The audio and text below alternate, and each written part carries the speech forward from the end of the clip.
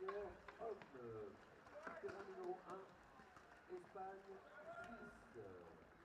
Number 1, Spain, Switzerland. Terrain numéro 2, Allemagne, Pays-Bas. Number 2, Germany, Netherlands. Terrain numéro 3, Pologne, Danemark. Et juste après, à 8h35, nous aurons les seniors français qui joueront sur le terrain numéro 1 contre le Portugal.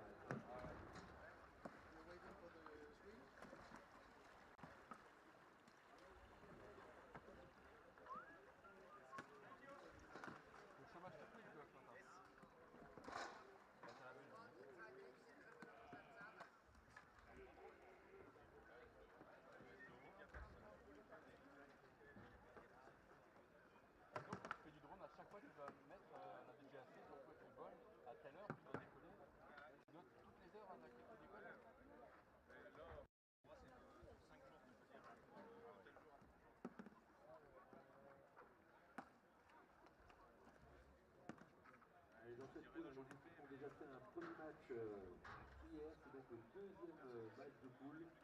Juste pour information, les Espagnols avaient remporté leur premier match. Danois et Néerlandais. Ah, ça va être chaud donc sur le terrain numéro 2 avec ce match. Hollande-Allemagne, on va dire, dans cette poule de 6. C'est pas que la défaite est interdite, on a toujours droit à un joker, mais c'est quand même mieux si on part bien et si on a ce qu'il faut. On est bien tranquille sur la fin de ce mini-tournoi qui attaque. Et je vous rappelle que dans cette poule de 6, on a les demi-heures qui sont limitées seulement pour les demi-finales. Sur le terrain numéro 1,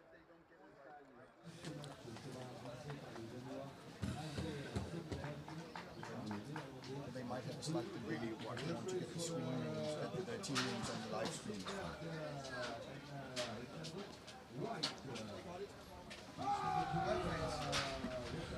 And good morning everybody and welcome to pitch 1 at the World Championships 2022 in canoe polo here in Saint-Omer, Pas-de-Calais, northern France. Some fantastic games of polo have been played over the previous 3 days and I'd expect today will be no different. We start the day with men's groups and in front of us here on pitch 1 we are going to have men's group O, a game between the Spanish men and the Swiss men. On our left in their white boats, white buoyancy aids and white helmets we have the team from Spain, and on our right in their red boats, red buoyancy vests and white helmets, this team from Switzerland. This group game MO is the second round of games in group MO. Games played late yesterday in this middle group, and we'll cover those results and positions shortly. But the teams are being called to line up by the Danish referee Somberg, who'll be looking after this game for us. I think we can expect to start any second now. Just the final paperwork into place. All the accreditations have to be checked at the desk before we can go ahead. And it looks as if the referee Somberg is saying yes. That's all in place, everything is coming, we'll be underway. Name check the teams for you at half time. As I say, this is the second round of games in men's group O. These teams already posted some results, but just to give you a quick overview, the Spanish men won their first game, the Swiss men lost theirs. So Switzerland looking for their first win and Spain looking to continue their good form. These middle groups absolutely crucial. The top 2 in this group will qualify for a place in the semi-final. And now we have Corvea for Spain, takes the ball comfortably from Kubler of Switzerland, but we're off. First possession, the Spanish. Boats streaming down the field. Their intention is they've been out by this one. They've overcooked it. They've made an illegal tackle, come into that defence too hard, too fast for the liking of the referees. Switzerland coming away. Similarly, the pace so far frenetic. You can't believe they're going to be able to keep this up for 20 minutes, but the athleticism is massive these days. Oh, that's awesome. Great play there. Hug, the captain for Switzerland, getting a shot away, but that's 2 great attacks we've seen already. All within the first few seconds of the game. Our on-screen graphics will be up in shortly, I'm sure. So, Swiss corner, the very experienced Lagler to take it. Left-handed goalkeeper for Switzerland, talismanic for them. Been playing for a number of years. Oh, that's unlucky or badly managed, take your pick, but that bounces off the Captain Hoog's rear deck and goes out of play for a sideline throw. Very, very cheap turnover of possession. Swiss scrambling back, they know how fast this Spanish team will break. They managed to get Lagler into goal, they have to swap him in, but Spain are coming, they're coming at pace. Now they're coming with Corvea. The shot comes ultimately, but brought down. Bartlett for Switzerland, the other old hand. Him and Lagler have been playing together for over a decade. Oh, and the little nod, they hardly have to speak, just nod, they know what they want. So that's 6 Bartelt and Lagler 1, old hands, playmakers. Bartelt will go inside and score a goal. That's huge defence from the Spanish, a good chance falling to Hoog, but actually nothing doing. Corvea again, he's been busy for Spain and he's keeping it that way. Gordo Herrero, the captain, manages to find a pass all the way over the top to Blanco. That's an immense pass under pressure. And that pass plays. That's a lovely finish from Blanco, but for my money, the pass is what made it. He was in a difficult position, far side of the pitch, but he was found beautifully.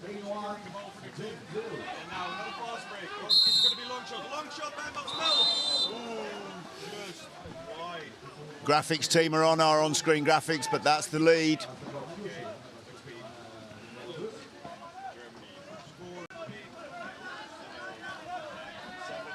Switzerland obliged to regroup and rethink. Look at the work rate going on inside there. Kubler for Switzerland having an absolute battle royal with Gordo Herrera, the Spanish captain, and the Swiss obliged to recycle. Shot clock's on 23 seconds. Swiss will have to force an attack. We are working on the on-screen graphics. Try and keep you up to date. Oh, that's a snapshot from Lagler, but not accurate enough. He's going to put himself under pressure as a goalkeeper because the Spanish are coming at full speed. They can't leave the goal open. Blanco will take a look at that, but that's delivered in. Can the Swiss get back? That's a hand that blocked it. They're looking for more, but that was, for me, that was clearly a hand blocking it. It's been called as an illegal tackle by the referees. May have been some other contact. But Rugli was very, very careful to make sure there was only a hand involved there. Paddle at that point would have been very costly for him, and he's certainly not been penalised for that. Corvea trio, long pass over, not accurate, not typical of what we've seen so far from the Spanish, and it just slows down that attacking move, but they've got time to recycle, over 40 seconds still on the shot clock. Illegal use of the paddle somewhere in that fight for position that's going on between Villa Lorenzo and Kubler on this right-hand side. Spanish coming. Lovely pass again, but not blocked to hand by Casal, but he still gets a shot away, blocked out for a corner, resets the shot clock.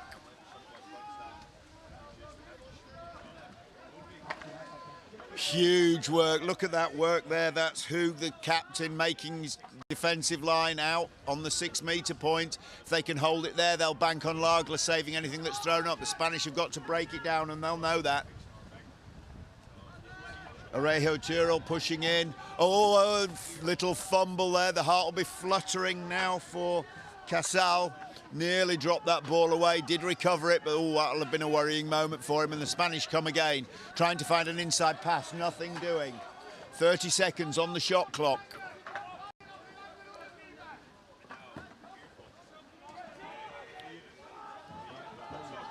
Again, work rate coming down to 20. The Spanish have got to attack. They are, no worries for them, they're going for it. Kayak all over Casal there, and he eventually draws the foul. It's almost exactly on the 6-metre line. Perfect timing from the Swiss, but they really did nail him there, just stopped him dead.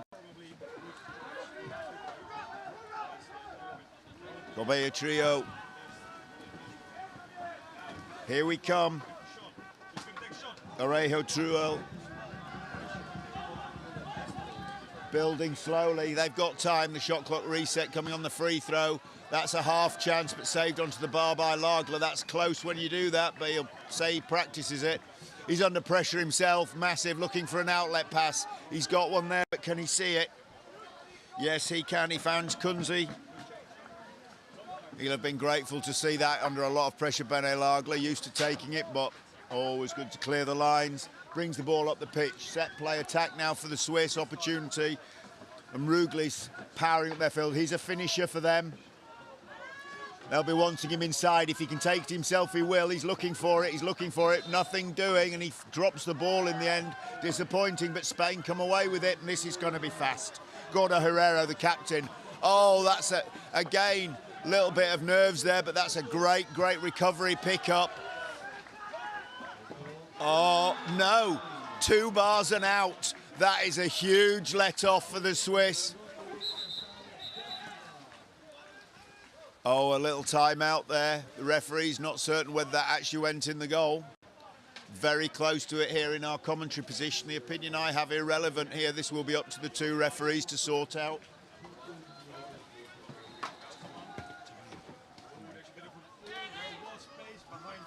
This is obviously something the referees have to... For my money, it was 2 bars and out, but the referees have got a line judge. We've got over 3 minutes to go in this half. All to play for, but that could be an absolutely crucial decision. Is this coming as a goal? There's been a consultation.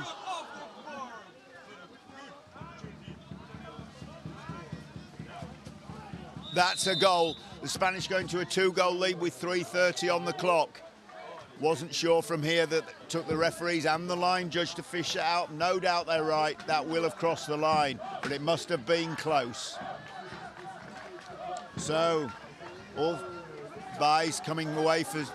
Oh, that's at pace. Look at this spat. This is absolute textbook breaking. Who's it going to fall to? He's leaning on the boat. The referee hasn't seen it. The shot goes away and it's a corner. Gordo Herrero gets the shot away, but there were really 3 Spanish players streaming up the pitch.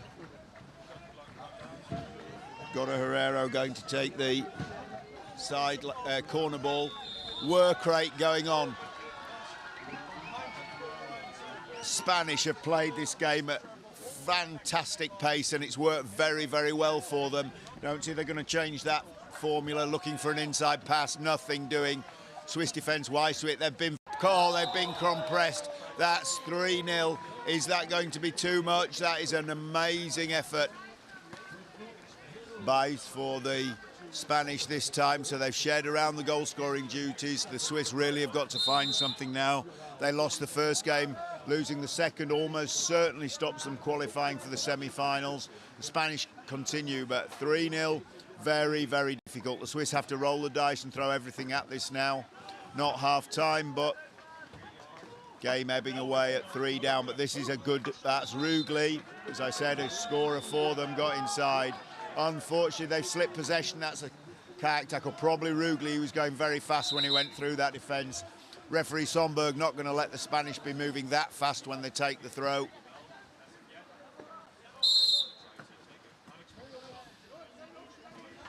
Blanco. Casal. We try and name check these players, but the pass is coming so thick and fast, it's hard to keep up. Back to Casal. Gordo Herrero. Again, a fumble. There have been a few fumbles in this game, which at this level, very rare, really. But now, does this create the opportunity for the Swiss? Hug on the ball, but under a huge pressure.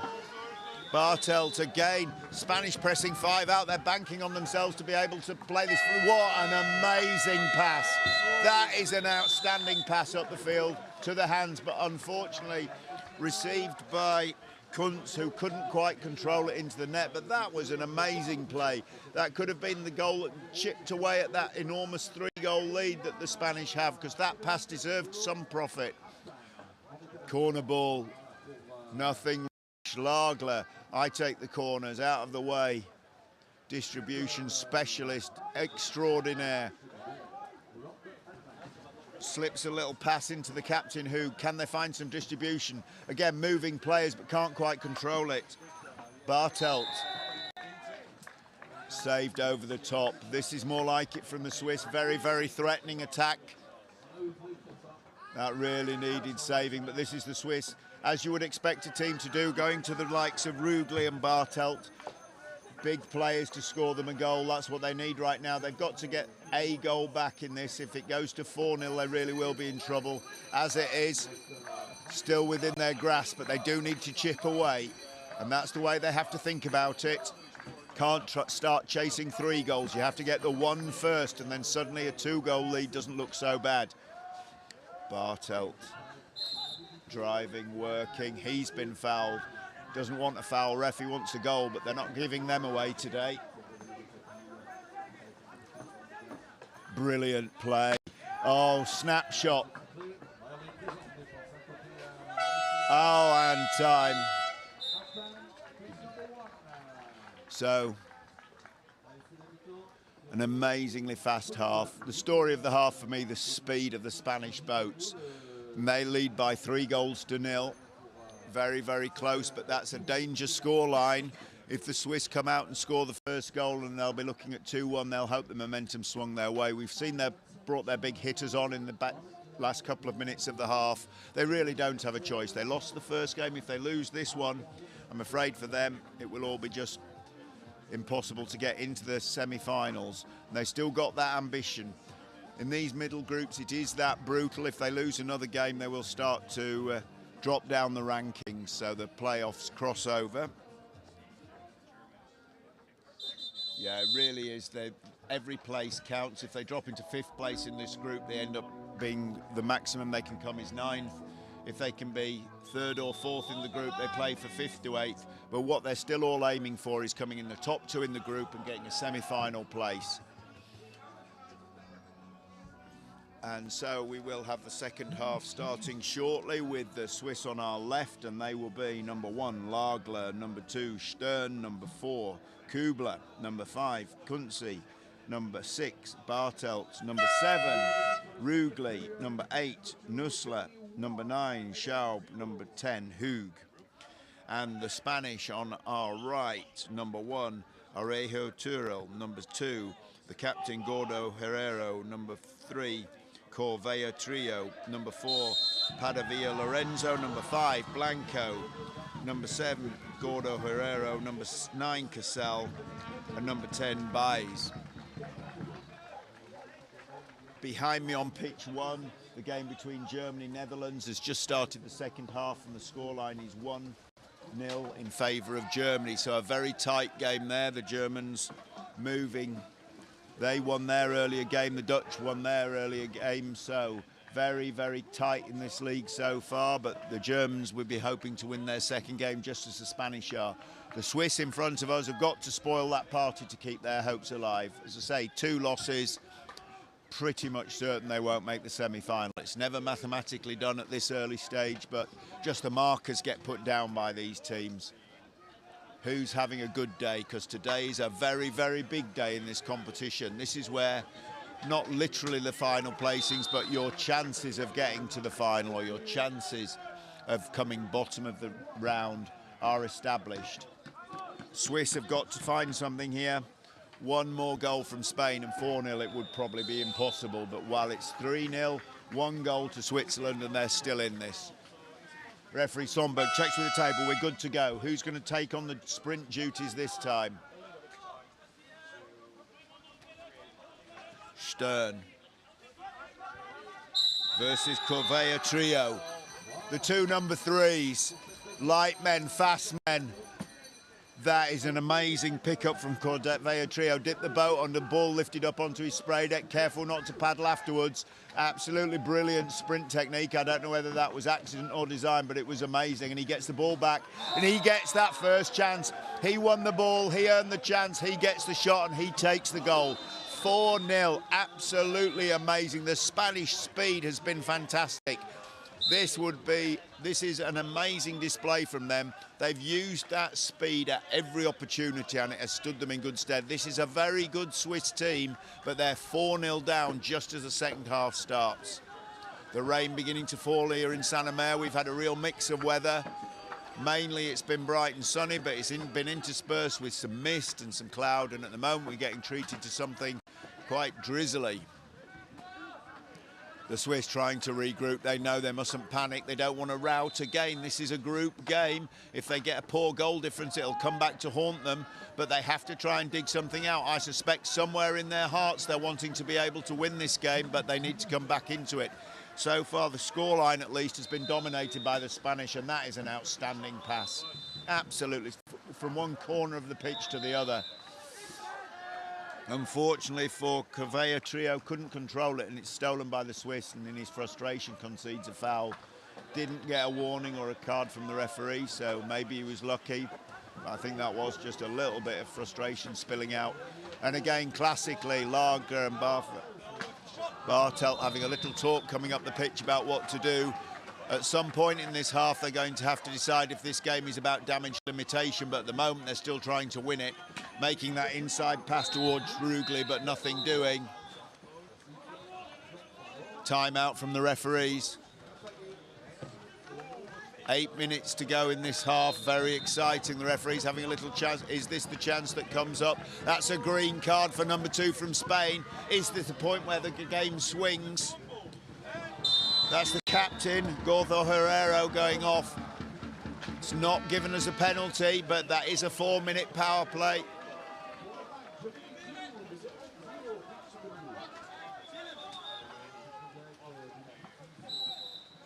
Bartelt going to take it, trying to feed Lagler. Lagler's left-handed, remember. This is his favoured right side, but he can't find any way past Arejo Turul. So this power play, Spain will remain with 4 players until the 2 minutes is up or until Switzerland score. We've got a timeout from the referees now conferring about something. This is getting a little bit untidy. The Swiss won't care if something comes up their way. Spanish looking, all the players looking to the refs. I can just see them from my commentary position. There's some pointing and finger waving, but I'm not quite sure what's happening. There's a bit of confusion. Oh, I think it was number 9 who was carded and number 2's gone off. How are the referees going to deal with this? Yes, that's what it looks like.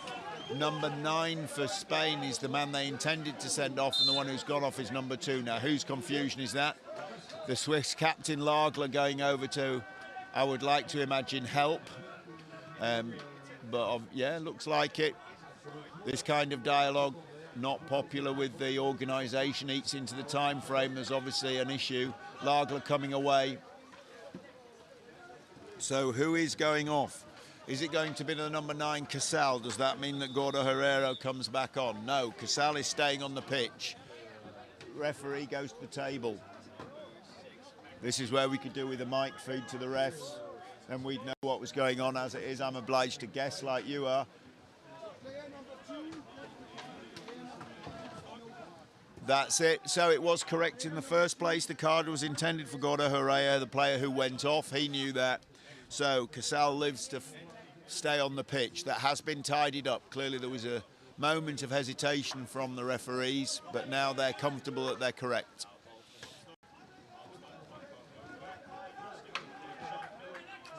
Oh, that's nice.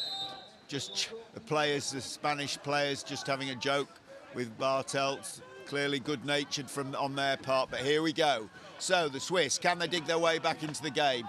That's Rugli tries to force it, but that's what it was really. There's been another illegal play. The Spanish will have to be very, very careful here. But down to 4 until the Swiss score.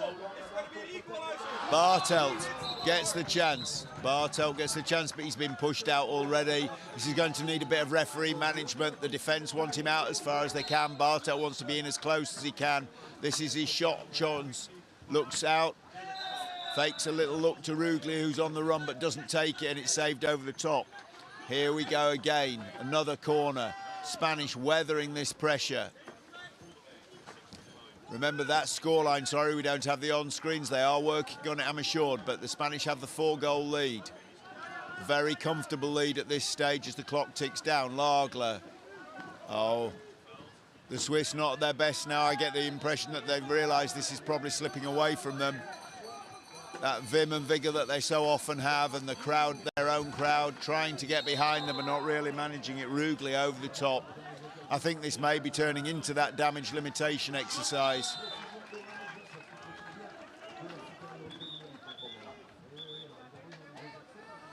Inside, Hug trying to unsettle the Spanish defence along with Bartelt. I'm not sure they are. Spain looking confident here. Rugley, go-to finisher, finishes. That's the move they've been looking for. Is it too little too late? Only time will tell. That's 4-1. So Spain lead the Swiss by 4-1. Rugley drags one back. They've tried that move several times. That time it paid off. Outstanding work. That goal they could have done with coming a bit sooner for the Swiss, but the Spanish now just settling this down. I think they'll take a win here. This will be their second win in the group. They're going to look for more. They know that goal difference might be their friend if they can get another couple, but they won't want to take any silly risks. Obviously back to 5 now they've conceded the goal. Orejo Turul on the ball. Corvea. Blanco, yes. I think the Spanish would take the final hooter right now. They don't mind. They just want to take the win. They're quite happy with the 3-goal difference against this Swiss team. I bet they're also thinking that the Swiss won't concede many to anybody else either. They're a very good side, the Swiss, but been outplayed here, if they don't mind me saying so. Can they find something? As I say all along, at the moment, still 3 behind. It's a long way. Get 1 goal and the whole dynamic can change, and that's what they've got to hope for.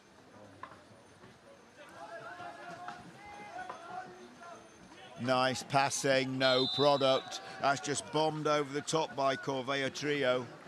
I don't think they'll mind, but I suspect his teammates would have preferred if he'd managed to get a corner out of it. Big ball forwards from Lagler. Falls to Schaub. He in his turn finds Kubler, but they have to recycle. No, the opportunity is not quite opening up for the Swiss here. Hug driving inside, Lagler close. No result there. Oh, that could have dropped in with a bit of luck, but that bit of luck wasn't coming. Not today.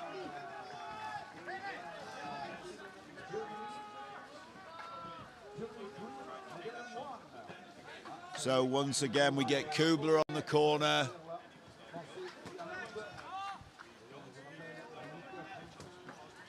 The Swiss moving the ball around. Shot clock still got 40-something seconds on it, so no rush for them. Yes, I think this is moving into damage limitation. They'll get a goal if they can, but I think winning the game's not the top option, but that's a nice pass inside. Very well done to Kubler, but no finish. Oh, and a corner. Corner given. 2 of the Swiss players haven't realised they're all back on their own goal line, ready to defend, and actually it's their corner. Referee's been quite lenient with them. I'm pretty sure that was a very, very genuine mistake. Now Lagler urging his teammates to get the corner taken. He's on the halfway line himself, and that's a casual pass, and that's going to hurt because that is going to be picked up by Gordo Herrero. He in turn feeds Angel, and that shot, what a piece of fly goalkeeping by Lagler. He's paddling backwards at full speed, pressure on him one-on-one, and makes a save out of nowhere. That is quite something. That really could so easily have been another Spanish goal, but for Lagler. Gordo Herrero, captain, must be satisfied with this performance. I'm sure he'd always like more, that's the captain's job, but it's been absolutely superb. The use of speed, the real weapon of these Spanish teams. And now, and again, even as we speak, that's I was going to say that's magnificent. I've cursed him on the way, but that was Gordo Herrero. The speed he just tore away to have all the space in the world. And actually just missed his open goal opportunity. That's taken off the back line in the act of throwing the ball by Baez, so the Swiss have another chance. They'll have to take it from the goal line, so it's not going to be a fast break. That's a huge pass up the field. And again, unfortunately for the Swiss, the Spanish just streamed back and covered them. It had to go backwards. There was no other option. That is great work rate from the Spanish. They're cementing this win in some style. Kubler, inside pass, fumbled away. Story of the day for the Swiss, I'm afraid. half chance just gets away from them.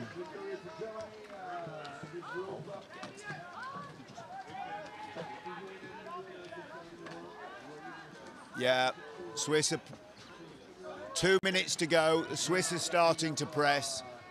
I'm really a little bit surprised at that, but I guess that's just the competitor in them. They've got to try and do something. But pressing 5 against this Spanish side, really quite brave. I don't think we've got stats on who's the fastest team in the world, but the Spanish would be right up there, I think, if we did. And again here, Gordo Herrero, the captain, just making space for himself just by travelling fast. Lucky for the Swiss to pick that up. No offence meant, but they just fumbled, Spanish fumble. And this is it. Bartelt, can he conjure something in the dying seconds? We're down towards the last minute.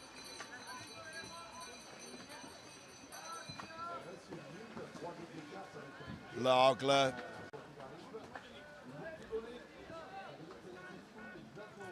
Nothing much doing here.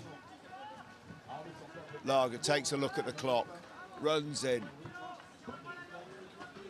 Can he get a finish? Lagler-Bartelt combination, but all it finds today is the bar. In many games that would have been a goal, but no, not today. Things just not running for the Swiss. Lagler, Passor inside, no. Has to recycle out to Rugli, another finisher. They've got finishers all over the place now.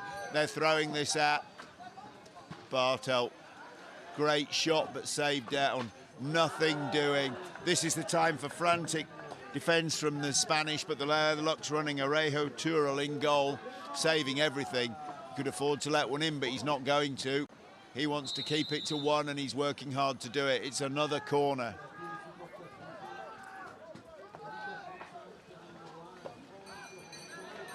So we're into the last minute. Game clock's the shot clock. There won't be long left. Haven't really needed a shot clock in this game. It's been fantastically aggressive.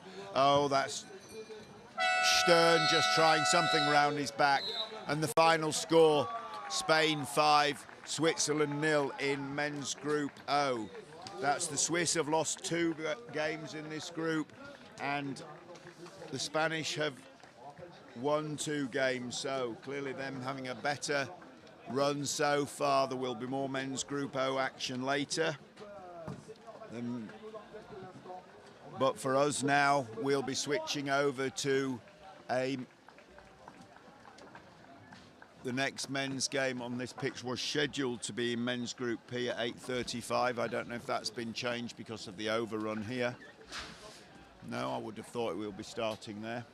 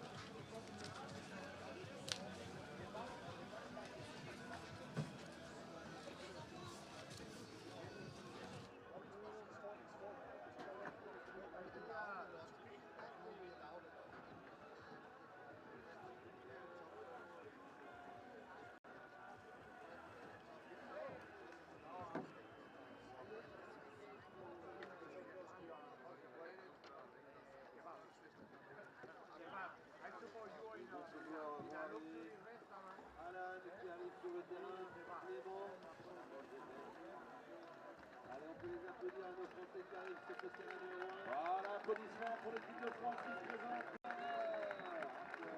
Ils sont sur l'eau là-bas. Allez. Hugo. On peut applaudir également cette équipe de Portugal qui arrive également sur le terrain. Et on va applaudir le Portugal qui nous rejoint également, qui sera opposé donc à l'équipe de France sur ce terrain numéro 1. Sur le terrain numéro 2, Italie, Grande-Bretagne, terrain numéro 3, Taipei, Nouvelle-Zélande. Next game, pitch number 1, France, Portugal, pitch number 2, Italy, pitch number 3, Taipei, New Zealand.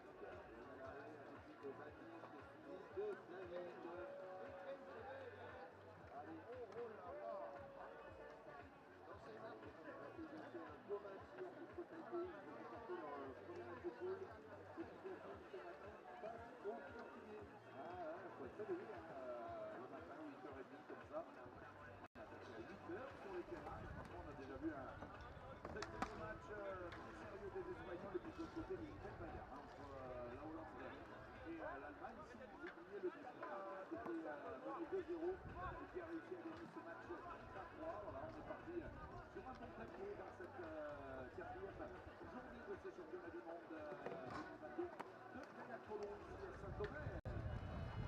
Ce match entre le camp numéro 1 sera à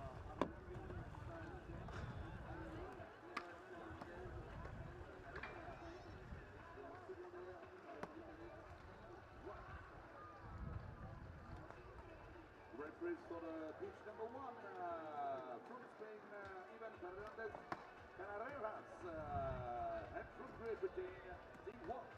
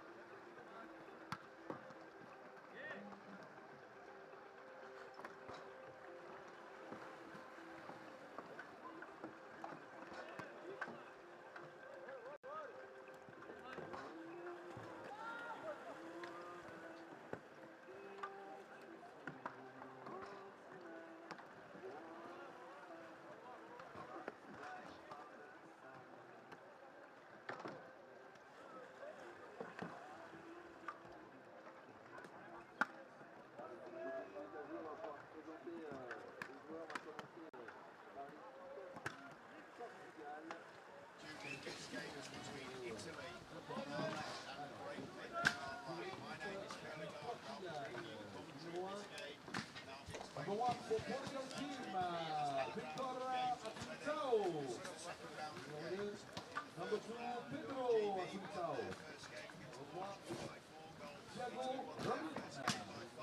Welcome to the second game of today on pitch 1.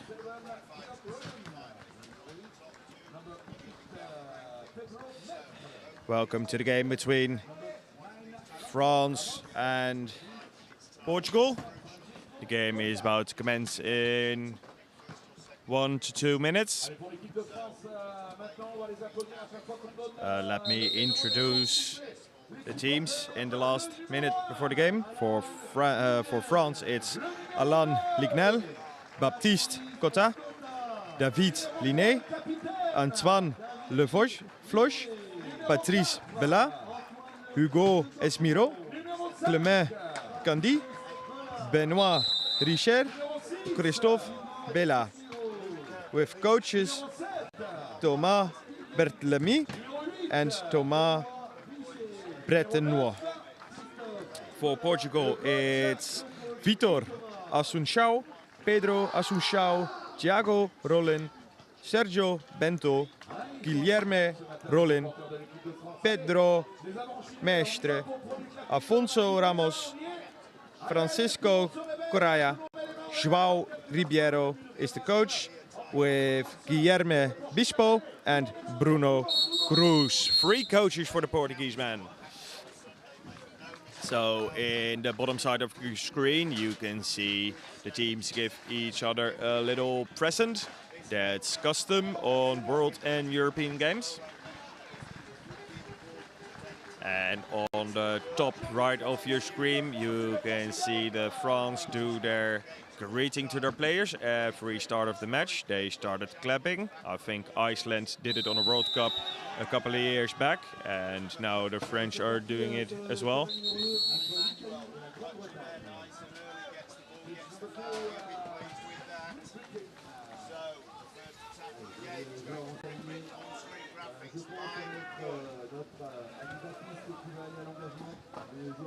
So it seems to be like for France, number 2, Baptiste Cotta is sprinting, and for Portuguese, Pedro Assunção. And Assunção made a foul, so France with the ball immediately into attack with a ball to David Linné. Oh, it looks like a scramble in the middle. A lot of boats on boats. It's really busy in that zone with Linné with the ball, but that's a foul for the Portuguese. And a shot from revenge, but good goalkeeping by the number 4, Sergio Bento. 9 with the corner, Christophe Bella. Bella, I think he's eyeing up a shot on the right side of the field. Bella with the shot, but no goal because it was blocked and it went to the side netting of the goal. So another corner for Bella. Bella to Linné. Linné to Cotta. Cotta to Linné. Linné with the shot and Linné with the goal. Oh, it looks so easy when the French do it. Good combination from that corner throw. Really high speed of the ball, hand to hand, and before you know it, the ball is into goal. It's 1 for the French and 0 for the Portuguese. Now Assunção with the pass to Bento. Bento to Rolin. Back to Bento, to Assunção. Is there a shot coming? Oh, it was a pass inside of a goal for number 9, Ramos. I didn't expect this. It was a nice pass inside of the zone, but it was intercepted by one of the French. But he intercepted it. The ball landed in the water next to one of the Portuguese who was under the goal. And he threw it into the back of the net. What an amazing goal for the Portuguese. A bit of luck, but sometimes you need a bit of luck to score a goal. Now 1-1 in this game between France and Portugal. And number 7 of the French, Clément Kindi, is working in that zone of the Portuguese really hard, and Assunção really seem to have a bit of trouble now. Ball to Linné. Linné with the opportunity, and Linné with the goal. Oh, you could see that coming from a mile away. We call that a check when... oh, what's happening? I don't think there was a goal. I think the ref disallowed the goal. It looked like one of the French made a foul just before David Linné shot the ball on goal. So score is still 1-1. Bento with the pass to Rolin. Back to Assunção.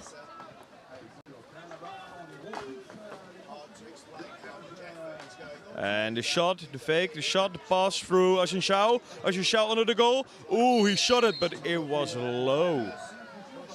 And now the French with the fast break. A long ball into the hands of Linné. And this time they don't commit a foul, so the goal counts. David Linné with an amazing fast break for the French.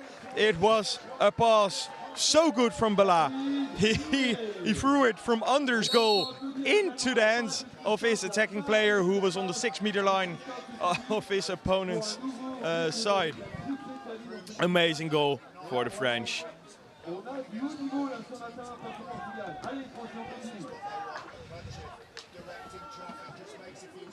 And Assunção with the pass to Bento.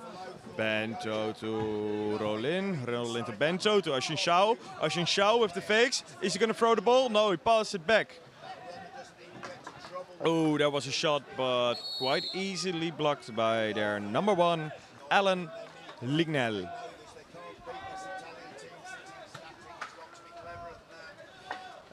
Because in the top of your screen there doesn't seem to be any graphics, and on this pitch I am not well informed about the main clock and shot clocks as well, so I'm not entirely sure how long there is left in this game, and I also don't know the shot clock.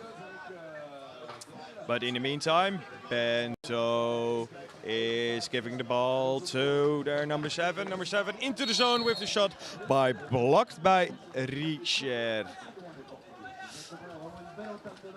Ashin Chow with the corner. Ashin Chow with the inside pass to number 7. Number 7 with the fakes, and an easy block again for Richard. That number 7, Roland Guillerme, he already had a couple of good chances, but hasn't been able to score just yet. Ashin Chow back to Bento. Bento to Ashin Chow. Ashin Chow with the shot, but the goalkeeper, number 9, Christophe Bella, with an amazing block on goal.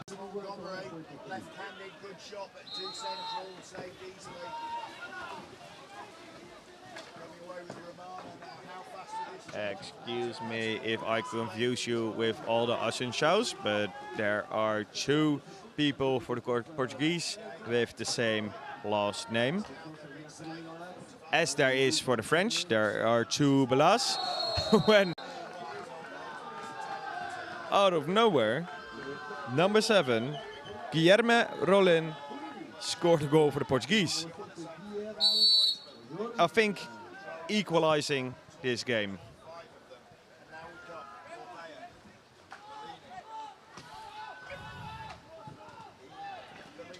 Number 5, Bella, passing it to the other Bella. Back to Cotta. And number 8, Richard, working inside that zone on Rollin. Oh, number 5, with the pass. He almost fumbled the ball. And now pass all the way over the zone to David Linné. Oh, but a faulty pass into the hands of one of the Portuguese. And now Rollin. Rollin, is he going to do a long distance shot? It is within reach. Is he going to do it? He does it. But the ball is just shy of the goal. So no goal for Rollin, no goal for the Portuguese. But a good opportunity to score a goal. Maybe as someone watching at home, you think that might be a long shot. He's never gonna make it. But in this sport, from the middle of the field, it's like 70% of the times they throw it into the back of the net. David Linné with the pass to Lignell. Lignell back to David. Back to Lignell. To Cotta. Cotta with the ball to David. Oh, and who didn't seem to catch that ball, but in the end he did in second. Oh, that was a nice shot from Patrice Bella onto the post. And now an advantage play. Oh, good pass to Richard. Richard, oh, he almost fumbled the ball. He caught it again and he was like, no, I'm gonna pass it out. This is not a good opportunity for me to score out of. So now ball to Baptiste Cotta with a really hard shot, but blocked by the Portuguese defense. And with that block in defense, you can hear the Portuguese crowd cheering. They're waving flags. They're having good fun out there in the grandstands.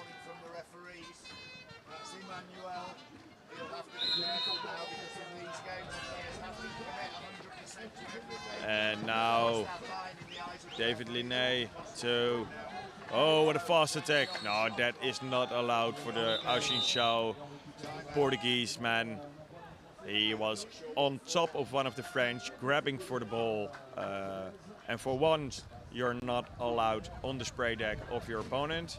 And 2, you're not allowed to grapple when the ball is in the hands of your opponent. You're not allowed to try and take it out by force.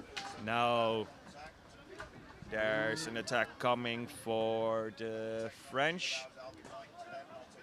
The French, who seem to have a little bit of struggle with the grip on the ball. I have to see the slip the ball a couple of times already. Nothing too big, but just I've seen them re-grip the ball a couple of times. And the shot clock, oh, they got a reset somewhere because there's still 45-ish seconds left. And Cotta, Baptiste Cotta to Lignel, Niel to David Liné, and all the way out again. 30 seconds. It looks like they are running down time. And there they go. Baptiste to David Liné. Oh, amazing pass inside. But what a block from Bento, the goalkeeper of the Portuguese. But that was attack out of the books. It was fast balls through the middle of the zone. Nobody was able to deflect that ball or touch that ball into the hands of number 8, Mestre. And in the meantime, another shot for the French, but another good block for the Portuguese. And now they're in the fight for the ball. And that was the end of this half. I'm gonna take a quick look on the scoreboard and I'm gonna tell you the score.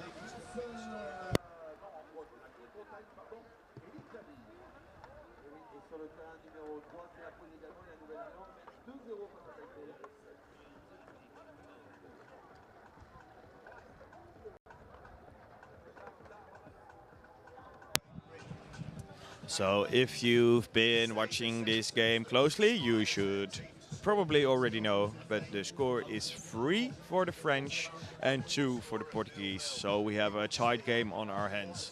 Although the French seem to have the upper hand in this match.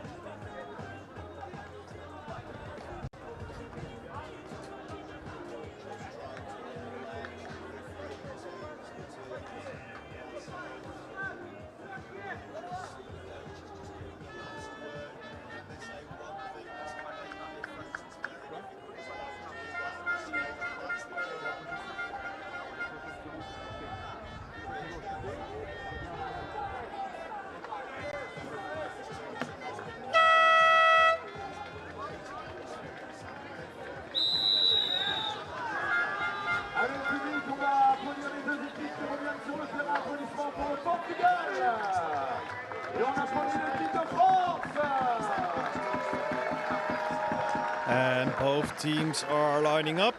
Score in this match is 3 for the French and 2 for the Portuguese. It seems like number 10 of the Portuguese is sprinting, Francisco Correa. And it is number 6 for the French, Hugo Esmiro. And French seems to be a bit faster, but whoo, What an exciting beginning sprint, and that is not allowed. Oh, he should know it. But let me explain. In the beginning sprint,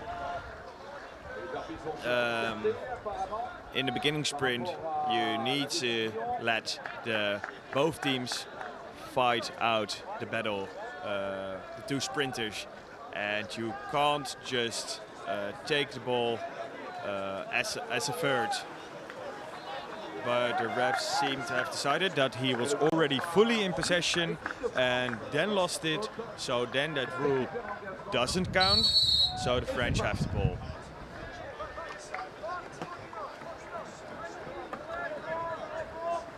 Lignel with the pass to Bella. Bella to Esmiro. A lot of people into the zone there. Number 7 Kindig and number 1 Lignel working really hard. Ball to dribble in by himself. And then the pass to number 6 Esmiro. Ooh, high pass.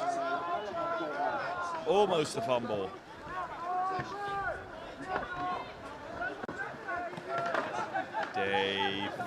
David Liné all the way to Esmiro. Esmiro with the pass inside, but ooh, Ashin Chow saw it coming and he just blocked it with his pedal. Now the number 10 Correa with the ball. He did that really well. All the way to number 7, Roland. Roland back to Bento. And the Portuguese coaches seem to be really pleased with that. Because they were all clapping and shouting to them that they did a good job. Now, Bento to Roland. Roland with the pass. Oh, I thought he was going to take that shot, but he did it. And now, number 10, Correa. Correa passed it to Asunchao, and Asunchao bets Bento. The shot clock is running down, 15 seconds. They have to take a shot, otherwise they have to hand over the ball. What are they going to do? 10 seconds. And a shot and an easy block, but ball back into the possession of the Portuguese.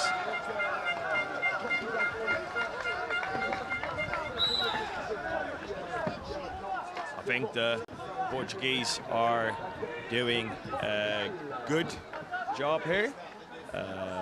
They are still into the game. They only need to score one more goal to equalize, but what they're doing really well, that they're not shooting every half opportunity. They're really waiting for good opportunities and not losing the ball too often unnecessarily. So now ball to Bento. Bento with the pass, 15 seconds on the shot clock. There needs to be a shot in the next 10 seconds. Ball from Ashin Chow to Bento. Bento is looking at shot clock. He's like, oh, time is almost up. Ball to Roland. Roland with the shot, but a block from number 5, Patrice Bella. And now fast break is coming with number 9 on the ball, Christophe Bella, giving it to David Liné. Liné drifting through, passing it to Esmiro. Esmiro with the shot, but an easy block. And I think number 9 of the Portuguese, he hurt his hand in the meantime. He substituted immediately. Number 9, Afonso Ramos. He has so much pain. You can see him in the back of the field in substitution, having a lot of pain blocking that ball. But I think if they win this match, it's all been worth it for him. And Esmiro to Liné. Liné to... Oh, he's going to take a shot. No, he passes it to Lignel. Lignel to... Oh, the ball speed of those French is so high. I can't keep up with the names. Lignel with the pass inside. He's really close to the goalkeeper. And yeah, that's what I thought. That's a goalkeeper fault for the French. The position there is really good. We are not allowed to touch the goalkeeper with your boat and move his position, because otherwise, because the goal is fixed and so high above the field, you're not allowed to move the goalkeeper, because then he drifts away from under his goal and it's really easy to score. Ball to Ushin Shao. Ushin Shao eyeing up a shot, eyeing up a pass. It's going to be a pass, but the pass is just a bit too high. Oh, if that ball was precise, that would have been a really good opportunity. Pass to Linné. Linné is eyeing up a pass to number 2. He gave it to number 2. Cotta, Baptiste Cotta with a really hard shot on the post. What a power he has in that shot. Baptiste Cotta. Unbelievable. I think the Portuguese are complaining about the shot clock because it hasn't been running. As the commentary position where I'm currently in is falling apart, I will be back with you in about a minute.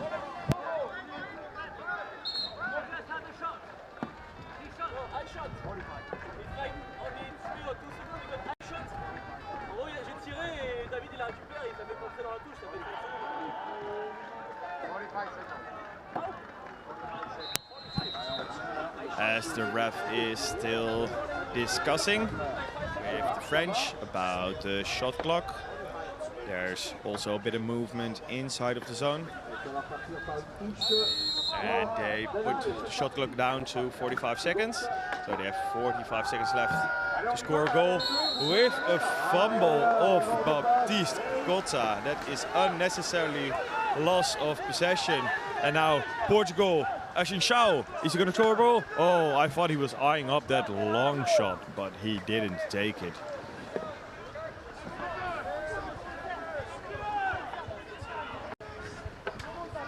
Bento to Ushin Shao. Ushin Shao back to Bento. As Linné and Cotta are really working hard in defense. Ball to number 8. We haven't seen him. Mestre. Mestre and the ball all the way to Bento. Shot clock down to 20 seconds. Mestre on the ball. Mestre looking at the shot clock, knowing there's just 10 seconds left. Ushin Shao, he wants to shoot, but he doesn't. Oh, 5 seconds, 4 seconds. Ushin Shao, but blocked by the French. Oh, Bella with the block and now possession. Bella with the long pass to number 2, Cotta. Cotta, is he going to shoot? No, he's going to pass it over the head of number 7. No, he gave it to his captain, David Linné.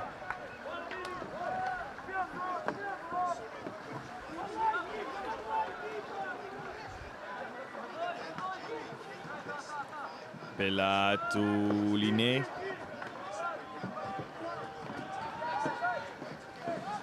Oh, there seems to be a good block on the left side of the pitch. I think the ball is going to Cotta in a minute. Oh, no, they don't seem to see it. Or do they? Oh, pass, sneaky pass inside. But too sneaky because the Portuguese, they saw it coming and now they have possession of the ball. Bento to Rollet. Rollet back to Bento, but keeper number 9, Bella, is already into his goal. If you can see on goal, there is Bella, and in his hands he has a Vortex pedal. Vortex, who's also a sponsor of this event, thanks to Vortex. And a shot from number 3.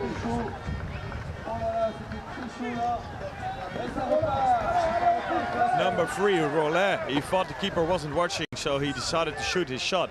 But it was on the top of the bar, giving possession of the ball to the French. Linné to pass to Cotta.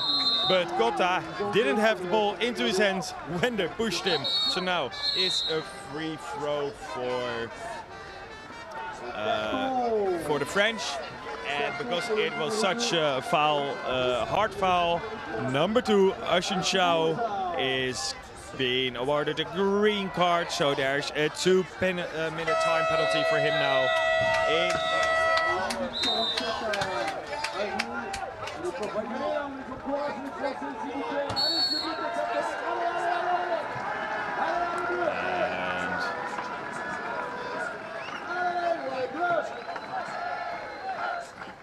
now the French are standing up behind their players, shouting "Allez le bleu, allez le bleu."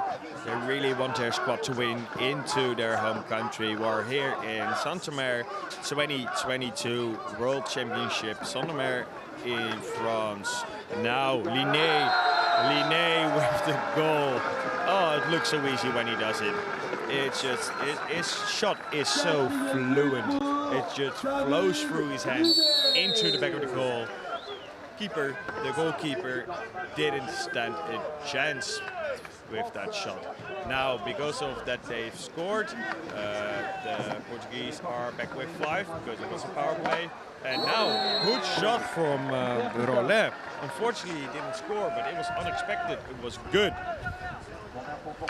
And Mestre on the ball, passing it to Rollet to his brother Rollet, or cousin, I don't know, but they're related. And the ball went out. There's 35 seconds left to play in this match. It's 4 for France, 2 for Portugal. And a goal for Ascensão, the number 2 of the Portuguese, bringing the score back. 4 for France and 3 for Portugal. Portugal, with 30 seconds left in this game, are back into the game. Just 1 more goal and they equalize this match. So now the Portuguese are putting pressure on it. They want those 30 seconds to score another goal. But are the French going to succumb to that pressure? Let's see. Lignel with the ball. He's just wasting some time there, because if they keep possession, they'll win this match, and the French know it. So now, oh, they lose possession. Number 4, if he shoots it, it's out of the goal, but it was just a second too late. What a shot for the Portuguese. He threw it with both hands straight behind his back. It went into the goal, but the buzzer for the end of the match already went off. And oh, that was almost a buzzer beater. If he was like half a second earlier, he would have scored the equalizer. But now the French have 4 and the Portuguese have 3. But what a close game between these two. Thank you for watching this match between France and Portugal. The next game on pitch 1 is going to be between the Japanese men and the Austrian men, and George will be your commentator for that game.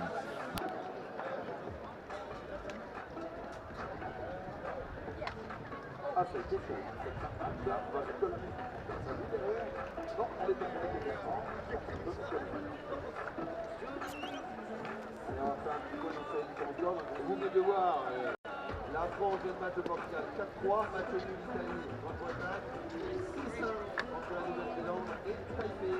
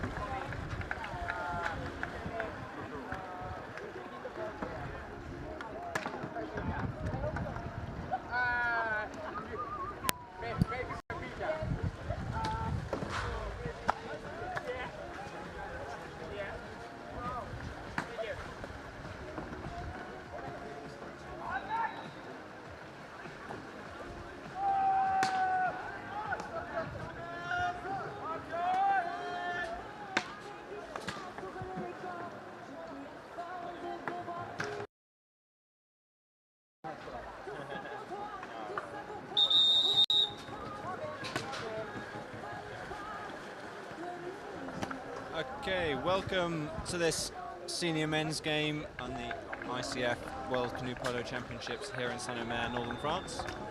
In front of you, we will have Japan versus Austria. Japan on the left in white boats, white buoyancy aids and black helmets. Austria on the right in the red boats, red buoyancy aids and white helmets. Referees for this game, we have Carmen Persia from Germany on the near side as the main referee, and Sandy de Kommer from Belgium on the far side.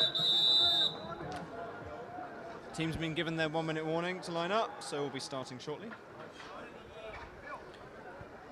Currently these teams are competing in the second group stage for a place in the 15th place playoff. Sorry, let me double check that. 13th place playoff. And we're off already. Sprinting for Japan, we have Takeda versus Nietzold from Austria. Takeda committing hard for the ball there and getting it. These two teams both currently with a win already under their belt in the group. Top team from the group will go into that 13th place playoff. Japan, as they start their run here, looking for the shot. Shibata there with the ball, opts not to. Japan here yesterday beating Malaysia. Oh, that's a illegal jostling there. I believe shoving a player too far. Oh, you can see there Liberish looking for the long shot, trying to see where it would come, but Shibata being in goal, he decides better of it. So Japan, yeah, beating Malaysia 7-2 yesterday, and Austria beating the USA 5-0. So this game here likely deciding who will progress into that 13th place playoff. As for the teams here, at the last Worlds, Japan got 16th, and they're looking to improve on that this year. So far, solid signs they will do so. Austria, on the other hand, not attending a World Championship since the very first in 1994 in the Sheffield in the UK. A beautiful shot there by Nietzold. Really tight angle, left-handed shot, ideal from that far side. Utilising the square bars here to really bounce in that really tight angle shot. So Austria here as well, proving themselves on the world stage for the first time in almost 30 years. So, score now, Austria 1, Japan 0. And here we go, Shibata again with the ball. Pass it around, looks like we've got an opportunity. Takeda, one-on-one, clips off the bottom bar. And that's unfortunate. Again, we're coming back round. Takeda now with another opportunity. God there, putting his hands and his paddles in the way, ensuring his paddles aren't too close, not risking the penalty. And then stealing the ball on the unfortunate pass back out, so his teammate.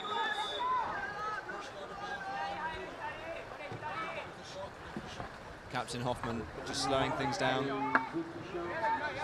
letting Austria collect themselves.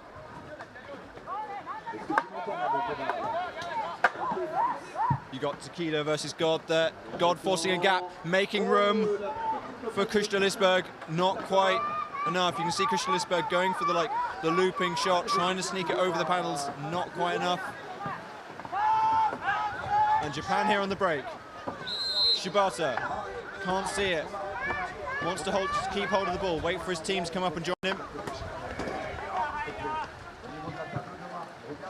You see run there by Takeda on the far side, driving himself right underneath the boat of Jakob.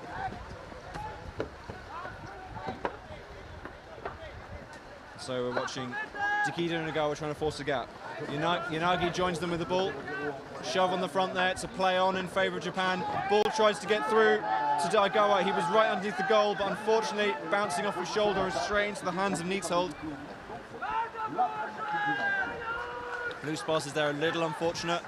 After all, it's really, really hard to get that ball through past all those defenders. To that man in the middle. Austria again with the ball. Frass and Stern now, trying to drive themselves a gap. Stern maybe making an opportunity here on the left for God. Ball's on the far side though. Hoffman looks like he's lost it. Yep, Japan driving their boat. Yanagi getting that for Japan. And Hoffman there, I think getting his first deliberate foul as he's desperately trying to get that ball back under his control. Full reset again. Very quick turnovers from both teams. We're not even getting close to the shot clock time. And we're going back and forth constantly. Kimura, the captain, squeezes it through. Takeda now, right in front of the goal. It's a play on, illegal push in favour of Japan. Sorry, not a play on, just an illegal push. And that's another deliberate foul. I think that one's Neitzold there. For anyone who's not aware, you get a warning for your first deliberate foul. The players do not need to be made aware, but the referees will hold the number of the player above their head. And then your repeated, i.e. second deliberate foul, will earn you a green card and up to 2 minutes off. The delay here with the timeout is just making sure that Kimura, the Japanese captain, is where he's allowed to be, and that Austria lets him be there to take the shot. Okay, here we go. Blasts it. Blocked by the paddles of Hoffman. Captain on captain there. And Austria now, you can see Kimura and Takeda just trying to slow down that break, get themselves in the way of all three Austrian players, ensure that everyone else on their team can get back in goal, set up a defence, stop Austria from taking advantage of the quick turnover.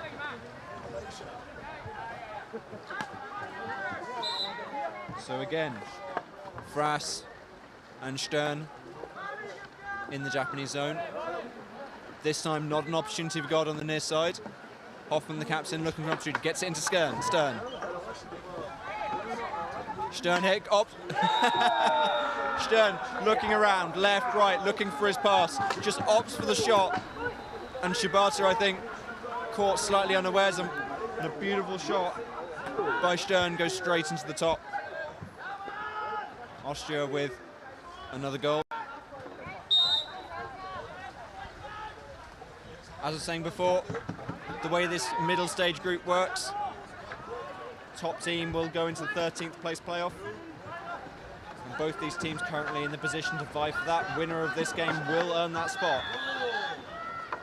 Oh, and there we go. Kimura fighting back for Japan. Pass in and just gliding through with his momentum straight through the Austrian defence.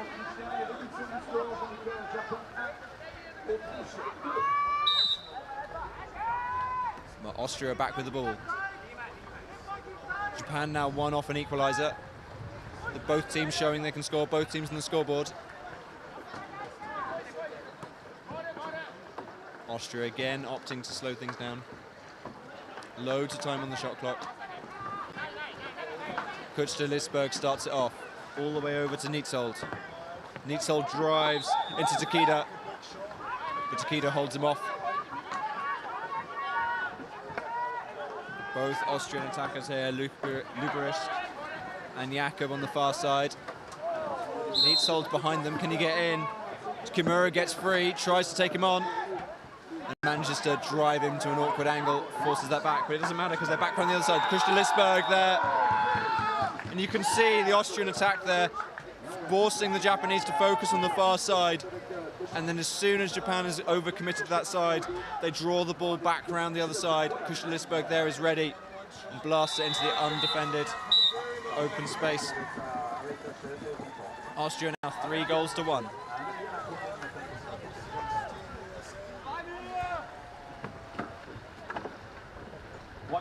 And Kimura there, finding himself a gap. In fact, yeah. Was not expecting that. Yanagi on the far side. You can see Kimura taking so much attention, just ignored him. And so he's just able to sneak around the back. A lot of this at the moment, both teams focusing, getting like the other side to focus a dummy attack, and then giving them an opportunity to sneak the ball around the side and get it into that open space that's been created. Takes a little bit of time though to work those gaps. As you can see, Hoffman straight down the middle, countered immediately by Takeda and Yanagi. Austria still slightly in the lead.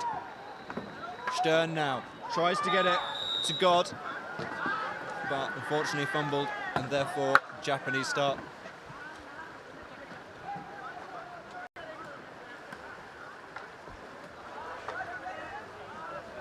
So, Japan again.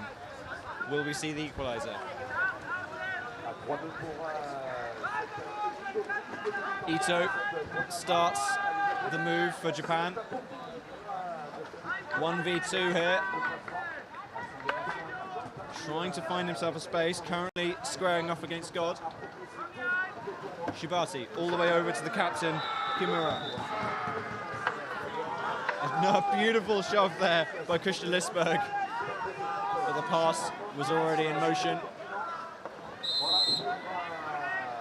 Japan here, they can see on the far side, Ito's there, but he's answered instantly by God. Instead, Kimura goes for the near side shot, but it's blocked. Austria now, you can see, keeping things under control this first half. Here we go. Oh, nice pass in there by God into Stern. Stern and Shibati, or Shibata, sorry, to get that goal. And yeah, we are less than a minute on the game clock now, so Japan has one last opportunity here.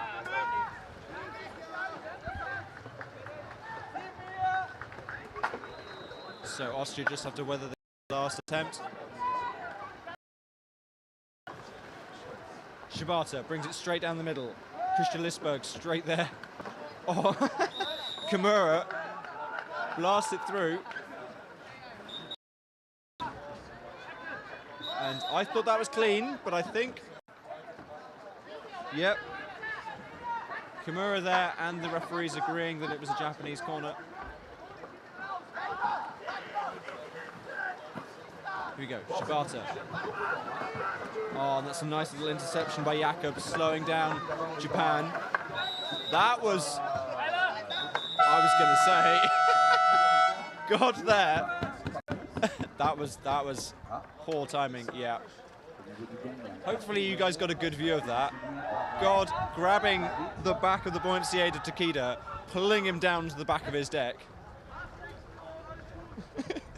Some would say the hand of God. Though normally I've seen that used to right people, not to pull them under. So, it's still full time. That is the end of the first half. But Austria will be starting the second half with only 4 players, with a green card now for number 7, God.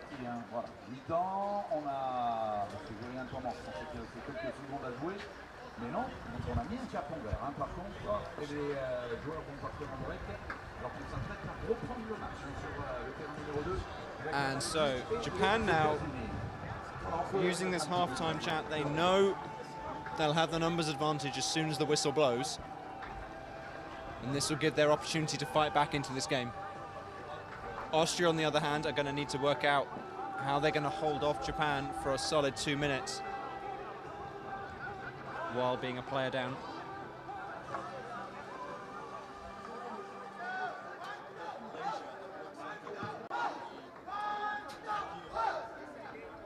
Very early in the day here.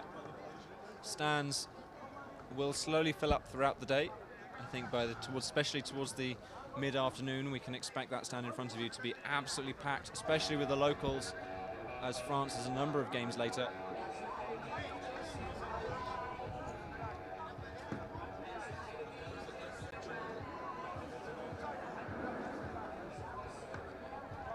Referees just had a quick conversation. One of the main things at the moment is because of the deliberate foul count.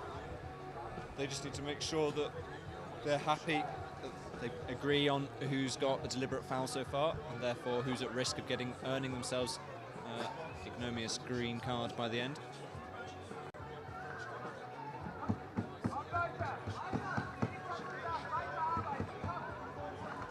It's interesting to note the tempo of the conversation.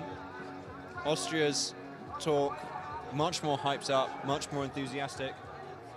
Japan, on the other hand, is calm, controlled, maybe even analytical.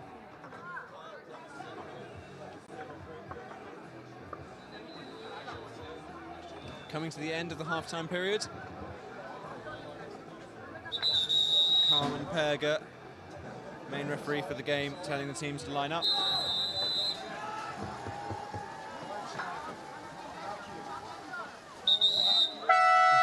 Teams needing a little bit of encouragement just to line up for this second half. Okay, so sprinting for Japan at the start of the second half, we have Takeda, and starting for Austria, we have Neitzold. Ball is in the water. Takeda looking, the boat there of Neitzold, making contact with the helmet of Takeda, riding right up on him. And therefore winning the foul for Japan and the ball. So as I said, that sprint there, key for Austria. If they could have held the ball while having the player down, it would make their lives that bit easier. On the other hand, instead, what we've got, Japan with the player advantage now, really need to press this. Shot, beautiful. Shibata starting Japan off in the second half exactly how they want to be. Now, of course, the green card was a power play. Austria now back up to 5 players. Shibata, the goal scorer, sprinting back into goal.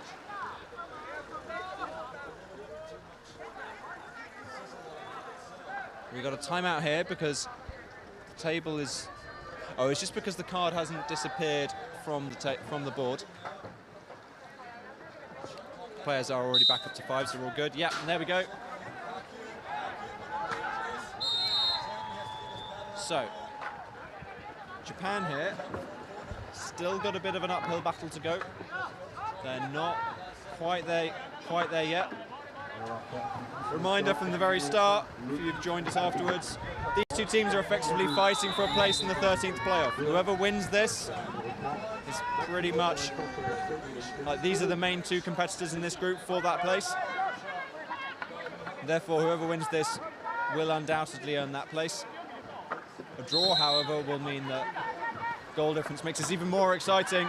Shot there from the captain Hoffman, blocked by the paddles of Yanagi, but spinning them out of his hands with the force of it. So, Austria here have Luberish and God straight in there. For a minute, looked like there was a gap for Hoffman to force his way into. Japan closing it there just in time. And this time the opposite. Luberish and God forcing this gap on the near side. You can see Austria start that star on the other side, deliberately knowing they want to use the overload created by those 2 players. Japan instantly recognizing this and driving them as far out as possible. Solid work there by the captain Kimura, securing the ball for Japan. Potential break here. Can they get it to Yanagi? Shibata here, all the way over.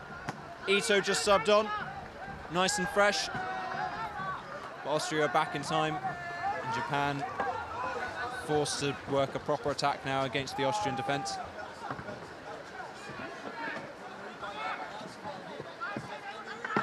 Okay, far side, Igawa. Squeezed through to Kimura. Little tap there on the shoulder. And again now near side, Yanagi. You can see here, the Austrian defence here, they're opting not to have a top person, which means those pins having to work that much harder every single time a runner comes through. You can see here, for example, Igawa, as he runs in, it seems to be answered by one of the pins, which does risk those shots being that much more powerful when they come into contact with the goalkeeper Hoffman's paddles. their speed as they move into the defense, adding to the power of their shot. But it seems that Hoffmann is up to the task. Austria happy to trust him to block those shots.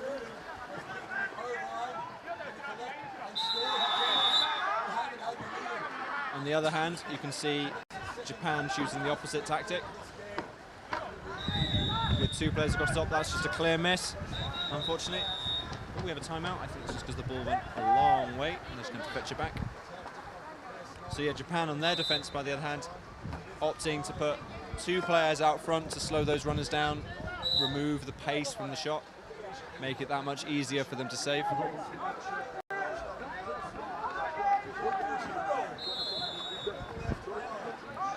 So Japan just taking their time to bring the ball up.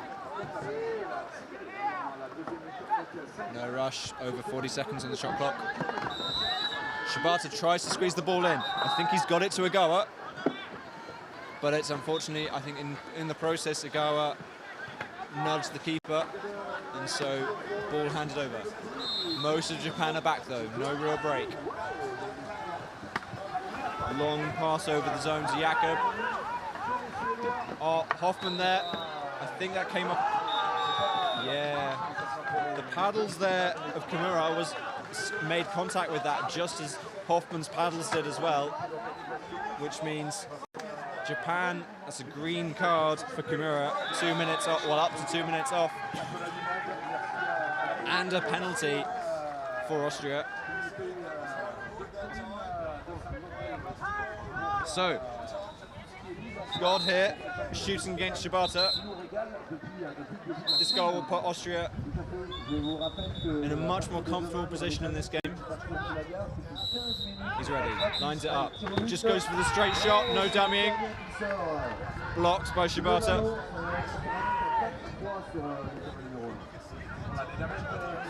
And it will be an Austrian corner. So, same position we were in earlier. Austria have the player advantage. No goal, so Japan is still down a player. And this means that Austria's task now to try and achieve a goal that much easier. God now on the near side. Blocked, the pass through, blocked by Takeda. Austria keeping hold of the ball. And you can see there, Hoffmann already thought it was going to be a handover. He was already racing back to goal. Stern here. Japan's defense holding up pretty well so far, but it's going to be tested now as the runs start coming in. God now. Shot blocked by Shibata. He's got the ball in his hands. Japan seem to have players free despite being a player down. Shibata going for a one-man run up. Spun out by Frass. There's an available pass right back with Ogawa, but can you see it? Yeah, there you go, the back pass to the open player. Austria here, interesting, so God is pressing, but the rest are staying back in defence despite the numbers advantage. Possibly because they don't think they've got enough people. Let's see if they opt to press out as things change. Shot there, that paddles to bar and back out. Frass keeping it on. Japan really having to pace it back. God looking for the long shot, goes for it. Missed just slightly. Solid attempt though. If that was on target, that would have been another goal for Austria, and they can afford to take those risks right now. Austria, of course, still a goal, still a goal in the lead, 4-3. Just over 3 minutes left on the clock now. Still in the second half, not long. But from Japan's point of view, they're only 1 goal behind. Takeda right in front. Ball to Kimura, and that's an equaliser there. Kimura getting Japan back in this game. We're now even. 4 goals apiece. No, 4-3. Yeah, 4 goals apiece. Sorry, me confused there. Neat salt here. Japan now back up to 5 players, of course. The 2 minutes period up. And both teams now going to work really, really hard. As I said, winner of this secures themselves a 13th place playoff. Loser does not have that opportunity. Loser, highest they can come is 15th. A draw, however, will mean goal difference in subsequent games will matter a lot. Shot round the corner. Oh, neat hold there. Perfect shot, straight into the top corner. Got a really good view of it from here. 2 minutes 20 on the clock. Japan 1 goal behind, but with reasonably high scores here, there's nothing to mean Japan can't do this. And we always like a nail-biter towards the end. Shibata scored a lot for Japan. Yanagi now, back to Kimura. Kimura bounced off the paddles of Hoffman. Ishida there trying to work their way towards the ball, but there's just too many Austrian bodies having to fight their way through to get there. Hoffman getting it clear. Japan here going for the press, marking each player man to man. Managed to intercept. Takeda there, Igawa there getting the ball. And they've got to hold it. Yep. Sneaked it out to Yanagi. Okay, Japan have got the ball back. Still got their opportunity to get back in this game. Long pass straight to Kimura. He's facing backwards onto the goal, over the left shoulder. And he gets the corner, forcing the deflection there from Austria. Really nice attempt there, despite his facing away from the goal. Okay, Japan really having to pace things now. Not long left. 1 minute 10 left. Yanagi just trying to find somewhere amid the mass of bodies. Shibata back to Kimura again. Can he do another opportunity? Drop the ball. Austria got it. Are they going to go for the break? They can see the time. They don't necessarily need to risk it. Hoffman's got ahead though. But God just not going for it, not trying to pass, opting for the safe option, opting to keep things slow. Push to Lisberg, just holding onto the ball. 40 seconds left. There's a long time to hold out when you're being pressed this hard. One mistake, and Japan will have that opportunity. The captain Kimura really trying to drive here as Lisberg dribbles it almost the length of the pitch. Can they knock him off? Can they drive him off? Come on. Kimura here, really working. Igawa as well. Igawa's taking an opportunity. God here just by himself. Just need to hold it into that corner. 5 seconds left.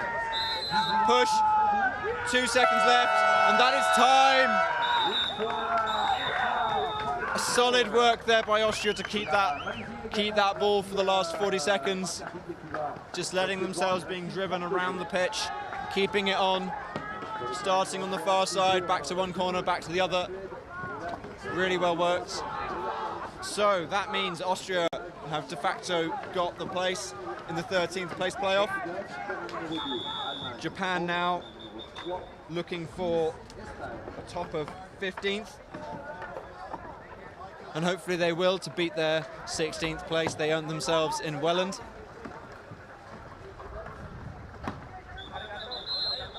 Austria, as I said before, haven't attended a Worlds in almost 30 years.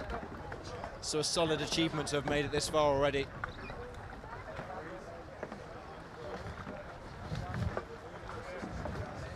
Next game on this pitch is under 21 men's. Belgium versus Portugal.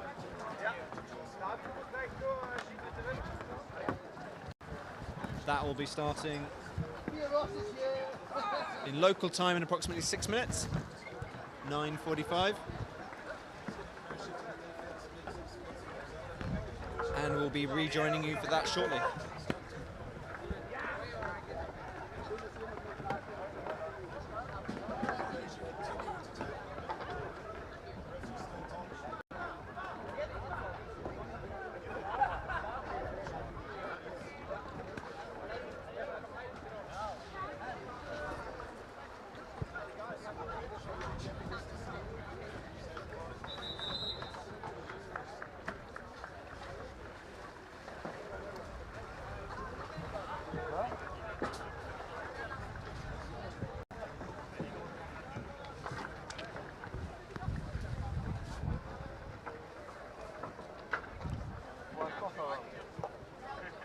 Warrior.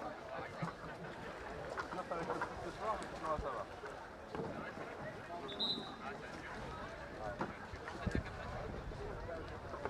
J'enchaîne le 5 critères, en fait tout mon matos qui est dans ma voiture, c'est une lampe qui part avec, et puis le cadre aussi.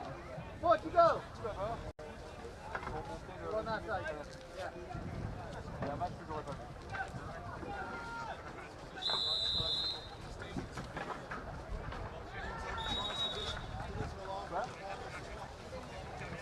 La caméra, ouais. Ah, on a le programme avec ce nom pour les... Ouais. Ah, ça fait 8 ans.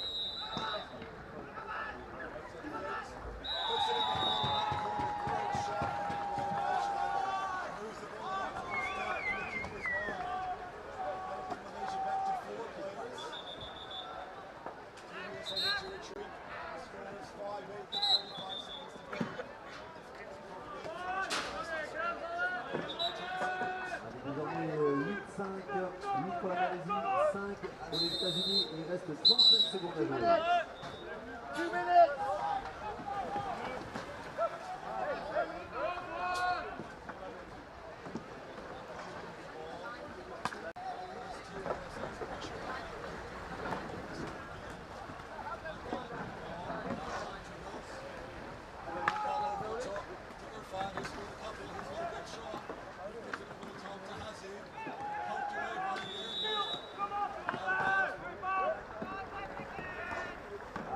Terminé sur ce terrain numéro 2. On peut applaudir l'équipe de Malaisie qui l'emporte 8-5 face aux États-Unis.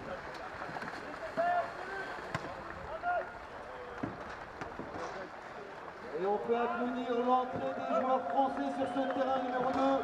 Les moins de 21 ans garçons qui rencontreront l'Allemagne. On va applaudir l'équipe d'Allemagne également qui est en train de rentrer sur le terrain. Allez, applaudissements. Give a big applause for Germany.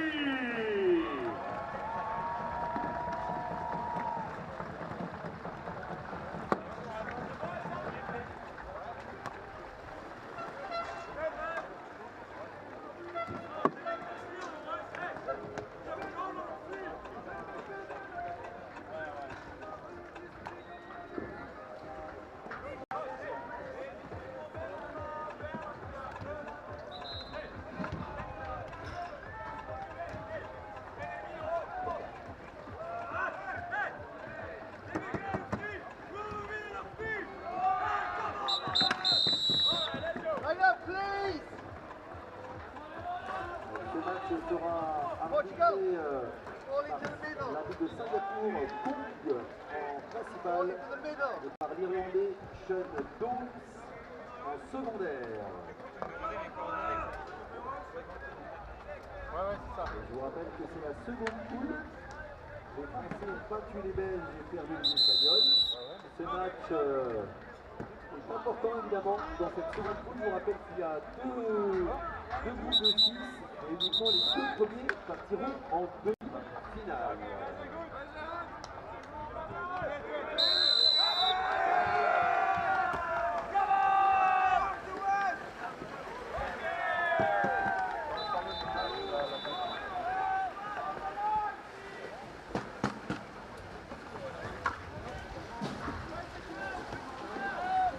Sorry for the delay there on the audio, but we've already kicked off here for this men's under-21 game Portugal versus Belgium in the second group stage here at the ICF World Canoe Polo Championships in Saint-Omer, northern France.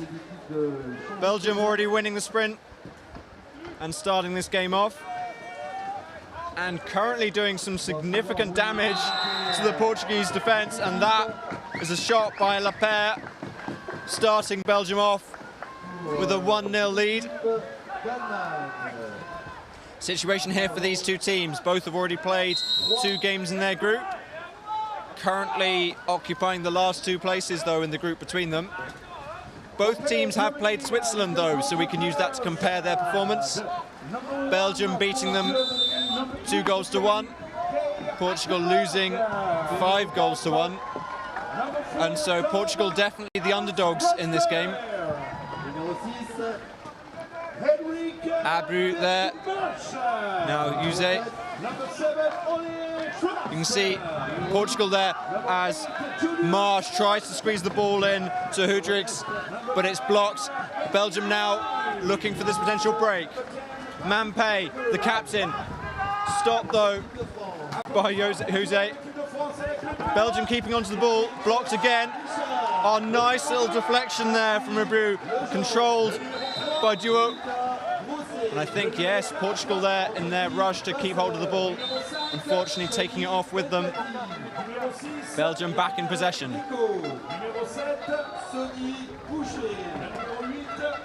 So we saw in the first attack, Belgium was able to do quite a bit of disruption in the Portuguese zone and earn them their first goal. We'll see how this goes forward. And that's unfortunate. Pass in. Musley with a really nice run. Squeeze it through to Sommers, but it's not quite in the hands. Maybe a little rush there. The men's under-21, well known for the same level of skill and power as the senior men's game, but a bit more excitement since it's maybe less calculating and a bit more risk-taking. Right underneath the goal there, Duo. And you can see the tactic for both of these two teams. A player nice and close inside the zone, facing goal, and then get the ball into them, squeeze it over the heads of the other defenders. Mampay there, stops in his tracks by Duo. Gets the ball out, and Mampay, the captain now, finding himself some space. Gets 2 players to himself. Runs in now, all 3 Belgian players coming in at once. Blocked by Hibero. Mampay again. This Portuguese zone being squashed up quite a bit. Roj, Musley, Mampay. A lot of bodies, but lots of paddles in the air. The Portuguese defence, though, being shoved right up to their keeper, leaving Belgium with as much distance they can close as possible to make that shot that much easier. Roj now, passing to his brother. Mampay. Mampay with the shot, blocked. He gets it past the first defender, gets it past Jose, but it's blocked by Hibero, the goalkeeper and captain for Portugal. You can see there Marsh, for half a second, contemplating the long shot, and then noticing that Roj was already in goal, thinking better of it. Jose, point man for Portugal. Abru on the far side, Marsh on the near side, while they have Hudrigs and Duo in the Belgian zone. Abru now. His paddles have been knocked away. It's going to slow down this Portuguese attack. Shot there off the top bar. It's deflected back and forth off boats. Marsh wins the ball. Tries to squeeze that pass through. A little bit of risk there. Portugal just about coming out with the ball. Lapierre there. Not Lapierre. Roj having to drop and hand over one of the Portuguese to full back. Now, Jose.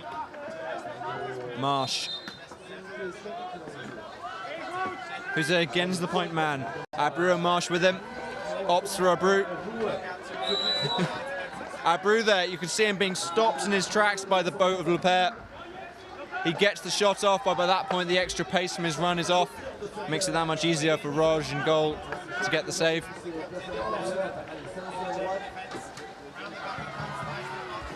So, Portuguese corner. Portugal holding possession for quite a while here though. They might not be getting the goals, but they're consistently getting the corners and they're consistently getting the ball back from their shot attempts. And there we go, that's what it takes. Just keep working, keep making attempts, and Abreu works it through for them. You can see his face on your screen, and he's that happy right now.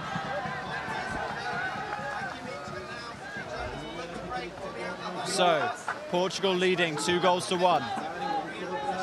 I thought they were the underdogs, but they're currently proving otherwise. Musli trying to squeeze it through. Illegal kayak tackle in favour of Portugal. It's their ball again.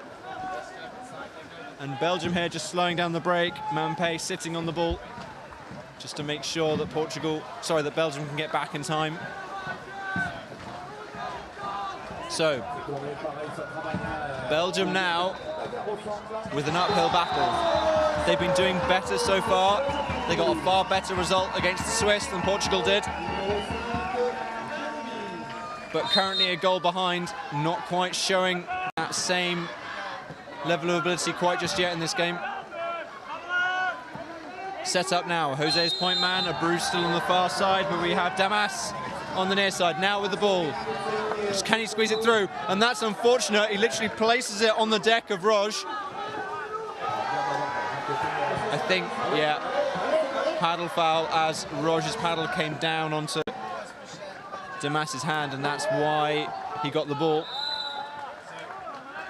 Nice little squeeze of the ball into duo. Shot underneath, but stopped by Musli. Portugal corner. Little breather there, everyone's taking collectively. And then we're off again. Duo and Hudrigs trying to work their space. So you can see Duo on the near side. He looks like it might be a good opportunity. If we can get the ball to him. Abreu there on the far side. Jose here. Damas. Portugal just running down the time, still 35 seconds on the shot clock. We've got a fair amount of it. They can take their time doing this. Maybe they're waiting for their middlemen to do a bit more work, get a slightly better opportunity. But their jobs can be made that much easier if the other players are making runs and forcing those players to make difficult choices. Duo there. All right, underneath the goal. So much stuff happening. It's a paddle foul for Portugal, and it's going to be pretty close to the goal. Duo here, obviously the finisher here for Portugal. They're opting for him to take this shot.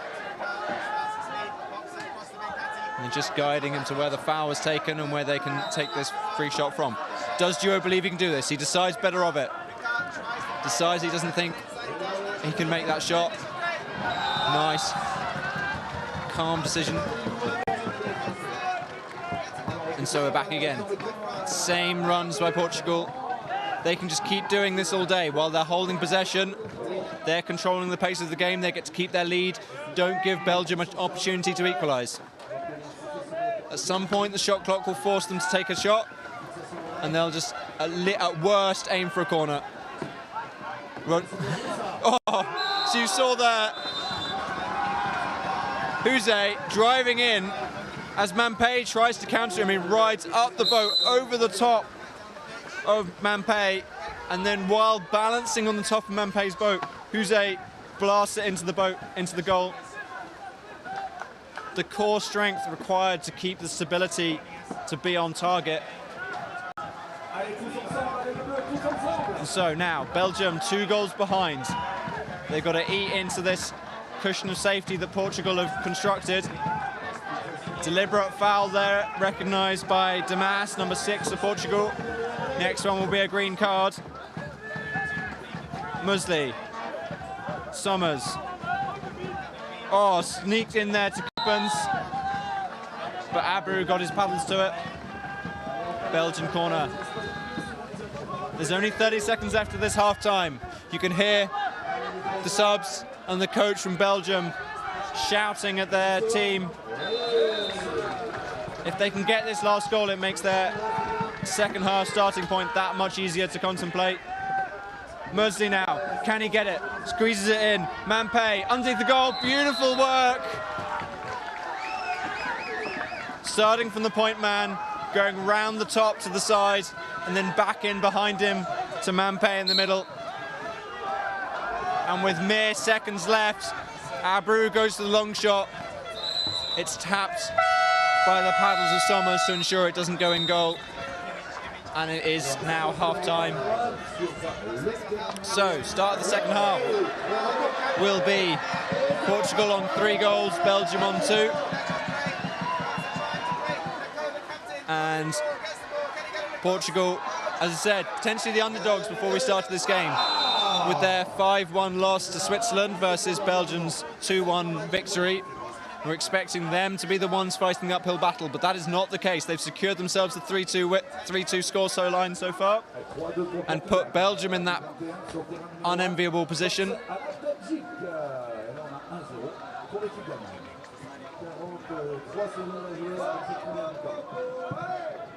If you're wondering what the noise is behind me, we are of course based here in Saint-Omer in northern France, and therefore the pitch behind me, pitch 2, has France versus Germany in the under-21 men's, and the crowd is so big it's spilling out of the stands and lining the fences on all 3 sides.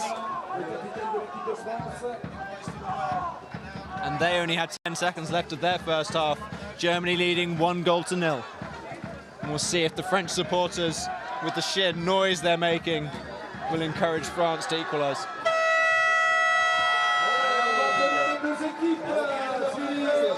So, back here on pitch 1.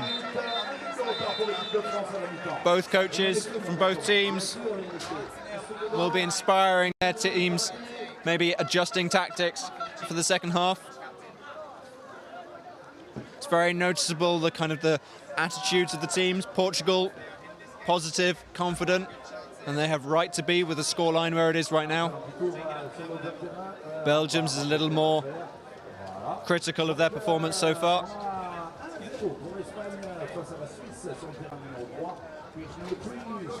You can just see it in the body language and the faces of Portugal. Yes, they know they've got a solid 10-minute fight ahead of them, but they put themselves in a very good position to start that fight.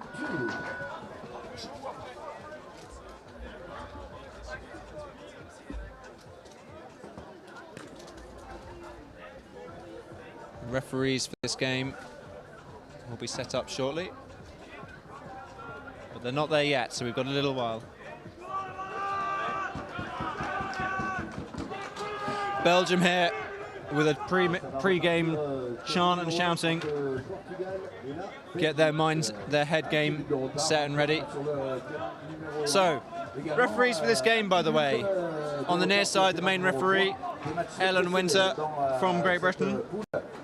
On the far side, Andy Fair-Ross from New Zealand. And Ellen Winter's ball in hand, whistle in mouth, just waiting for the line judges' flags.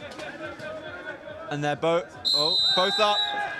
We're off. Okay, sprinting for Portugal, we have Damas. Sprinting for Belgium, we have Mosley, but it's a start infringement by Portugal. Therefore, Belgium winning the ball by default off the charge start. And they get that little bit of help to start them off in this game. Mosley directly underneath the goal, blocked by Damas. And Damas really quite happy about that. Big shout blocking that shot. So, Belgian corner.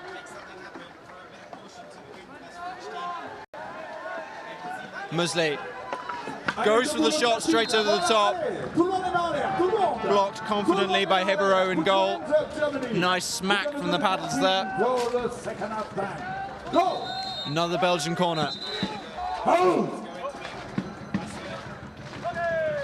Musley, Lepere, and Mampé out around. Oh, we have a timeout. We have a green card, sorry. Who's earned themselves a I think the green card.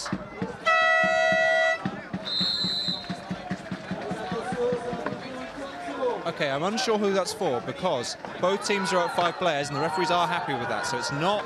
I think that green card was for the Portuguese coaches.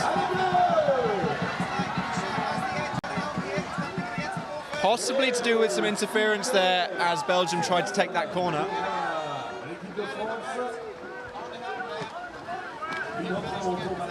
Anyway, we're back off. Portugal with the ball. And you can see here now, Portugal working their way in. So we have Rodrigues and Marsh squeezing their way in. And we'll see whether Portugal can get the ball into them underneath the goal. Abreu here, near side. Jose, point man. Damas now with the ball. Looking just to pass it back out. Belgium at the moment, we have Roj still in goal. Oh, beautiful block there. Oh, so blocked there by, and then and Lepere trying to get himself onto the ball. Portugal flick the ball back to their own player, but Belgium then intercepting it. A lot of little scrappy play.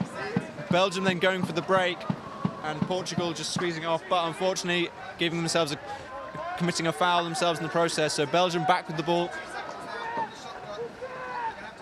Okay. Mampé there, the captain, driving himself under the boat of Marsh, but blocked, and another Belgian corner.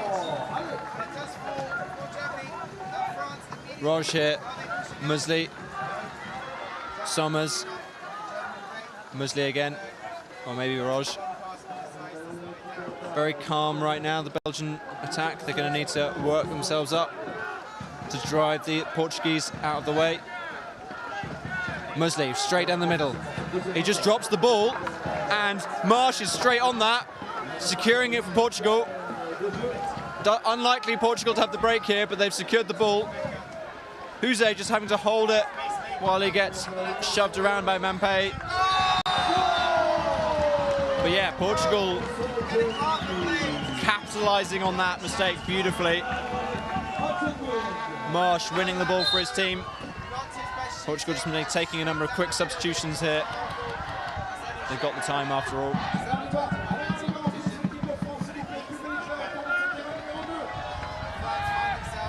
So, Portugal still currently in the lead. 6 minutes left, anything can happen. There's only 1 goal difference in it. Rodrigues. Jose. Wonderful shove there by Mampé. Jose goes to the shot, but it's blocked by the paddles of Roj.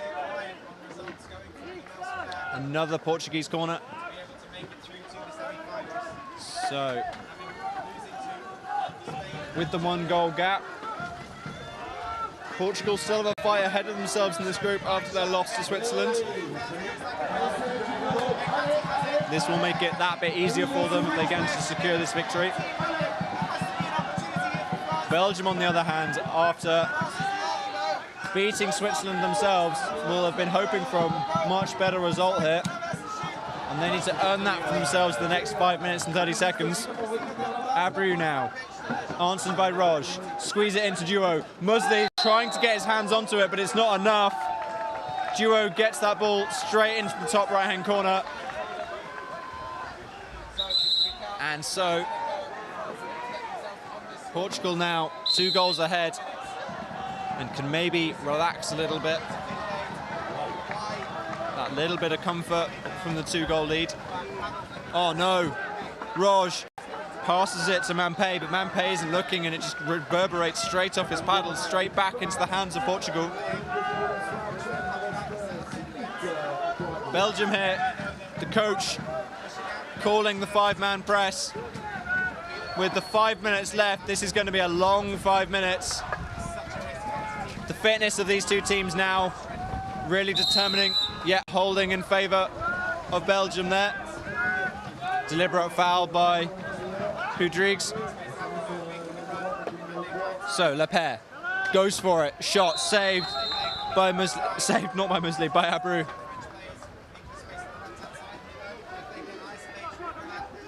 The Belgians' 5-man press though has worked. I think we'll be looking to see that every time Portugal now get possession. It'll make it that much harder. But Musli directly underneath the goal. He gets it. I think he got that shot by deflecting it off Abreu round the paddles of the keeper, Hebrew. So, Belgium 1 goal closer. And by the looks of it, that 1 goal closer is enough for them to calm it down a bit.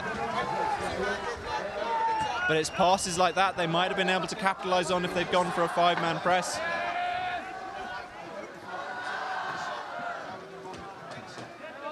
So, Portugal opting to keep 4 players out now rather than the 3 they've been having before.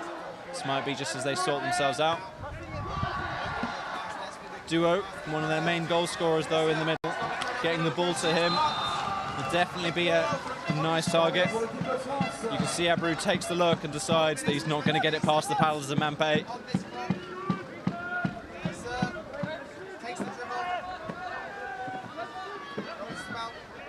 Okay, again, Abreu, can he get it through the paddles of Mampé? He goes for it, but yet from so far out with no pace, that's not getting past Roj. Roj, though, under a lot of pressure here. Really slowing down that break. It's non-existent, but Duo here doing work to maybe... Oh, and we have another lost ball. Duo's noticed, he's on it.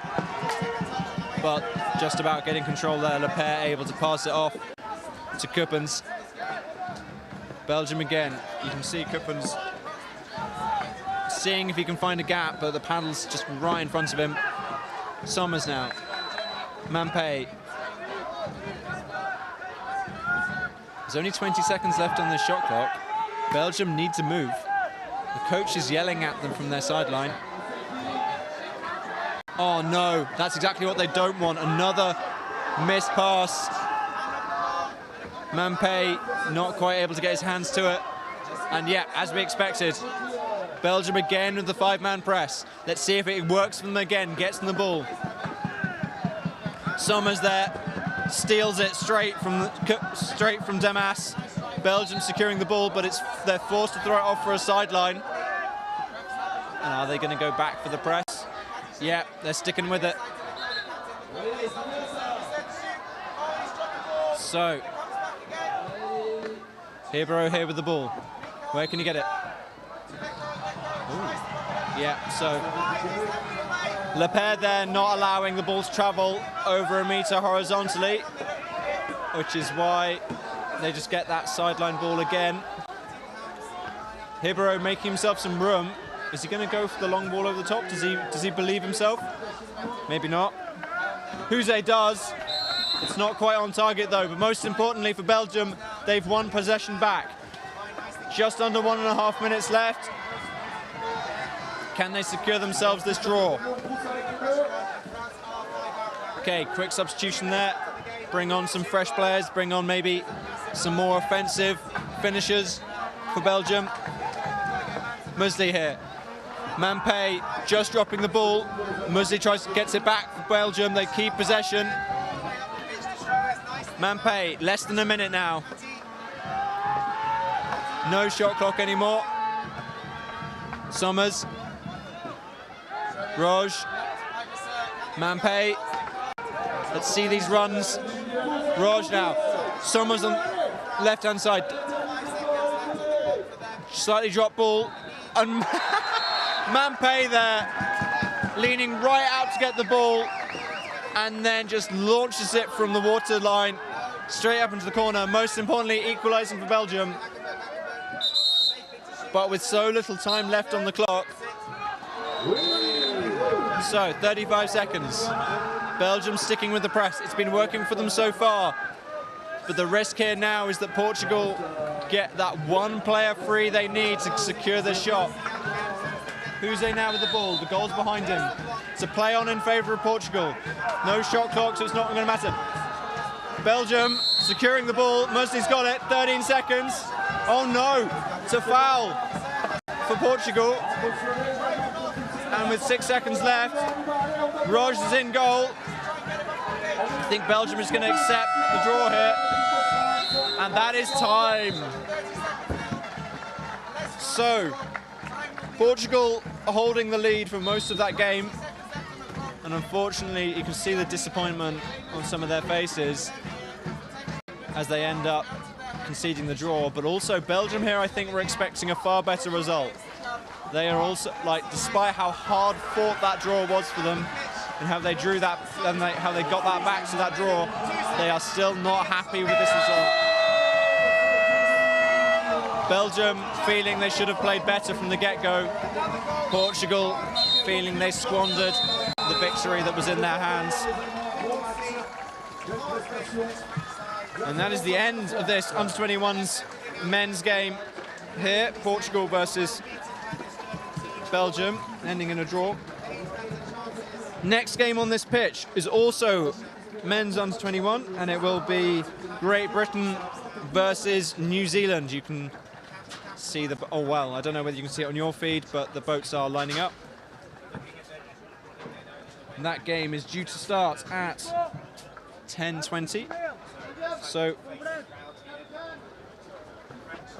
solid 8 minutes before that'll start.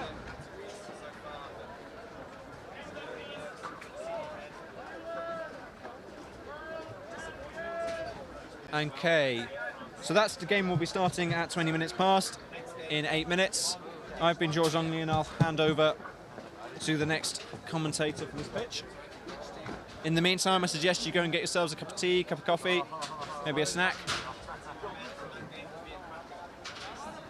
And we will see you back for the next game.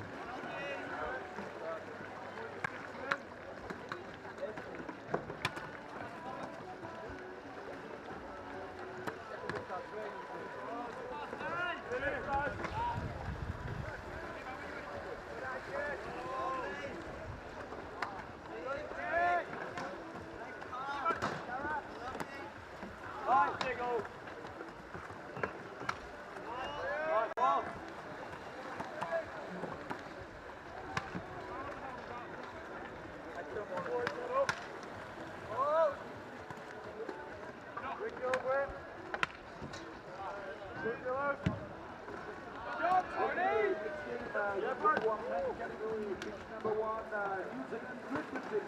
Pitch number 2, Poland, Italy. And pitch number 3, Tahiti, Denmark. Prochain match pour cette catégorie 21. On va retrouver la Grande-Bretagne contre la Nouvelle-Zélande sur le terrain numéro 1. Sur le terrain numéro 2, il y aura l'Italie et la Pologne. Et sur le terrain numéro 3, le Danemark et Taipei.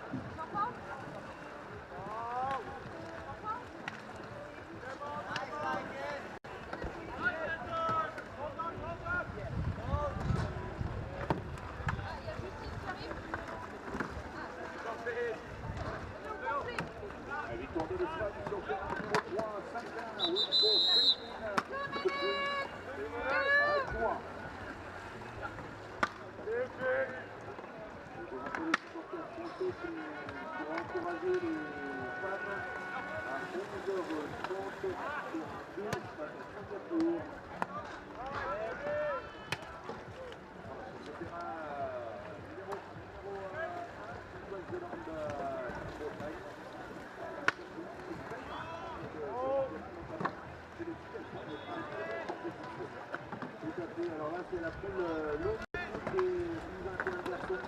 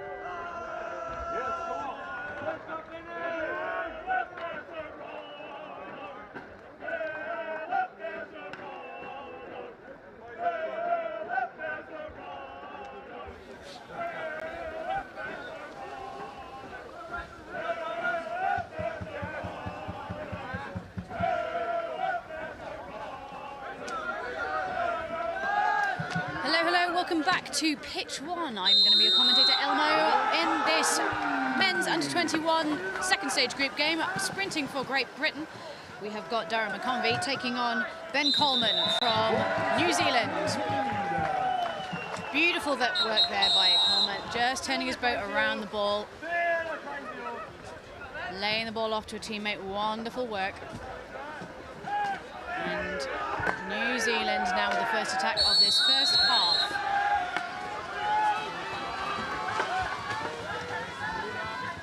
Wasting no time in putting men inside the zone. It's number 5 from New Zealand has effectively been evicted from the pitch by captain Caleb Bowden.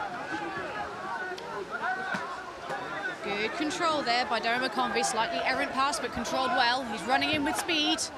He looks dangerous, looks to find teammate Angus Boyle. Angus Boyle thinks better of it. Good decision there. And this absolutely massive British team punching so many holes in this Kiwi defence. McConvey dribbles. sends it wide. You saw how far that ball went. There was power for days on that shot.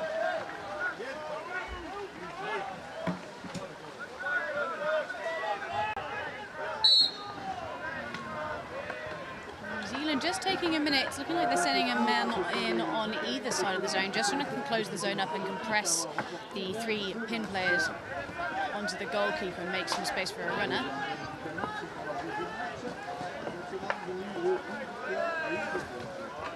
The difficulty that you can have there is that actually you don't end up making much space for yourself, and that if you're going in on both sides, you don't really push the zone one way or the other, you just make the density of paddles greater in front of the goal.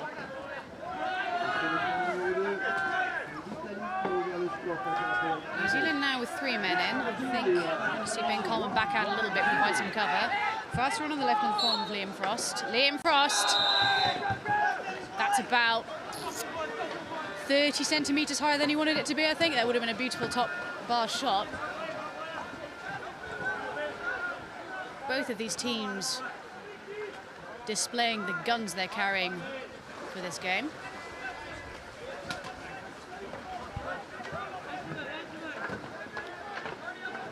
In the zone, Caleb Bowden working overtime. Looking to make room for Darren McConvey. McConvey finds McCutcheon. Play on is called, manages to get the shot off. New Zealand not happy at all. They believe that the foul was taken. Getting a card out for number 3 from New Zealand.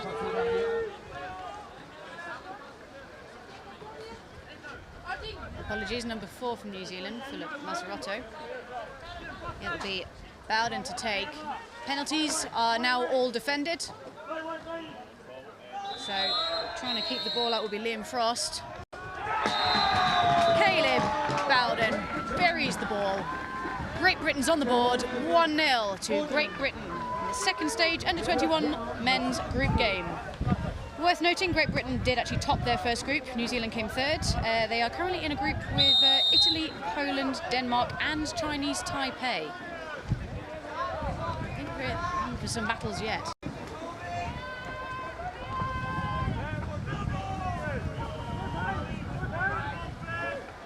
New Zealand starting what looks to be a 3-man start, moving from right to left. Great Britain doing a wonderful job at covering those gaps and shutting down the momentum.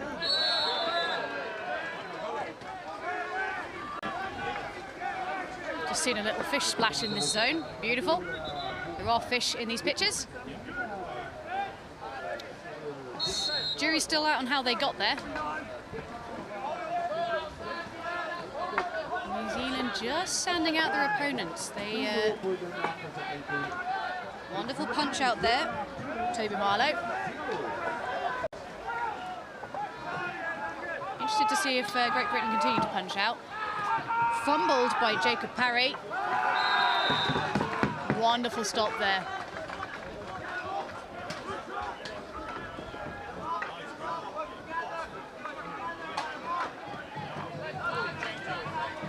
We've all seen it happen.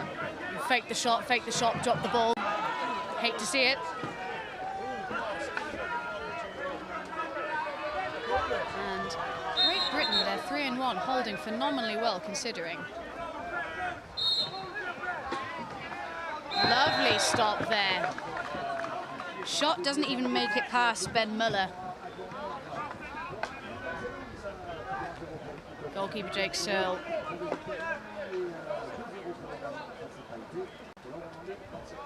Holding fast under the British goal.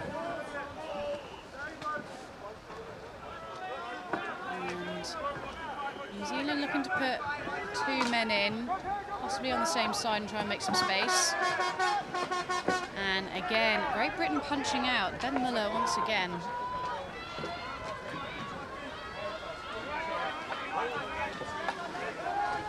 We'll see if Great Britain choose to push to a chasing 2-2.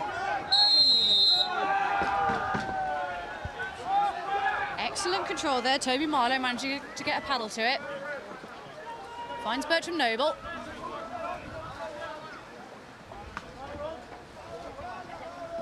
And New Zealand wasting no time in getting back into their own half.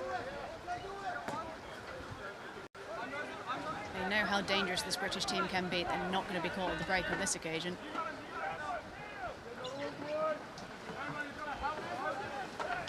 Fast run on the right now in the form of Badara McConvey. Back out to Searle. Finds McCutcheon. We're probably going to see McConvey and McCutcheon making a few more in and out runs here. And using Jake Searle as a pivot.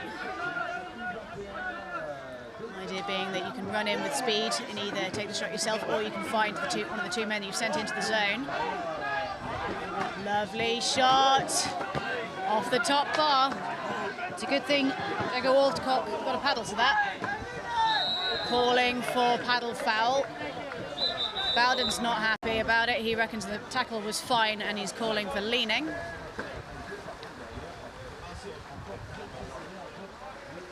Referee Virginie Braquet holds firm.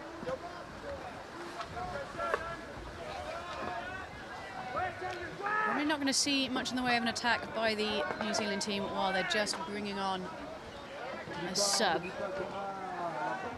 Tammy Mills coming in to do some damage.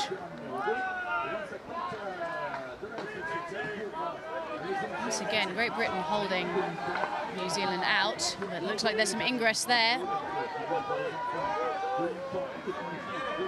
Anthony Masarotto managing to find his way in, but swiftly being ejected by Caleb Bowden.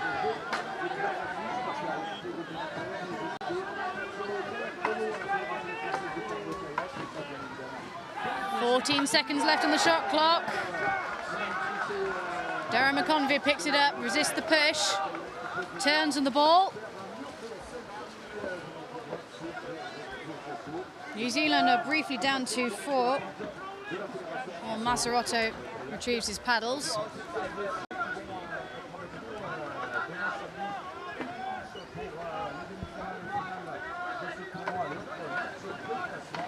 Again, this double boyo attack, in and out, hit with speed, pivot the ball out round the back. Lovely gap opening up on the right-hand side of the New Zealand zone here. Ben Coleman will need to be very careful to cover these gaps being opened up. Excellent push there, just taking all the wind out of Great Britain's sails. Shot, clock, shot. Worth a go.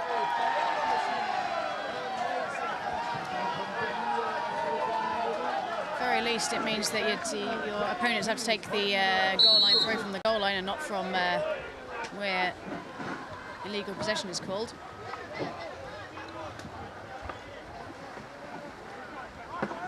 This is a bit more like it from the New Zealand team. Aggression in the zone. Jacob Parry going toe-to-toe with Bertie Noble.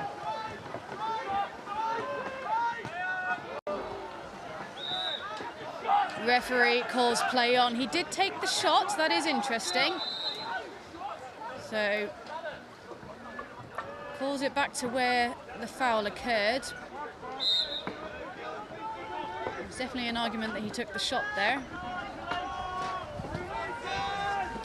Unfortunate boat bounce, but they're not going to be punished for it by McConvey on this occasion. He did look like he was thinking about punching. That's an unfortunate fumble, and Great Britain need to find a break now. McConvey turning on the ball. Just taking our time. 20 seconds left on this first half. Once again, Bertie Noble and Angus Boyle penetrating through the armour of the New Zealand team. That's really very unfortunate. That could have been a quick 1-2, but score as it stands, Great Britain 1, New Zealand 0. We just joining us here, I would say the team's relatively evenly matched. I think we're going to be seeing both teams discussing bring a little bit more aggression into the second half. Certainly in the latter half of that first 10 minutes, we did see both New Zealand and Great Britain kicking it up a notch in terms of their zone work. Just joining us here on pitch 1. This is a second stage under-21 men's group game. New Zealand, they already won against Denmark 3-0 yesterday. They did lose 6-5 to Poland. Great Britain also lost to Poland 2-1, but they did win against Chinese Taipei 7-3. These teams, they are already guaranteed a top 12 finish and have qualified for the next Worlds. However, only the top 2 teams of this group will be going through to the semi-finals.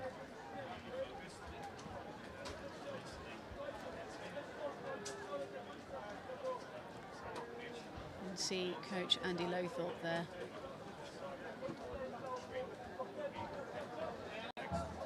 Injecting some energy into this team.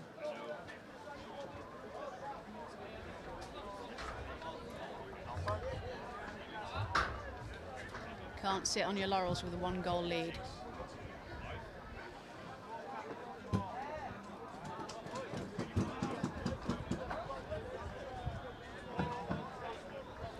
Interestingly, the water bottles they're using, they're actually the type that means that you can squirt it directly into your mouth.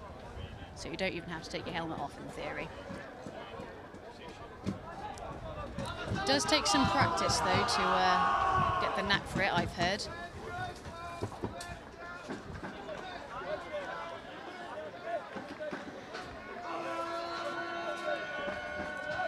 There's a very notable divide among the spectators here.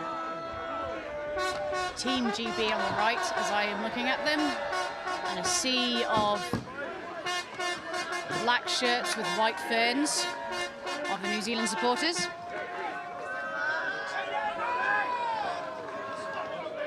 Captain Philip Lazzarotto hoping to look and lead his team back into this game.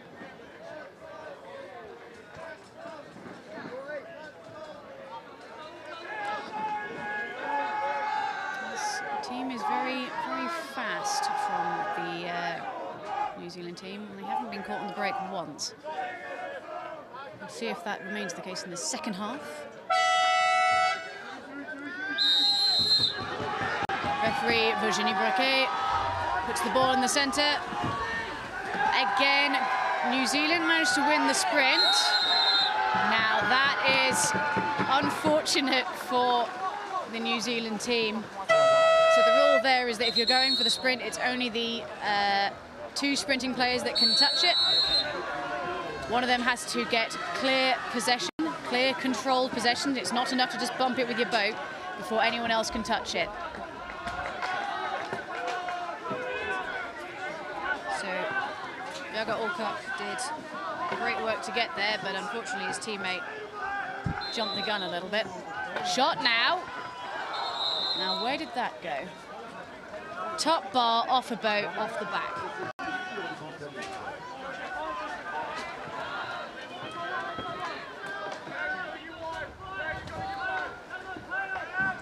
Marlow taking it short. Meanwhile, once again, Angus Boyle in the zone, trying to make some space. Bowden thinks better of it. Some good space being opened up on the left-hand side of this zone, but Damon Dickens recognising the danger and covering the gap.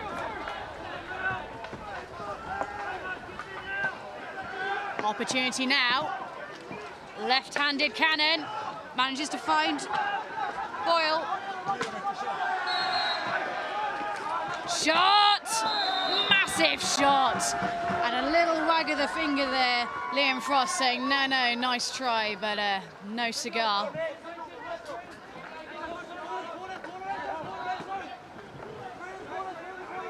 There's a man with confidence for spades. Opportunity once again. Lovely pass in the zone. Ooh, it was a very difficult angle. Angus Boyle all the way on the back of his deck, with an umbrella of Kiwi paddles above him.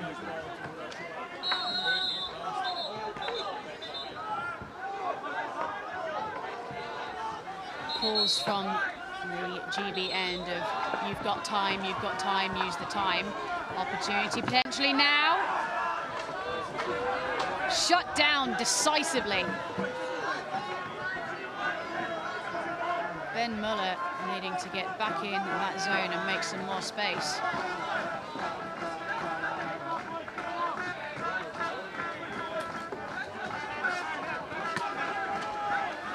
Great Britain just needing to tidy this passing up a little bit. It is taking out some crucial momentum from this attack.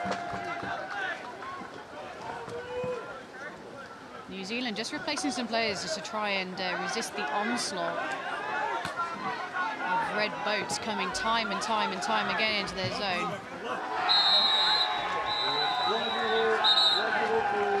Paddle foul turns the ball over to New Zealand. Angus Boyle drops the ball. Says if you want it, you have to come and get it.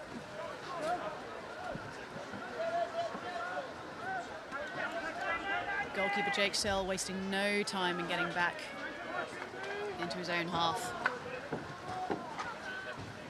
Score 1-0 to GB with 6 minutes and 22 seconds left on the clock. As you can see, this is the second half. Play on is called. Lovely pass into the zone. Ooh, that was cheeky. Number 5. Anthony Mazzarotto, the cheeky chest pass. He's so pleased with himself on the screen. There he is. So, we've got a game in our hands. New Zealand 1, Great Britain 1. Imagine we're going to see a significant upswing in the pace from the Great British team in response.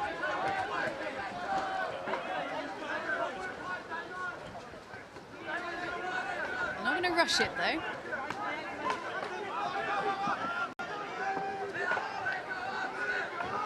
Shot now. Left-handed cannon, Dara McConvey. Again, no breaks. Both teams have been pretty good at providing cover.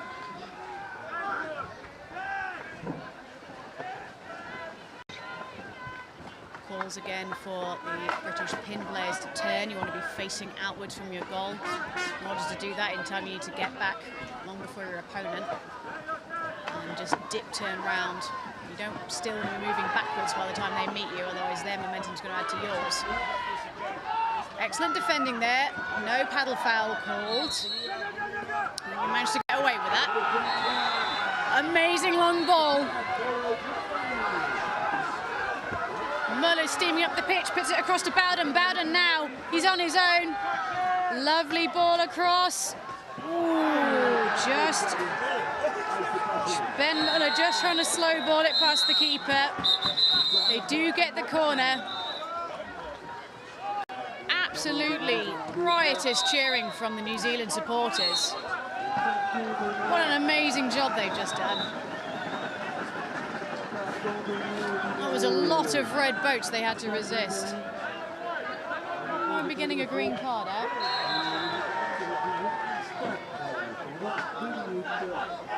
I knew there was a play on called back there, so it's Great Britain.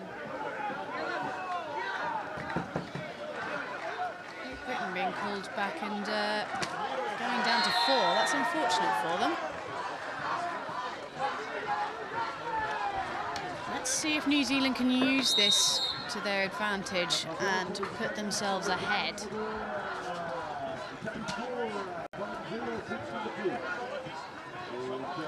Both of these teams with 1 win and 1 loss under their belts. They're going to need to get some more points on the board if they're going to stand any chance of getting into the top 2 and therefore into the semi-finals.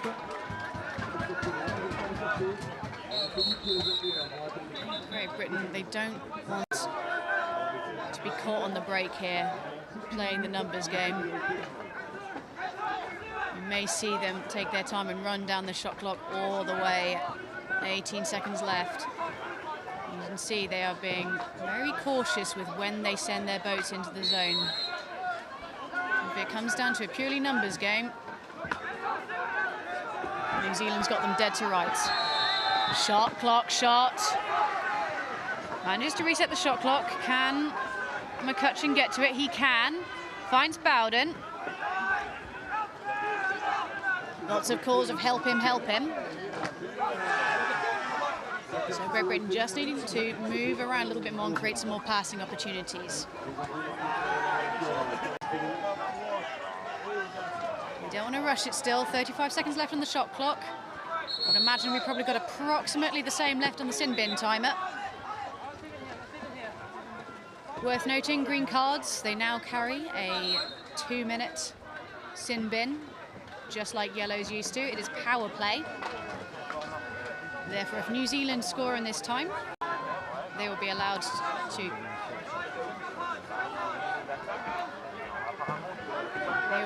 to bring more players back on. Massive shot there, almost from the halfway line. Tanner McCutcheon. And we're going to see Great Britain coming back up to 5 players any second now. They're back up to 5. 2 minutes and 20 seconds left on the clock. What can they do with this time? They won't be satisfied with the draw. They'll be playing too much of a risky game when it comes to finishing top 2 in this half. Oh, tidy pass there, just being tipped wide. That was beautiful passing. Right to the hands, allowing the release of a huge shot a fraction of a second later. Passing, the fastest way you can move the ball around the pitch. You can be the fastest paddler in the world, you're not going to beat a thrown ball. Shot, once again tipped over. Great Britain just needing to cover these fast runners. They are now going to sub on some more defensive players, I believe. Here comes Ben Muller to act as the top man. Fast run on the right once again, lovely pass inside the zone. Shot, stopped, kept on skillfully, but it's bounced off a boat and end up in New Zealand hands.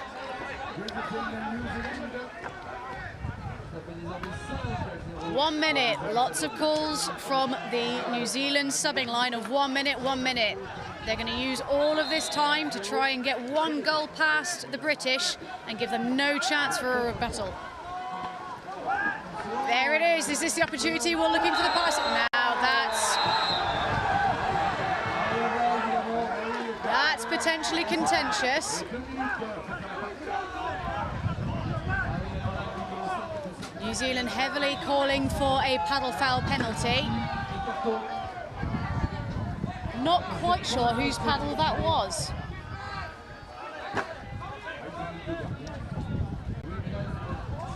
Coach Andy Lothorpe absolutely furious. Who can blame him? I'm just going to take a minute and sort this out among the reffing team.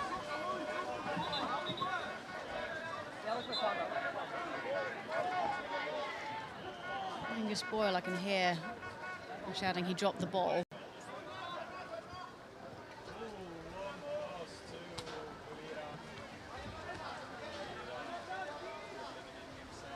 We'll see what these guys think. It's all very well slowing it down in slow motion on YouTube later, but unfortunately, until we have robot refs, that's not how it's seen in the flesh. I'm assuming that's the sound of, yep, that's the penalty being confirmed. So, what a showdown we've got. We've got goalkeeper Jake Searle taking on number 5 from New Zealand, Anthony Mazzarotto. So, shot now. It's too close, they've called. Well, that's it's interesting. Yeah, I think I'd be inclined to agree with them. They were almost nose to nose in that penalty, but Great Britain furious.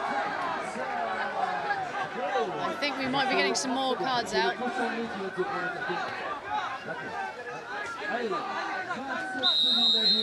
So, 20 seconds left on the shot clock. What are Great Britain going to do with this? They need to keep their heads and bring home an equaliser. We've seen them do it before. Can they do it again? Opportunity now from McCutcheon. Once again, that slightly inaccurate passing, taking all that momentum out. Lovely touch there by Ben Coleman. Bell Coleman just needs to hold in. Shameless T-bone, but it doesn't matter. The New Zealand team have done it.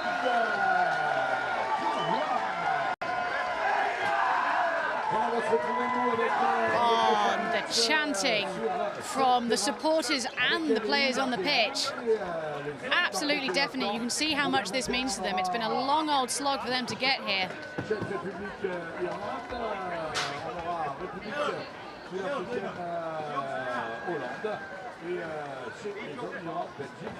Shocking scenes here on pitch 1. Thank you so much for joining us. Final score as it stands, New Zealand 2, Great Britain 1.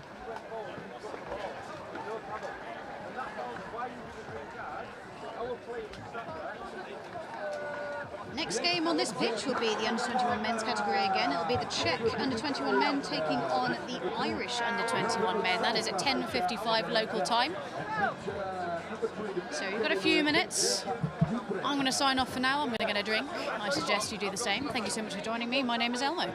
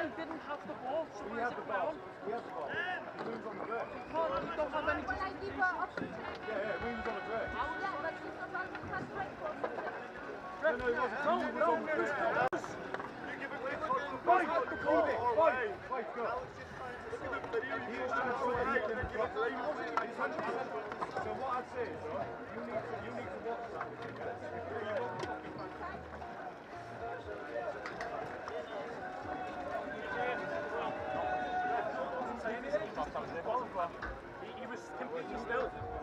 All I'm saying is, if you're going to call the foul, at least watch the game. No. For the obstruction, the green card, because you weren't watching the obstruction, you were watching over here. He was shouting obstruction, and then you gave the obstruction. So I just don't get it. I'm fine with you calling obstruction if it's actually obstruction, but it wasn't. It's in the 6 meters, and he's not travelling. No, if they cost us the game, though, mate, if they cost us the game. No, but it's numerous times that the same ref is doing this. It's corrupt.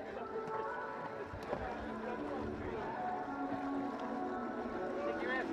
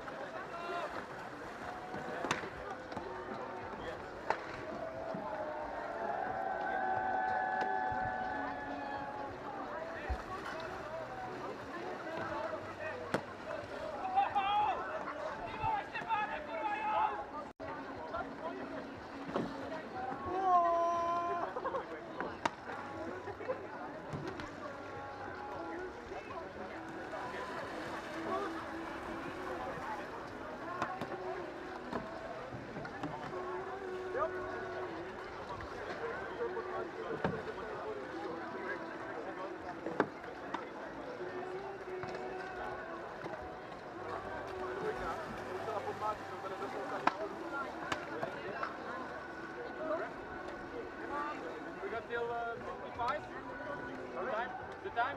So 55, 10:55. 3 minutes.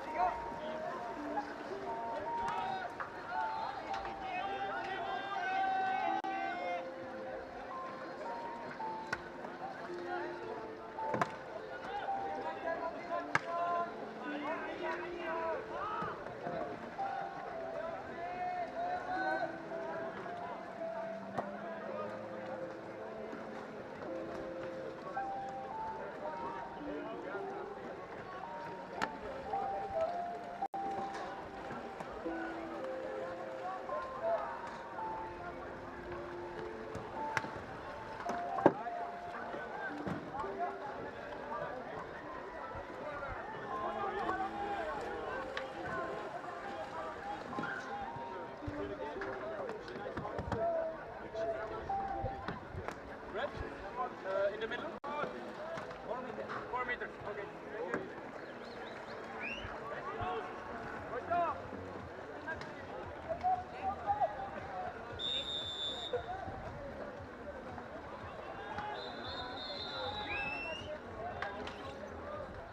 Voilà, on va passer tous les joueurs sur les 3 terrains. Je vous rappelle que dans quelques instants, nous aurons la République tchèque contre les Irlandais.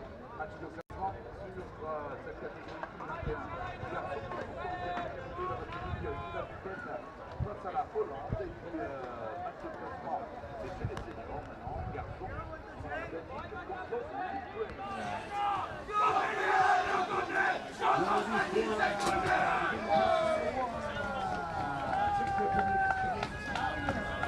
Hello, welcome back to Pitch 1. You join us in the next exciting tournament of the Under-21 men's category. This is Ireland taking on the Czech Republic. Beautiful sprinting there. There's Jakubik just managing to hit Ireland to the post. Lovely pass over to the left, finds the hands of Gabriel Chernik. So much power on that shot. There was nothing that Jack Cross could do about that. Within the first 15 seconds of the game, the Czechs are already on the board. Let's see how Ireland answer. This is the first game of the day for both of these teams, so I'm hoping they're going to come in with energy for days. Looking like the Czechs are playing 3-1 with a very high top man. Just needs to be a little bit careful he doesn't get caught. His job is still to hit the fast runners, and the ball is always the threat. Pass inside the zone, shot. Almost finds itself in the bottom left-hand corner, but is just managed to be kept out. Wonderful pressure there from Ireland, just chasing the ball and forcing that long loopy pass. Lovely ball across. Dominic Menchak, just about 30 centimetres too high on that one. I have to say, for the first minute of the game, both of these teams have come out of the gate swinging.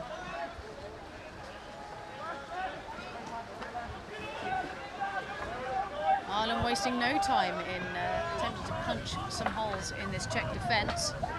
And that's unfortunate. So that's a fumble, and it's turned the ball over to the Czechs. That was Jakub Putnik steaming up the left-hand side of the pitch. Finds Chernik. Finds Menchak. Chernik again. And now that's disappointing. The goal was almost open at that point. I think if he'd taken a little extra fraction of a second just to think about that, that would have been Czechoslovakia 2, Ireland 0.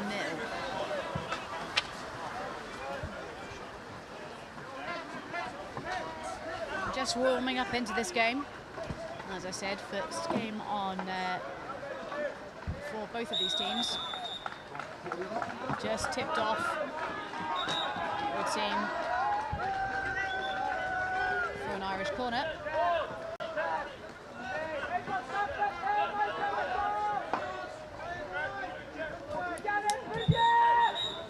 The refs have come back and said, actually, it was a paddle foul, we're going to bring it back.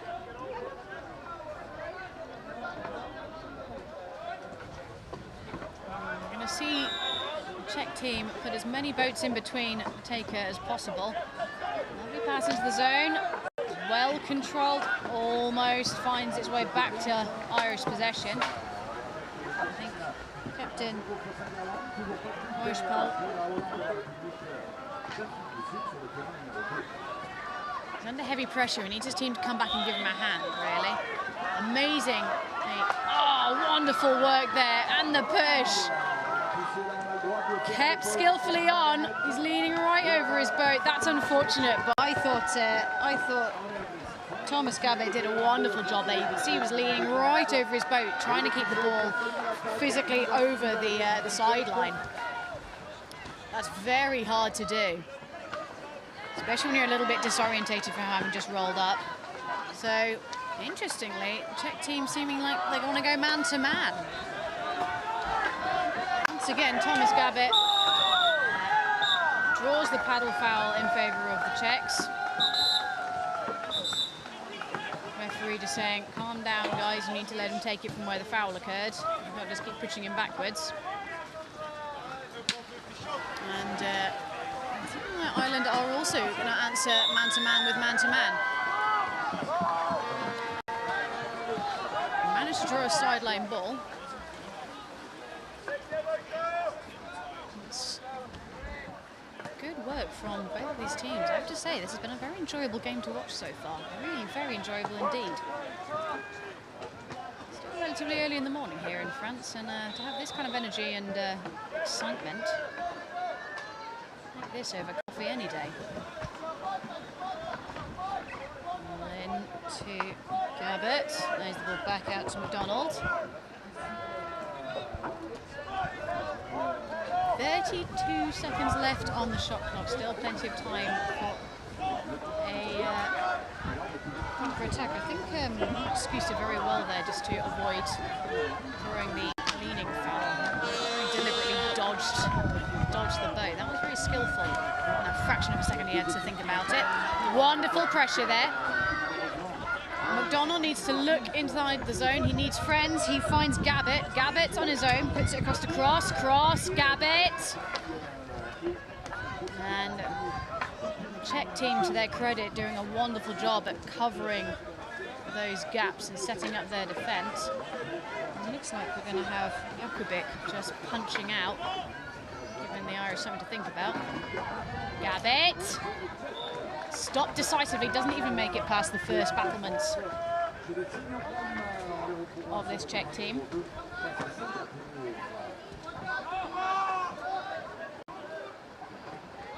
And Luka Kupnik just steaming onto the pitch to go and give Jeff Buckley something to think about. Jeff Buckley, to his credit again, has answered in kind. Lovely ball across, the Czechs pushing out, stops definitively. I think there's some calls for a penalty there, but I think the refs have got it right. Just a kayak tackle. And another kayak tackle going the other way. Look at the speed on this Czech team. Oh, you can't see it right now, but I can assure you, they are rapid. Lovely ball across. Finds Jakubik. Jakubik puts the Czech Republic 2-0. Beautiful work there. stellar paddling from both of these teams. These teams have unfortunately found themselves in the lower group for this this second group stage, so they are competing for 13th to 18th places. But I wouldn't think it looking at them now. The amount of energy in this game. Let's get a hand into it. Chernik manages to pick it up and put it back to his teammate. And once again, the Czech Republic steaming down the pitch. Wonderful work on the break there. Fakes once, fakes twice. Tipped off the back, I thought, but no, I think it's hit the top bar. That was the thunk we heard. I think Ireland, to hold under that level of pressure is nothing short of a miracle. Very, very well done by these boys.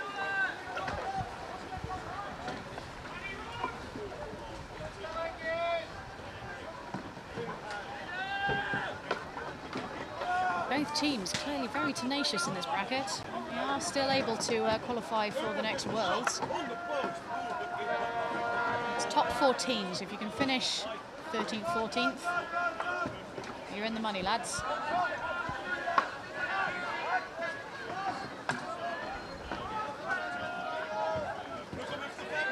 Some top tier defending here from the Czech team. To reorganise themselves a little bit. It was getting a little bit messy. Ireland need to make sure they don't overcommit and find themselves caught on the break again. Acceleration on Daniel Flanagan and Graham Rogers-Brady. The Czechs, they only really had the option of the long shot there. I think they've been beaten back to the Irish goal by those two players.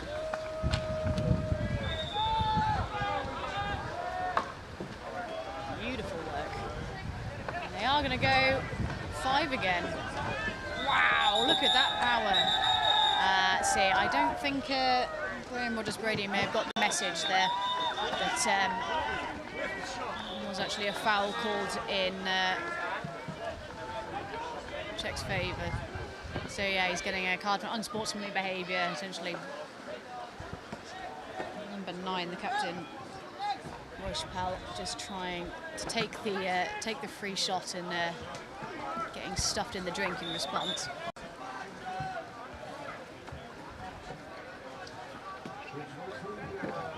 So Ireland now down to 4 players for the next 2 minutes, unless the Czech Republic can score here. Lovely pass inside the zone, but unfortunately fouls the keeper. That was a little bit cheeky there from Czech number 6, Menchak, just putting the ball down. Looked like deliberately on the opposite side of his boat. Clearly tried to make it look like it was an accident. Now the Czechs deciding to go man to man. Very sensible choice here. Patrick McDonald resisting heavy pressure from Rochepal.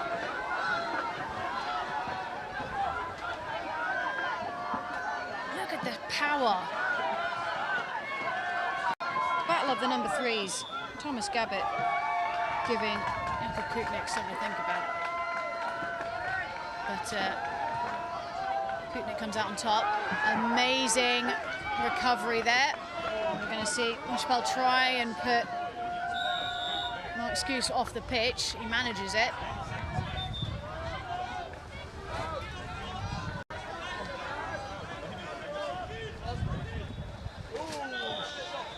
I thought that went the other way, but the referees are much closer than I am. That was a start infringement. The ball needs to travel a metre before from the point of release, so you can't just drop it into the water next to you. So, score as it stands, as you can see, Czech Republic 2, Ireland 0.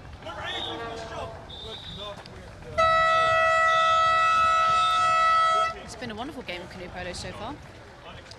If you're just joining us here on pitch 2, this is the under-21 men's, Czechoslovakia, taking on Ireland. This is a second stage under-21 men's group game. This is the last game in the bracket. The Czechs came 4th in their first bracket, as did Ireland, putting them both teams in the lower group for the second stage. So they are competing for the 13th to 18th places.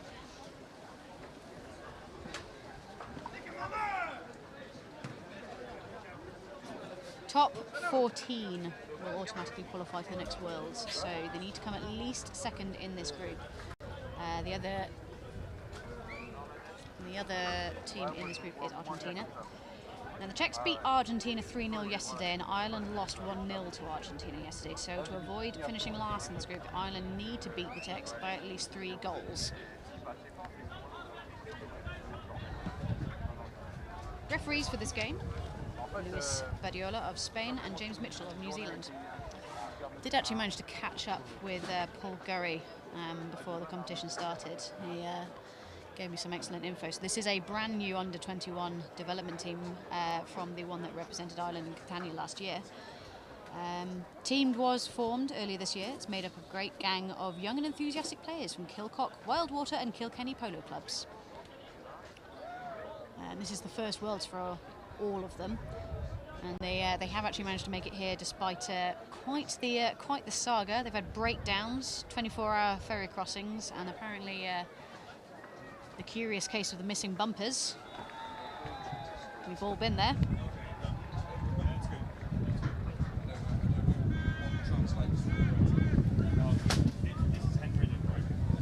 Things are all looking pretty calm in the Czech camp.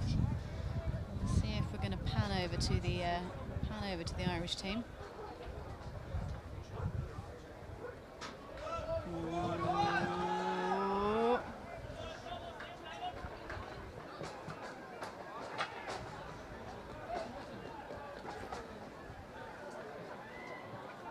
I guess here's good too. Something to watch out for in this Irish team: the symbol on the back of the boats. It's called a triskelion. It's made up of a trio of interlocked spirals radiating out from a central point,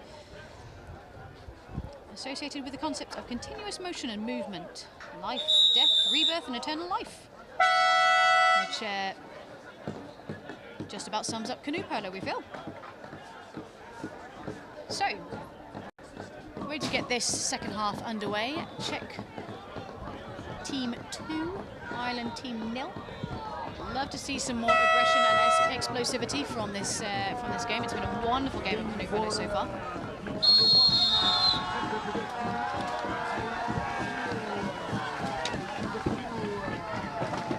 The Irish boats just banging on their boats. It's actually quite menacing.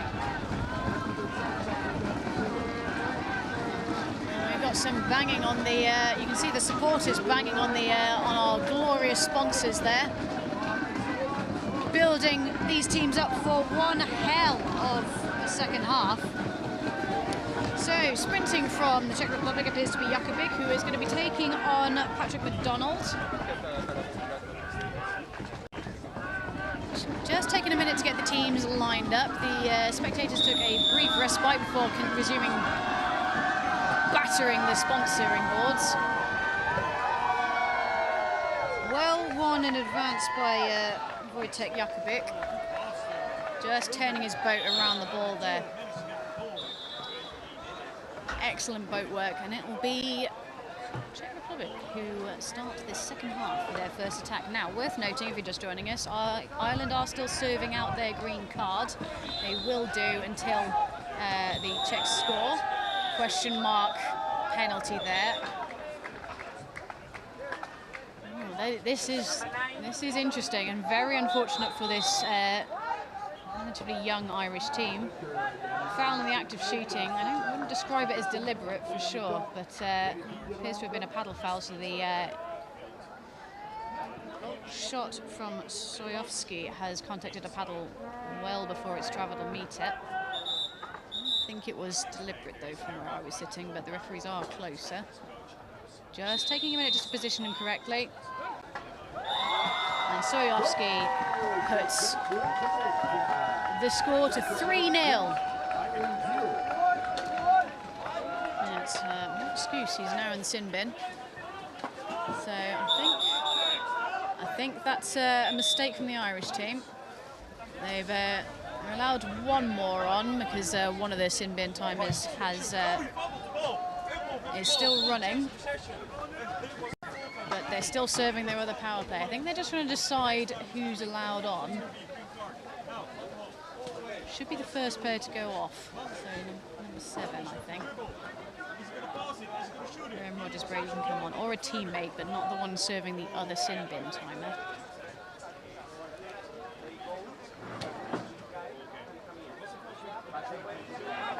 Captain Vit Rushpal just coming over just to listen to this discussion that's being had at the table.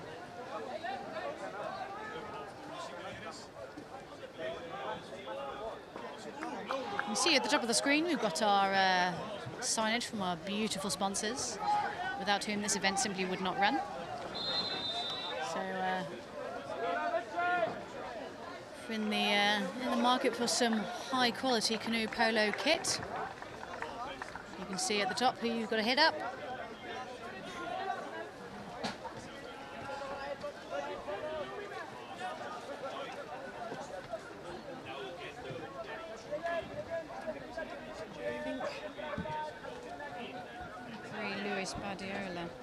It's just taken a minute just to explain to the Irish coach who is and who isn't allowed on the pitch at this point in time.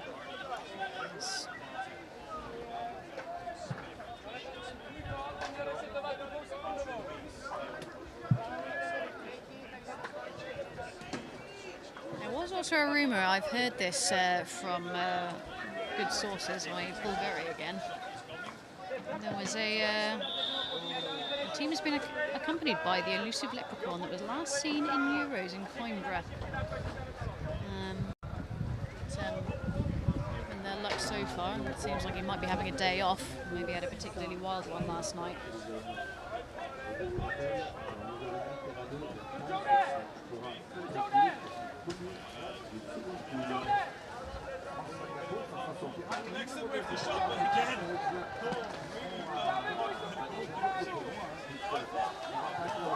The Irish team just wanting to stay warm, really. There is a bit of a breeze here in Santa Mare, and it's sort of been half raining most of the morning. There's definitely a notable film of dampness all over everything at the moment, which feels like home. Ah, Bristol. It's a beautiful city, you should come and visit it. Right, looking like we're about to get underway, so probably going to see Ireland staying down at 4 players. They've still got an amount of time on the sin bin card. So we're going to see probably the Czech players pushing up, chasing 4 with a goalkeeper. Goalkeeper at the moment appears to be Sojowski.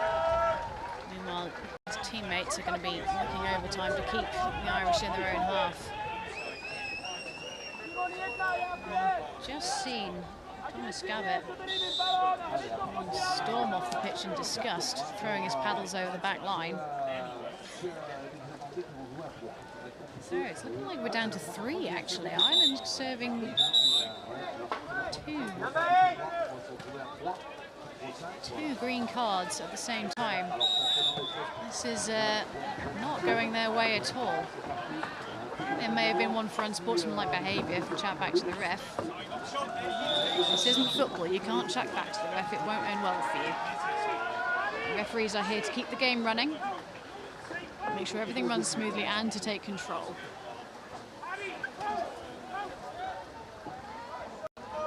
Ultimately, they are volunteers as well. They are here because they love canoe polo as much as we do. There was a good boat work there from Jack Cross, but he's under heavy pressure. And Luis Badiola just coming over, just stating, I've had some issues with the shot clock once again. Sorting it out now.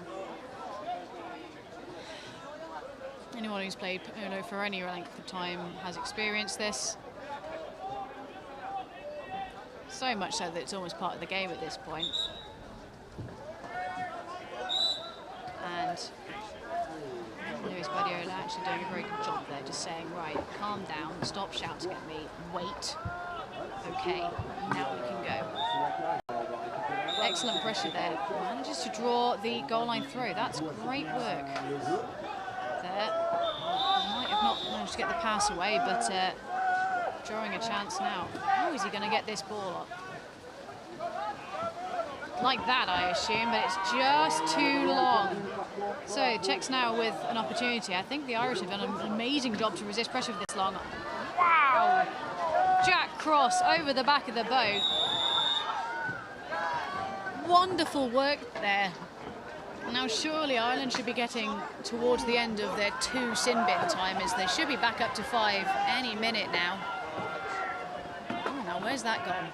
The ball was under for a long old time. McDonald resists the push. Manages to get it away to Buckley. Buckley needs a friend. But you are 3 boats against 5. It does get very difficult. And credit to the Irish team. What a game these 3 players are playing. They're crossing over, crossing over, crossing over. Oh, now that was most definitely a paddle foul. And again, Ireland, 3 boats against 5. They've managed to hold possession for this long, and teammates are now back allowed on the pitch. What a game to hold possession, being 2 men down. That's something very special. Can they get the shot off? Gets the ball in, finds Skuse. That's a paddle foul, playing the paddle rather than the ball. I think that was Bracken fishing for paddle foul there. No, apologies. That's Sojowski fishing for the paddle foul there. Owen Bracken was nowhere near that. I don't know how I feel about that, but what power there. Patrick McDonald. Ireland now pushing out. And if they can play anything like they did for the 2-minute sin bin timer, hoping that they can bring this back. We love an underdog here in canoe polo, and to be fair to these boys, they are not giving up. And Jack Cross maybe just needs to cool it a little bit, complain to the ref. I don't think it's going to end well for him. We've already had cards for unsportsmanlike behaviour. It's one of those, I appreciate you might be making a good point, however, you need to cool it. Captain Rushpal finds Chernik, turns over to Ireland. Ireland now with an opportunity to claw this back. Over 5 minutes left to go, plenty of time. Beautiful work there. Patrick McDonald skins his marker. Is absolutely shut down by Simon Chernik. And the Czechs showing no sign of letting up. Huge push from Captain Rushpal.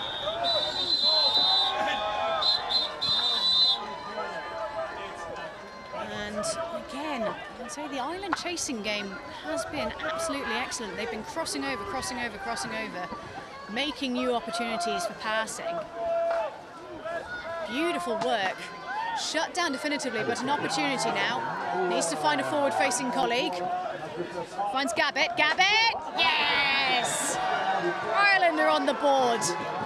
What a game is being played by these Irish players. They're down, but they're not out. Excellent work. I very much feel like the crowd is on the Irish side at this point. I really did mean it when I say we love an underdog here in canoe polo. And Ireland still are going to be chasing 5 out, so going man to man, trying to force a bad pass. You do need to keep your man though, you can't leave anyone spare. It's a communication game, and it's a game about movement. You need to be constantly moving, generating new passing opportunities, trying to lose the man marking you. You can scrape them off in a boat, that's brilliant. Make some space for yourself. So crossing over and forcing the other team to communicate and with who they're picking up and who they're dropping. Beautiful turn on the ball there, that was excellent. Come in, look easy. Kutnik and tries to get the ball over to Kutnik as well. Ooh, off the top bar. Two Kootniks did very well to control that. Very well.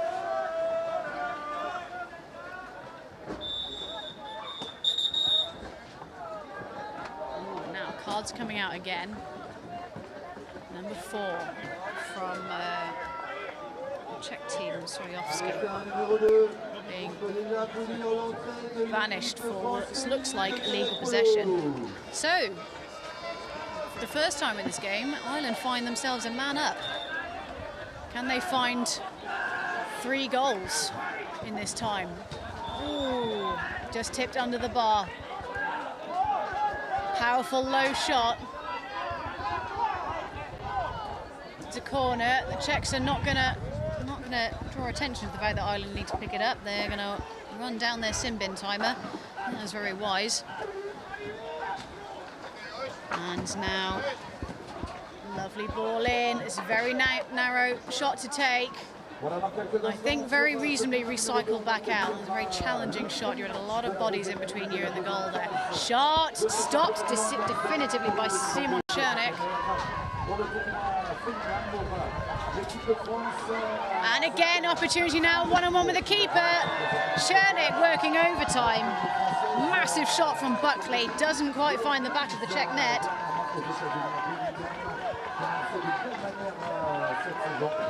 The Irish fans, it's not that many of them here, but the racket they're making is quite something.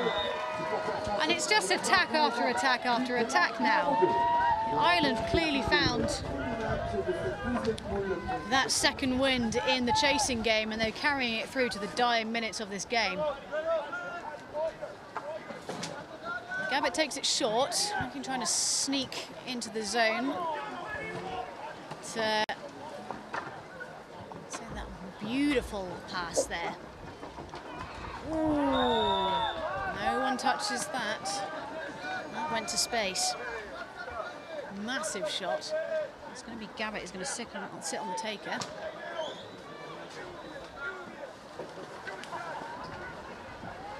And Ireland once again playing the chasing game. It's worked so well for them so far, and they have done an amazing job. Huge pressure. You're trying to force that pass awry. Almost works for them. They just need to get a hand in. No, manages to control it with a paddle. Chernik. Franz Rochepel. Soriovsky's back on the pitch, so they're back up to 5. Opportunity now. Ooh. That bounces straight back out, but it is a goal.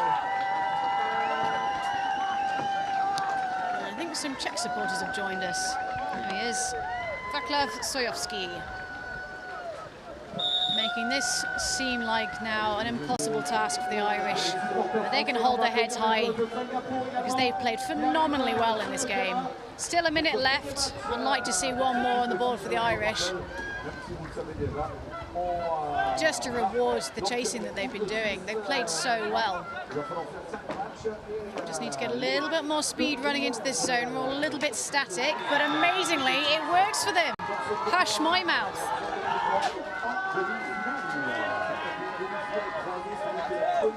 The luck of the Irish meets the commentator's curse. Mark Skuse closing the gap.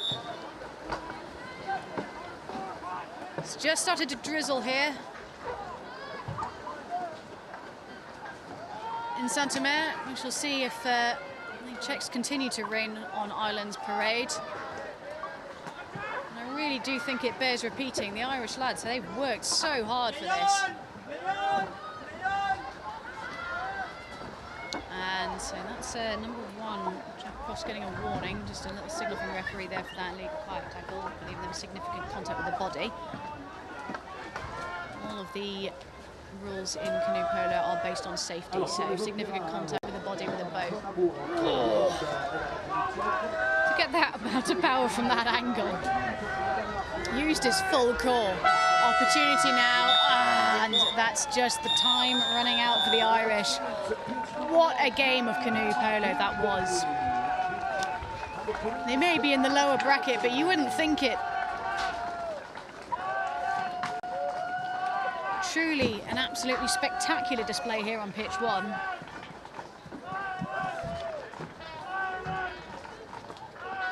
Thank you so much for joining us here on pitch 1. The next game will be at 11:30, which will be the German women taking on the Danish women.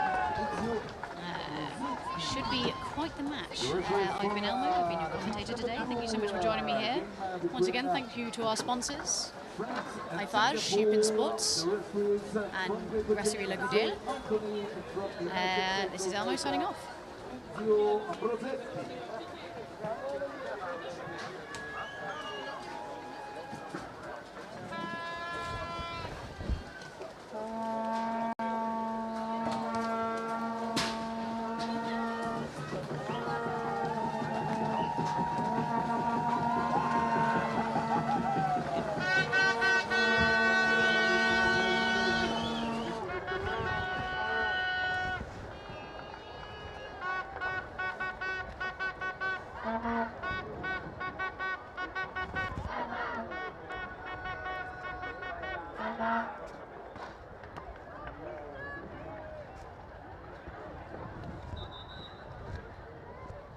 Départ dans 2 minutes pour ce match. Ça va coûter number 2. Great Singapore in 2 minutes. The players for Singapore. Number 1, leading the captain. Number 2, number 2, Yao. Number 3, number 3, Chu Wen-Ong. Number 4, Fan Win Liu. Number 5, Camelia King.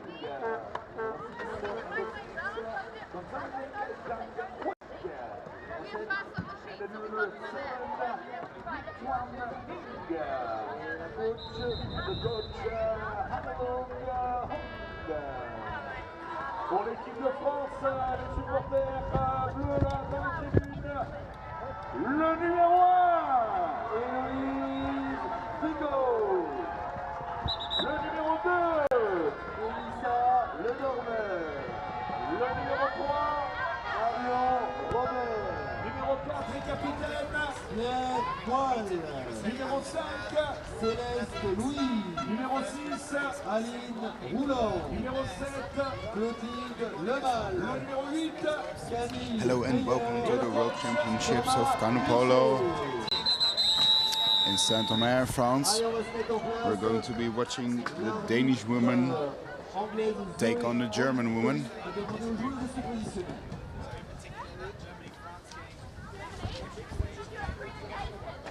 Sorry if you hear some wind on the mic.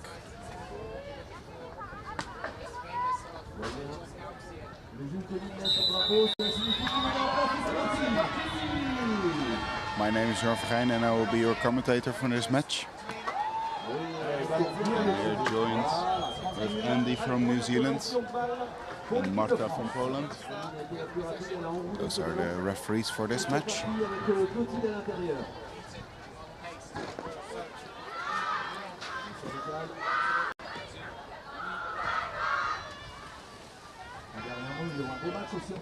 Danish women cheering each other on. Let me quickly go over the names of the players that we're going to be watching. We start on the left, because we start on the left here with the canoes. With Germany with the black boats and the black, red, yellow striped boiling 8s and the black helmets.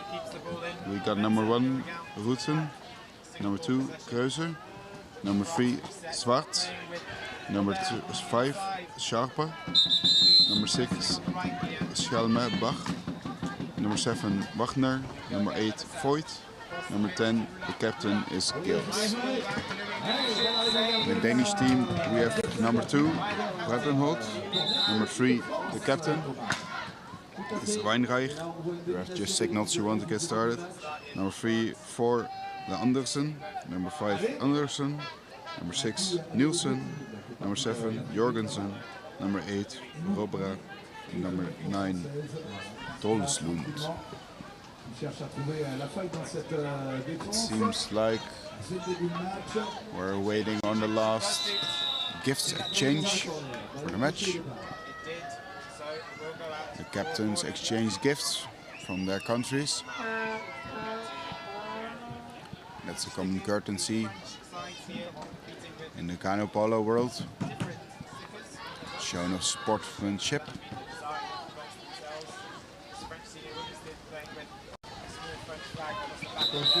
We're about to get started.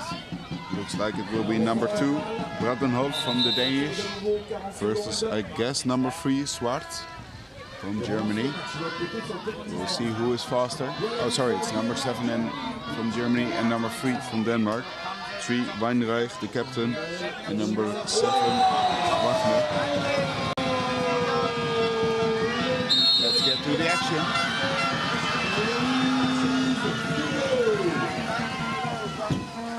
And the sprint is won by the German.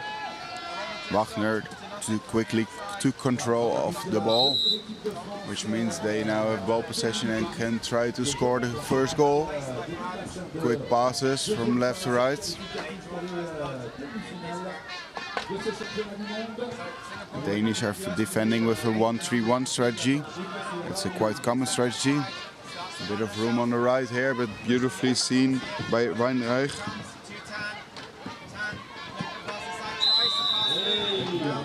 Still some room on the right side. Shot possibility for Shaper. Chooses to play it a bit safer, which is a good call. But the shot clock is running a bit low now. A far away shot, but beautifully blocked by number 5 Andersen from Denmark. That means Danish are now in ball possession. Fast break opportunity, not really a possibility because the Germans keep a lot of pressure on the Danish on the right side. On the left side, already captain of the goalie, Rutsen, is back under her goal. The Germans also defending in a 1-3-1 strategy, trying to keep out the Danish attackers and ensuring a lot of room between the Danish attackers and the goalie. Because more room means it is more of a difficulty to get to try to score.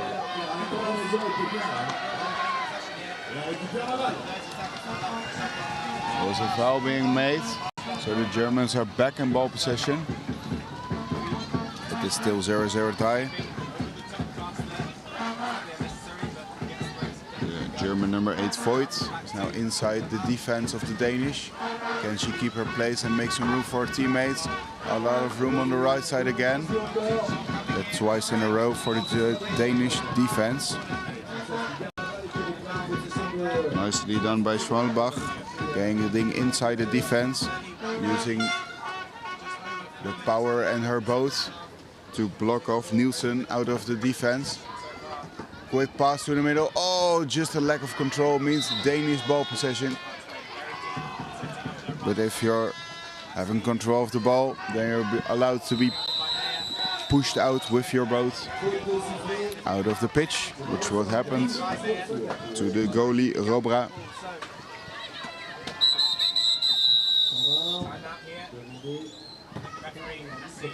Charge now from the left side, going to the right side, a bit of room again, back to the middle, a shot, and beautifully deflected by Robra.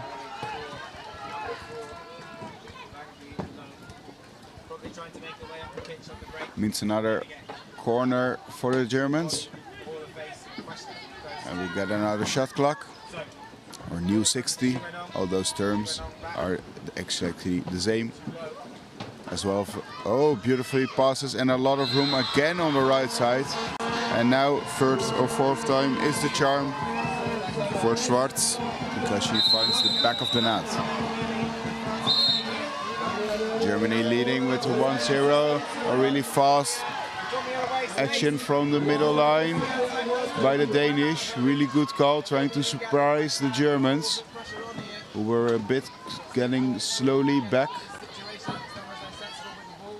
But now the Germans keep up their strong defense again. One of the Danish girls managed to sneak in, Tolslund. But now she will get a lot of... Number 2, Weinreich, captain, got a lot of pressure from Gillis, the captain.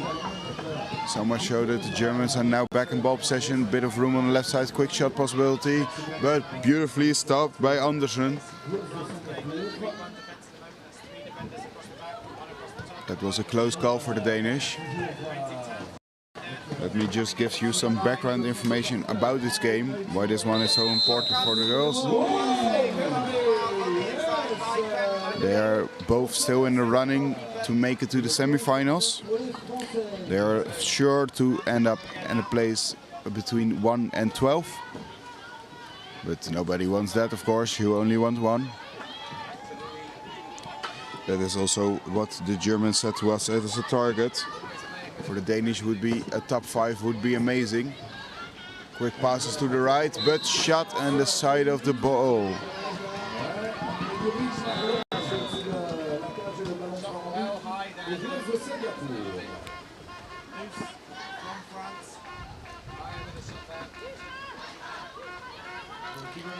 The background information continues.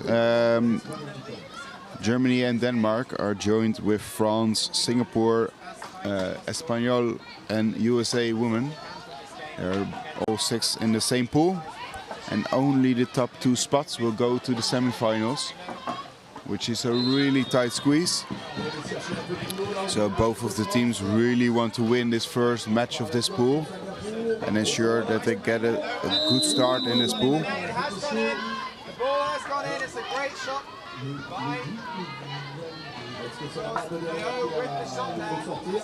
If you hear a lot of background noise again, it's probably the French that are cheering on their key team on pitch 2.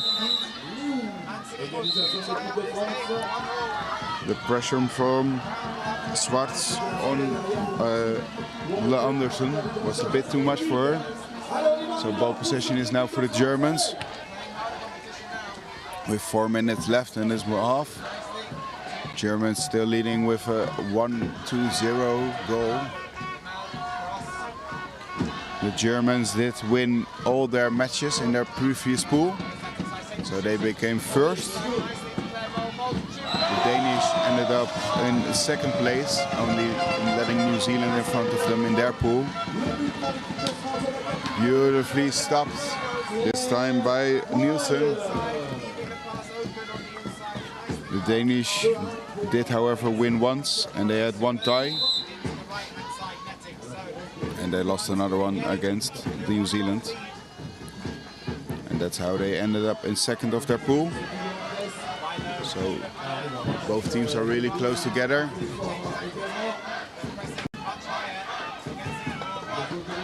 Shot from afar from Wagner. But the Danish had to make a foul to stop that ball from traveling too far.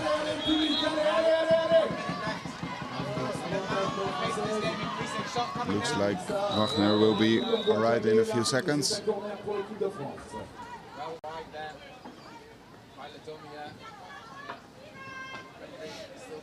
The play will continue from wherever the foul was made.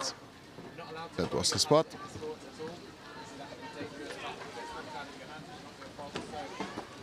Kruse is trying to get into the Danish defense. So far no luck, but a little bit of room opened up on the left side. It was fixed by the Danish defense.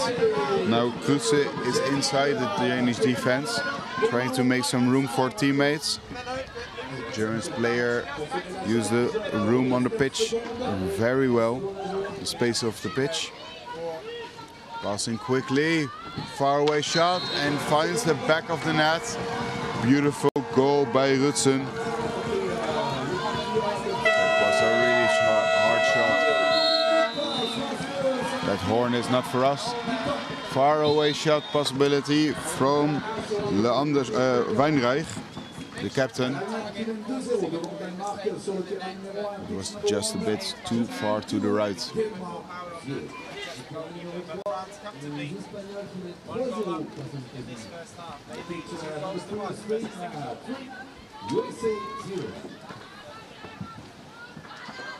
The Germans now using Krutze and Voigt to get through the Danish defense. and making a possibility for a shot on the Danish goalie, a possibility.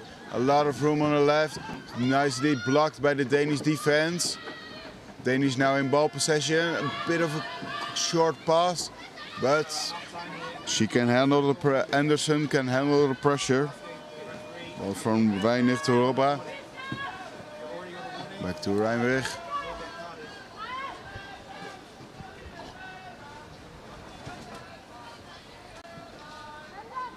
With 1 minute left in this half. And 30 seconds remaining on the shot clock means we will get at least one more shot or attempt from the Danish. Ooh, a bit of a faulty post, but control by the Danish. Nicely blocked by the German defense. Means a fast break opportunity now for the Germans. Going to the middle to Kurze. Far away possibility. Far away shot was possibility. Going to the right. Back to the left. Shot. And goal by Gillis, the captain.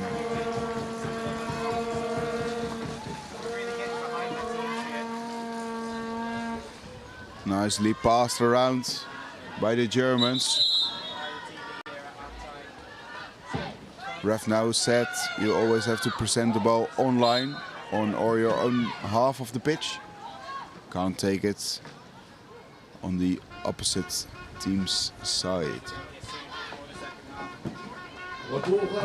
Some room up here on the left side, 20 seconds remaining. Nice block from Anderson. Nielsen is also in the German defense. Long pass, back to the middle. It's a possibility, 4 seconds left, shot. And a timeout has been given on the last 3 seconds.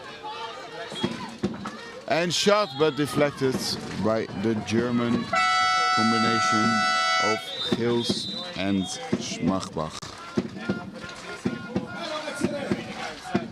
Now we have a bit of time, because it's halftime. We'll take a little break from the Canoe Polo, or at least the women on the pitch do. We'll stay live, of course. They have about 3 minutes. So 2.5 minutes left to get some water and especially get some good tips from the coach. For the Germans it will probably be something like we are up by 3 points. If we continue that pace for the first few minutes, then we can make this game our own.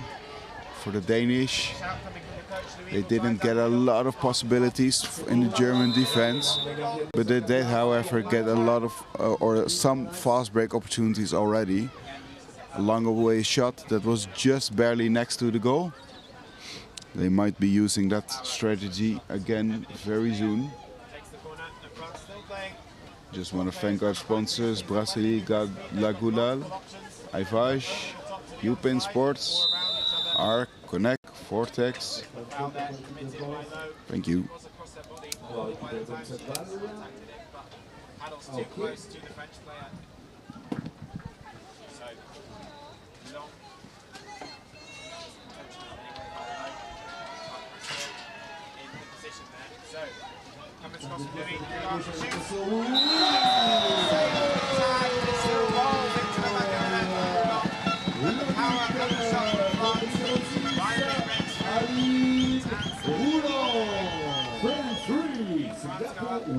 In this game.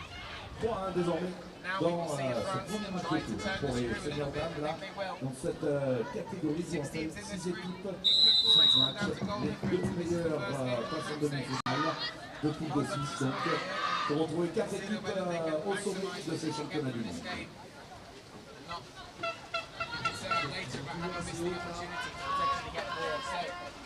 Comes over the top, nice pass there, popped over the top of Tan, that's going to land.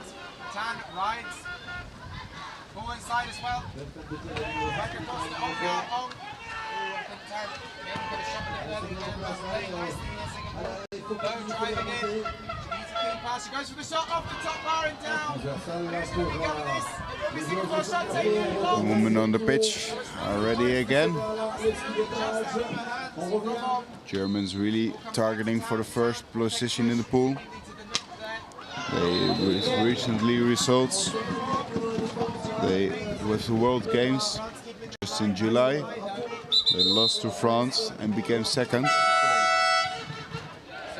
For the Danish, it's a really young team,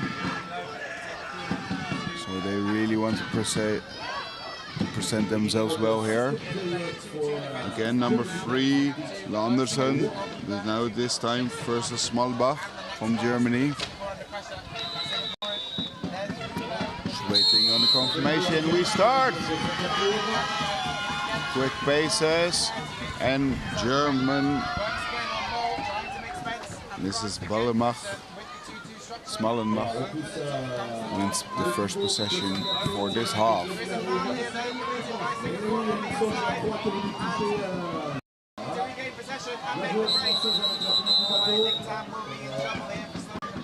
Voigt inside the defense of the Danish.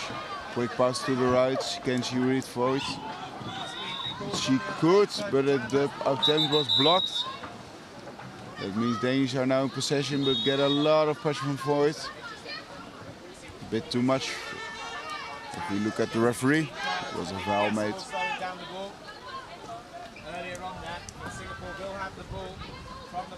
Long ball to Andersen, who passed it for herself. A lot of room on the right side here. Second line shot possible, always a possibility, but she would like to get close to the goalie. Nicely touched by Andersen. Foul was made, and a card will be penalized to Smallenbach. Sprinter for just now. This means the Germans are now with 4 players, and it's a power play situation for the Danish. This power play will be a maximum of 2 minutes, but if the Danish score in between that time, beautifully stopped again by the German goalie. Although it was a really nice push from Nielsen to Andersen, trying to push her through the defense, that's all allowed.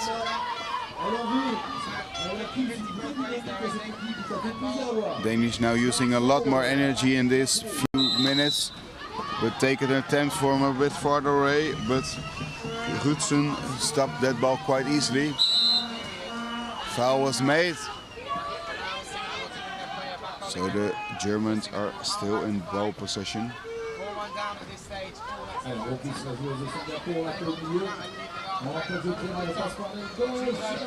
Danish using a man-on-man defense with the goalie under their own goal, trying to pressure the Germans. The foul was made and advantage was given. So there is a new shot clock.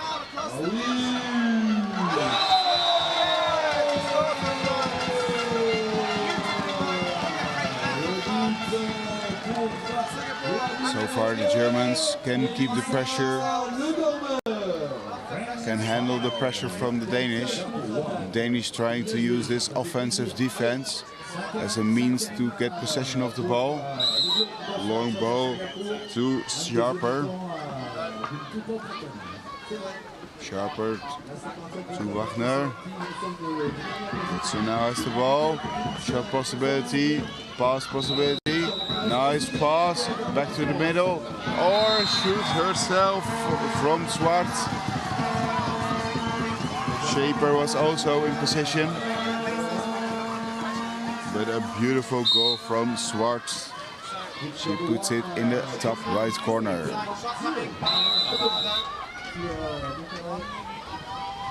Quick action from the Danish, but attempt blocked again by the goalie. Means Germans are back. 2 minutes are up. So there were 5 players. Fast break opportunity now actually for the Germans on the left side with Gillis. But the ball is played a bit safer, which is a good call.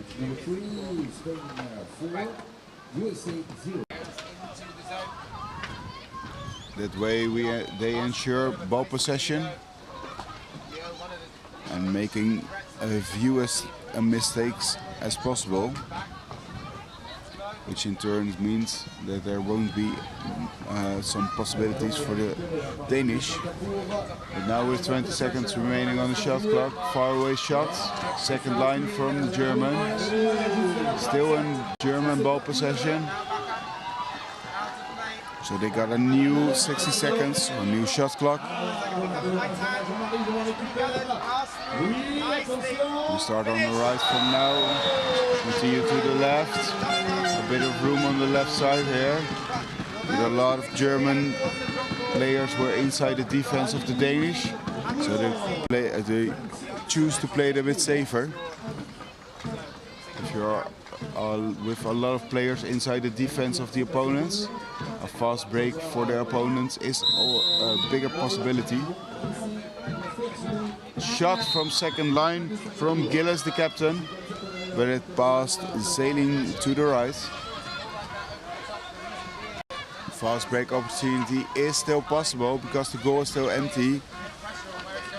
And now Rutsen is under her goal, so fast break opportunity now actually over.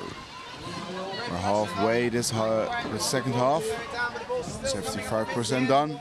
So far the Germans have been leading this match quite quickly. Danish trying to score some goals of their own. With 5 minutes left, it's a lot of things are possible. But you also have to keep remembering, especially in this pool, that the goal difference does matter a lot. That can mean a position or two lower than you want. Nice pass. And a shot from Nielsen means it's a corner.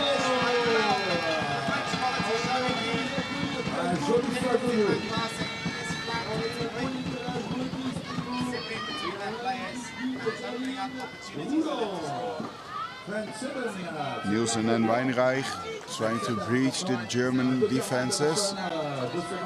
More of a second line shot. Again, Andersen tries to push through. But last time she had help from Nielsen. Now she tried to push through herself. And it was not quite as effective.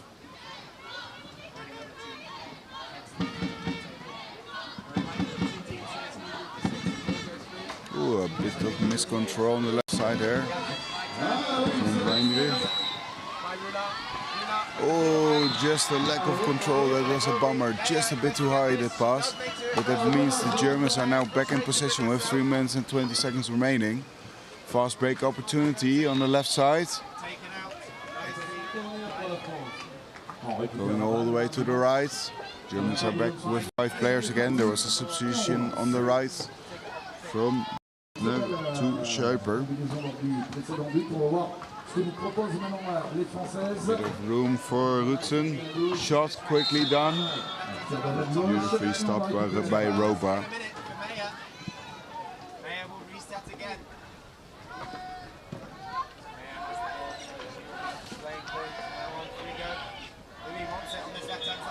Timeout's been given by the ref on the other side.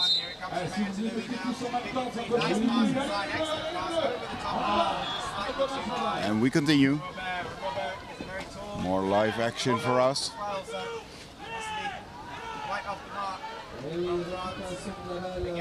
German charging now from the left to the right.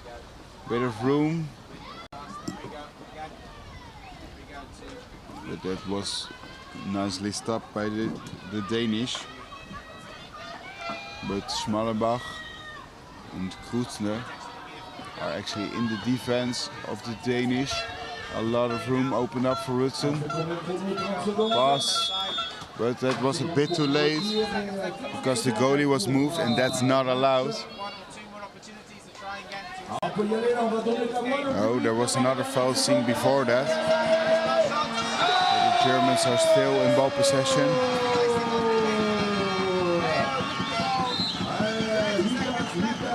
And Smallenbach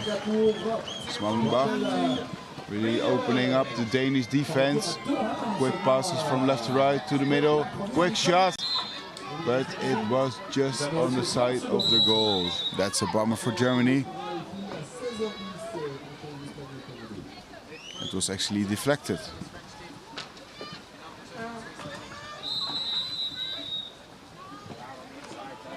That means a possibility for the Germans again to attack. A lot of time is passing, so they already know the Germans will win this one. But for the Germans it would be good to extend their goal difference lead. Because that can mean the semi-finals or not. Back to the left. And the person that is here in second will meet up with the other pool, who is number 1 over there. So in theory, it is always nice to be the first one in your pool, because in theory you will get a slightly weaker opponent. But in practice, all those teams are fairly closely matched. With 1 minute left on this pitch, about 10 seconds left on the shot clock. But the Danish now are in ball possession after a bit of unlucky for the Germans. Timeout's been given, and a card has been given actually to number 9 from Denmark. That means, oh, that's a bummer. There was a substitution foul.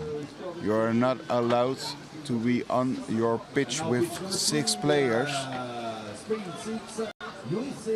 That's why we have line referees here as well. They just watch the goal line. But that also means the Danish lose possession of the ball, and the Germans are now playing against 4 Danish girls. So a lot of room on the pitch for them. Power play for the Germans going to the left, back to the middle. There's a lot of possibilities, but at Voigt, a lot of pressure on the Danish defense, which is now a bit cracking on the right side from Smallenbach.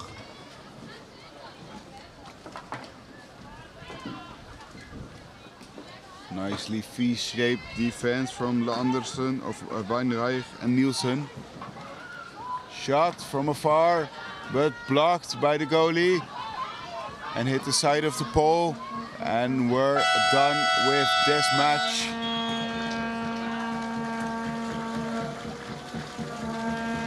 Germans did really good by waiting for the far last few seconds to make an attempt of the goal, and ensuring that the Danish wouldn't have the possibility of a fast break. You see a lot of sportsmanships, for example, just now on screen between Voigt and Robra. All these players meet the other players a lot. I don't know if you saw that, but that was perfectly done by the British and the Dutch. They all went on the pitch. The first one walked all the way to the end, and then there was kind of a signal, and everybody just dropped their canoes and got into their kayaks. Well, we watched Germany beat Denmark. Next match on this pitch will be the Dutch ladies against the Brits. I will be a commentator for that one as well. But I'm going to take a small break, but we'll be back really shortly.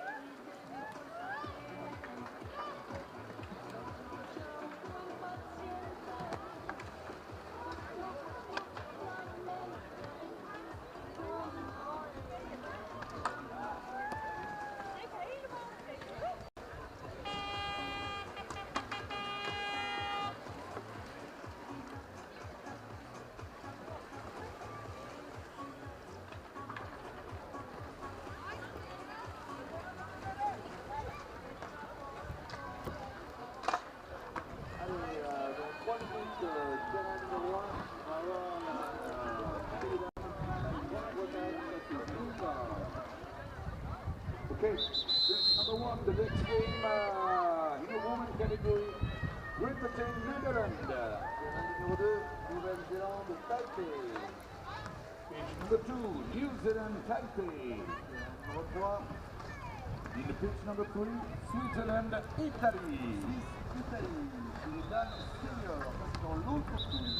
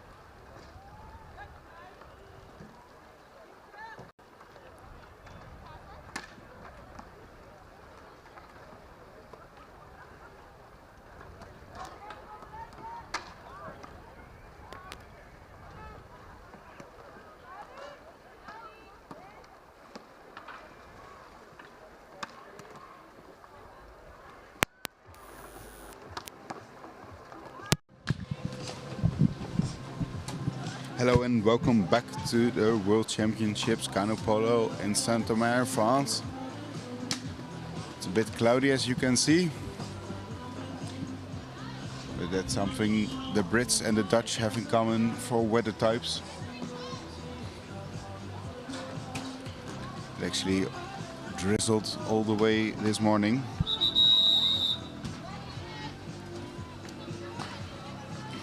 We're going to be watching the Brits versus the Netherlands in the women's class. The ref called that she wants to start. GB consists of number 1 Hudson, number 2 Robson, number 3 McBay, number 4 Rudy, number 5 Littlewoods, number 6 Griffiths, number 7 Lee, and number 8 Medina, who's the goalie.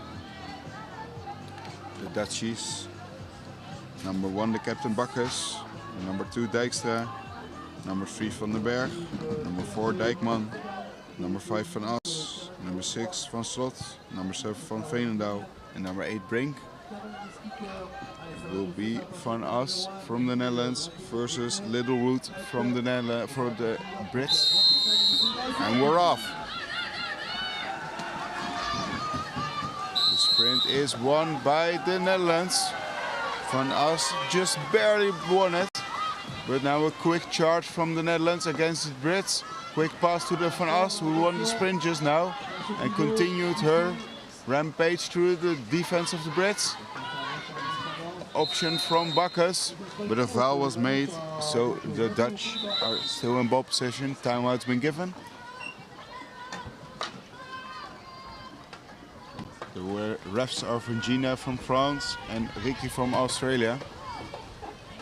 So even those are all internationals.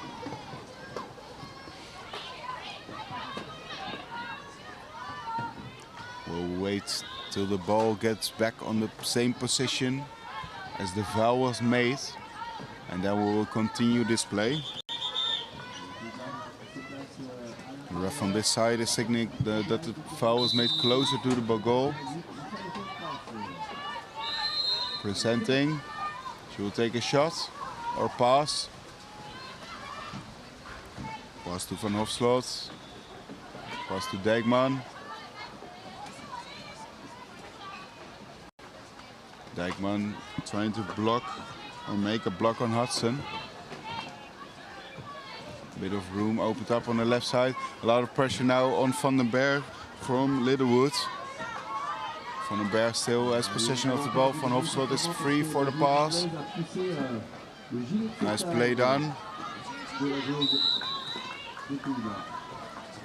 To Van Hofslot. Hofslot shoots and finds the better of the goalie. Number 8, Medina. A bit too much, too hard. But that does mean a new 60 seconds or a new shot clock for the Dutch. Both of the teams are still in the run for the medals. Van den Berg to Van Hofslot. Long pass to Bakkes. Bakkes tries to pass to Van As, but not really possible. A lot of pressure now from the Great Britain defense, but a lot of room opened up in the back as well. 15 seconds left on the shot clock. Working towards the shot or a pass. Pass goes to the middle, Van den Berg. She shoots and finds the paddle from number 6 in her way from Griffiths. Quick pass again from Dijkman to Van den Berg. Van As is a long time already in the defense of the Brits.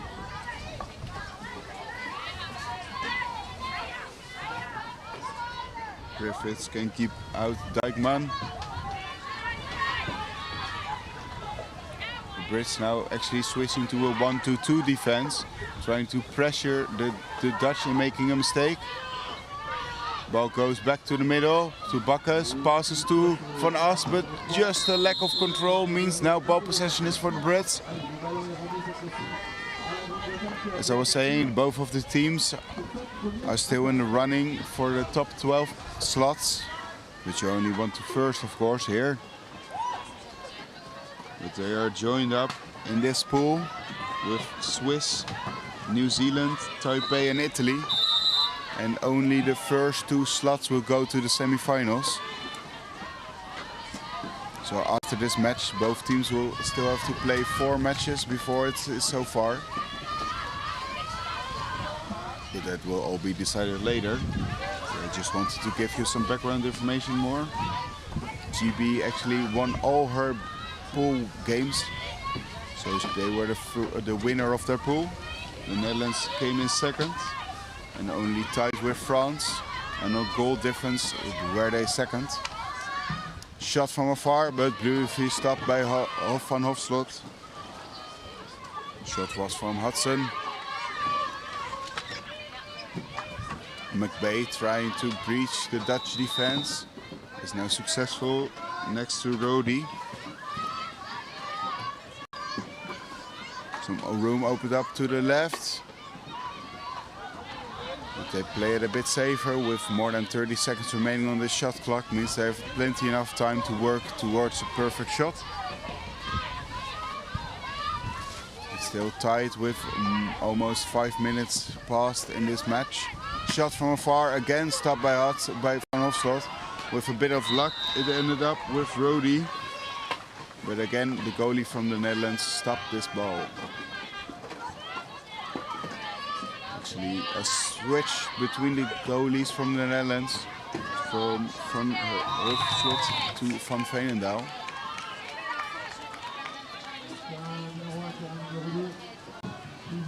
Substitutions are really important in this match and in these games. You are with 8 players on the match, on the pitch. But after a few minutes, you really need a minute-long break or something like that. So you can continue putting all your energy in the pitch. 30 seconds remaining on the shot clock. The Brits are now attempting a second strike. Back ball to McBay. Couldn't really find an opening, so the ball went back to Lee. Now back to Hudson. Hudson passes it to Littlewood. Littlewood shoots, but finds the paddle from Bink a bit too much in the way. But that does mean a new shot clock. The Dutch now also defending quite aggressively. That does mean a bit of room for McBay for the goal. But a shot blocked from Van Veenendaal means the Dutch are back in ball possession. Ball from Van As to Bakkes. Fast break opportunity through Van den Berg. Passes to Bink. To Van Veenendaal. Veenendaal meets the paddle from McBay, but Dutch still in ball possession. Ball to Bakkes, far away shot. But first blocked by Littlewood and then blocked by Hudson. Means the Dutch have now a corner and not a goal.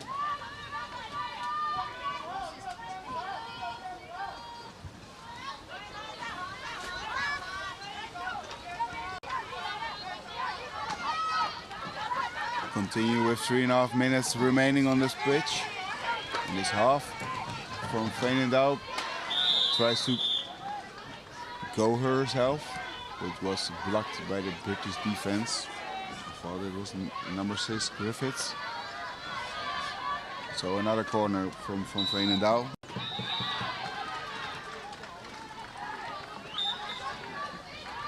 Quickly passed all the way. Oh, just out of reach for Littlewood. That would have been a welcome gift for the Brits. But now with the faulty pass of the Netherlands, means the Brits are in the opposite, on the opposite pitch, and score their first match goal from Littlewood.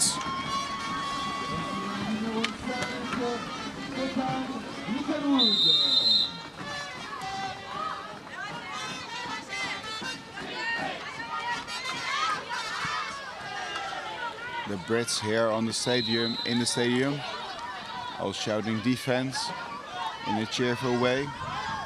One of the few countries that actually shouts to have a good defense. Bakkes to Van den Berg, back to Bakkes, shot from afar, but blocked by the British defense, means fast break opportunity for the Brits. Now Littlewood is going past to McBay, from Veenendaal versus McBay. Van As is joining as well. McBay versus Van Veenendaal shoots, and Van Veenendaal saves the day for the Dutch. Quickly put Van As to Veenendaal, but now with the faulty pass means ball possession again for Littlewood from the Brits. That was a bummer for the Dutch. But now with 1 minute and 45 seconds remaining for this half, the Brits are slowing their pace down a bit. If they play their cards right, they can actually do it with one shot and play out this half of this match. Ball goes to the left. Shot from afar, but blocked by Veenendaal. Ball possession from Van As. Van As pushed on the boat of another person. The refs signaled number 5 from the Brits to each other, as in the first deliberate foul. Bakkes shoots and scores! With one of those significant slow shots.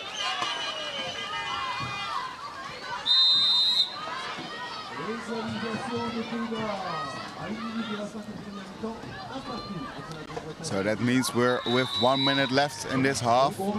We're tied again, 1 against 1. Dijkstra versus Griffiths. Long pass to McBay. A lot of pressure on the left side of the defense.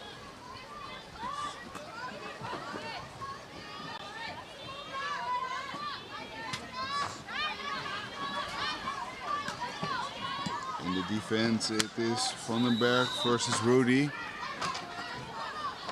Trying to gain control over the few centimeters that they want to gain the upper hand for their teammates.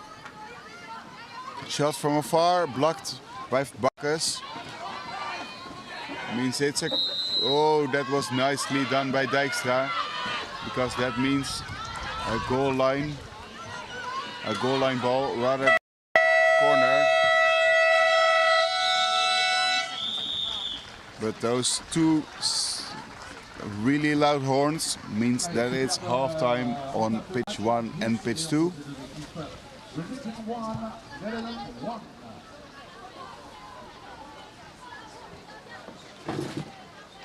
So we're here at halftime. Both teams now have a quick break from a maximum of about 2.5 minutes. After that we will get sorted and started for the next round. Let me thank our sponsors, Brasserie La Goudal, Aivage, Upin Sports, ARC, Connect, Vortex and Broek Le Meur.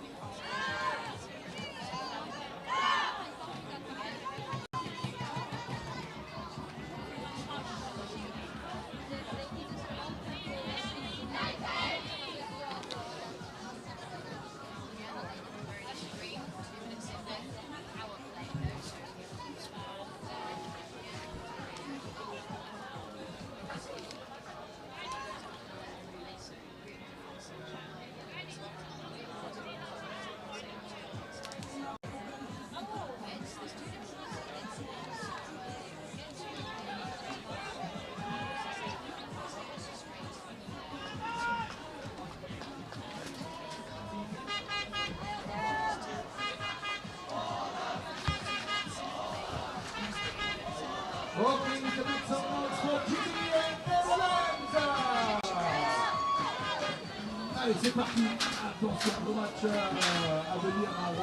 about to get started for the second half of this match. As the looks of it, it will be Dijkstra versus Rudy.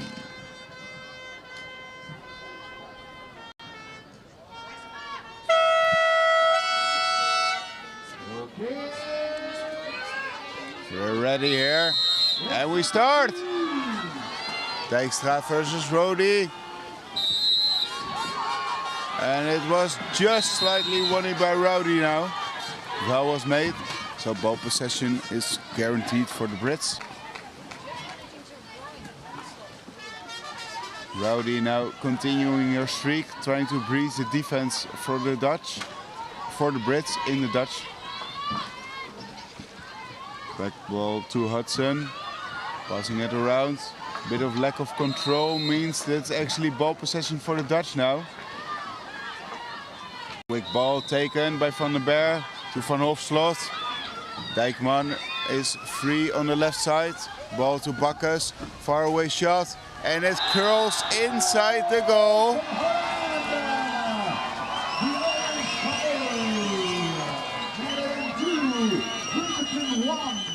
Nicely done, Bakkes.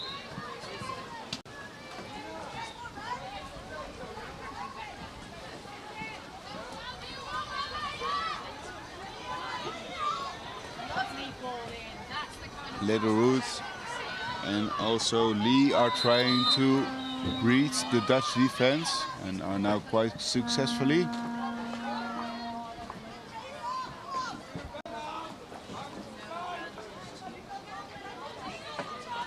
Ball going to the right to Rowdy, back to Hudson, long pass to Griffiths, but with a bit of luck or not enough fast enough skills. It means that the ball possession is still for the Brits in Littlewood's hands. Lee passes to Rowdy. Rowdy nice and finds Hudson, but it was just a bit too far. Means ball possession for the Dutch. Fast break opportunity for them again. Bink to not to Van Veenendaal because she was already being watched by Rowdy here in the middle of the field.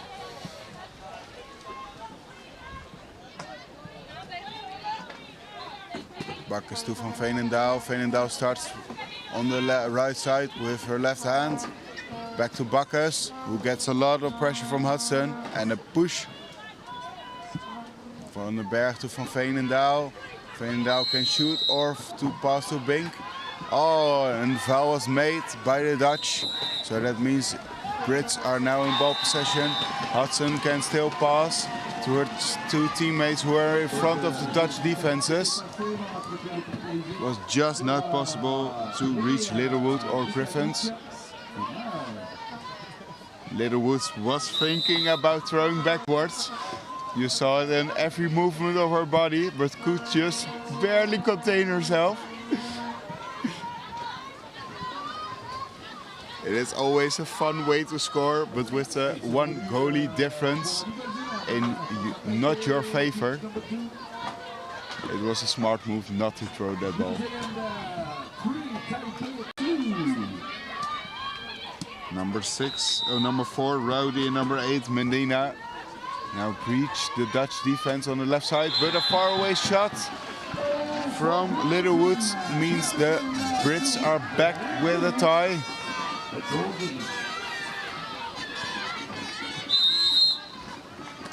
Bakkes, faraway shot again. Oh, finds the top bar, a bit too high. Still in Dutch ball possession from Bink.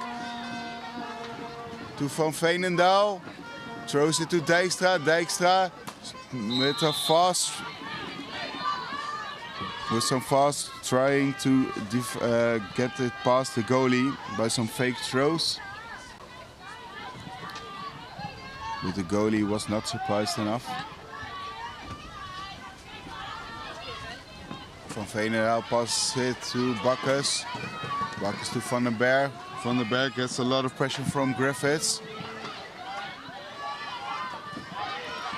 Van den Berg easily to Bakkes, but Bakkes actually got a lot of pressure from Rowdy. She did get it to Van Veenendaal to Van den Berg. Second line shot, but again the top bar.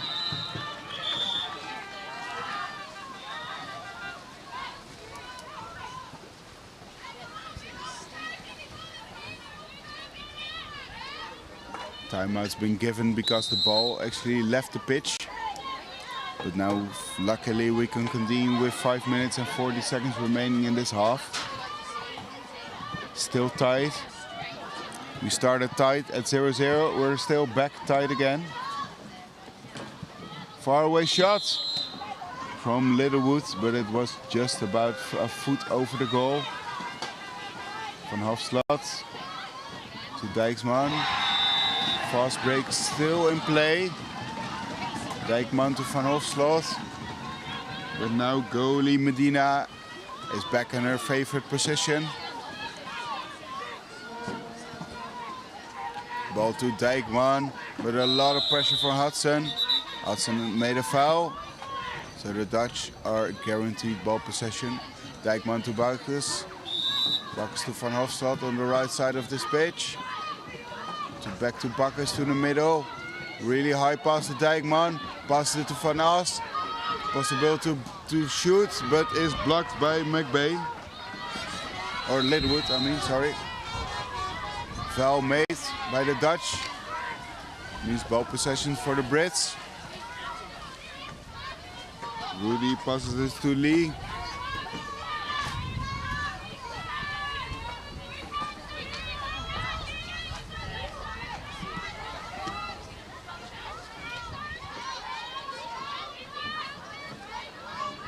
Littlewood had again breached the defense, and Van der As gets it a little bit of extra tiring from McBay and Hudson. 3 of the Brits try to breach it, the Dutch defense on the left side for the Dutch. Nice advantage been given to the Brits. Lee in shot position, passes it back to Rowdy, shoots and is blocked by the paddle of Van Hofslot.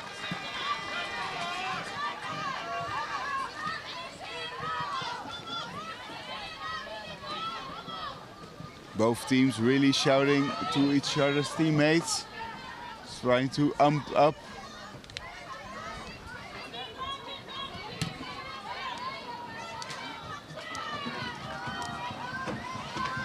We start with Lee to McBay, shot from afar but blocked by Van Hofslot, but still in British possession.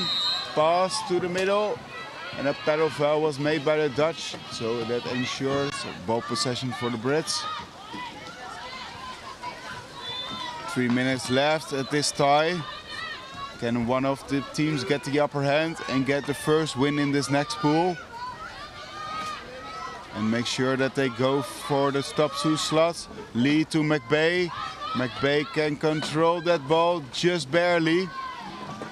But with a pass, the Dutch are now actually in ball possession. Fast break opportunity is still happening because there is no goalie for the Brits. Back to Van Hofslot. Back to Van As. And it's too late for the Dutch because Medina is back under her goal. From As to Van As. Van den Berg to Van As, I mean, sorry. The Brits now controlling the defense again with Hudson and Rowdy.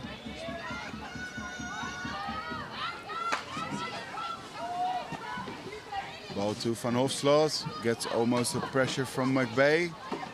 So pass it quickly to Bakkes. Bakkes to the inside to Van As. Second line shot from Van den Berg, but blocked by Medina. Oh, just a free gift to the Dutch.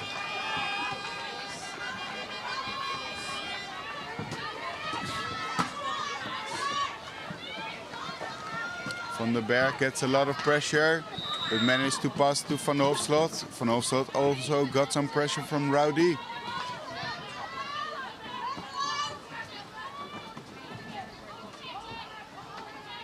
One minute and 15 seconds remaining. Means we're working towards the end of the match now.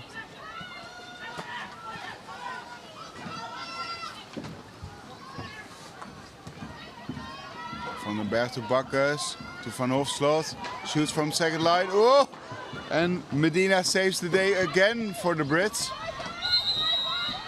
Didn't quite control it, so that means another corner for the Dutch with about 40 seconds remaining in the main clock.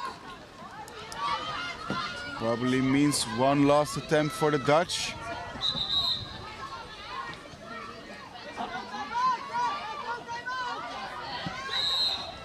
.30 seconds remaining.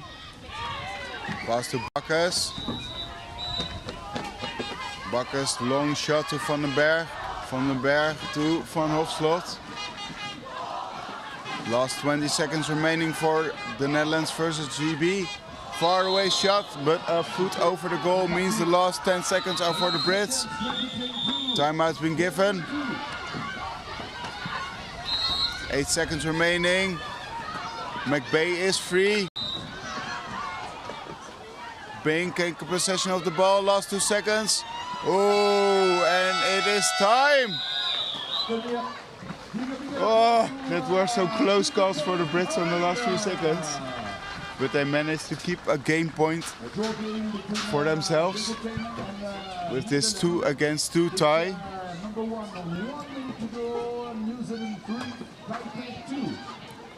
That was a lot of action in those last few seconds. And with some Brits sitting next to me and as a Dutchie, I have to keep my breath a bit. Thank you for watching this match. The next match on this pitch will be in Group WR. Swedish women against Japanese women. I won't be your commentator for that, but I will wish you a lot of fun with that match. Thank you for watching and goodbye.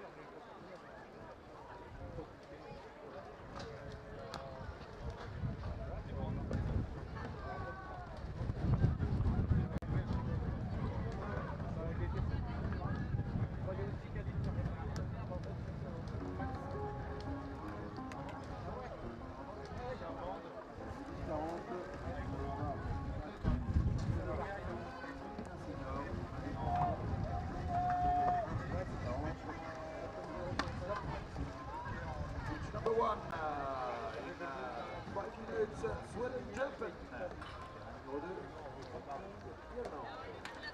Number 2, Hong Kong.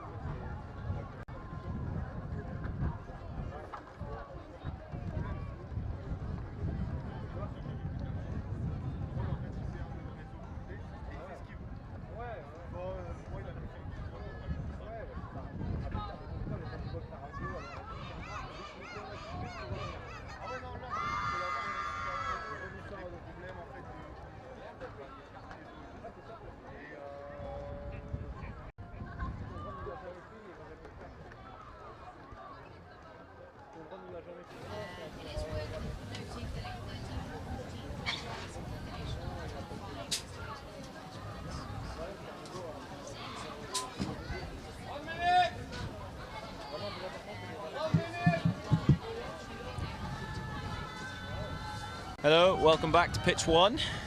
I'm Chris Ty commentating this game of Swedish ladies versus Japanese ladies.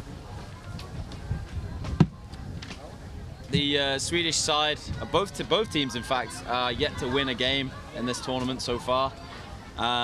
Swedish 3 losses, Japanese 2 losses and a draw. The draw was against the USA, so both teams really want to get that first win under their belt. So, looking like Japan is going to take that start. Oh no, proved wrong straight away. Ogren goes over the boat and doesn't manage to pick up the ball though, so Japan do pick it up in the end, and they're going to start possession. Nice little bit of back and forth already. Hopefully that's going to be the theme for the game. So Ogren took the sprint for the Swedes, and it was Horie for the Japanese ladies. Tsuchihashi inside the zone of Sweden, and really wide passing play around the outside for the Japanese team. Quite characteristic of their play so far. Makes the shot, really off balance, but so the keeper does have to save it. Really good control there from number 6 of Japan, Tsuchihashi. Ogren bringing the ball up the left out and back in the Japanese half. Nice slick passing to hands round for the Swedish. Straight ball to the centre. First goal to the Swedish ladies. Skagerstedt takes the first goal. Really good sitting position and passing play around the outside. I think everyone was convinced that they were going to take the shot from the outside runner. Instead passes it through to the centre. Not the best start for Japan.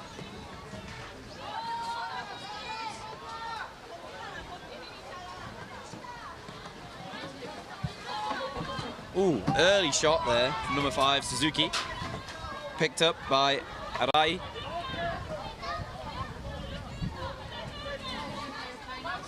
Quite high pressure there from the Swedes. I think the Japanese team need to pull back a little bit just to get a little bit more space on the runs. But they nice inside passing play though. Shot was on, but blocked away by the defender. Ek now subs off to bring on the captain Headland. Corner for Japan.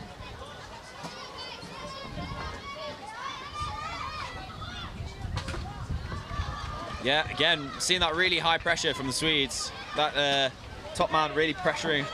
Ah, yeah. Middleman also comes out, so makes a block, but the Japanese recoup. Looking for that inside shot, but 2 paddles in front, that's enough. Ball goes around the outside for the Swedes. Is the break on? Decides better of it. Gonna just pass the ball around the back. A few of the Japanese players yet to get back in defence, and that pays off. I think they managed to draw a foul there by just pulling the back of a boat in front of the ball. So referee calls for a holding foul.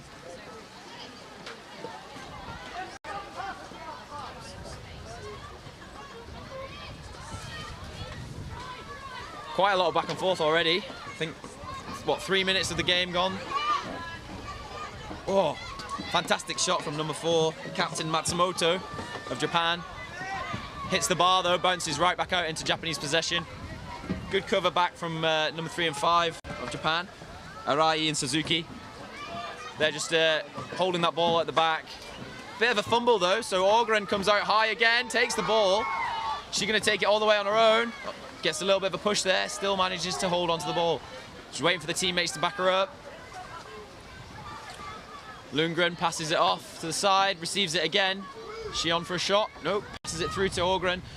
Hits her in the head though, bounces away. Lundgren recoups it again. Nice run down the middle, but decides better to pass. Skagerstad now slowing the ball down on the right. Does give the Japanese team time to set up their defence a little bit better too. Ooh, unfortunate ball there.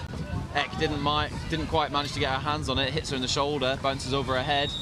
Picked up by Captain Matsumoto of Japan. Foul called from the referees. So, Swedish ball. Full 60 seconds on the shot clock. Should be looking to pass that ball around and maintain this lead. Certainly, if I was the coach, I would be saying just make sure you take that shot in the last 10 seconds. Obviously, it doesn't always work that way. If you have a really good shooting opportunity, then it's obviously better to take it. But as we've seen there, bit of a loose pass out, puts the Swedes under pressure again. 26 seconds to go on the shot clock.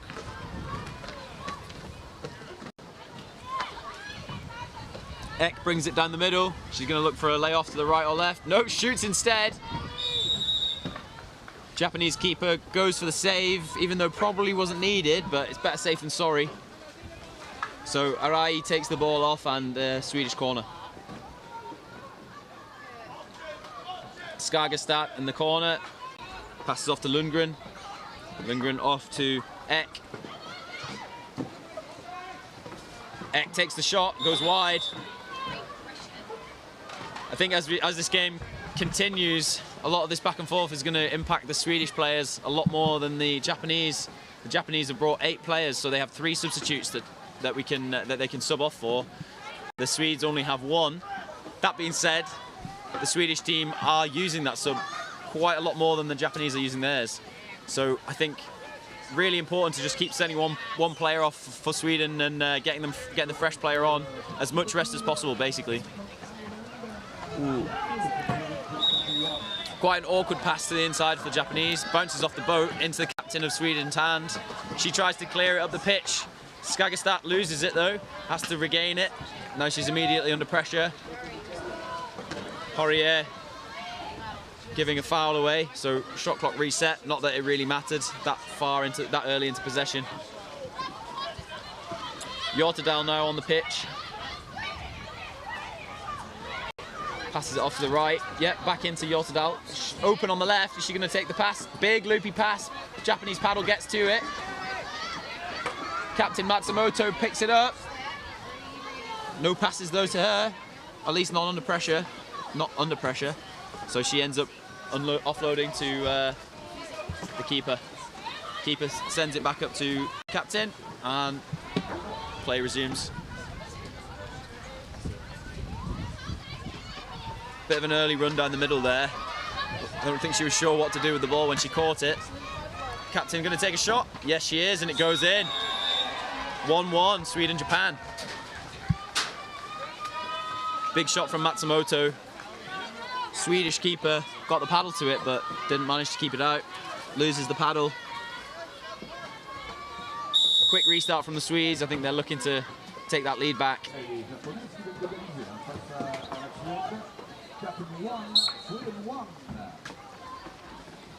Swedes send Lundgren into the Japanese zone and then run quite a nice star around the outside. Space down the middle, takes the shot. Great save by the keeper. Bounces off the bar though and back into Swedish possession.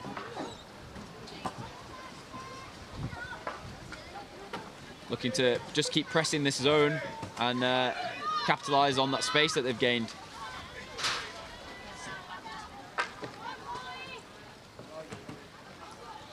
40 seconds on the shot clock, so plenty of time for possession. Nice pass to hands there. Bit of a wide shot though, sadly.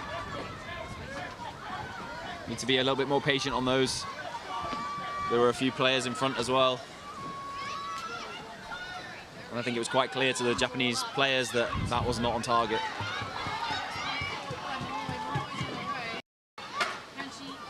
A little bit of confusion in the Swedish defence there. Not really sure who needs to take the player, but they've sorted themselves now. Good communication as well. Calling out the players that they're on. Tsuchihashi inside again. Yeah, receives. Goes for the shot. Good save. Yotadal sends it off for a corner. This inside passing is really paying off for the Japanese. They've had maybe three attempts on goal so far already. Keepers had to save each one.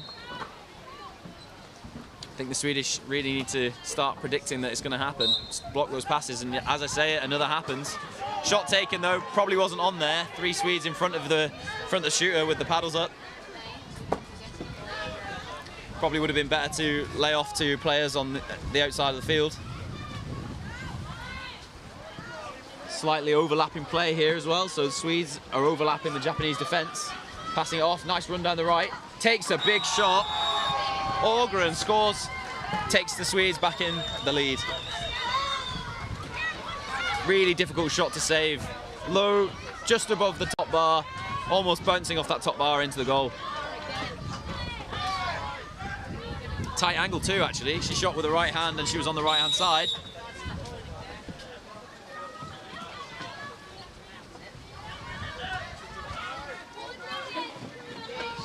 Matsumoto off to Suzuki, back to Matsumoto. Arai thrown in front, she has to paddle onto that, takes a dribble. There is space, so why not? Goes for the pass across the zone, a bit risky, takes the shot and in. Suzuki, big arm, top bar and in. I don't think any of us expected her to take that shot. She was quite far out, just crossing the 6 metre line when she took it.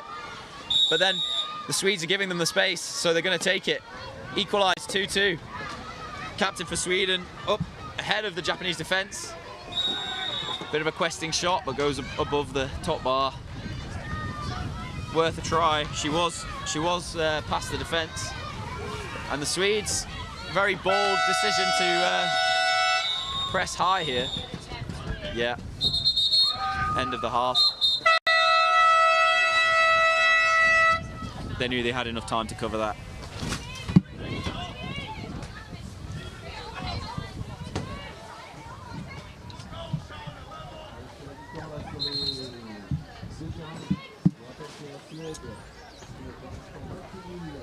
So, if the game continues, probably not an ideal result for either team. They both wanted to get a win under their belts for the first time in this championship. I'm sure if they ended with a draw or another lack of winning, they might not be happy with that.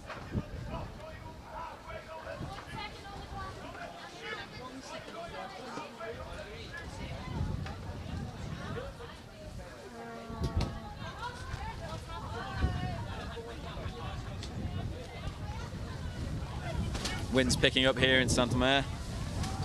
Can't be sunny all the time. We are due another bout of torrential rain. Hopefully no storms again though.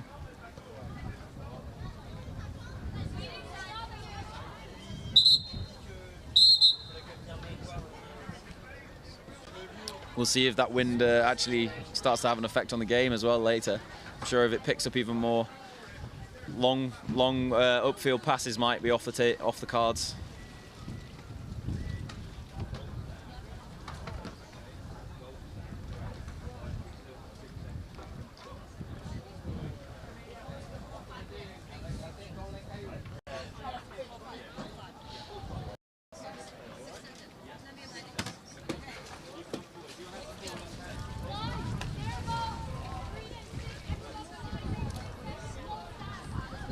So both teams have been scoring 2-2 each.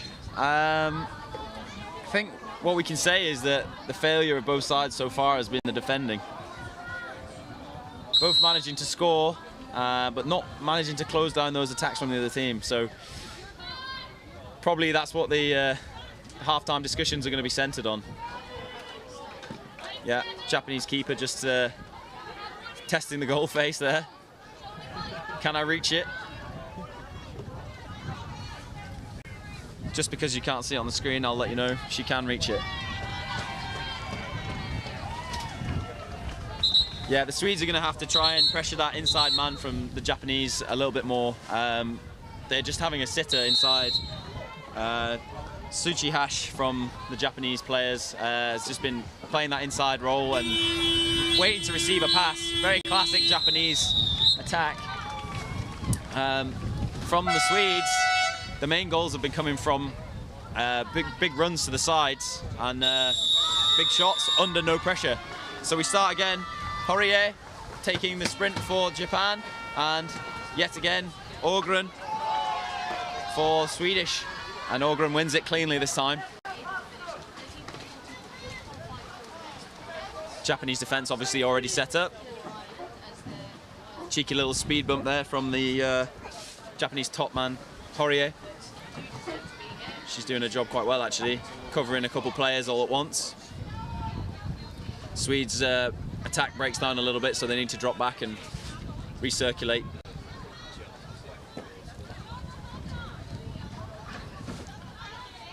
"30 seconds on the shot clock, so they need to make a move." Oh, really low pass to the boat though, sadly, and Japanese take possession. Almost goes off the back line for the keeper. She manages to keep it on the pitch and sends it up for Suzuki. Suzuki and the rest of the Japanese team are on a break. Oh, slowed down though by a not quite as accurate pass as needed to the centre, and Captain Matsumoto fumbles it slightly. But that's fine, they've got possession. The Swedes do get back and set up their defence. And as I say, Tsuchihashi set up in that inside role, waiting for a pass, looking for a shot. Yeah, Suzuki straight in as I say it. And is she going to shoot? Of course she is. Keeper saves. Hjortedal, good touch there, sends it off to the side. Japanese corner. Just as I said earlier, the Swedish side really need to keep pressure on that inside player. They're just letting them sit there so far, and passes are just coming straight through. No blocks on the way in either.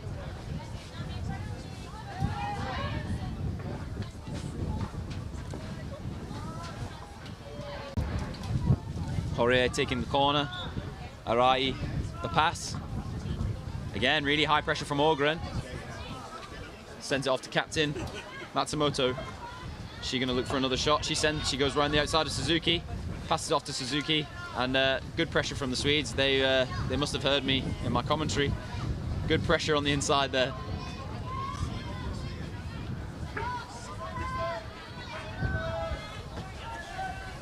Of course, these players are all very experienced and they know what they need to do, but when you're actually in the game, it's very hard to realise until it's too late sometimes. Obviously, they've realised now. Good shot there from Matsumoto. Great save from Hjortedal too. Just tipped it over the goal. Horie takes the corner again for Japan. Fresh 60 seconds. I really like this pressure from Ågren. She must be quite tired by now. A few games into the tournament, and she's not letting up. Keeper foul called against the Japanese, so Swedish possession.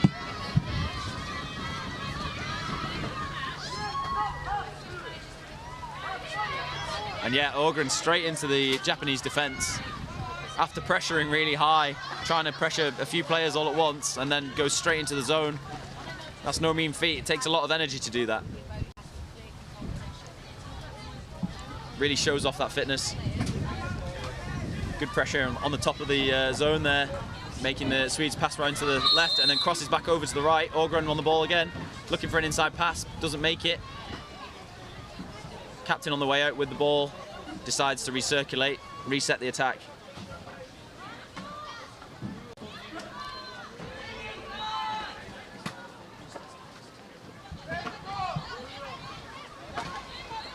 Attack again from the right. Ooh, good shot from Ågren. Off wide though, no touch by the Japanese. She had the space, so why not take the shot? I think this next goal is going to be very important. Whoever can take it and then hold on, they're going to have that advantage, and that mental advantage more than anything. As soon as you get into a deficit this late in the game, it becomes very hard to make good decisions. And that's where the experience starts to pay off. Good ball to the inside again. Japanese shot. Good block by the keeper. Yotadal sends it off again. It's starting to become a competition between Tsuchihash and Yotadal.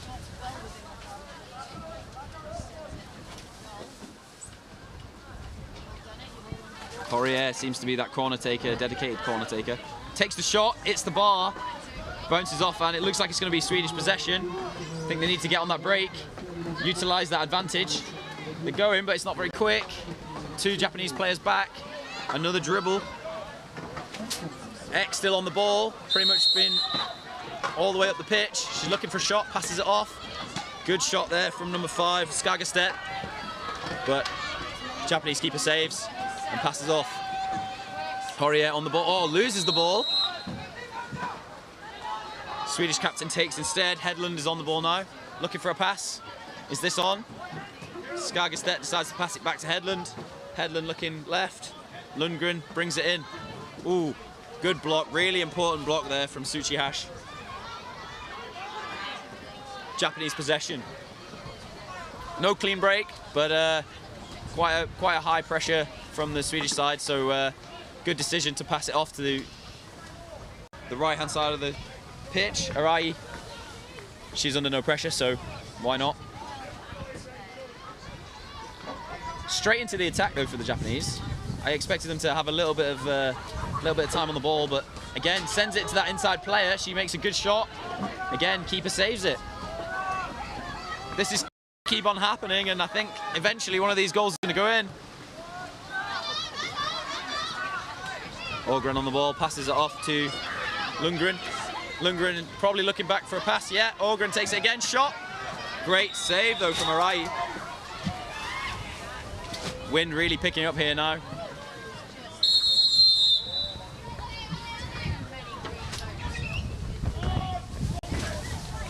Captain Hedlund dribbles in from the corner.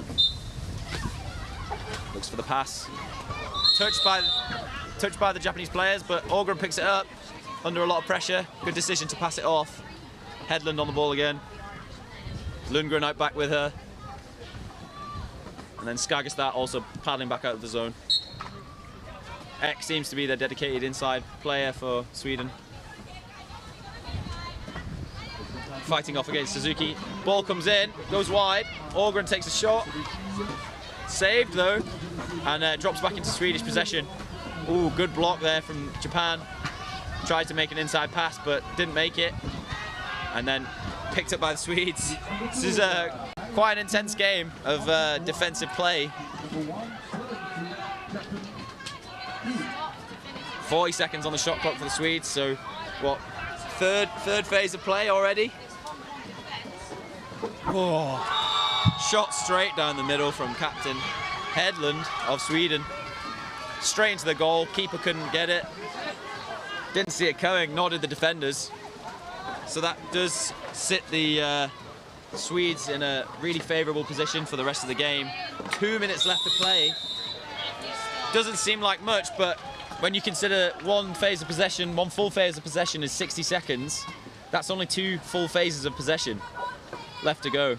So if they waste this phase and the Swedes pick it up, they can hold out the game. Great, oh my goodness. Great passing play from the Japanese side, but even better shot, and it bounces off the bar and back into their possession. Wow, what a shot. She beat the keeper, but hit the bar, unfortunately. Matsumoto again, tries for the goal, but no, blocked away. Skagastedt sends it off for a corner. Another 60 seconds of possession. 1 minute 17 left on the game clock. They really need to make something happen. Dribble down the centre there. Opens up the side. Pass around the side one more. Oh, a really important block by Lundgren. Passes it off. Skargestedt on the ball, under a lot of pressure. Is she going to get pushed off?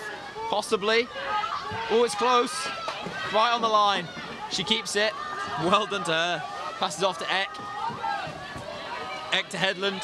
And they're just going to hold that ball for this 40 seconds. Remaining play, 40 seconds. Japanese realise they need to push out to regain this. 5-out play. 30 seconds left to go. 25 now. Good passing off. Ågren on the ball now. Free player behind her, Eck. Japanese really need to tighten up that 5 if they're going to win the ball. Oh, that was close. But yeah, Sweden managed to regain it.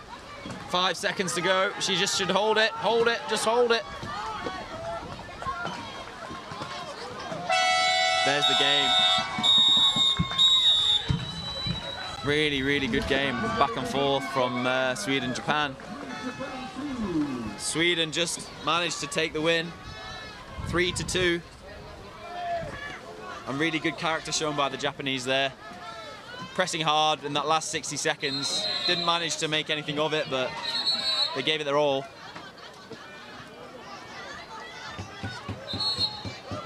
First win there for Sweden. They'll be really happy with that.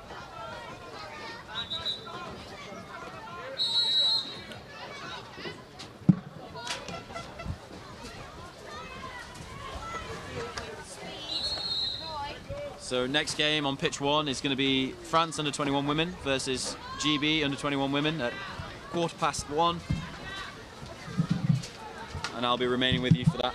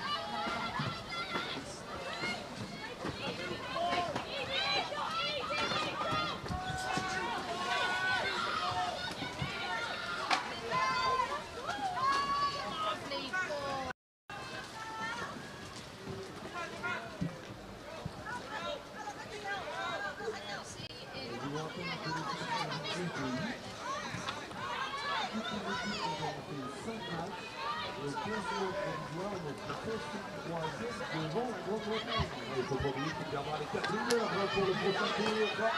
Donc ça va être un match très très important. On est juste devant les Britanniques. Donc cette voiture va avoir gagné le match ensemble.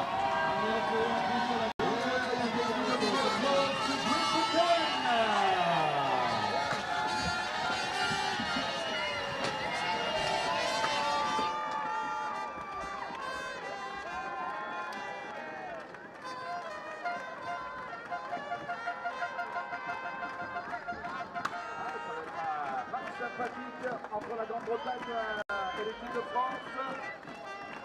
Sur le terrain, comme dans les tribunes.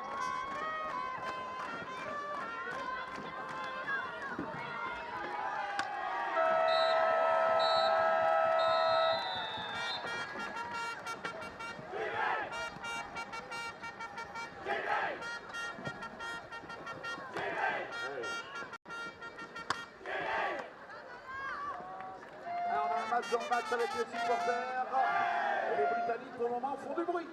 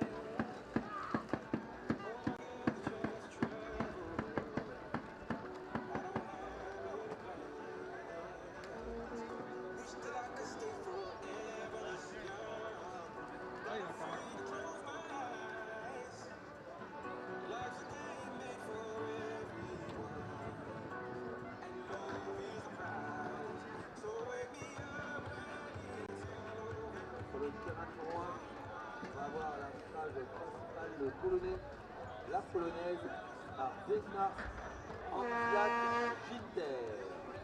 Et en secondaire, italien, Davide Berganti.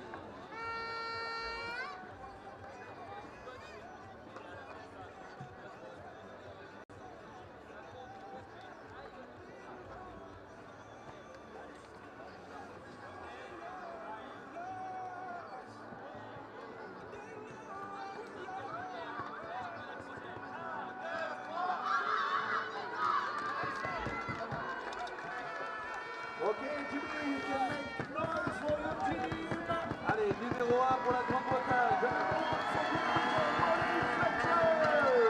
Numéro 2.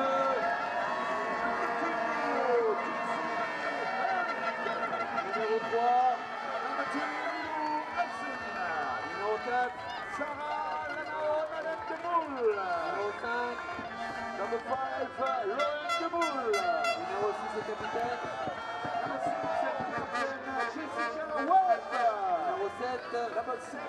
Numéro 7. Numéro 8. Allez, pour les Françaises. Pour l'équipe de France, le public, je vous demande d'applaudir le numéro 1, David Abelard.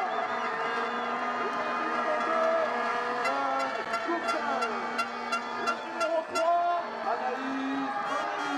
le numéro 4, Charlotte Richard. le numéro 5, Laura Sayou. le numéro 6, Lynn Meyer. le numéro 7, Antigone, numéro 1. le numéro 8, Camille Bretéché. Et le coach Nicolas et Jérôme.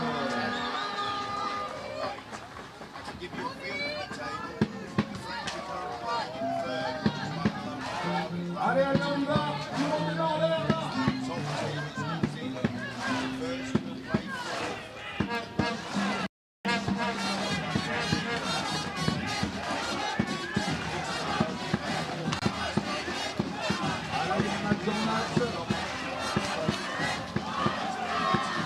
And we have 2 points here on the pitch number 1.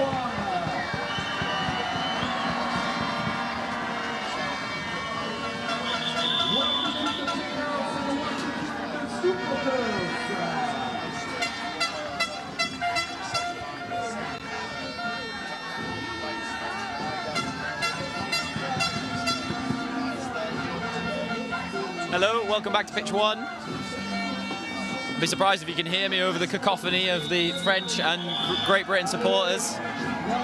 Of course, the under-21 women of both sides are playing, and we're about to start the sprint. Referee throwing in the ball now. Number 1, Abeyard goes for it from France. Number 2, Jessie Hurt from GB. GB over the boat of Abeyard, and the French take the possession early. This is going to be an interesting game to watch because it's all to play for in the under-21 women's division. These teams, both of these teams, need the win to maximise their potential to go through to semis. So starting the play off the right side for the French, opening up the zone. Yeah, just testing that GB defence for now. GB defence, tight back 2, really loose, fluid, high pressuring top 2. Cracking face paint for the French as well, has to be said. Shot's not on, great pressure from Lanao Madden. Jessica Webb, captain, oh, pressures and ball through from France, hits a player in the head. She didn't see that one coming. She really rang that bell. Webb bringing the ball up for the GB's first possession up the right, sends it off to Katie Howes down centre. What? Bit of a loose pass, just getting the bearings for now. 2 players in the zone again for GB also. Lanao Madden coming around the outside, looking to probably widen that attack for GB. Webb looking for some more passes, but only Howes available. GB supporters really loud over there. Like to hear it. Big shot already from Lanao Madden, straight into the paddle of Corsan. Corsan manages to recover it and sends it off to France goalkeeper. Lanao Madden pressures early, good job from her, but eventually gives away a boat tackle, pressuring high on the cockpit of the French boat. She needs to be careful with those fouls. Getting one of the most experienced players on the pitch for GB sent off will not be good for them.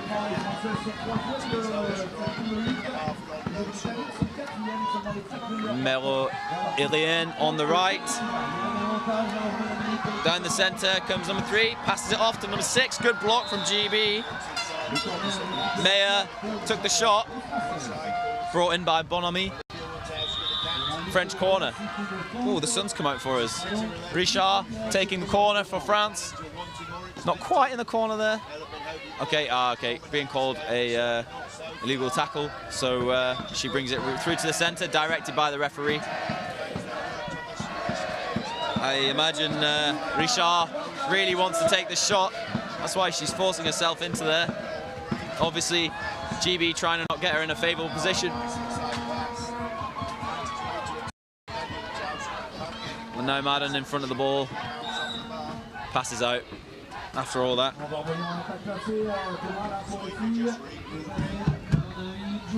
Bonamy at the back, takes a dribble. Can she draw a player? Yeah, she's going to. Ooh, passes it off to number 1, Abayar. Abayar to Bonamy. Bonamy looking for a shot. No Madden, a lot of pressure. Referee calls timeout, sends off Madden. No Madden. Oh, a little bit too much pressure there on the French shooter. Webb, consummate professional, comes straight in, takes her place.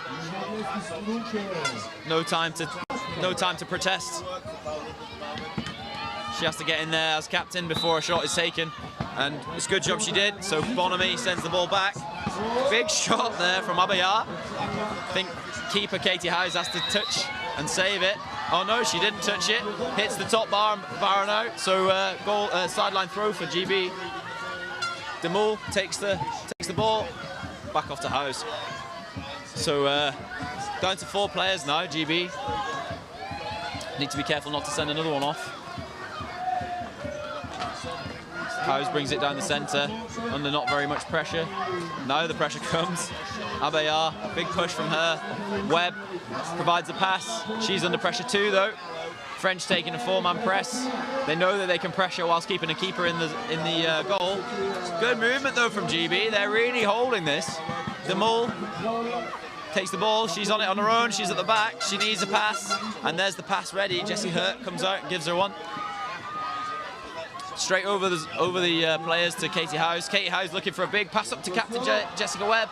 Jessica Webb is free, it seems. Good touch. Can she get a shot off? Unfortunate for GB. Referee calls keeper foul. That's exactly what they need to be doing though. They need to be keep handling the pressure, making runs, generating some space for themselves. Great finish even though it wasn't counted. And back into defence. Really tight zone there for GB. They need to keep it tight because if they get spread out, they're going to be spread too thin. They're already a player down. Webb trying to cover 2 players on the left. Ball in front of her, player behind. She needs to take the player, yeah. Trust them all in the keeper. And that's what happens. Good trust from the team there. Webb takes a push there, still in possession. Great loopy ball over the top of number 8, Bretéché of France. Howes down the centre, dribbles not all the way. She's got someone open on the right. Yeah, great pass. Is it hands? Yes, it is. Jessie Hurt takes a shot. Bonamy saves. What a play. 1 player down too. So now they're back up to 5. And now Madden back on. She needs to be very careful not to generate another foul.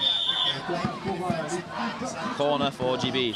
Howes on the ball. To Webb. Back to Howes. She's looking for a shot. She thought about it. Sends it off to Webb. Off again to Hurt. Hurt goes for the shot. Oh, a bit high. Doesn't touch the paddle, so back line. French ball. GB need to get back in the zone. Set themselves up. Howes on the way back to goals. I think she's got a comfortable lead, so she'll make it. Demul in centre. We need a left here. Yeah, she passes off to the left instead. Yeah, questing move there from France, but sends it back out. Corsan on the ball. Supported on the outside by Captain Saliou. Saliou takes a dribble. Straight past Jessie Hurt. Saliou, she's going to shoot. She's looking for a pass or a shot. Passes it off. Is the shot coming? It is. Good save from Katie Howes. Drops back into French possession though, and they're going to just recirculate, take another attack. Yeah, Bretéché made that shot under quite a lot of pressure, so fair play to her. Saliou looks at the pass. Bretéché. Really good pass to the centre. Play on called, the referees, corners. So that play on was they took the play on, made the shot, so no more advantage, and that goes to a corner. Corsan took the shot, and Richard brings in the corner. Good pressure from Webb there. She's not giving any time. Okay. Unfortunate foul call though. I think they both went for the ball at the same time, but Bonamy had a hand on it first.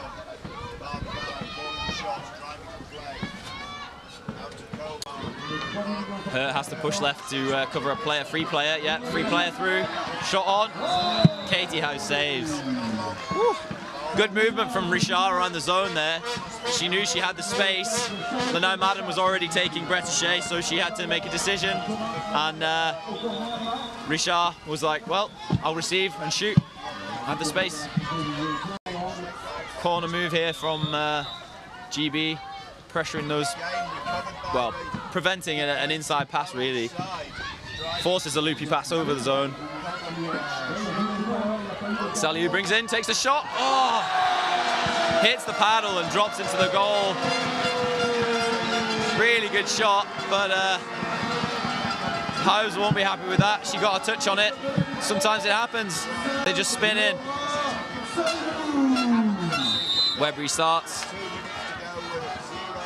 GB really going for the win here. You can see the frustration after that goal, but they just need to keep a clear head. They've definitely got the quality on the side to do it. They've already had a few shots on goal, 1v1 with the keeper. Just keep doing that and you'll get a goal. Back into centre, Katie Howes takes the shot. Keeper has to save it. Ball's still in play. Webb takes it, back to Howes. Supported on the outside by Lenoir Madden. Yeah, back to Howes, playing it back and forth between those three experienced players of GB. Oh, unfortunately, Webb fumbles that pass.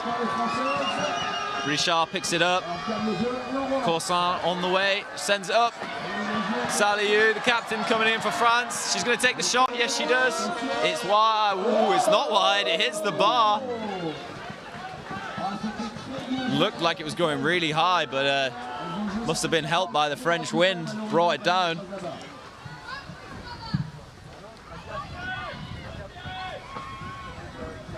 GB just need to settle into this attack now and try not to do fumbles like that. Oh, she recoups it. Good job to her.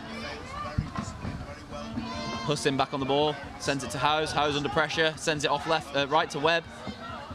Bit of pressure on the ball there from Corsan. Quite beneficial to GB. They just lets them settle themselves in again. Decide not to take a shot, throw it back out. 50 seconds left of this half, and unfortunately, loose pass by GB sends Bretéché the ball, passes it off really well to Abayar. Bonamy bringing the ball up, dribbles. Hussin coming up behind. GB are in defence though. Good block from Howes, sends it off the back. Oh, keeper foul called. So GB possession, not a corner. Howes needs to send it up quickly. They've got 18 seconds to play. Sends it to Lenoir Madden. Lenoir Madden, maybe a dribble or a pass. Yeah, passes it off to Webb. Another player coming in. Send it off to her for a shot. Oh, a bit of hesitation there. Sends it out back and to a French player. Bonamy takes it and she's just going to hold it for the half. Woo! What a half.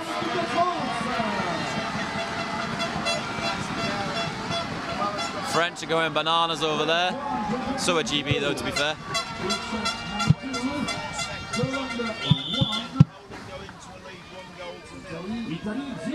Bit of a chat down at the bottom with the referee from Katie Howes.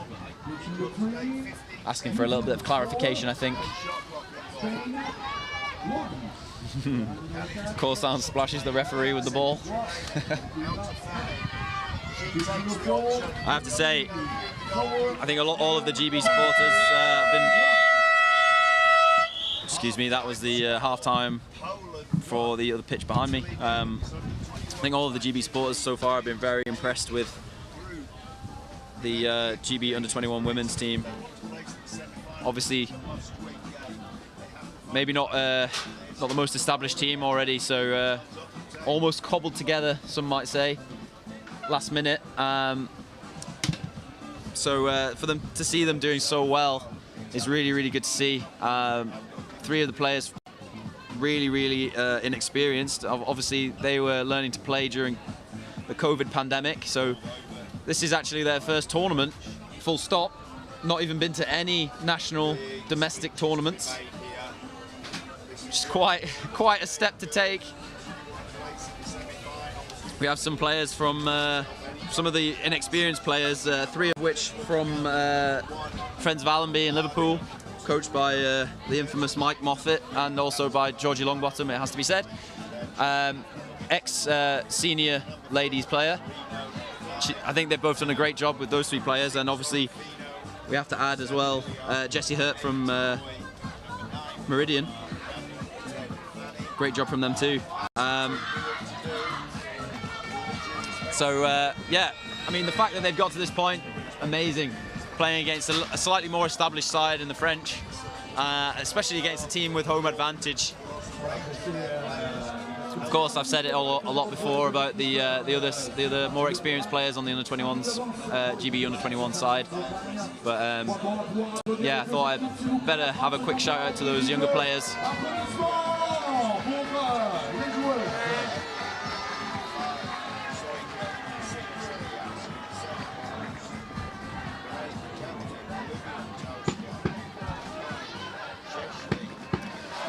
So GB obviously going to look to win this sprint. They really need it. They need to start strong with possession. Really work for each other.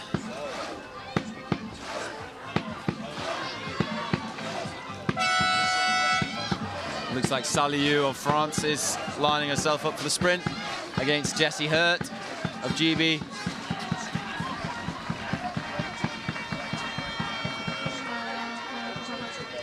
Referee's keeping us in suspense. Here we go.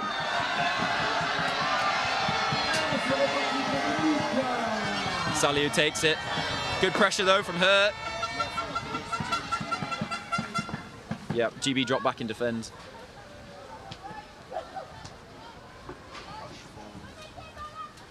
Deathly silence across the pitch now. What's going to happen?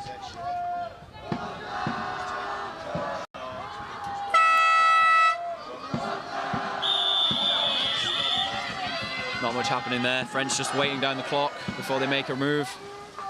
Send it to centre. It's open. She's going to take the shot. Good block from Lanao Madden. House picks it up, sends it up to Hurt. Hurt's off. Lanao Madden on the left. Bit of 1-2 play. Keep going, keep going. Lanao Madden decides to slow it down. Decides it wasn't a good enough advantage on the right to risk the pass. De Mol in the inside of the French zone, creating some space for the rest of the team. Hurt also carries that French player across. Mero Irien.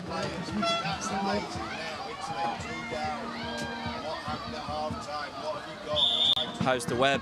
Webb takes a dribble. Not much space there though. Yeah, big block. Important block from Abayar.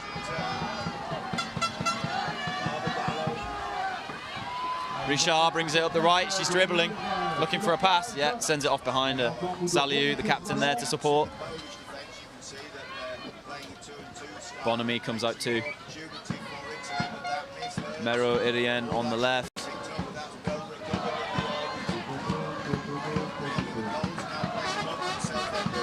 Dribble down the centre by Saliou, passes it off to Bonamy.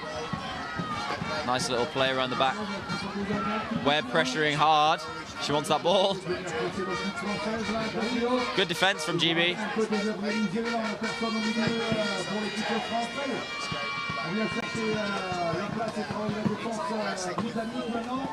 Changed up the tactics a little bit in this one. Good blocks. Great shot too. Richard still on the ball. Recycles it out. Fresh shot clock minute. So good block from GB. That obviously was a shot.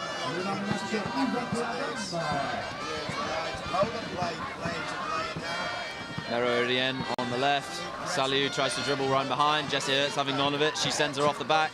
Passes through though. Hits the paddle of Lanao Madden. Abelard takes the shot. Hurt on the right there, covering two. De Mol pushes out on the corner move. Ball goes to Saliu. She takes a dribble. She gives the rest of the French team time to just sort themselves out. Good defense here from GB. Good pressure from Webb there. Not giving an easy pass through to Paddles. Ooh, really important bounce off the boat for GB. Important for GB that the ball bounced off the boat, pardon me. Howes picks up the ball on the back line. She's looking for a send-up. Great ball up, straight to Jessica Webb. Webb, the captain, just slowing the game down a little bit, gives Howes time to get up the pitch.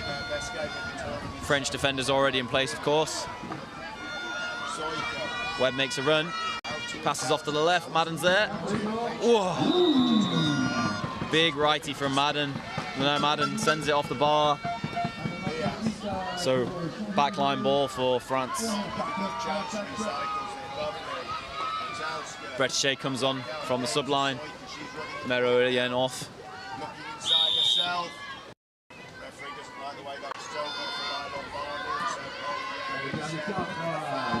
French just slowly passing up the pitch, giving themselves some time. Bonamy to the right, Corsan looks for a pass. Just thinks better of passing inside to Bretichet, sends it out instead to Richard. Richard to Bonamy. Richard's looking for a run down the left, but Jesse Hurt's covering. Ball on the inside to Corsan. Bretichet's there too. Shoots, scores. Look to be pushing that GB zone out a little bit back. Takes the keeper out of the net. Restart from halfway for GB.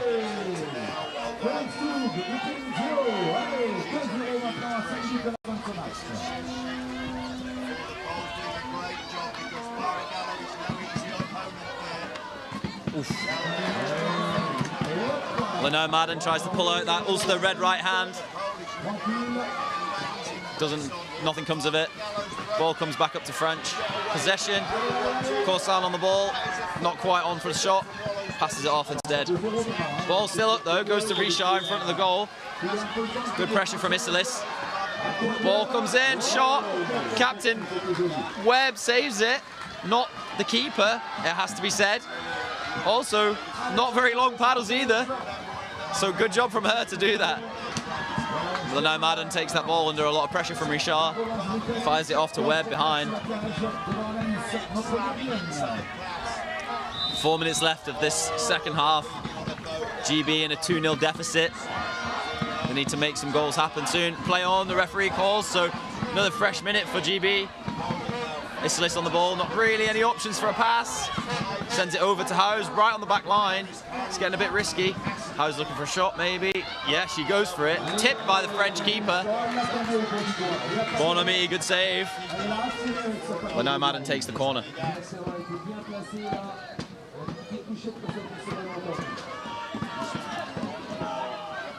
Leno Madden dribbles in.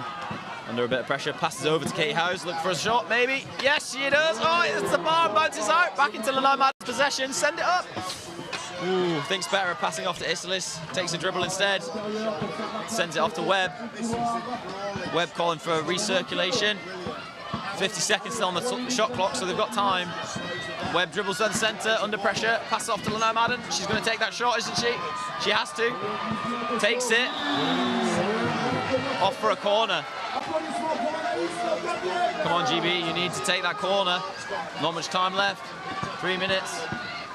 Isilis takes the corner. Leno Madden on the inside. Molly Fletcher also on the inside. Good pressure there from Molly Fletcher. Opens the space. Good shot from Isilis. Really good play from those two on that side. Abayard didn't really cover the dribble from the corner. She just thought it was going to be a straight pass.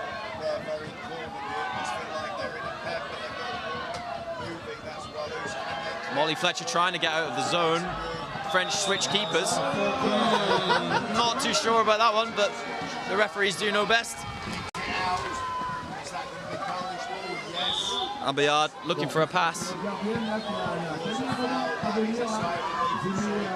Not very many open threats for the French, so well covered by GB.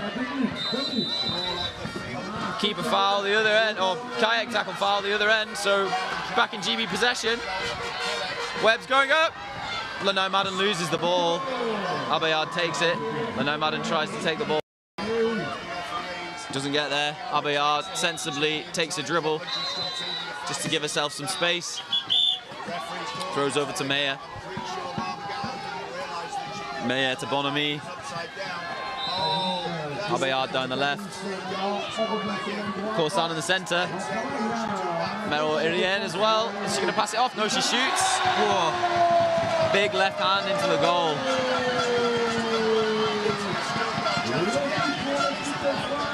Really well drilled, this French side, in terms of the positioning.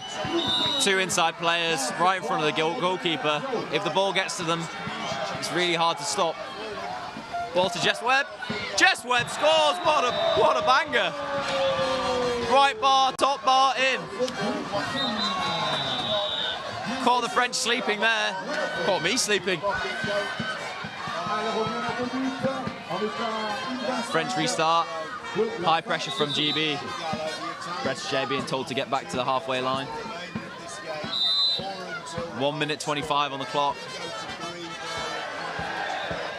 So they really do need to put this pressure on. Webb pressuring past halfway. She's looking for a teammate just to help her out. Hussin a little bit unsure what to do. Yeah, she goes to the ball. Good decision. Webb gets back. Yeah, screams from GB. Go pressure high. That's true, they do need to. Webb on this next ball. Pass made though. Abayard throws it back off to Saliu. Saliu under pressure from Hussin. Passes back off to Abayard under not very much pressure. I think GB need to tighten up this pressure a little bit more if they're going to win the ball back. Good tip there from Jessica Webb. Can House pick it up? No, paddle foul called. GB will take that. Leno Madden sends it up to Katie House on the left. Katie House looking for Islis. Islis needs to get that in hand. It's not very, yeah, it's a bit in front. Islis going for the pass. Oh, blocked by Mero Irien. Islis needs to get her paddles and go. 5 seconds, 4, 3, 2, 1. That's the game.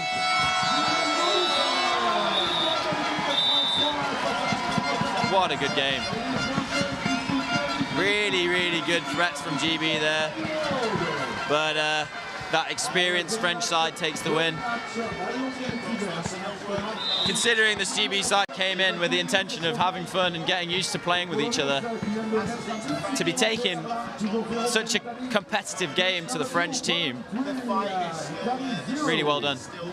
Obviously French probably going through to the semis now. I think that means that GB do not. But yeah, really well done to both sides. But as a GB supporter, really, really great to see this young team perform so well. So that's the game done on pitch 1. Next game is 10-2, Danish under-21 men versus GB under-21 men. I bet that's going to be a cracker too.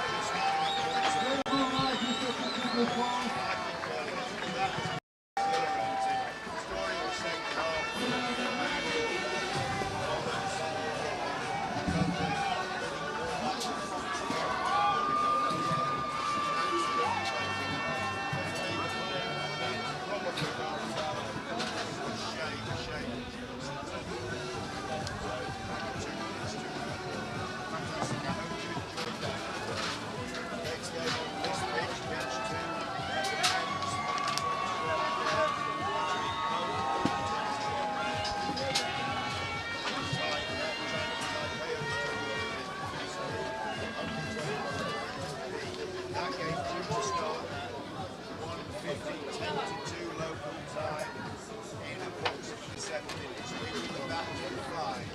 Thank you and we'll see you there.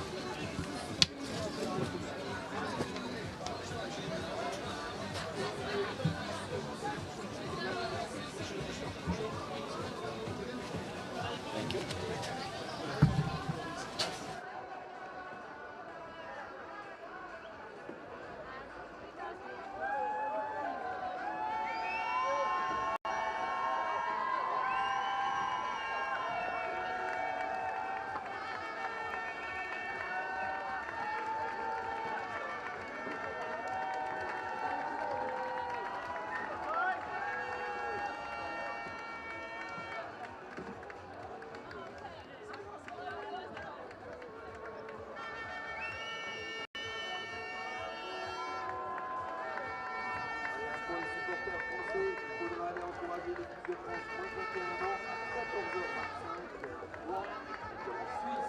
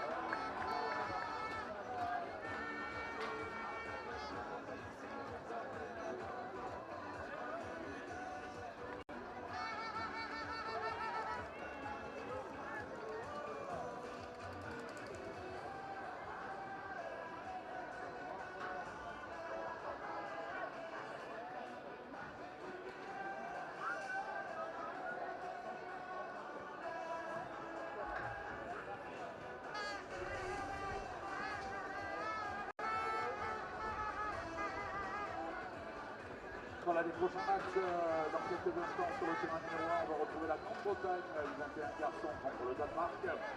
Évidemment dans la même catégorie, sur le terrain numéro 2, il y aura la Pologne. Et Taipei sur le terrain numéro 3, Italie, Nouvelle-Zélande. Et sur le terrain numéro 4, Hollande, Argentine.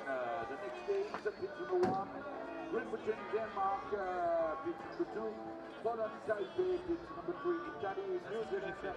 And pitch number 4, Netherlands, Argentina.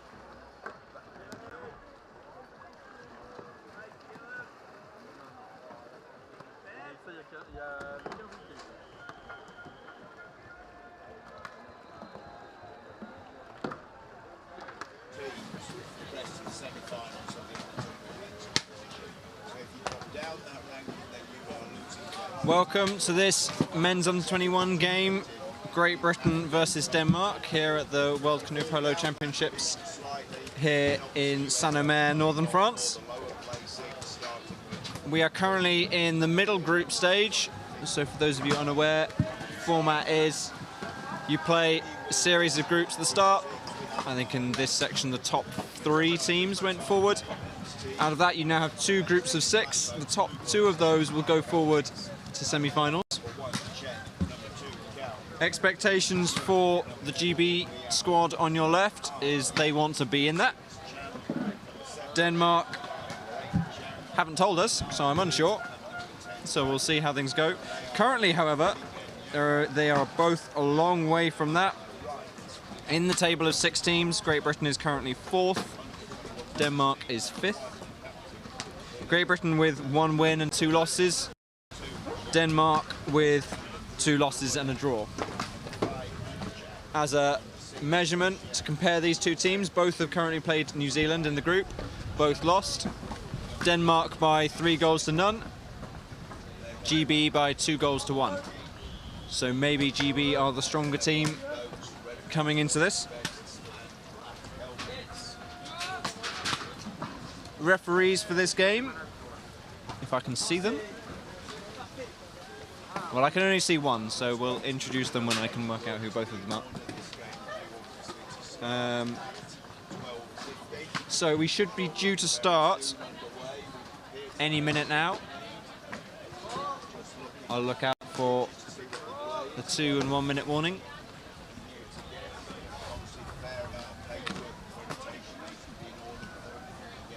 Other games that these teams have played so far in the series. Great Britain has also played against Poland and Chinese Taipei. Great Britain beating Chinese Taipei convincingly 7 goals to 3 and losing to Poland 2 goals to 1. Denmark, on the other hand, drew 4-4 with Chinese Taipei and has also played Italy, to which they lost 3 goals to 2.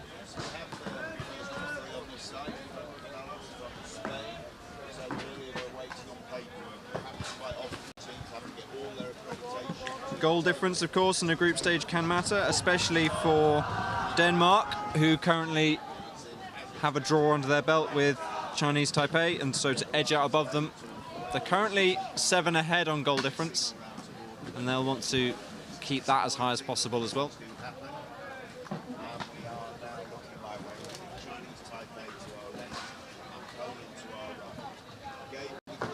This game, as I said, was due to start at 10-2, so it looks like we'll be a little delayed.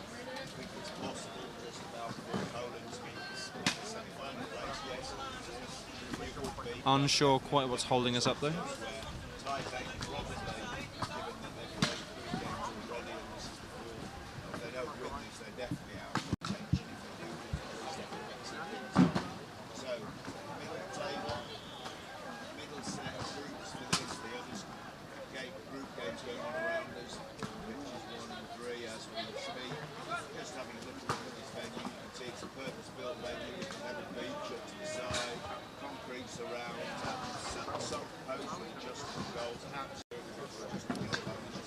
You can see the supporters in the stands at the back.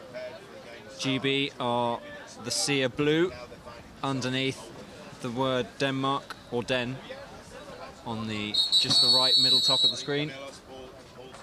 Danish supporters with their reasonably large flag next to the GBR on your screen, mainly in the red.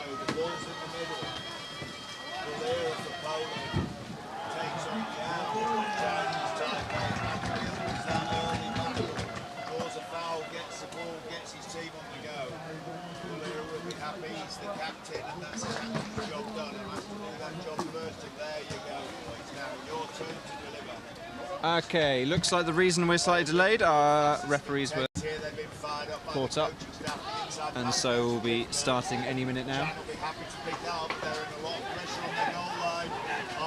release that if that's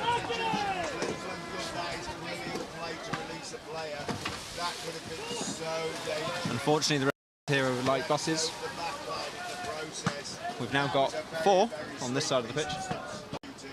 Here we go. Looks like we're ready to go. So, as I said earlier, I'll introduce the referees that we've got. On the near side, we have Maurizio Pelli from Italy, will be lead ref for this game. And on the far side, you can see Ezio Ambrosetti from the USA. Also an Italian name.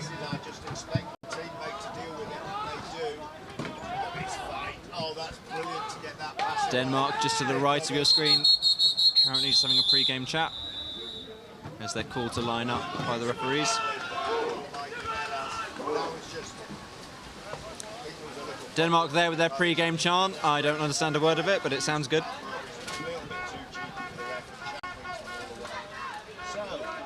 And I think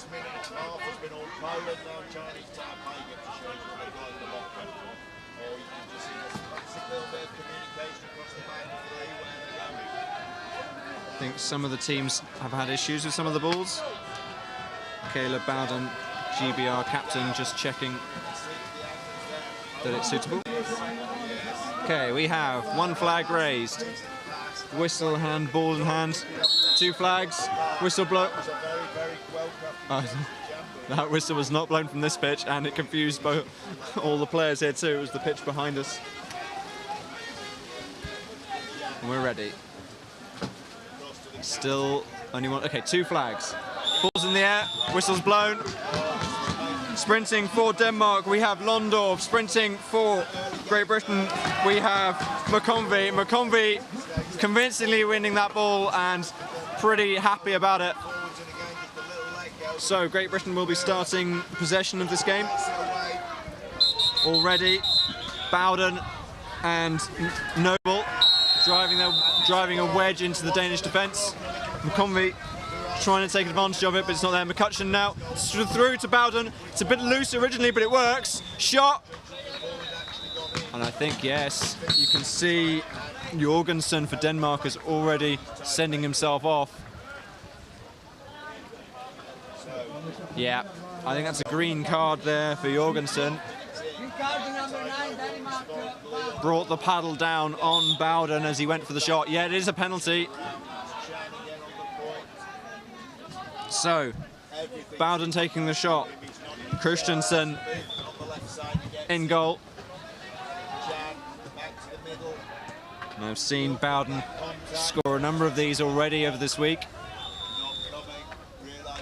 Same tactic. Just making sure there. That seemed to bounce off the back bar. The power of it happening so quickly, it was hard to tell. And then just to confirm that it was a goal, he just threw it straight back in afterwards on the rebound anyway. Shame it doesn't count for 2. So, score now. GB 1, Denmark 0. Denmark's turn. See what they can do. Larsen. Oh! Larsen there, coming straight in, really tight angle, blasting it, but unfortunately not quite on target. And the trumpet from the GB supporters sounding pretty sad about that. Noble, McConvey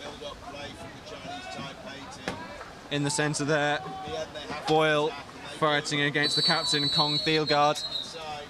Bowden again, slightly loose ball, picked up by the captain, Kong Thielgaard. Danish turnover. Searle, the GB goalkeeper, choosing to go to Londorf to stop the break. Potentially a long shot here. Oof. Sogard there. And another little trill from the GB trumpet in the stands. Sounding sad about that. I think we'll hear a few of those at every missed attempt by Denmark. So Denmark here had a really good opportunity. It was unfortunate it missed, but I think it was the right choice at the time. After all, they are only 1 goal behind. Lots more time to get one for themselves. McConvey starting the run. Calling it off early. Bowden doing the same. McConvey back again. Goes to the shot, deflected by Jorgensen. Doesn't make it to the keeper. Quick substitution there occurring by Denmark, and it took them a little while to realise they needed 5 players on the pitch, not 4. Worth noting, of course, I forgot to mention earlier, the green card that was given for the penalty. Because the penalty was scored, they would back up to 5 immediately. No time with only 4 players on the pitch.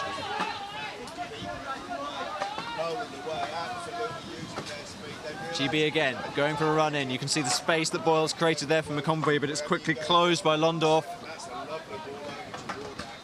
And again, same space. Boyle and McConvey again goes for the shot. It's high. And so, Danish ball from their goal line.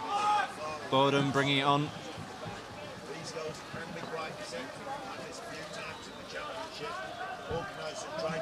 So Denmark here. Larsen, or Bodum just dribbling to himself. Londorf starts the runs. Bodum, Larsen right-handed, tight angle, dummies the shot. Passes back out. Noble there, holding position. Londorf again, near side. That's a kayak tackle, I think, on the keeper. Means Boyle's ball. Passes it long up to McConvey. Potential break here if we can get it to Bowden. Bowden in front of the goal, caught right at the edge of his reach. Spinning round, yeah, that's an awkward angle. Bodum with a fist pump there on that save. And corner there, you can see this, oh, yeah. So many things to talk about there. Oh, we have another timeout. So, while this is being sorted out, the situation before, GB went for a really quick corner take, at the same time Denmark went to substitute, and they just left the pass open. McConvey taking the corner, got it straight into Bowden, and took that shot.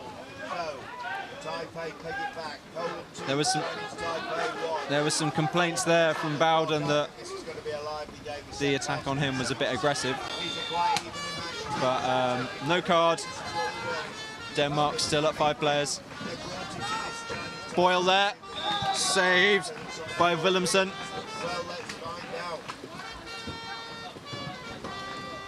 And another GB corner. Currently fighting in the zone, you have Boyle and Muller for GB, facing off against the captain, Kong Pilgaard and Sorgaard. Denmark here are aiming for a little bit more flexible defence. A 2v2 battle happening in the middle, while you've got Willemsen and Londorf covering the gaps, but it doesn't seem to be working. Well, it kind of working, as Boyle gets the ball in nice and close, but as he does so, Sorgaard just drives him out. GB here now, nice and safe, lots of time. Bowden there threatens the long shot over the top. And now McConvey doing the same, back into ball. Nice work here, into Muller in the middle. Goes for the back arm shot, and it goes off. Interesting there, he was being driven into the keeper by Denmark. Sorgaard there, if he'd gone a bit further, could have risked pushing his own keeper out of position. So, McConvey and Bowden going down the side. Searle sitting out back. Available as a pass in case it doesn't work out. And this, oh, beautiful work by McConvey. Sees the opportunity where keeper Bodum, I think, wasn't quite looking in the right direction, wasn't expecting the shot. He just goes for it. So you can see in this setup, both in the attack and in the defence, Searle for GB is the person who gets the best view, sitting in goal and as point man. It does mean that he can direct and give information to the rest of his teammates. Boyle there, defect, oh, Bodum in nice and close, can he do it? No corner, I can see Maurizio Belli shaking his head as Denmark appeal for a penalty.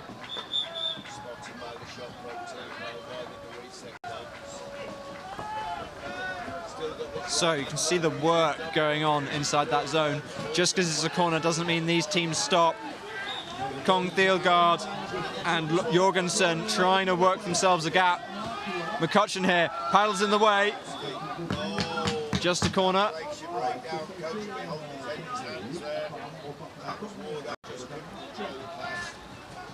And slowing down for a second here. Corner now being taken from the far side. You can see Denmark just readjusting themselves in their positions. Marlowe here for GB, chasing down potential passes. GB opting to be a bit more aggressive on that corner than they were previously. Marlowe here sitting across the top. Is he going to go to Bodum? Leaves Bodum to Bowden. Bodum looking at it, passes it out. More dummied shots, deflected. Kong Thielgaard unable to find a gap through the arrangement of 4 paddles in front of him. Another Danish corner.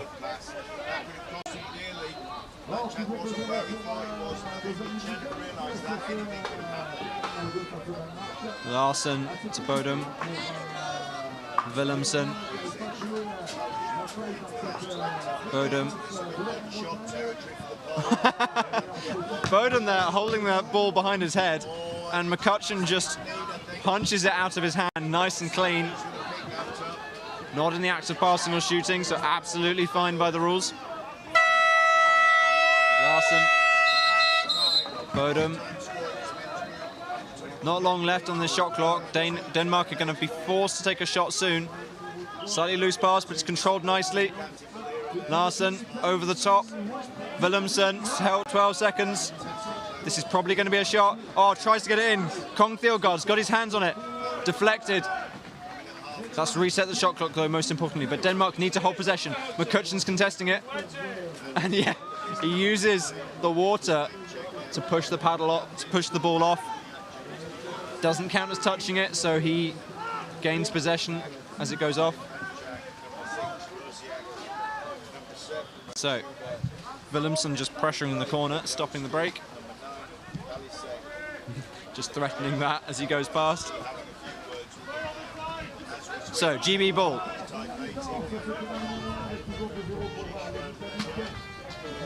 As we said before, this is a group stage, so a win is not enough.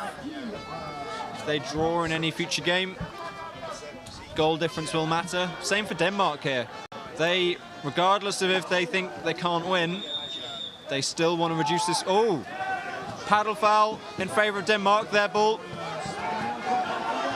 Just as I was saying, for Denmark, every goal they get, even if they don't get to even equalise, does matter. They've already got a draw against Chinese Taipei.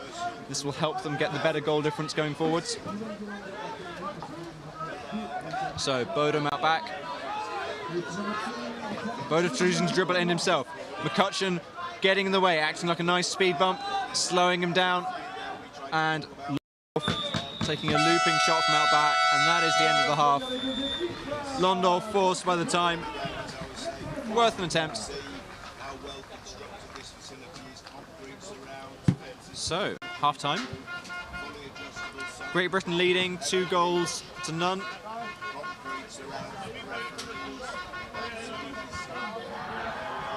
The usual thing. You can't see it on your screen, but Bowden, the GB captain, is currently chatting to the lead ref, just explaining the situation we discussed earlier where he went for that shot and believed that the paddles were coming down very close to his hands as he went for it. Not the first penalty, the penalty that happened, I mean the situation afterwards when the pass came into him from a combi while Denmark were asleep. And it's mistakes like that that Denmark need to not be making in this second half if they want to get back into it. First thing for them, I think, just get on the scoreboard. Just prove to yourselves and everyone else here that you can do it. Put the seed of doubt in the mind of GB.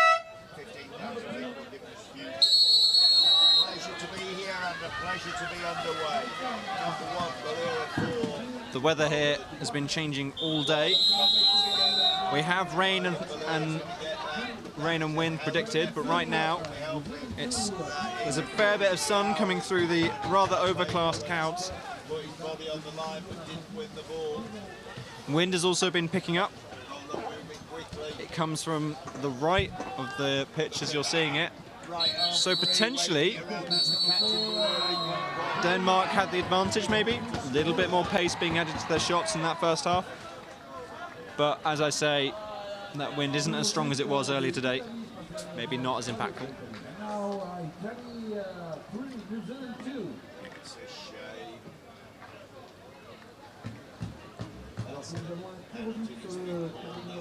Half-time period coming to the end.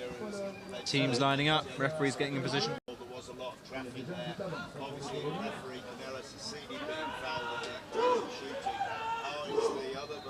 Denmark again with their chant. Grins and smiles all round. And that's what we want to see when a team is going into second half 2 goals down. All off the bar. So, Taipei remain at 4, but the score remains at 2-1. Looks like we still have a little bit of time left. I was over-optimistic. They have got beautiful paddling speed. Can they make something happen with just 4 players? Captain Chan is trying, but he's had to take the ball off the pitch. Now they're thin on the ground. This is the trouble. We'll hear a loud noise when the half-time thing is ready. So we're currently just waiting that. There it is. So, 1 flag. Still just 1. 2 flags. Whistle and ball gone. Sprinting for Denmark. Londorf sprinting for GB. Marlow. Both players did it last time, I believe. Londorf wins that for Denmark. So, Denmark starting this second half exactly how they want. They want possession. They want to make something of it. Kayak tackle in favour of GB. Larsen there, riding straight over the boat, straight into the keeper, Searle. McCutcheon here on his own. There's no one in goal yet. He's thinking about it. He's really thinking about it. Dribbles forward a bit more, lines himself up, goes for the shot. Beautiful work there, a solo goal by Tanner McCutcheon.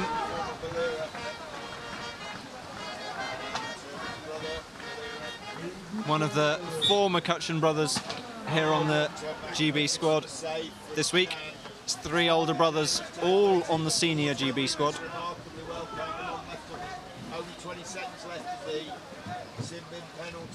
So Denmark now with an even steeper hill to climb. 3 goals. Christensen acting as point for Denmark here. Willemsen goes for the shot, it's deflected. A lot of power there though. But I don't think enough had been done to disrupt Muller on the near side. So he was happy just to get a paddle to that. Long pass over the top to Larsen. Willemsen back with the ball again. Right now, defence for GB seems to be... Oh, kayak tackle in favour of GB. It's Muller on top of Sogard. Oh! GB caught sleeping there. You can see grins on the faces of Denmark as Willemsen just sneaks that in while both Muller and Searle have their paddles down. So that's what Denmark need. One of a few goals they'll be needing to get themselves back into equalise. GB, on the other hand, shouldn't need to worry too much. It's the only goal that's occurred, and it's only occurred because of them being caught asleep. If they can stay awake for the rest of this game, they should be fine, based on their previous performance. An attempt there by McConvey, goes high.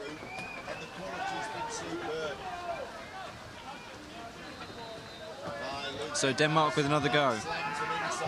They're not going to get such an easy run of it now. GB will have learnt their lesson.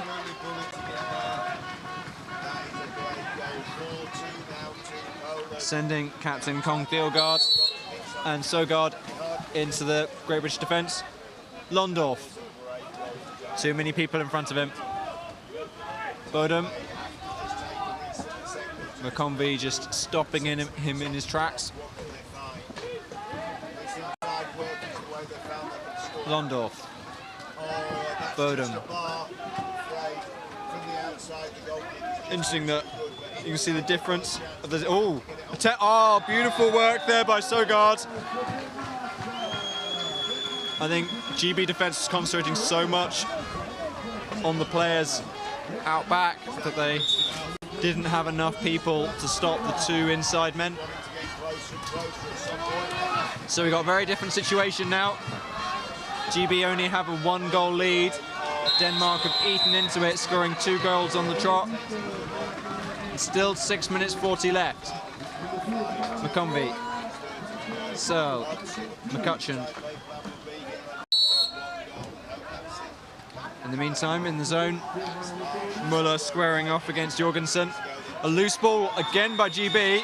Nice work there as McConvey commits fully to keeping that, but it's called as holding against him. Londorf now. So same problem, you can see 3 Danish players right up in front of this goal. GB really need to wake up here and stop letting these situations happen. Denmark, though, don't take advantage of the situation.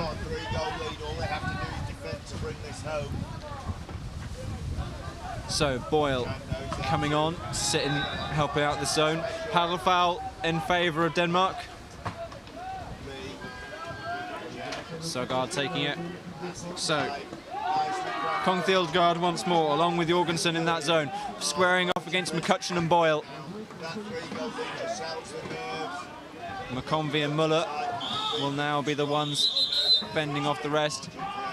Oh, nice pass in there to the captain, and it's tapped out by the paddles of Boyle. Oh no, the referee's checked his mental notebook and decided that's not a first deliberate foul warning. Okay, 1/4 of the game left, 1 goal in the difference. So 2 minutes, 4.5 left, 2 minutes. Londorf, Larsen. Oh, oh, Bowden there. I don't think he realised what he did. Yeah, that's, I can see there. Don't know whether that was clear on your screen, but he literally tackled him and then brought his back of his boat down on the head of Larsen. You can see there at the bottom of the screen, Larsen just readjusting his helmet after that. That's Bowden's first deliberate foul. Next one will be a green. Hopefully he won't get another one in the next 4.5 minutes. Denmark still with possession.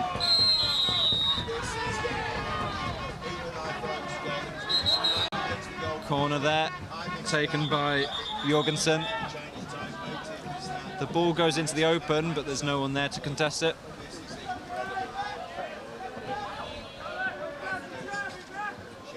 So, Denmark trying to bring the ball down the middle. McConvey gets in the way. Nice shove there. Gets it round to Londorf.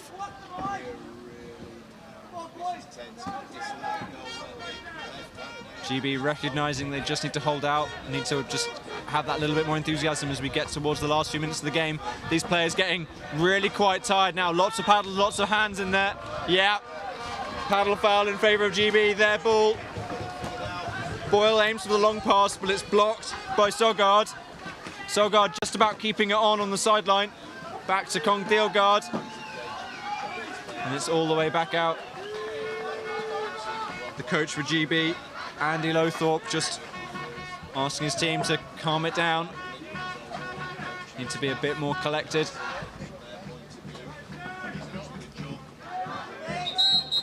So a lot of stuff happening as these last few minutes, the tension builds, the time slowly runs down. Equally at the same time, these players are getting more and more tired as they've been working non-stop most of this game. Larsen. Londorf. 20 seconds on the shot clock. We will be seeing a shot soon. Londorf. Kong Thildgaard. 7 seconds. This is going to be a shot here from Londorf. You can see McConvey realises he goes straight out. Oh, beautiful work there by Sogard. Londorf with a dribble in, draws out McConvey, which allows Sogard Once the pass gets to him, to squeeze it past. And that, most importantly, means we are now a 3-all draw. GB, despite being at one point 3 goals in the lead, have lost that in the last 7.5 minutes. And now need to score yet another goal. McConvey, McCutcheon, Searle.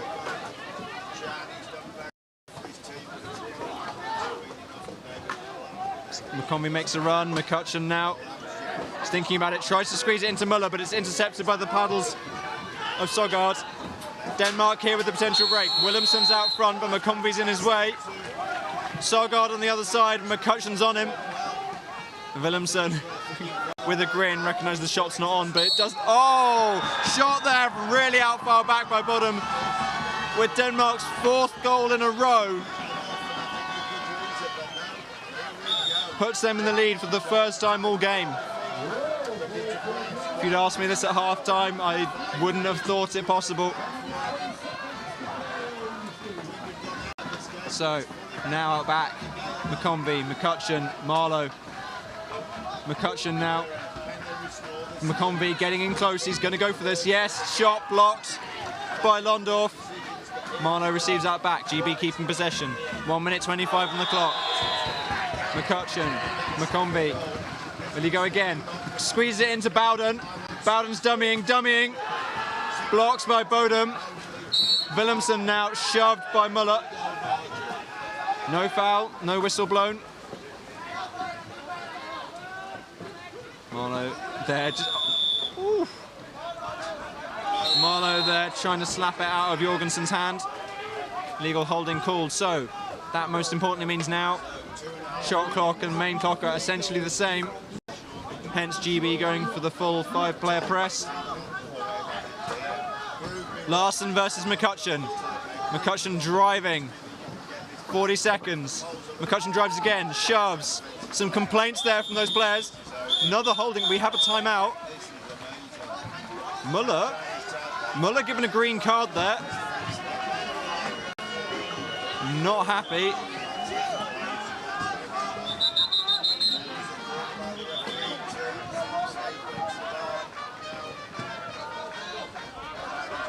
To be fair, it's GB though, there's a little conversation there between McCutcheon and Larson. Just checking that Larson's okay. So, interception there by McCutcheon immediately on the break. Kong Theogard now, but they're outnumbered, so Larson's clear. McConvey straight on it. Holding. We have a timeout. A card's coming out, I'm assuming. Yeah, number 2 for Denmark, Larson, and that's replacing the ball on the wrong side, slowing down GB's break.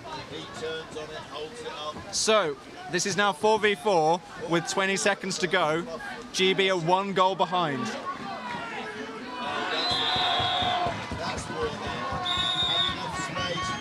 McConvey, McCutcheon and Searle on the outside, Bowden on the inside, in goal, Bodum, he's saved a lot so far, lots of paddle taking onto that ball, Denmark secure it, Williamson there, holding in favour of Denmark, they've got the ball, Kong Theogard, the captain, goes to the long ball, but with 2 seconds left, it doesn't matter if it goes in. Denmark secure the victory.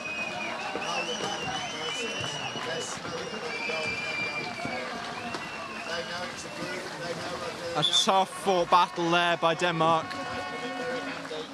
Clawing back a 3-goal deficit and then adding 1 more to it without letting a single one in the meantime.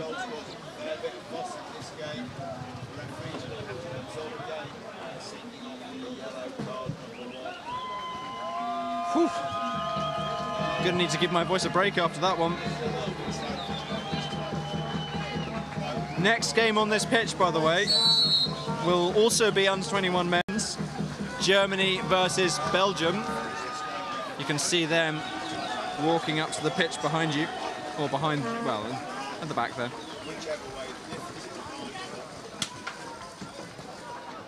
That will be commentated by my colleague, so I will not be around. So I'll hand you off to David.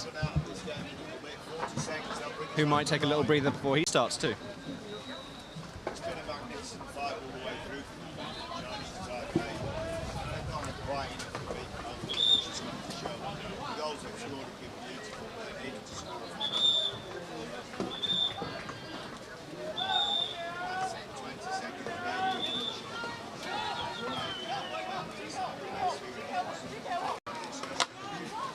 That's a good pick.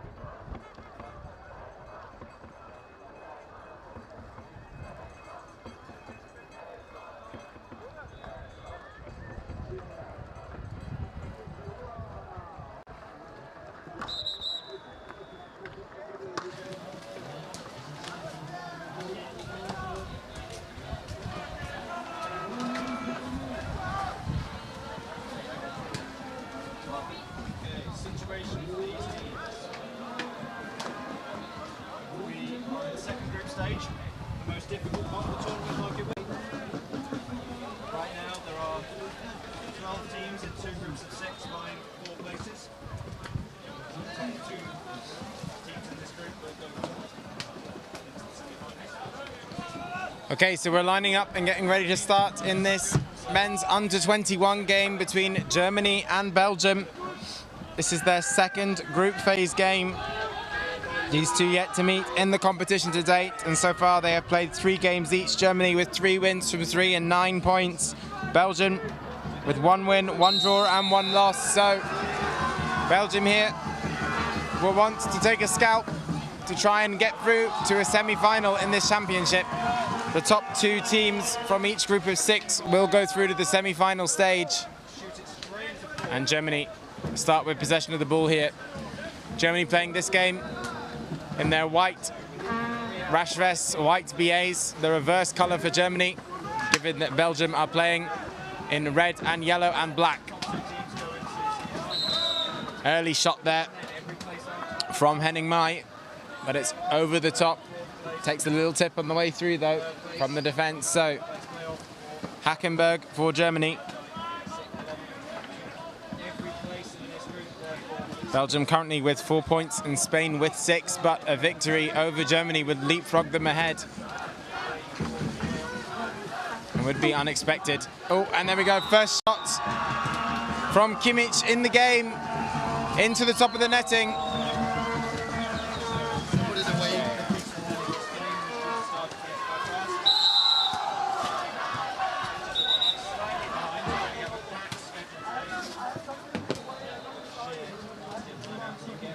So, Belgium ready to go here again. And they get their first possession of the game. Already 1-0 down. Somers to Mampai over to Rogi. 2 Rogi brothers, 3 and 4 on this Belgian team.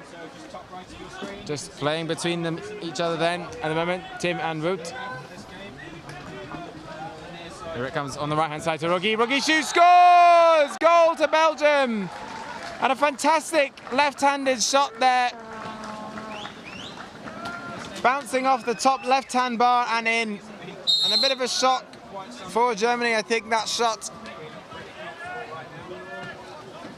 And Belgium immediately respond and demonstrate the threat that they will pose in this game.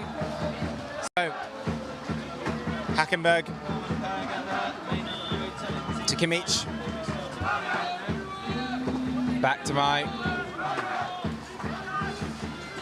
Kimmich to Mai. Back to Kimmich. Playing nicely between them. Popped over to Hackenberg gently. Hackenberg looking for the pass inside. Doesn't have it.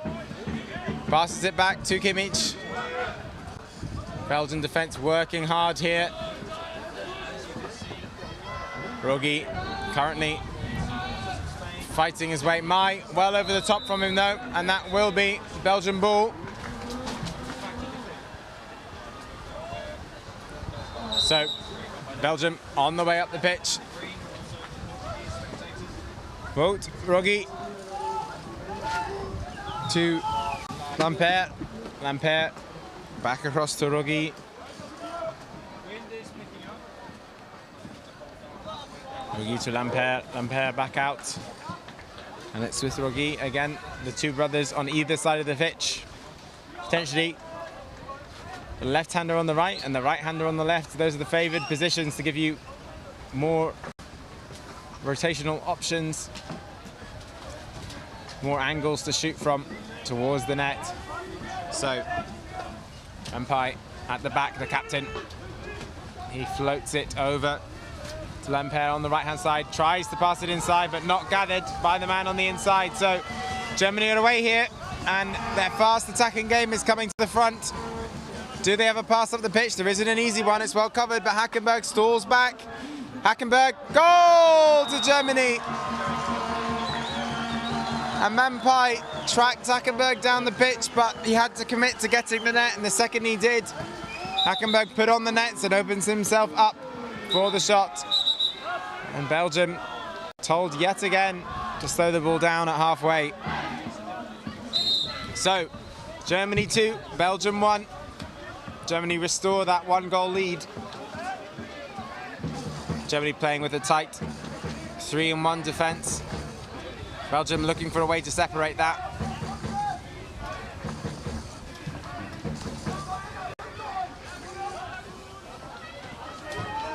Muesli fresh onto the pitch, across to Mampai. Mampai back to Muesli. Muesli, a loose pass there for Lampert, playing to where he thought the player was rather than where the player was. Good pressure here being put on by Mai. But it's well played by Belgium to get the attack back, and Germany will have a player out of position here. And the ball does get fed through nicely, and this is a good opportunity. Shot comes away, and it's well saved by Kimmich in the net from Somers there. That was nicely worked by Belgium. Initially good pressure from Mai, but having got the ball past him, it opened up space for Belgium to attack. So now Musli driving down the middle, shaping to shoot himself, 4 paddles, goal! To Musli, and that might have taken a small deflection on the way through.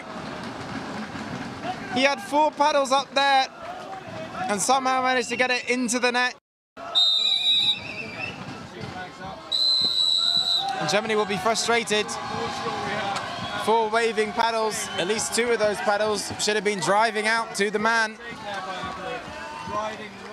So, 2-2 from Germany, and Belgium remain in contact in the game.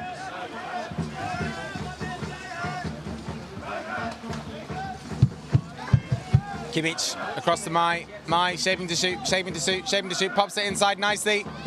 Pops it inside again, but that's loose from Schroers. Not a good pass. Trying to find Balkenbush.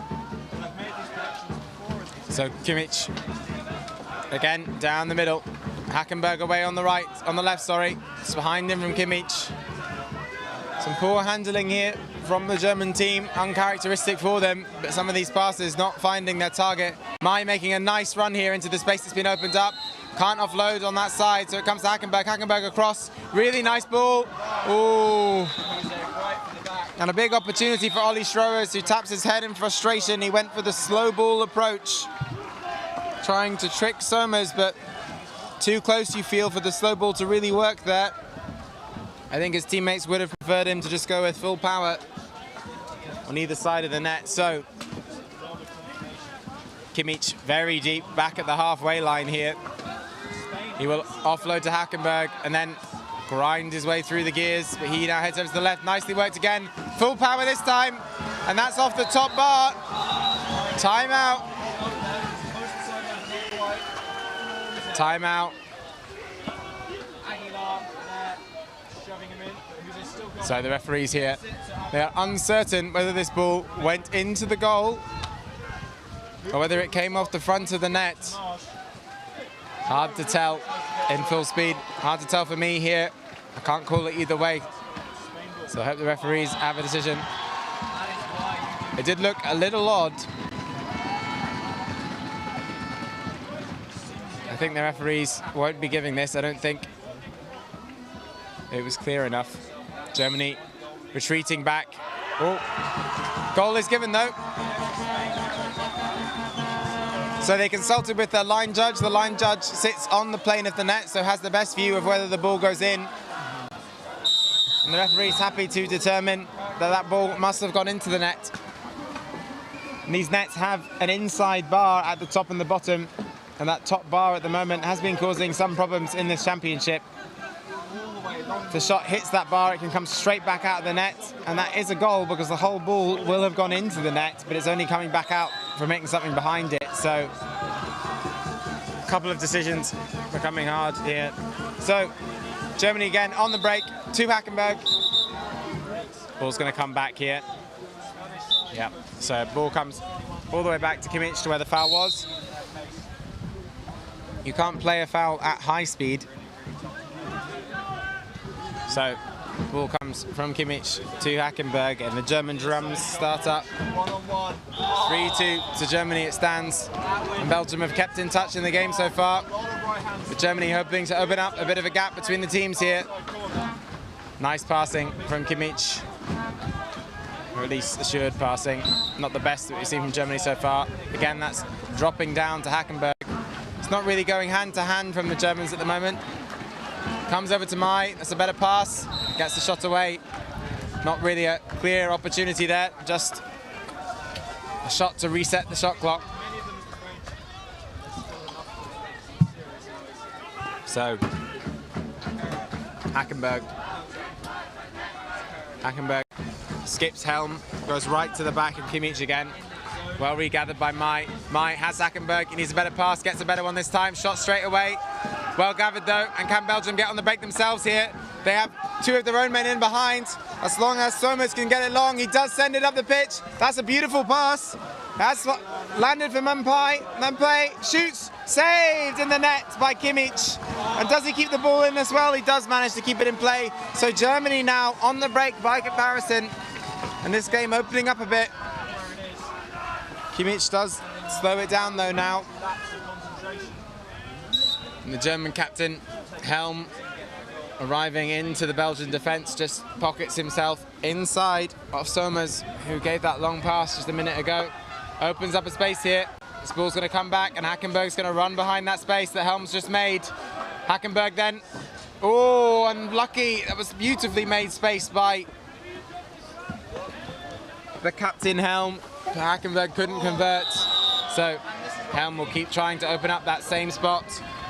He's done it again. Somers needs to work harder to get him out of there. Helm still opening the space. Hackenberg comes again. Round two. He will pop it over this time. It was tried to be covered off, but he did get it into Becker. Becker couldn't gather cleanly and had to give the two-handed pass. Hackenberg and Becker just having a quick chat there. Oh, and that was a little bit of an unnecessary push by Becker, who was being trapped against the goal line. Referees allowing that frustration. No penalisation there. So, Mai from the corner, deep to Kimmich. Kimmich can't gather it, frustrated again. And these passes are loose from the German side. It is windy at the moment. I wonder if that's coming into it a little. The wind is blowing down the pitch into the German face at the moment. It's with the Belgian team at this time. The sun reappearing at the same time as well.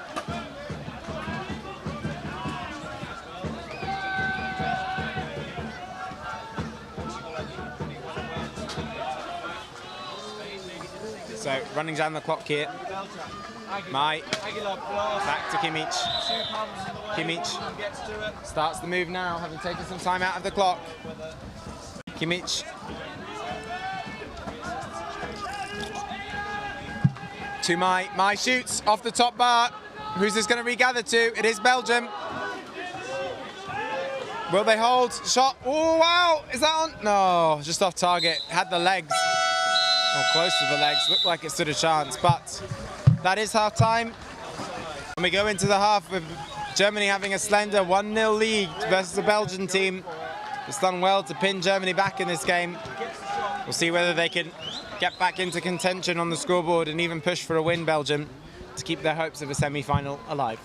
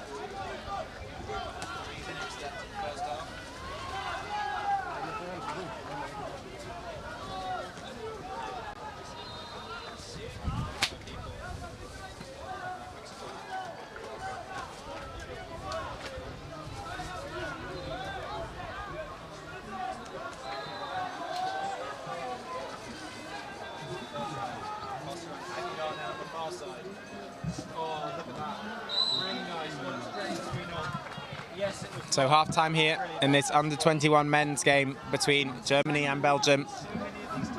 Belgium on your screen here, down by 1 goal. To remind you of the context of this game.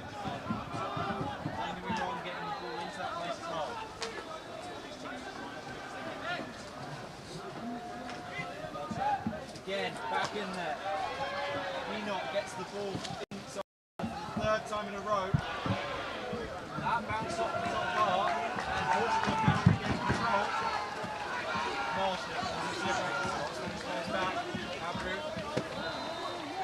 Trying to sabotage me with your sign.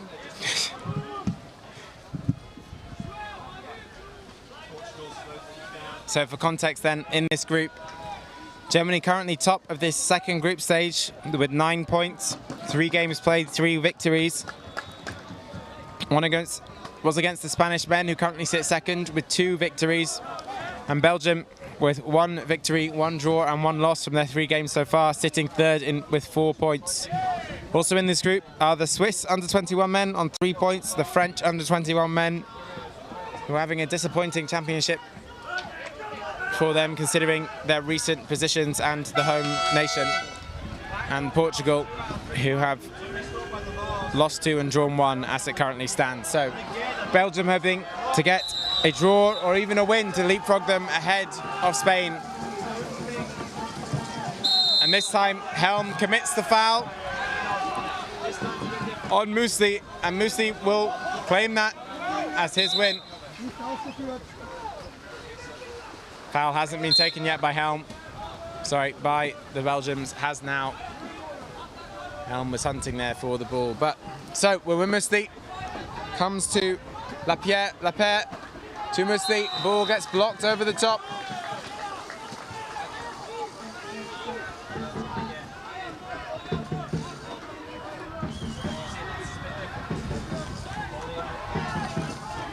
Mampay to Broglie. Broglie to Mously. Mously over the top. Ooh, close to being gathered by Mampay, but it's behind him, and that wind, I think, is having an increasing effect on these games. So Mously over to Lapierre, back to Mampay. It's the half-time muta for the game on pitch 2, so we play on here. Ball comes to Mously. Belgium just finding it really difficult to make any kind of space on the inside there for their players, but the run does come in from Mously into an effective wall from the German side. He tried to play it across to Mampay, but it was blocked, I think, off the head of Mai on the way through. Germany trying to break down the pitch here. Kimmich was eyeing up the open net from distance, but decides against it. So Germany will start up their own attack. Becker heading into the zone here. Fantastic boat control to get immediately underneath Lapierre. Across to Hackenberg, back to Kimmich.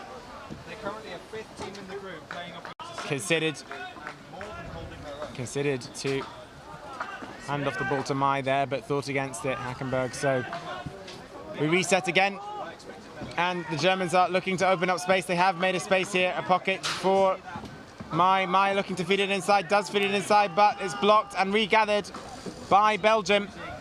Belgium now trying to break down the pitch. No options obvious for Rogli. He has to slow it down and pass it back to Mampay. But Belgium get the ball to Summers, and they survived that period of German pressure. Now they will get the opportunity again to try and go up in the game. Mampay, the captain, nicely played off. There's another man here. Shots there. Well saved by Kimmich. A half a chance there. Hackenberg retreating back to cover, but he did manage to pressure the keeper there. But it had to be an impressive shot to get that away. So from the corner comes Mampay, pops it across to Rogli. Rogli driving down, double block on the way through.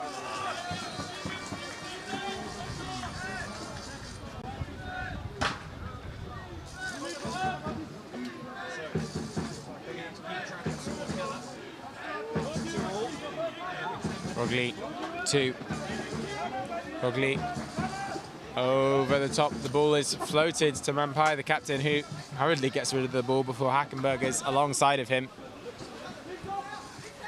So Rogli, the two brothers playing off each other here. Rogli looking for a ball inside, can't get it to Mampay. Nothing there, giving for Mously.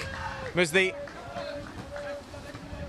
shaking his fingers as though there was a foul in there, but not long left now on the shot clock. 30 seconds for Mously. He makes the run from deep. Offloads the ball to Sommers. Sommers back out to Rogli. 17, 16, 15. Shot's going to have to come here. 13 seconds. So the Belgians will need to also make sure that they cover themselves in case the Germans break. Popped over the top, blocked down easily by Germany. Who's going to regain this though? It is Rogli. He tries to play it inside, and can Kimmich keep the ball in? He does keep the ball in. So Germany now do get the break. Belgians have good cover at the moment. They can afford to put a man in net, as well as cover off Hackenberg. So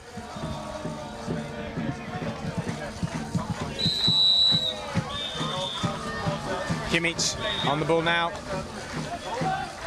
to Mai.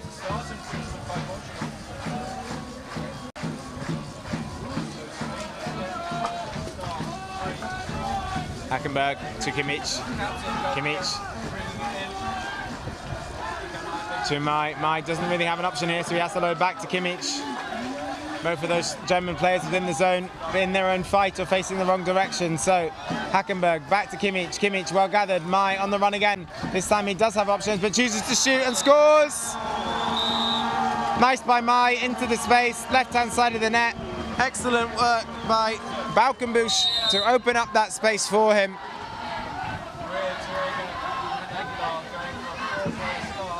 And now Belgium find themselves 2 goals down in this game with 4.5 minutes left. They're going to have a real fight on their hands to get anything from this game now.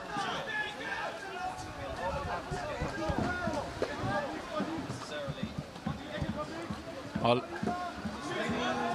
captain Mats Mampai from the corner to Robin Musli, over to Tim Rogli. Musli, Rogli. Nothing building here for Belgium. Still trying to make space on the inside, and maybe Lapierre has a pocket, but Germany seem comfortable to let him sit there at the moment. And Helm and Becker both on the same man, so I think maybe a space on the left-hand side if Rogli can run into it. Ball didn't come though, he did want it. Mampai will have to force the shot or the pass inside, but it can't be gathered by Kuppens. Mampai a little forceful with the pass, just desperate to get it past the German player. It made it too difficult for Kuppens to regather.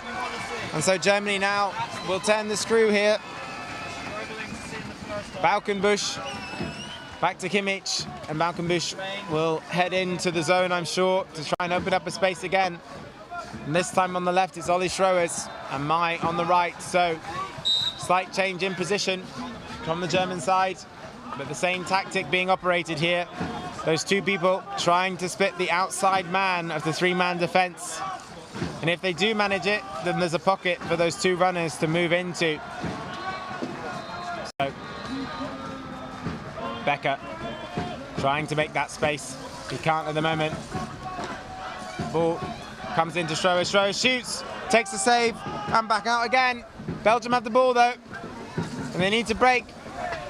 Good push there, coming from Becker on Musli, and Musli can't keep a hold of the ball as he goes in, so Germany gain the ball back again, and Belgium not able to take possession of the ball. Mai on the left, Becker still trying to open up a pocket for him. Balkenbush on the right trying to do the same. Foul though on the inside, I think, by Becker, just trying too hard to make space, and that's nicely up to Mampai, and there's a 3-on-1 situation. Belgium have to score this. Oh, and it's a poor pass from Mampai, and he's frustrated with himself, and so he should be. That was a golden opportunity for Belgium, but they don't capitalize on it. And with just 2 minutes left on the game, I think that will be the opportunity gone from them to get something from the game. Just shows a lot of hard work to keep this German team at bay, and when you get the ball back, tired arms make for loose passes. So May across to Hackenberg, back to Kimmich. Kimmich slowly driving down the middle. Hackenberg is free on the left. They haven't seen it yet. Now the ball will come surely to Hackenberg. That pocket open for a long period of time. Will he paddle goal? He does! Wow! Fantastic! He failed to pick the ball up properly, ended up deciding to try and pick up with his paddle, realised he had the opportunity to go for the paddle flick at 2 minutes left in the game, and casually slots it into the net, and he's very pleased with himself, is Hackenberg. So he should be. That was a nice bit of skill, a nice bit of flair, and it did deceive the goalkeeper. So 5-2 to Germany now, and anything from now on will be a consolation for Belgium. 50 seconds left in the game to cut down the goal difference. The only thing that still matters for them in terms of what they can get out of the game. 40 seconds. Comes to Musli. Musli over the top. Nice tap on the ball by Mai. Mai now putting Lapierre under big pressure. Lapierre into the water. Foul called against Lapierre. So Belgium will be able to play the last 20. Lapierre just needs to offload the ball. I'm not sure he realises the clock is running. 16, 14, 13, 12, 11, 10. Musli shaping to shoot, doesn't have the shot. Mampai, 5, 4, 3, 2, shot, blocked by Hackenberg. Back to Mampai, but that will be the game. And Germany take it, 5-2.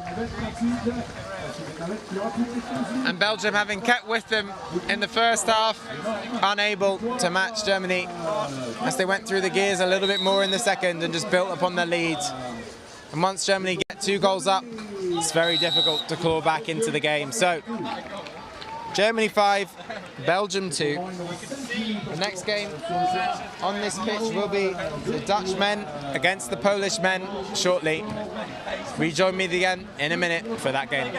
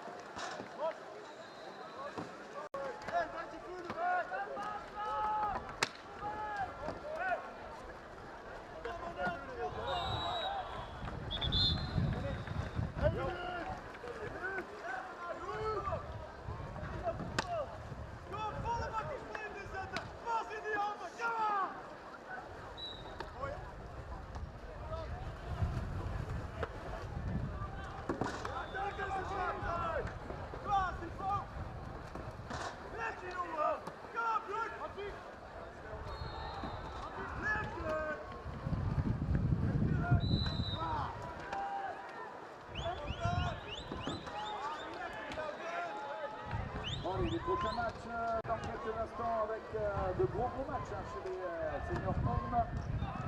On rappelle Pologne-Hollande sur le terrain numéro 1, Allemagne-Suisse sur le terrain numéro 2. On aura l'Espagne contre le Danemark, terrain numéro 3, et sur le terrain numéro 4, Ukraine-Suède.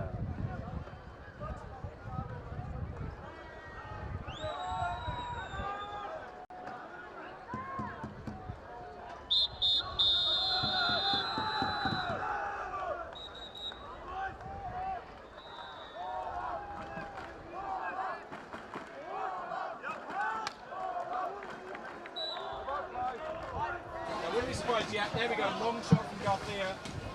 Doesn't quite make it. Remember, 2-1. Welcome back to pitch 1 for this World Championship senior men's game between the Netherlands and Poland. Both of these teams through to the second group stage. Spain, 3 goals to Portugal.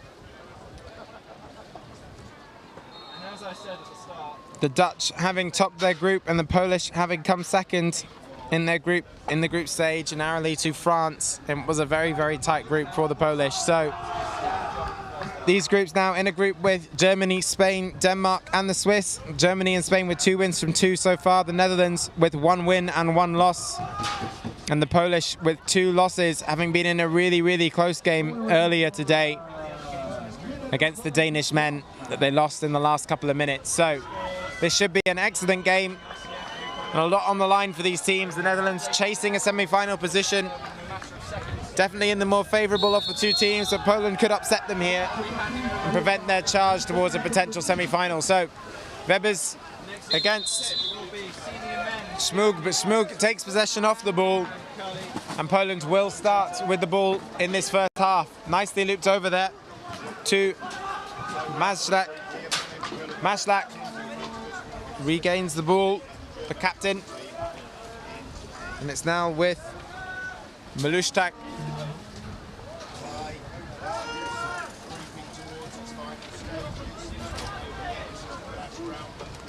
So the ball still with Malushtak on this right-hand side. Down the middle it comes from Maslak, looking threatening, pops the ball way, way, way too high.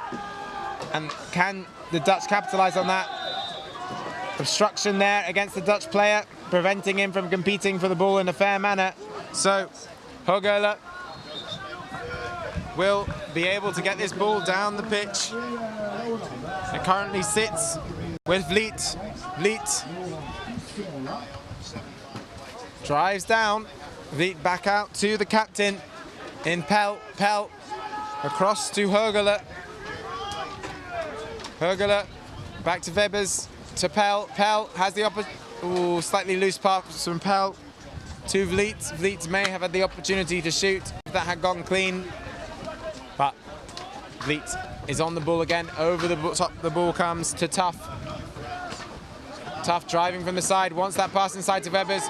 Webers takes the shot, scores! But the goal is cancelled out. The goalie foul is given, so Poland will have the ball from the back. And instead they will break down the pitch. Maslak on it now, it remains 0-0, that goal not given. So too much pressure coming on by the 2 Dutch players coming through. And a clear tactic by the Dutch there to have a man come in from the side and literally give the ball to someone coming through the middle. It doesn't work that time as they end up taking out the goalkeeper in the process. So Malustak on the ball now. Malustak to Maslak. Maslak over the top, nice ball, well gathered by Migdalski, and he takes the shot, but it is blocked out for a corner. And Pell out of position slightly in the net. They now switch him out. And it's Vliet who takes up position in the net now.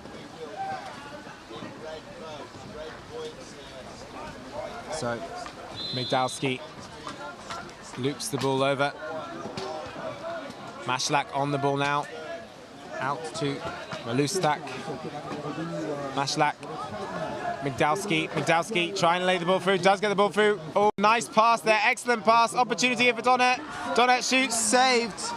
And that extra little pass from Pillars was special, but Donnet didn't have enough of an angle to capitalise upon it. So Pillars now putting pressure upon Hergele. Hergele goes for the shot on the empty net, but can't get it on target. So Hergele back down the pitch now for the Dutch, and he's coming straight off. And on in his place comes Vliet to take up position in net. So Poland, having made a few changes of their own. Mashlak still on the ball. Migdalski still on the pitch on his left-hand side, but recently back on the pitch is Michelets. Mishlak with a big shot, takes a block and saved. That's an excellent save by the keeper. That took a deflection on the way through, and it was still heading towards the bar and in. So Vliet with a really important save there, and the Dutch are away. Appeals for a foul, the ref is not happy with it. That's a beautiful ball across the front. Can he capitalise on this? Well blocked, well received by Mashlak as well, and he's fouled in the process there. So Mashlak will have the opportunity to send it down the pitch, but there's no one to give it to there. Just take a second to appreciate that pass flat across the front from the Dutch. Just couldn't grab a hold of, but it is now Michelets on this left-hand side. Poland now with 3 people out, but sending Malustak in. Back to Michelets. Michelets shoots into the top right-hand side of the net, and nothing Vliet could do about that. Not enough pressure being applied on Michelek there, and he gets that goal away. And now Germany coming down, sorry, Germany, the Netherlands, sorry, coming down the pitch and getting a shot away quickly from Toff. Almost went through the entire canoe polo library of names there. Apologies for that. So Poland take the early lead in this game. It's been very equal so far, but the Dutch will feel hard done by to be down by a goal at the moment, especially having that one disallowed earlier. So the Sting having come out of the attack from the Polish, they're just happy to take a little bit of time out and then really attack with speed. Michelak shaping to shoot, looks for the pass. Deflects though, couldn't gather it. Pillars, and it goes to Pell, and Pell down the pitch to Tough. And if he can get the ball through, there is a man in on the net here, and a man. Oh, and that's a big call from the referee, and that's another foul surely. Oh, and in under the net with the goalkeeper changing. Fine line between what the referee sees as a near certain goal or not. So, oh, interesting. That looked like it was going to Hergele. Nicely played to Tough. Tough shoots. Oh, did that go in? We come off both of the front-facing bars and stay out. It must have done. We play on. Shaping for the shot comes Pell. Pell, goal! Great power by the big man. Mats Pell, right down the middle. Rides along the space alongside Smoog, and right into the top netting from Pell. A straight bullet into the top net. So, Poland, 1-1 they find themselves. 3.5 minutes left on this first half, and I think a fair reflection of this game so far. Davidek playing between him and Migdalski. Davidek fresh onto the pitch. Mashlak back to Davidek. Davidek, nice pass. Nice blind pass to the right-hand side. Unnecessarily blind, but good nonetheless. Oh, and great speed of passing. Executed by Davidek to put Mashlak away on the left-hand side, and he gets the goal. Put a lot of spin on that ball, and it rolled off the paddle from Vliet into the net. So, not long left on this half now. 3 minutes left. Shug Webbers.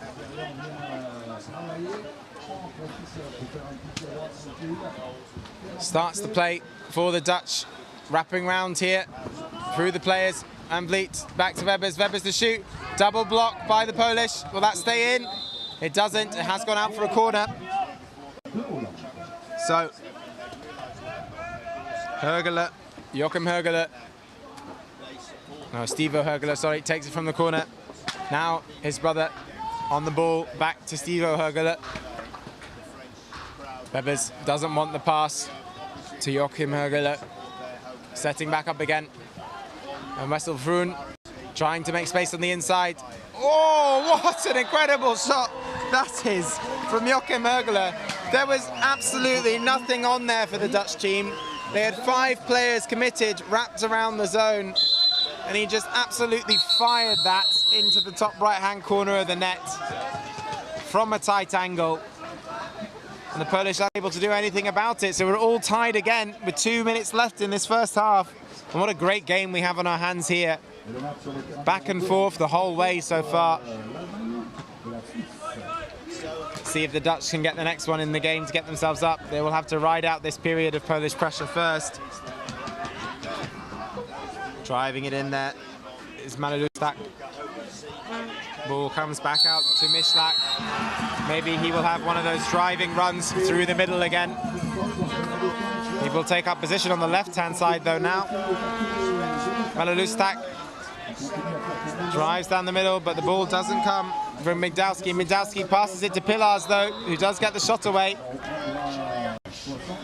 Pillars with the ball back out to Migdalski, and Pillars currently sitting behind the Dutch defense. He's really just hiding back there.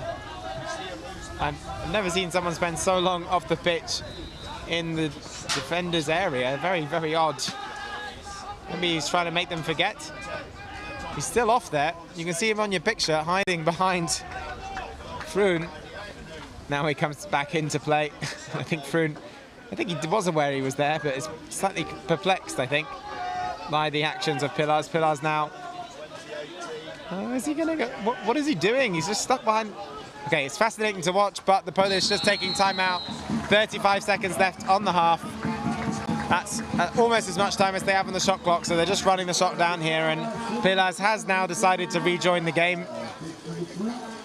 Maybe he was just taking a rest. But 20 seconds now left on the game, 13 seconds on the shot clock, 10 now. And the Polish not making anything. It will just be Mashlak to drive it down the middle. Oh, looks to right over the top, lays the ball off. Shot opportunity, goal from Migdalski. And the Dutch looking to see if there was a foul there, but there wasn't. Poland do score with seconds remaining on the first half. And there must be seconds on the clock. The Dutch will have to shoot fairly sharpish here. Pell does shoot. Is it on target? It is. Blocked though by Migdalski. A good effort from the Dutch. The Dutch frustrated, I feel, to have taken that goal. Excellent speed by the Polish, but the Polish really frustrating the Dutch there. I think the Dutch saying that they rode up far too aggressively over the top of the boat. But I think that was good play by the Polish, in fairness. Great speed from the 3 players. He intentionally decided to try and ride the tackle with the boat, with the ball on top of his boat, and then lay it through. An impressive piece of skill by Mashlak. Not the first time I've seen him do that in the past. They're up now. Poland 3, the Netherlands 2, and having lost 2 games narrowly so far, the Polish, they're putting this Dutch team under real pressure. It could be set to ruin the Dutch team's chances of making a semi-final. In the rest of this group, Germany and Spain currently with 2 wins for 2. An ideal situation for them would be for this Polish team to pin back the Dutch, prevent them from heading to 2 wins from 3. But we will see here. These second group stages always so tight. In the other side at the moment, the French men lead with 2 wins from 2. The Italian men with 1 draw and 1 win. The British men with 1 draw and 1 win. Then the New Zealand men with 1 win and 1 loss. The Portuguese men and the Taipei men with 2 losses each.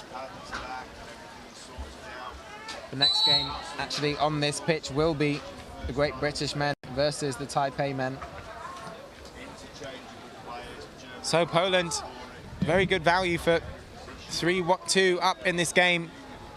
The Dutch cutting a frustrated figure at the moment between them. I think they were anticipating riding 2-2 into half-time. But they actually ended up getting ridden by Maślak, and the goal coming for the Polish. So lining up here, it looks like it will be Pilars, or no, Smug again. Smug taking all of the sprints that I've seen for the Polish men so far. Clearly, they believe he's their fastest player. No level of fatigue either to be taking each sprint back to back. And again, it looks like it will be Webers. Shirk Webers for the Dutch to take the sprint too. So round 2 between these two. Smug winning the first of these sprints to gain possession. Shirk Webers taking some deep breaths to calm himself here. And we're ready to go. So Webers versus Smug. Whistle goes. Just trying to see who looks like they're faster here. I think it's neck and neck, absolutely neck and neck. And it's Webers who gets it. Manages to just steer it with his nose, gets slightly under Smug and then grab it with his paddle first. So nicely done by Webers. A little bit of a celebration from him too. And now Pell will shoot, surely shoot, blocked. Was that clean? It's been given as a foul. And surely if that is a foul, it's definitely in the act of shooting. So the referees will consult between them. If you are fouled in the act of shooting, then a penalty is usually the call.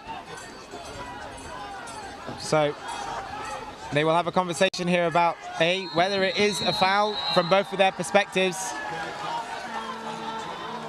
And then I think the resultant will be either it is a penalty or it isn't. But we'll see.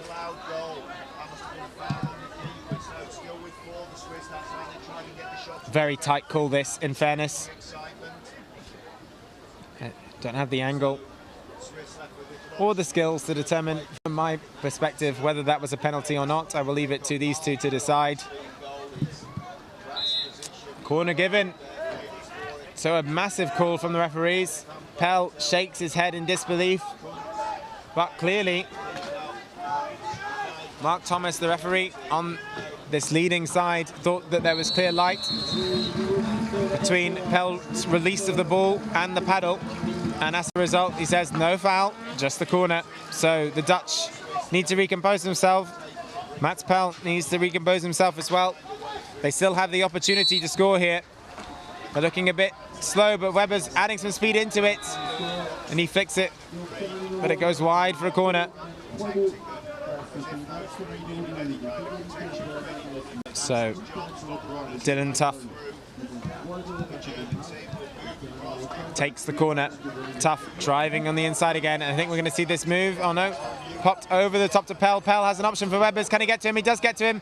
Webers has an option himself for Hergele. Tries to do it blind to Hergele, but it takes a cut, and that's another paddle foul, is it? Oh no.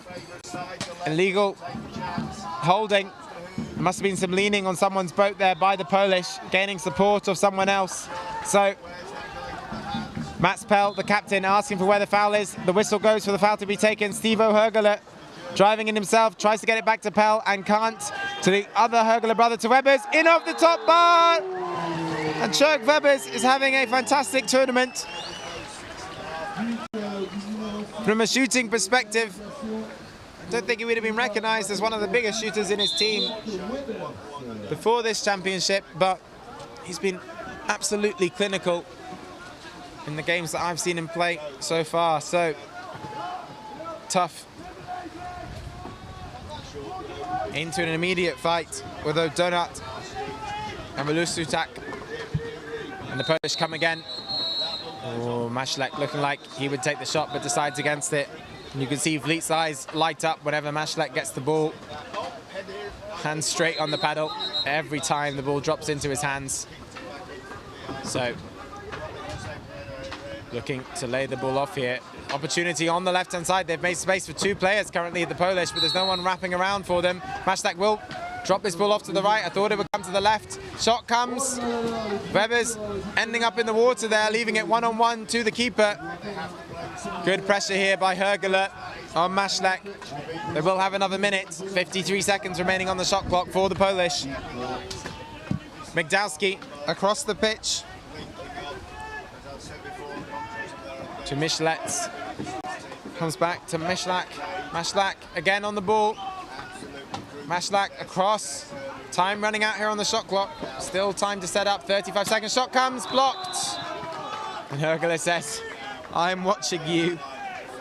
To Myślec. And they have a wry smile between each other. I think Myślec will have known that that shot wasn't truly on. But he runs in from the same side again, and this time there's a little bit more space. Is he going to repeat the move? He does repeat the move, and again blocked by Hergele. And is there going to be another exchange of words between them? No, not this time. Maybe Myślec hoping to get it in, to have some kind of rebuttal, but 2 from 2, blocked by Hergele. Now the ball comes out the back to Maślak, and we'll see what they set up. Nice pump pass across the pitch to Migdalski. Migdalski, beautiful pass back to Maślak. Really nice handling here from the Polish. Well regathered. I think that was a terrible, terrible pass from Myślec. The pass wasn't there for a start, and the actual distribution of it was terrible, even if the man was there. So shakes his head in disgust too afterwards, and now the Dutch are away, and the shot comes long from Hergele. Oh, off the back bar. Just too high, too much on it, and I think the wind taking that as it kind of slowed up that ball that was coming up the pitch too. No shot being taken here. Oh, he does go for the shot. It seems like a wasted opportunity from Dona, especially seeing as Vliet was in net and would have had clear sighting to the ball. But the Polish just trying to capitalise on speed on the break. So we sit at 3-3 in this game, and the Dutch want to win this to be able to put pressure on the 2 teams above them, particularly Spain. That game yet to happen.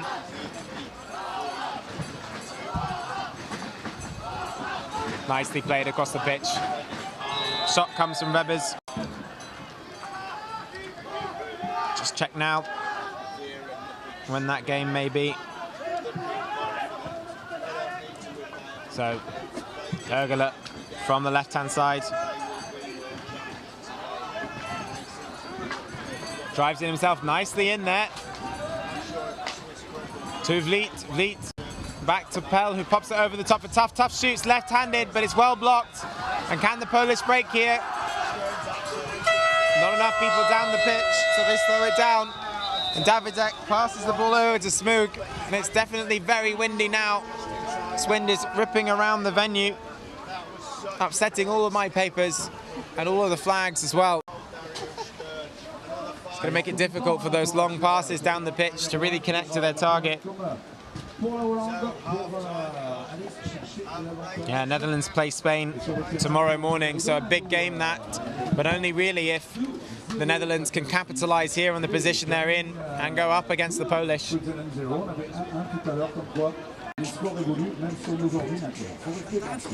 So the drive comes from Smug. Smug, can he offlay it either side? He does offlay it to Davidek. Davidek loses possession though. I don't think he was expecting that ball. It was kind of lazily passed off to him, and there's a break on here. It's a 2-on-1 situation. Oh, but both Tough and Vliet. That pass, very fortunate for the Polish to land almost directly in front of Smug, who did well to be covering back. Shot comes long. Oh, great save by Pell, and a wry smile from Migdalski. He thought he had him there. He thought he had the Dutch caught out.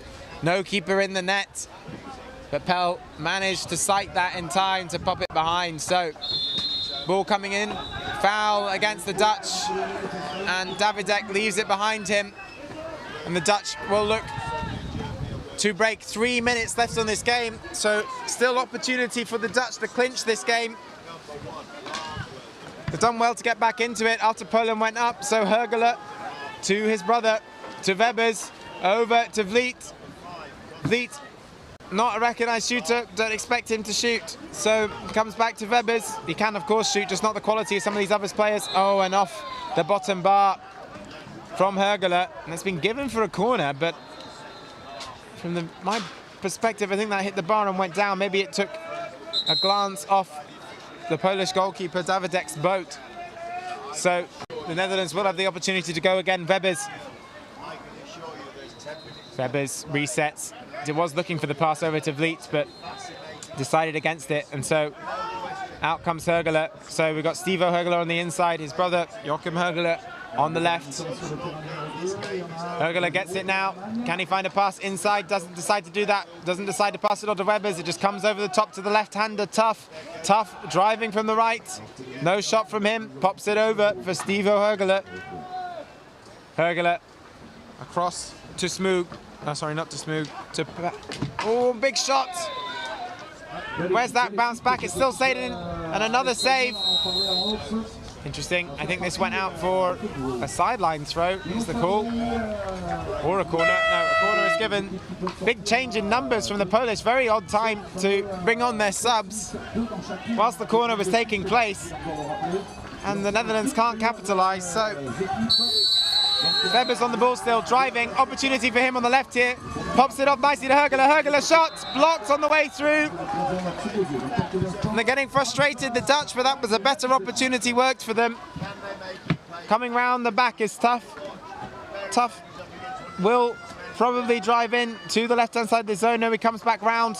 Vliet now on this left-hand side to Webers. Webers has Högele. If he can find him on the left, he can't shoot himself. Blocked on the way through. No, so Poland will gain possession. And with 1 minute left on the clock, the Dutch go 5 out on this Polish team, and this is a risky strategy. They want to play Spain tomorrow with an opportunity to beat them and set up the potential for a semi-final. So they must win this game to really set that up.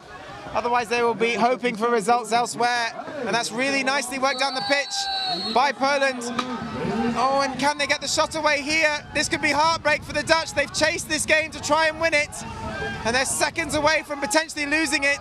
But the ball, oh, are they going to recover it? Ooh, Vliet can't regather, and Poland are in here. Can Maslak get the shot away? Tries to pass it through. He will go for the shot, surely. He doesn't. It comes back out to Smoog. Smoog can't regather. Ball now inside. Opportunity to shoot from Maslak. Maslak saved! And that was unbelievably tense. And somehow Poland didn't convert there. And this is going to tick over with 3 seconds left. The corner will have time to be played. They have timed out. Maslak on the ball. Paddle shot. Oh, a big sigh of relief from the Dutch, and it will be a draw. But what an opportunity missed for the Dutch in this game. You can see Mats Pell there, he knows the context of this game. A win would have been massive for them. And now they need to hope that Spain, they beat them tomorrow, and that Spain draw somewhere else for the Dutch to stand a chance of going through to the semi-finals. So that's the game over here on pitch 1. Fantastic game here between the Dutch and the Polish. Nothing separates them at the end of the game. Well done to all the players involved. That was a fantastic watch. And a couple of good smiles from the players as they celebrate with each other afterwards and congratulate each other on a game well played. So the next game on pitch 1 will shortly be the British men versus Taipei. Or I'm actually being told, I think they may have switched the games round. And what they are doing instead then... France versus New Zealand. It will be France versus New Zealand, the senior men on pitch 1, so they can fill the stands in support of the French. Almost, because there are so many supporters. Yeah, too many supporters for them to all be hosted on pitch 2. And my commentator station nearly got pushed over there, but we move on then on this pitch to France versus New Zealand, and it will be Great Britain versus Taipei then, I assume, on pitch 2 shortly.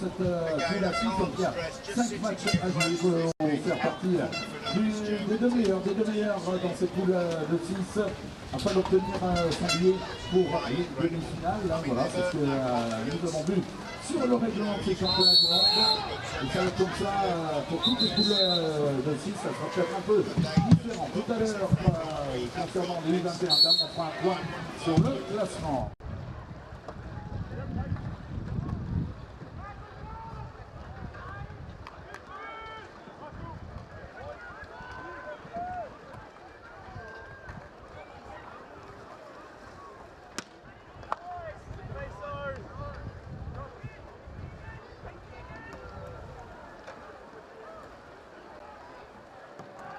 rappelle un peu les hommes et seniors sont en tête de leur poule puisqu'ils ont remporté leurs 2 matchs.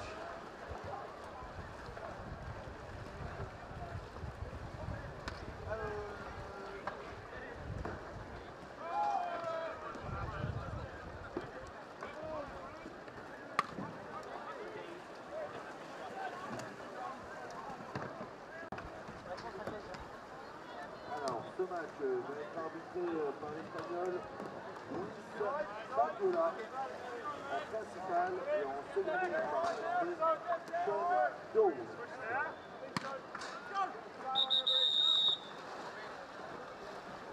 Alors l'arbitre demande aux équipes de changer de côté.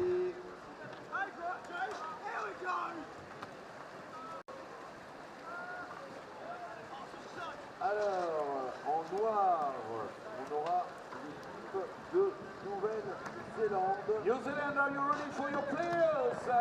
The number 1, Carl Reggie.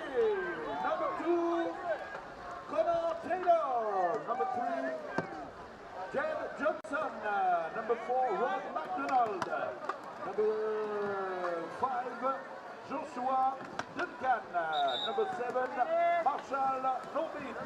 Number 9, the captain, Matthew Fizzo. Number 10, Matthew Cotiert. Et pour l'équipe de France, Le numéro 1, Alan Lignel. numéro 2, Baptiste Cotta. le numéro 3, David Linet. numéro 3 est capitaine, le numéro 4, Antoine Lecloc de Corchemont. numéro 6, 5, pardon, Patrice Belard. le numéro 6, Hugo Esmiro. le numéro 7, Clément Kipling. le numéro 8, Benoît Richer. et le numéro 9, Christophe Belard. le coach, Thomas Perky.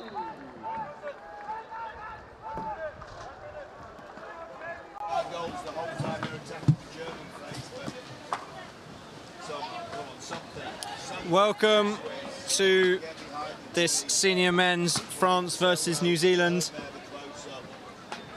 group game between, for the ICF Canoe-Polo World Championships here in Saint-Omer, northern France. In front of you, we're due to start in less than a minute.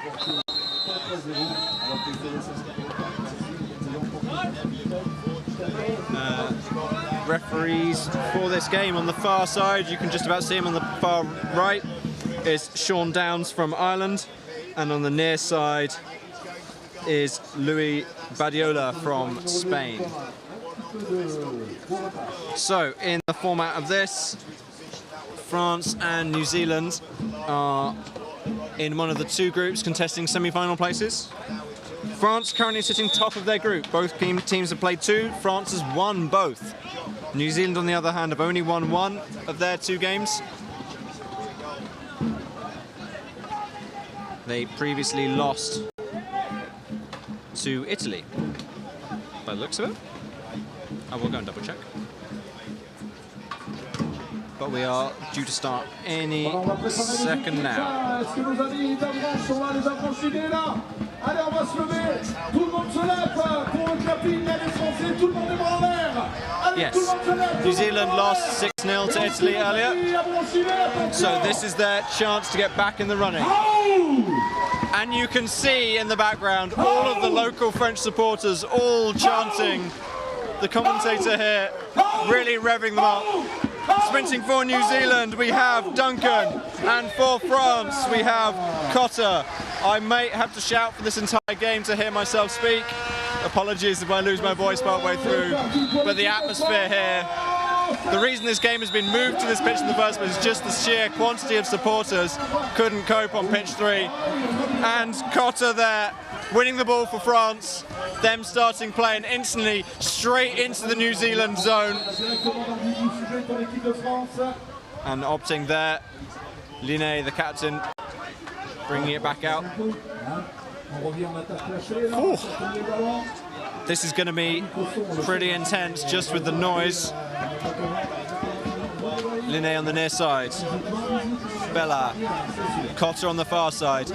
Tapped by Taylor, but it's kept in control by Spain.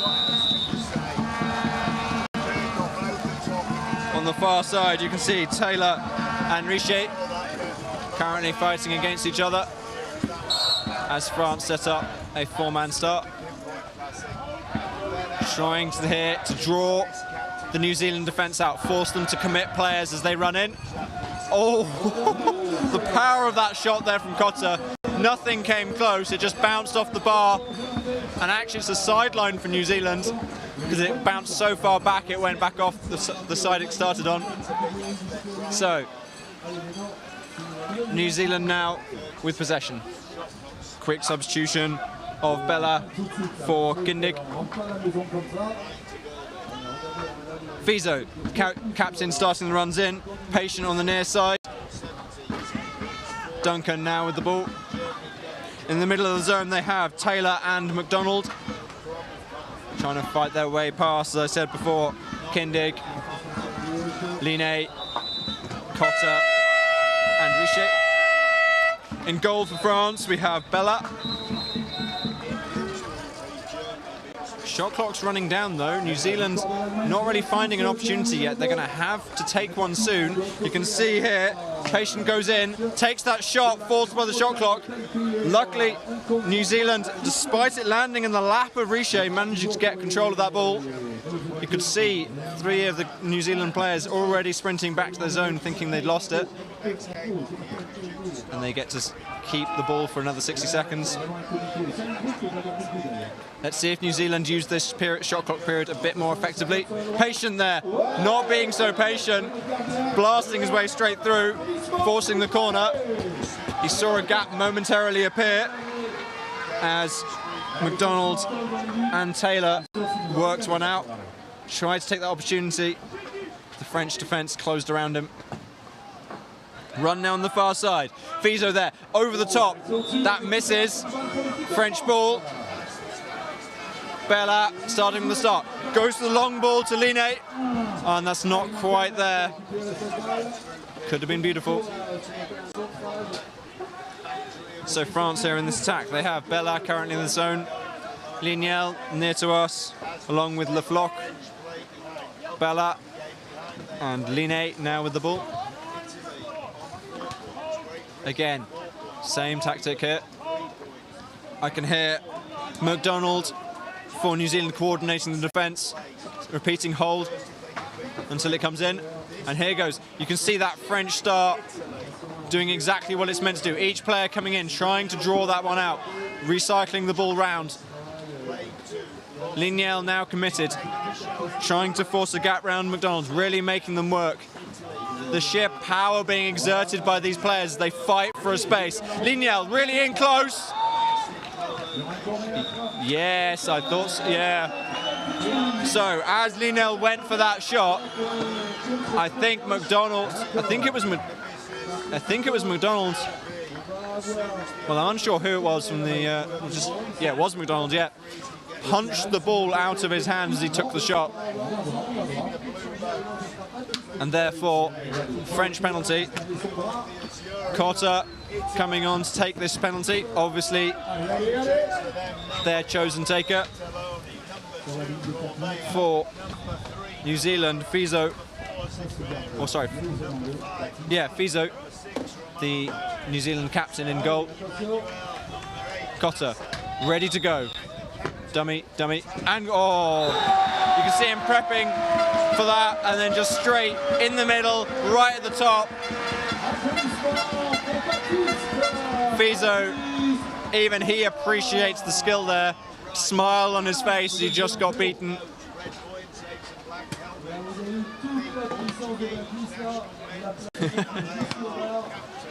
And now New Zealand coming in. So France, 1 goal ahead. The fans here very much in support of the home nation,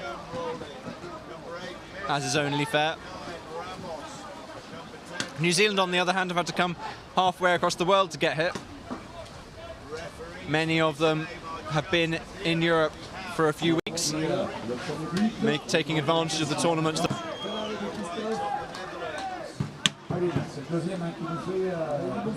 So in that French defence,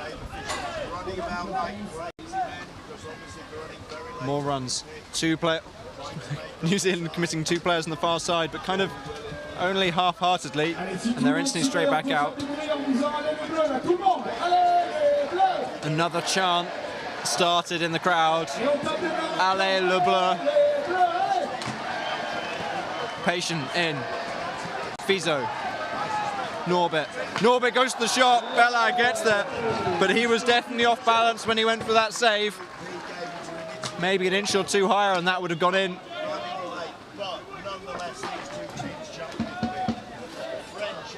And Fizo again, seeing his options, goes for Norbert. Norbert, again, another shot, this time doesn't make it to the keeper. It's blocked by Richer in defence. France with the potential for a break. Line is there, there's no one in front of him. That's a second goal for France. And the crowd, you can't see them yet, but every single face I can see is clapping. There must be some Kiwi supporters in there somewhere, but I can't find them. There's just a sea of red, white and blue.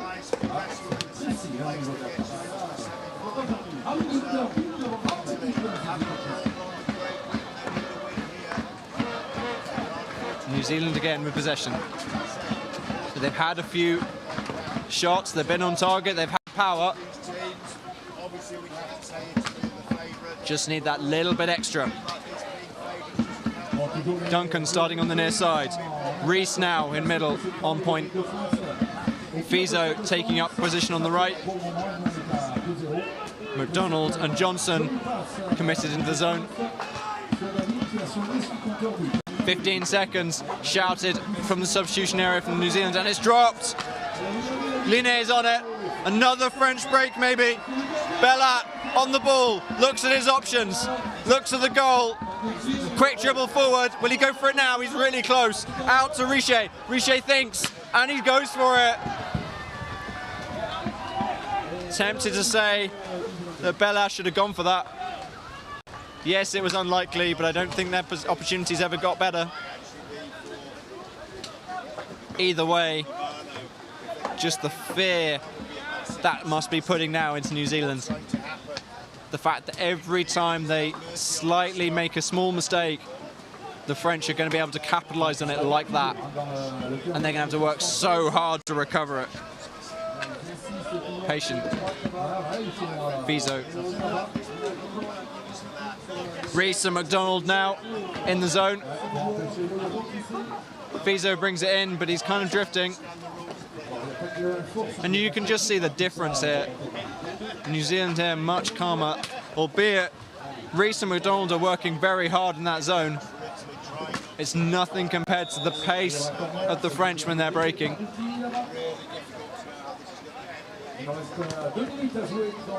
As for the French in this zone, you have Kindig and Lignel, currently doing a pretty damn good job of keeping Rees and McDonald out. Rees and McDonald unable to quite work the split that it seems like they're going for. McDonald there being forced to park his boat on top of Kindig. Patient there, just about drops it. Kindig is on it, tries to get into it. McDonald gets in the way. Yeah, that's obstruction in favour of France. Kindig trying to shove McDonald out of the way so he can get onto the ball. Bella takes the opportunity. He's got it. He looks at the break. And you can see that they've lost the opportunity there. Not very happy about that. So, France here, just passing between them. They will have to take a shot before the minute is out. Ooh. We have an illegal jostle right inside the 6 meters. Pretty close. Now, Cotter could go for this, but how many paddles will New Zealand put up in front of him? That's at least 3. Yeah, and he goes straight back out. Le Floch, Bella. Le Floch. Cotter now. So, less than a minute on the clock. There's no game clock left. Sorry, no shot clock left. France probably want to run this out and then take one last opportunity, but if one appears, they'll take it. Le Floch. Cotter. He looks up at the time.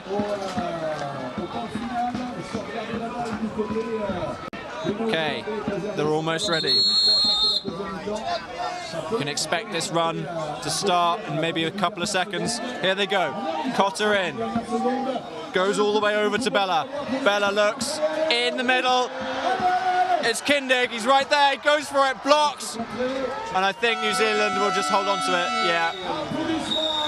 Taylor there recognising that he wasn't stable enough and there wasn't enough time for him to get that shot off as the whistle blows. End of the first half. France leading by 2 goals.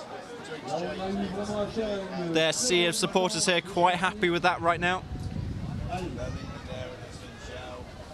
New Zealand have an uphill battle in the second half. Try and squeeze back a position.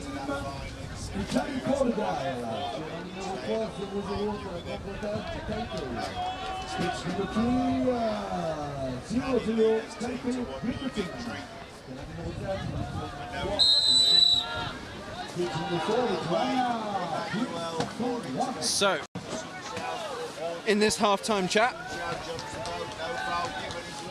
I wonder what's being said. The Kiwis do speak English, but they are nowhere near close to me, so I can't hear a word they're saying. The captain, Fizo, definitely directing the conversation there. Their coach, whose name rhymes wonderfully, Andy Candy. On the French side, coach is very much directing the conversation. Thomas Barthélemy and Thomas Bretigny. And you can see the highlights camera there.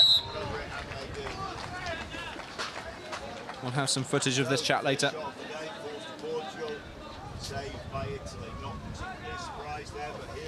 Referee on the near side gives a thumbs up. He's obviously having a great game. He definitely agrees it's a good game.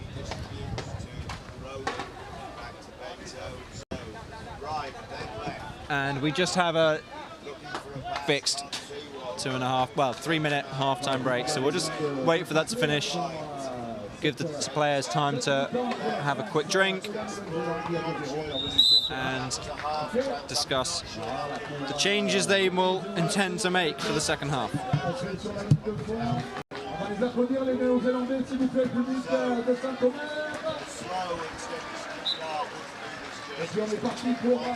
Players lining up.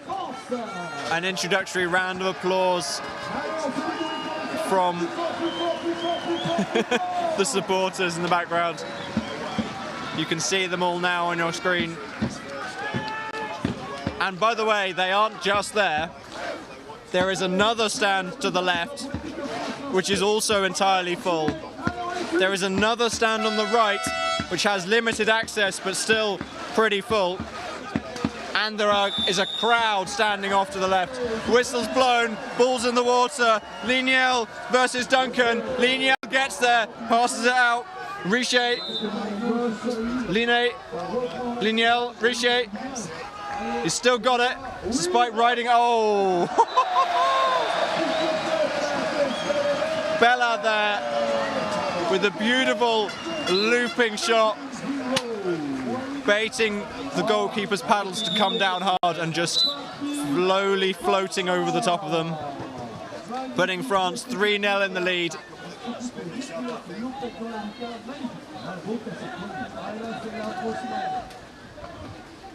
And France starting off this second half beautifully. Interesting thing now, we'll be able to see what will New Zealand do as the underdogs in this game right now. Will they change anything for this second half? Currently on the pitch we have Norbert, Fizo. Ooh. Oh no, that's a whistle blown on the pitch, sorry. We have Norbert, Fizo with the ball right now, drifting all the way in, goes for the shot, deflected by the defenders, and that's off. Oh, we have... That's a deliberate foul. by Bella. So he's had his first deliberate. His next will be a green card. He has subbed off at the same time. I wonder whether his coach was instantly aware of that. So on the pitch, Patient, Fizo. On the near side, you got Norbit. Patient brings it in, opts not to. Taylor and McDonald now with the ball in the zone.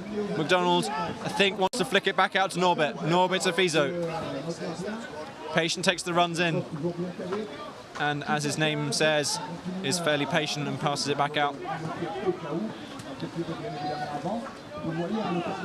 No, New Zealand here. Oh, nice shot there, saved by the paddles of Bella. So New Zealand here, not quite getting much inroads in on this French defence. France, on the other hand, with this break, as soon as the turnover, Line one-on-one, another goal for France.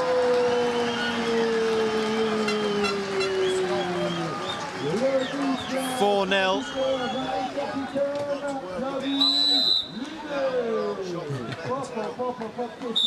And the commentator in-house as well, revving up the crowd. So, New Zealand, all 5 players charging forward. McDonald goes to the shot, bounces off the top bar, paddle comes down to his hand. McDonald there with a paddle foul, pretty much on the maybe 5 metres. There's a lot of paddles in front. He asks for someone to charge in, flicks it out, Norbit in. Forces LeFloc to commit to him, and that's a corner. And this is the problem, right? As McDonald was sitting there ready to take that free shot, he needed someone to take those defenders off him, force them to make a difficult choice. Norbit. Johnson. Fizo.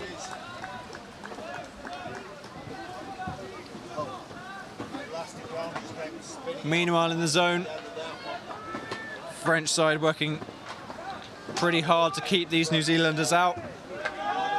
LeFloc on the front. Play on in favour of New Zealand. The shot clock reset. Kindig on the far side. Lienel and Cotter also. Oh! Reese there got in pretty tight, but didn't quite work out. And now France going all the way over to Cotter. He's looking at it, he's looking for the pass. Back out to Bella. Now Kindig, and that's another goal for France. The grin on his face as I have no idea how many people, but it's a lot. Cheer along with him.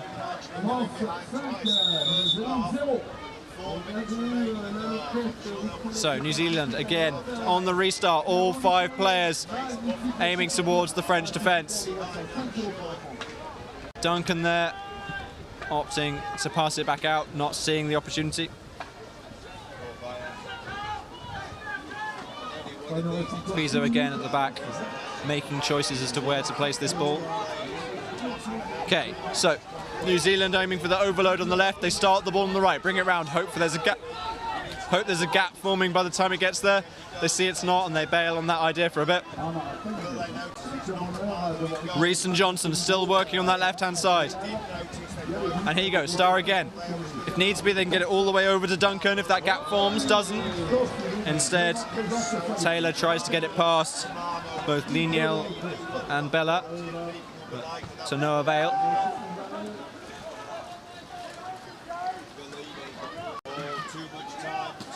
Reese. Taylor. Fizo's asking for it, and Taylor's not giving it to him.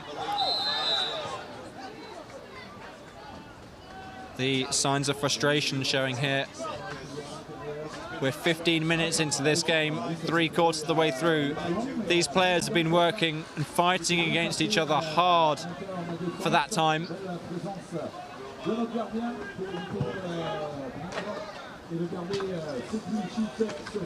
Maybe some of the edges starting to show as things fray between the players. Fizo, Duncan, gobs for the shot, blocked by Bella, controlled by France. Do we have another break? You've got LeFloc on the near side. They go for it. Long pass up to him. Taps on the paddle to keep under control. Flicked onto the boat. And, oh, deflected. France just about keeping control, but maybe not for long. Fizo's got it in his hands. Taylor now. Do New Zealand have their first break? There are 2 French players back in their half. And unfortunately, there aren't enough New Zealanders on the pitch because a few took that opportunity to substitute. Fair enough, though, given the amount of work these players have been putting in so far. 4 minutes left. Norbit starting the ball on this side. Patient now, point man. Fizo subbed off. Someone has to do it. Little fumble, but France aren't capitalising on it. Patient. Norbit. Duncan there on the far side. In the zone right now, we have Taylor and McDonald trying to, again, same tactic, trying to force an overload on one side. They've been doing this the entire time, and they start the star on the other to try and bring it around, but it only works if those 2 people make that overload. And currently the French are just not letting them in.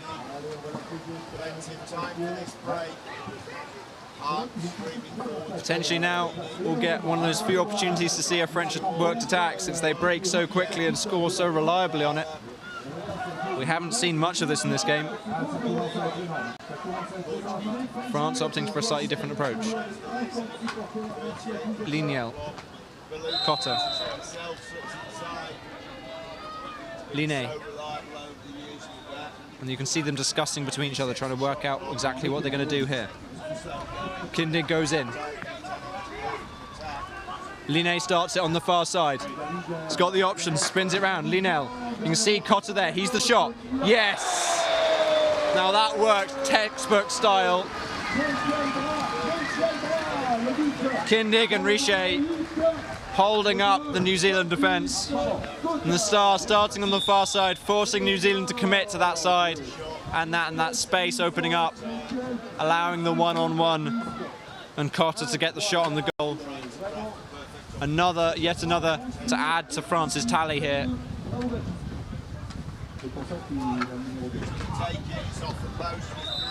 So, Fizo back on the pitch.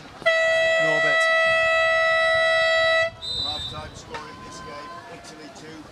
Fizo again. Okay, Patient on the far side. He's complaining, it's being lent on, goes to the shot anyway. I think. Yeah, so rule here that's probably worth explaining. So that got played on because it's believed that the foul did affect the shot that was taken. They get to take it back, so Patient here gets another go.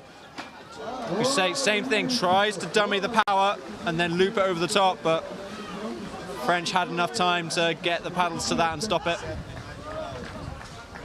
No French break. So we'll see another masterclass in a worked attack.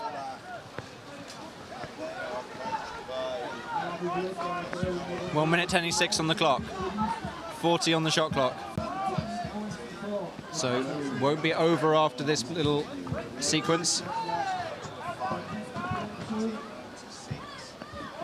Currently we have Liniel, Cotter, Le Floch, and Bella out, and then in the centre we have, sorry, not Bella. Oh no, there are 2 Bellas. I had only just noticed. We have Bella and Bella on the pitch. Cotter, Bella, he's looking for it. He's looking for it. Don't know how he found that gap, but he did. Main issue, of course, all of New Zealand being forced to commit their paddles to the water to hold that zone, and therefore all he has to do is get it past the keeper. And so, with 40 seconds left, France leading 70-0. New Zealand have one last chance to get a goal on their scoreboard. Rees, Norbit. The stands start cheering for France. The rain is falling. Norbit on the far side. Fizo, the captain, drops the ball. Will France have one last break? Le Floch with the ball over the top. Richer. New Zealand go for the press. They need to get someone clear. Liné goes to the long ball. It could have been, but it doesn't matter. France win convincingly, 7-0. The home crowd are very happy with that. And the music is playing. And that is why we come to a nation like this for canoe polo. The support we're getting not only from the town of Saint-Omer and the locals turning out to watch this, but also people travelling from all over France and the other European nations to come in and watch this sport. This is exactly what we want for canoe polo.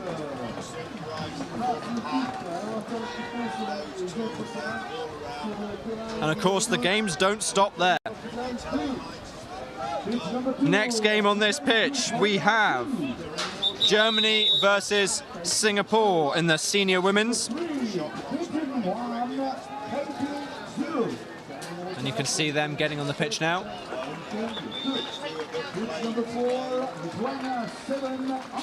My colleague David will take over for that, and he will join you shortly.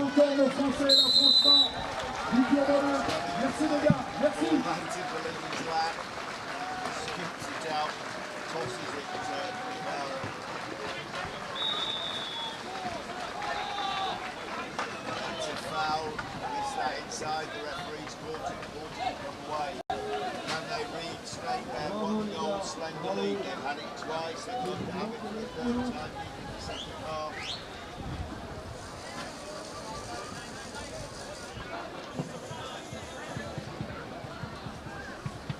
Allez, maintenant, parce qu'il y a un peu de retard sur le terrain numéro 2, les supporters français là, on va se déplacer sur le terrain numéro 2. Cette fois-ci, on va encourager les filles contre les Espagnols. Alors, on rappelle qu'au niveau du quart podium, on a une nation avec la ville de Saint-Omer et la Carrefour pour tout simplement venir négocier Maxime Beaumont, notre vice-champion olympique. On donne rendez-vous au quart podium. C'est celui qui marquera le plus de buts sur le kayak en 1 minute qui se confrontera dimanche à Maxime Beaumont. Donc rendez-vous au quart podium pour des animations autour de ce kayak. Il va falloir marquer les buts et puis il y a d'autres animations sportives. Voilà, rendez-vous dans quelques instants au quart podium.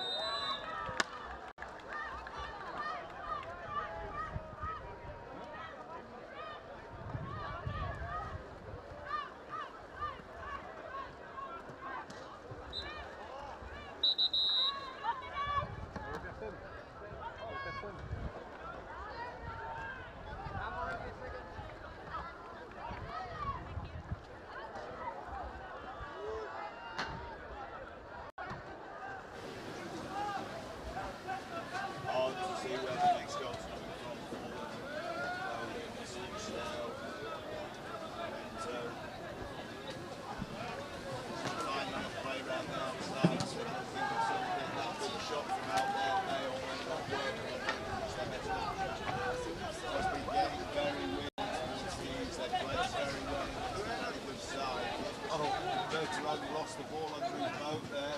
Teased about that later. That was good attack.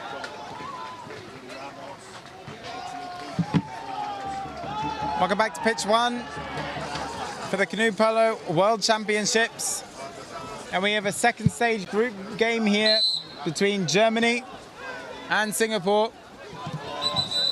Germany having topped their initial group, and in this group alongside Singapore, this new group of 6, Singapore having lost earlier today to France, but they went toe-to-toe to them in the first half before it slipped away for them. Germany set to play France in the group tomorrow morning to see who will finish probably first in this group, but for now it is Wagner up against Lowe for the ball. Lowe does well to challenge Wagner. Wagner does manage to gain possession of it, so it will be Germany who start in possession. So just a quick recap of where these teams currently sit within their groups. France, Spain and Germany having won their first game of this second group phase. The 3 other teams in this group are Denmark, USA and Singapore. So Germany will be looking to make it 2 from 2, but there's been a foul committed on the inside there. And that's Hilke Vogt shaking her head. She doesn't agree, but the call has been made. So nothing coming for Germany in their first attack of the game.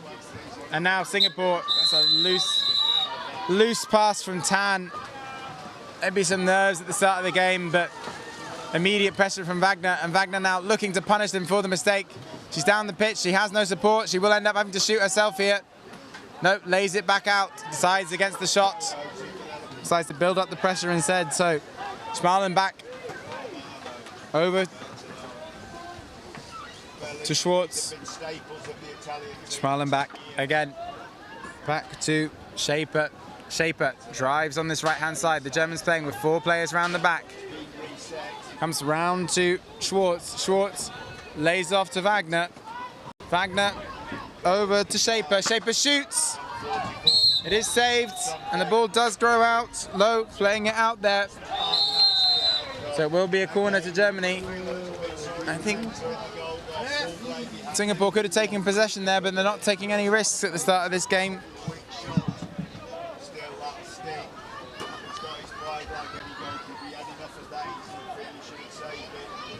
So down the middle comes Wagner, over, shot coming, beautiful shot from Schwartz.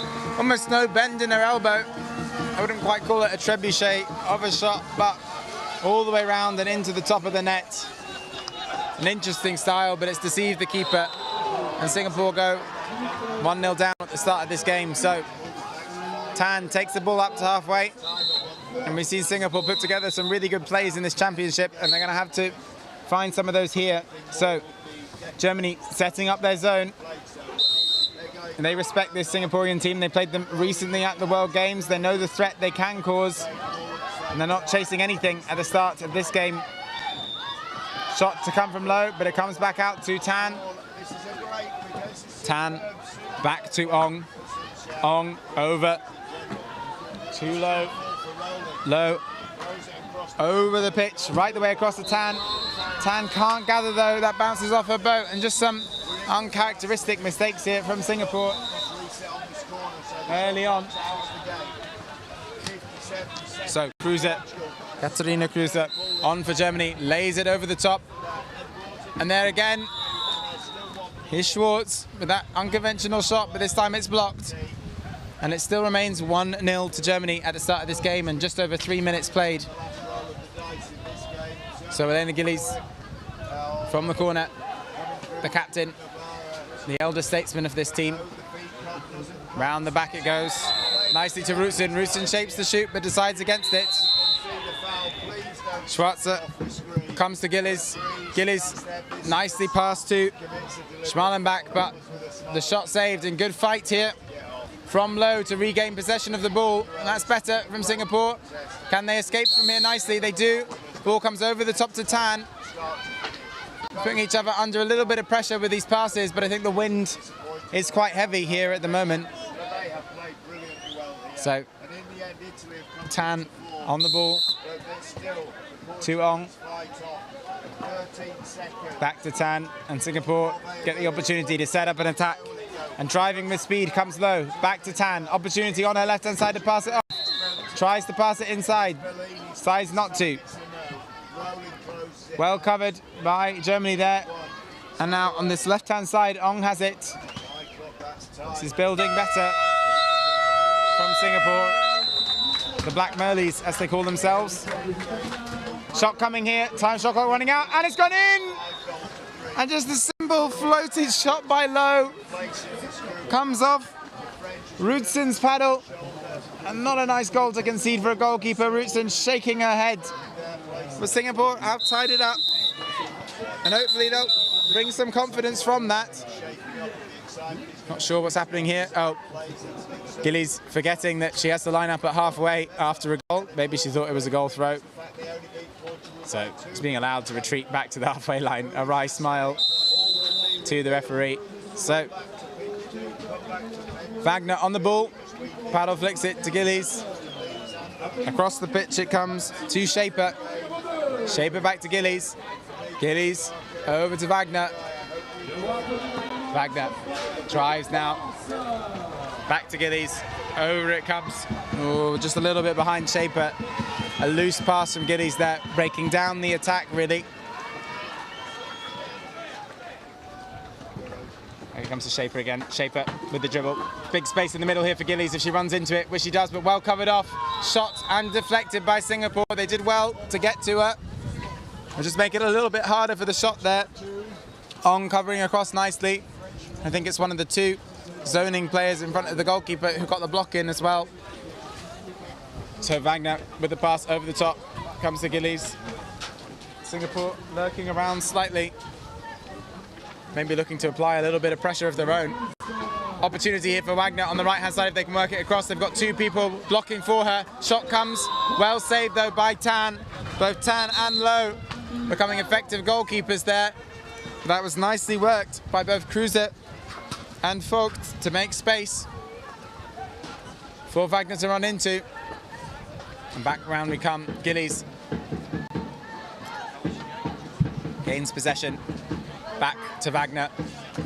German team now playing with two people on the inside of the zone. Wagner to Gillies. Gillies across the pitch. Shaper has the opportunity to shoot. Blocked for a corner by Tan again, and some good goalkeeping on show here by the Singapore keeper. So Shaper from the corner. And let's see if Germany start to try and use these two inside players. Kruse not interested in looking for the ball. She's maybe looking for it now. She's made good space for herself, but there's a foul here. Holding foul against one of the German players, and the break is on, but they can't lay it over the top in time to Low. And now will Singapore, oh, they tried to lay it through to Tan though. Tan will regather. Tan doesn't get the shot away. She lays it back off to Low. Back to Liu. No shot on there for her. So nice breaking play from Singapore, nothing coming off it. Germany managing to get back and cover it, but well done to them to resetting possession of this, and now they will get to attack again on their own terms. And here comes Ong. Ong to Tan. Tan riding up over the top of Shaper. And Singapore get the ball back. They do. Foul there against Singapore. Couldn't see that from my position, but Germany do gain the ball, and now they are trying to break down the pitch.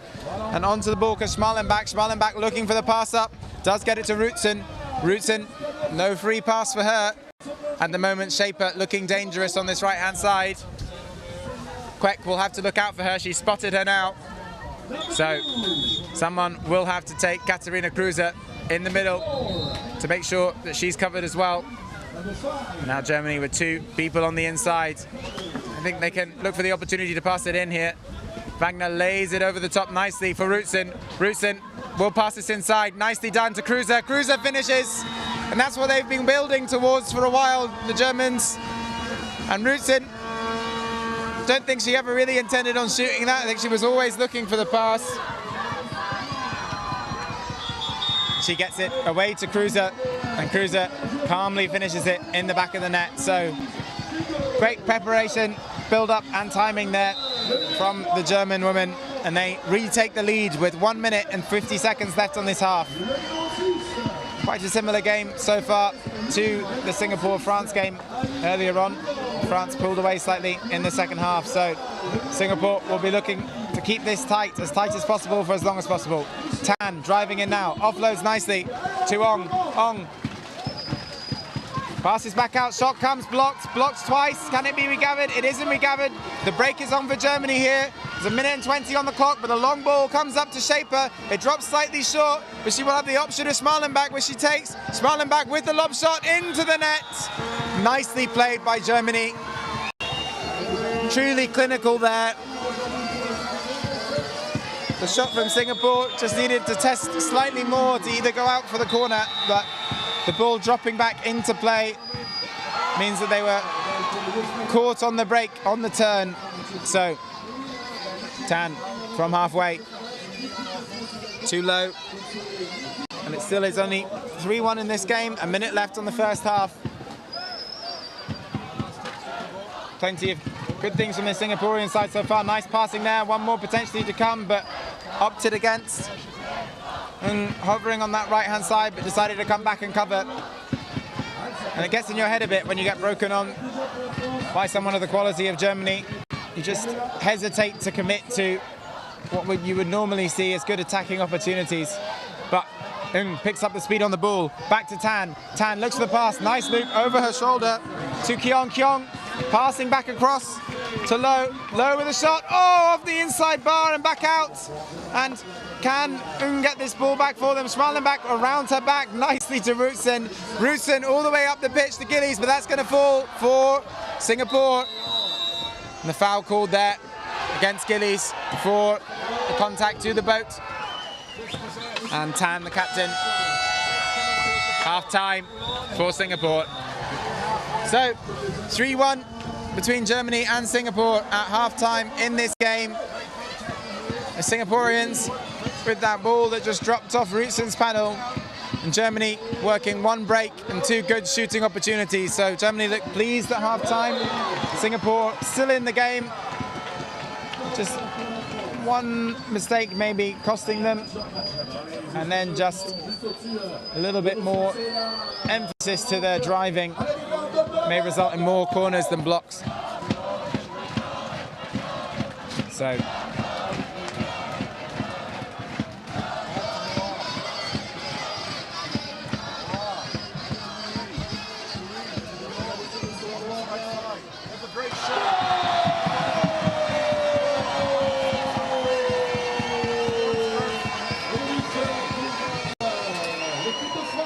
So whilst this game is ongoing, on the other pitch at the moment, Spain are currently playing France, and it's 1-0 to France on the home side. Germany then settling themselves as we turn back to this game. No major words in this half-time talk, just a gentle conversation between players, taking on some water. We will see whether they change up their tactics at all. Germany will know that they have France coming up tomorrow morning for who will likely top this group of 6. And if they draw with France, then the group would come down to goal difference in terms of who would top the group or come second. So, like France did earlier today, Germany may look to ramp up the pressure here on Singapore and see whether they can increase their margin of victory to benefit them later on. Just to go back to that game earlier today, we'll check what the score was for you between Singapore and France.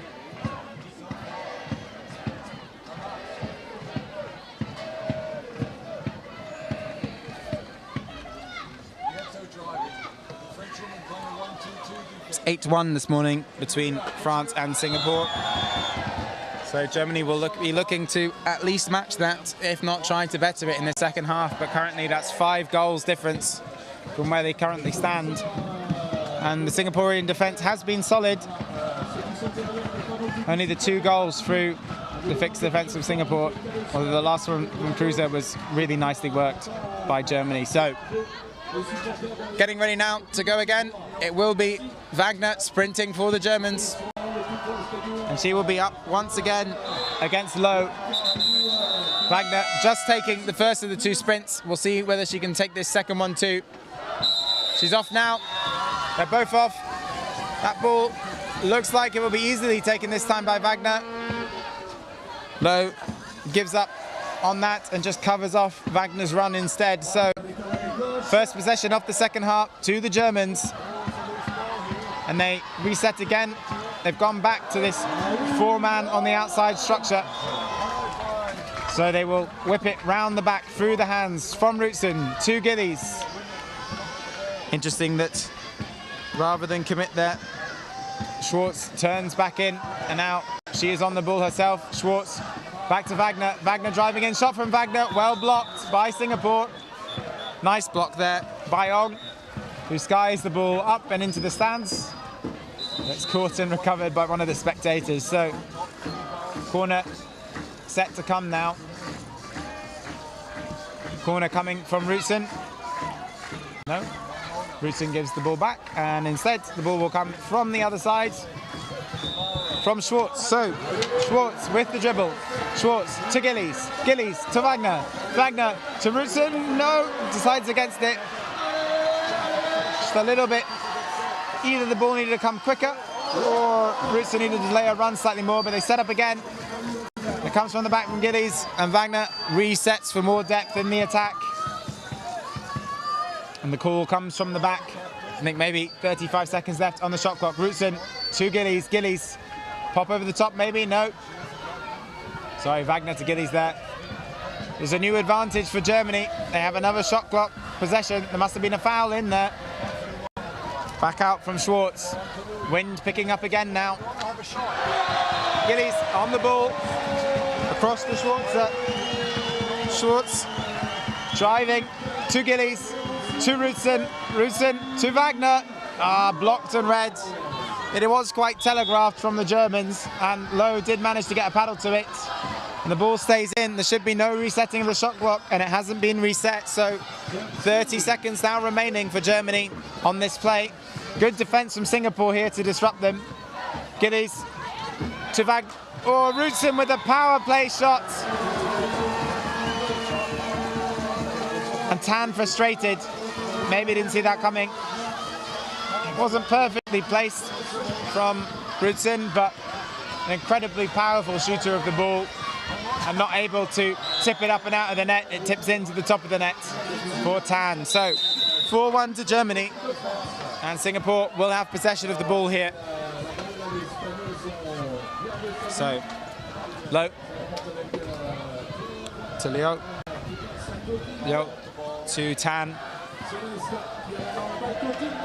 Tan opts for Leo.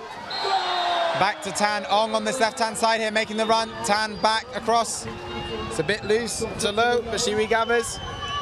Back over to Ong. Ong. High ball to Lo. Will Lo shape to shoot herself? No, she has no option. She takes the dribble. Smart play though. Good use of their time. 20 seconds left on the clock. Making the run then is Ong. Ong, will she go for the shot herself? She does have a gap here. Oh, nicely worked. She did try to get that pass to the inside, but couldn't gather it. Foul there from Tan, and they are in trouble here, Singapore, unless they can get men back. Ong working hard to try and make space, and on this left-hand side, oh. Germany didn't even give them a chance there. Schmalenbach with the shot on the open net from distance, and such confidence to finish from far out by the German players. She smiles to Rutsen at this end of the pitch. Pleased with that shot, I think, or the conviction to finish it off. So, Germany bring on some of the heavier players to shore up this defence. Ball popped over the top from Tan. Ong on it now. Ong back to Tan. To Lo. Lo to Tan. Tan to Lo. Lo to Tan. Tan to Lo. Lo driving in. They've left her behind. Over the top it comes. To Ong. 28 seconds on the clock left. On the shot clock. 6 minutes and 20 on this game. 5-1. The score currently stands. Ball comes to Tan. Tan, high ball over the top to Lo. Shot will come here from Lo. She does take it. It comes back in for Ong. Can Ong gather? She's under heavy pressure here. She does gather, but I think she took it out. It will be a goal throw for Germany. So Singapore need to turn it. They need to go before the break comes. And Schmalenbach under pressure to get the ball away, but she does get it to Rutsen. Ong needs to get back down the pitch here. Good pressure on Schmalenbach by Ong to make that pass as difficult as possible. And it did slow up the play. So, from the back, Shaper to Rutsen, to Schwartz. Schwartz to Rutsen. Rutsen over. This time to Shaper. Shaper inside. Tries for the inside ball there. Schmalenbach. But it was well cut off. Cruiser. And that's great defence by the Singaporeans. They are now breaking down the pitch themselves, Singapore. Long pass over the top to Ong. Ong to Tan. Tan back over to Leo. And that's nicely played by Singapore. Good use of the break. And then, unfortunately, Leo just lops it over the goal at the end. They had time to use there, but that does allow them the opportunity to get back and set up safely for Singapore. So, 4:49 on the clock. A reminder that France beat Singapore earlier today, 8-1. So, Germany will want to try to at least match that scoreline. No excess pressure applied from the Germans as yet to achieve that.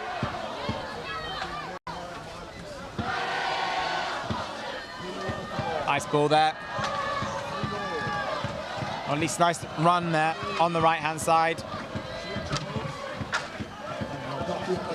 From Schwartz. But Wagner now has it. And Wagner back to Schwartz. Schwartz shaping that long arm shot of hers. The elbowless arm shot. Over the ball comes to Gillies.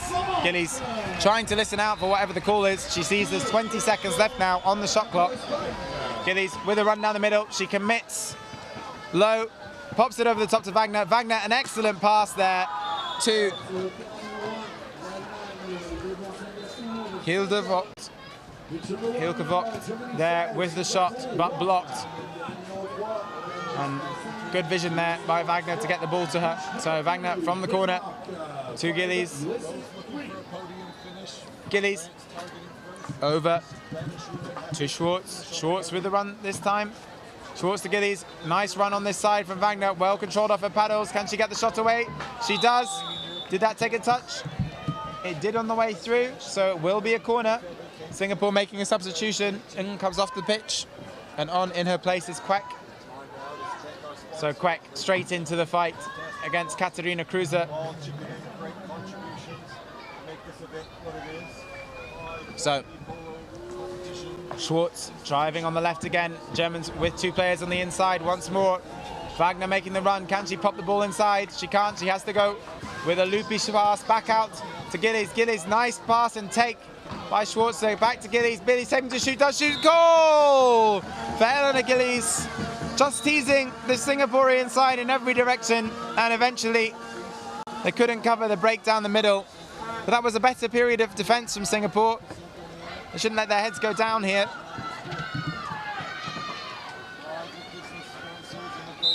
So let's see how they use their time. 2 minutes and 40 left in the game. 6-1 to Germany as it stands. And Tan over to Ong. Ong back to Tan. Back to Liu. Liu to Tan. Tan to Low. Low to Tan. Tan starts the run now. Which way will she go here? She comes to Ong. 34 seconds still on the clock. Ong opts to shoot, but it goes wide. No corner given. Just clear of the net. So Germany now on the break. They could have taken more time out of the ball there, Singapore, but they haven't, and now Germany are away. Rudson on the ball. Over to Shaper. Shaper to Gillies. Gillies back to Shaper. Shaper has Rudson free on the right-hand side. She finds her. Rudson shapes up. Nice ball on the inside. Composing herself here on the inside.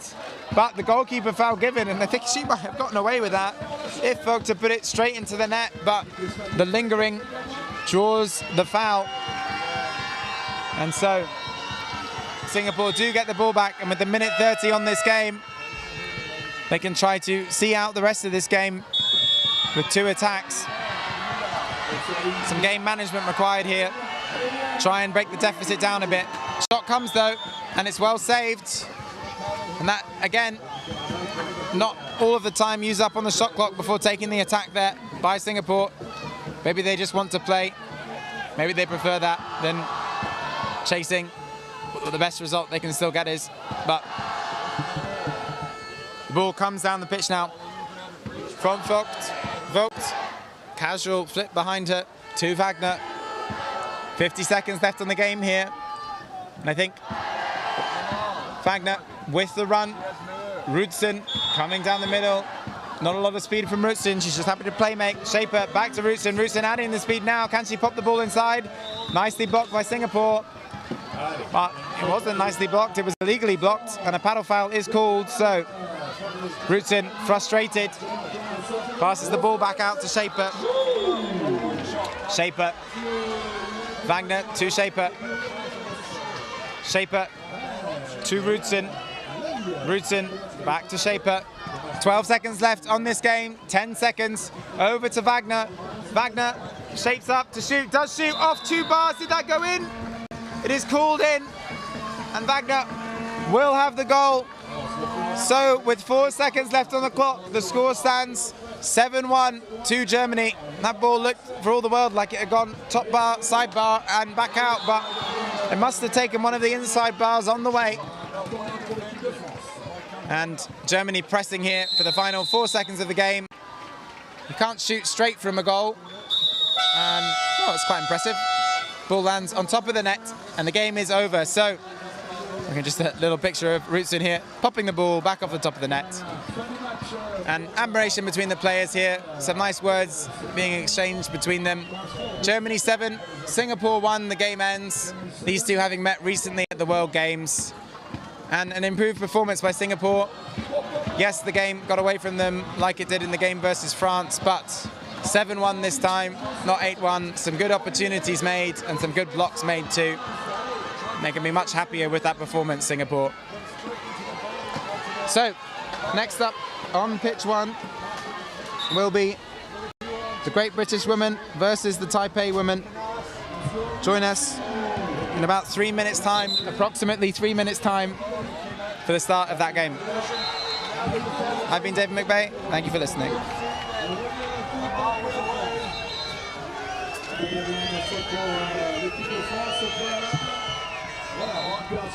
David.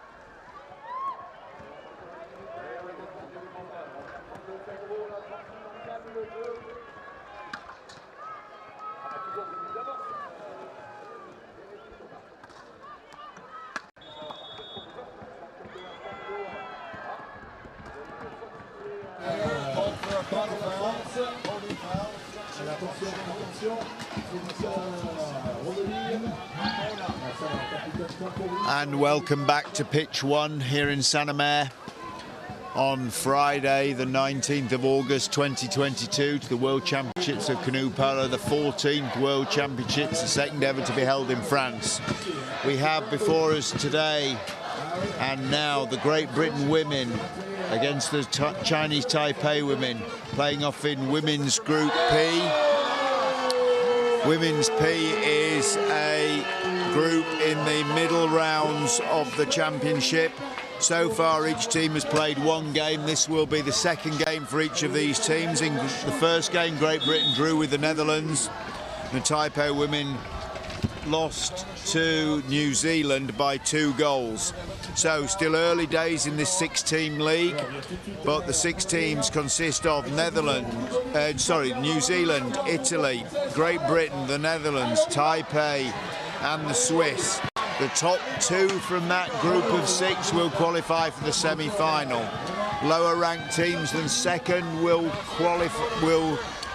contest the lower rankings down to 12th place. So at the moment, for both these teams, every chance of qualifying for the semi-final.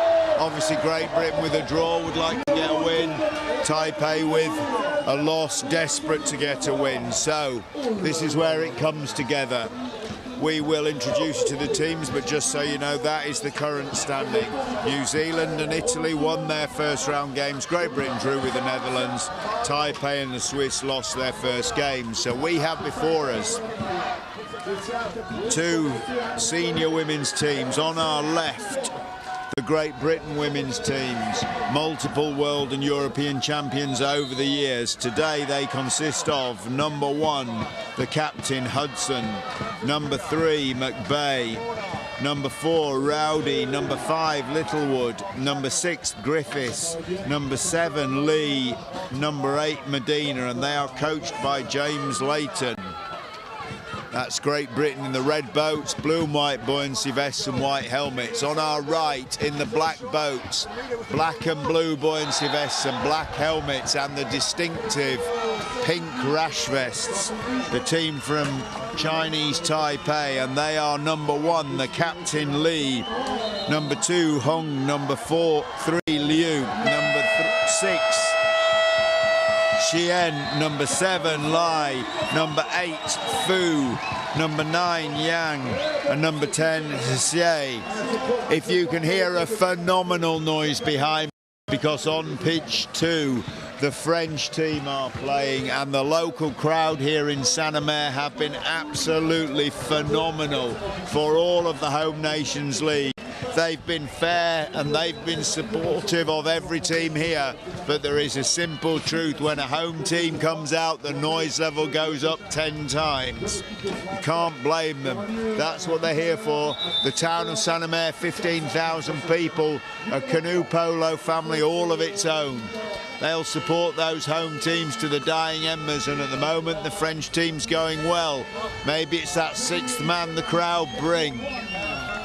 We, on the other hand, are focused on this game that should start in the next few minutes. The referees are here, the teams are here, the cloudy day is here. It feels like a day for canoe polo. So this women's Group P, second game in the group for these teams, so early days. But our referees for this event, Marzena Anziak Ginter from Poland, calls up the teams.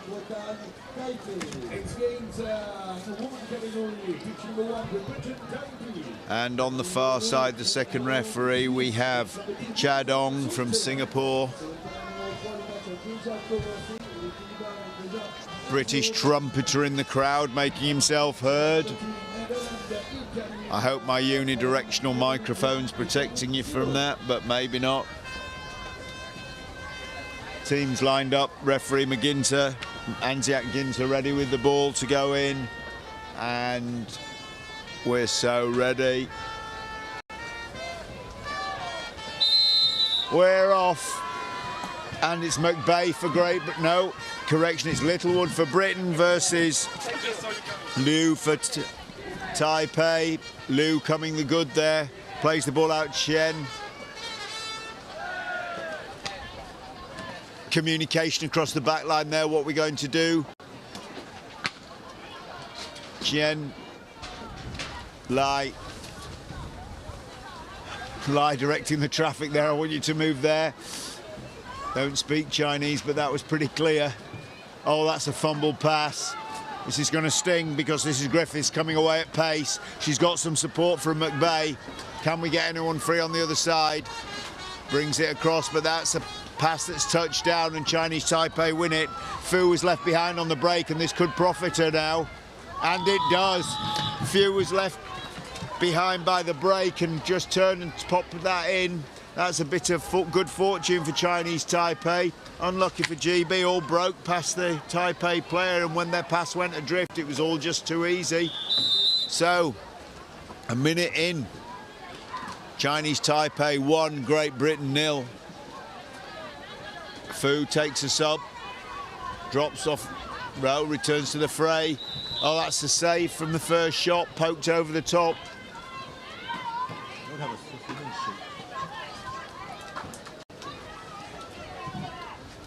So the first corner.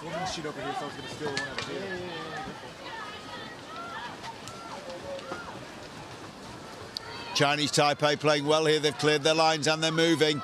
Drops to the captain, Lee, to distribute. That's a long ball forward. Great Britain pressing.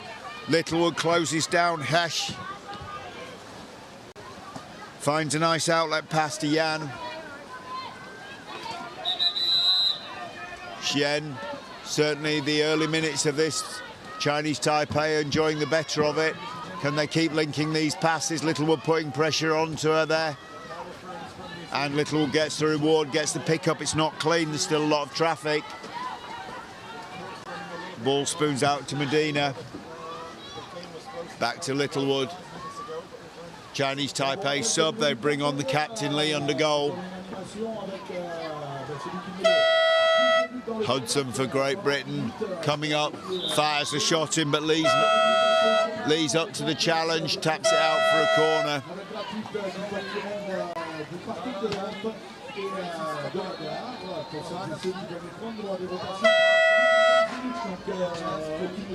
Hudson puts a big long ball over. That's to Lee. Then Littlewood. Then Hudson looking in. Oh, that's a soft pass, but retrieved by Lee. Returns it to Littlewood. Griffiths sweeps round.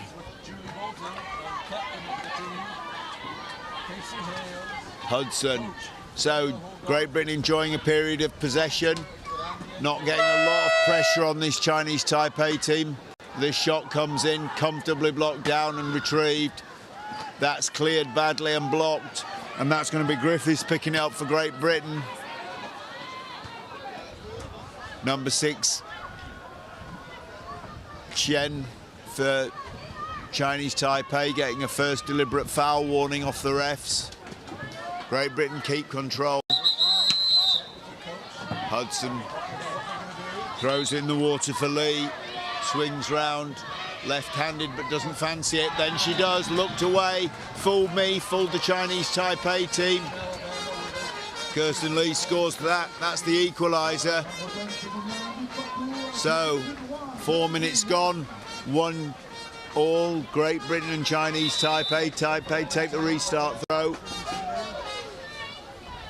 Hung, Chen, Hung, ball bobbles free but no pressure, now it comes. Rowdy gets the pressure on. Littlewood looking at 6, ball still clears upfield. Big ball over, there's some nice passing here for Chen. That allows it to get a shot away, but it's saved out for a corner. 1-1, there's some fight in this.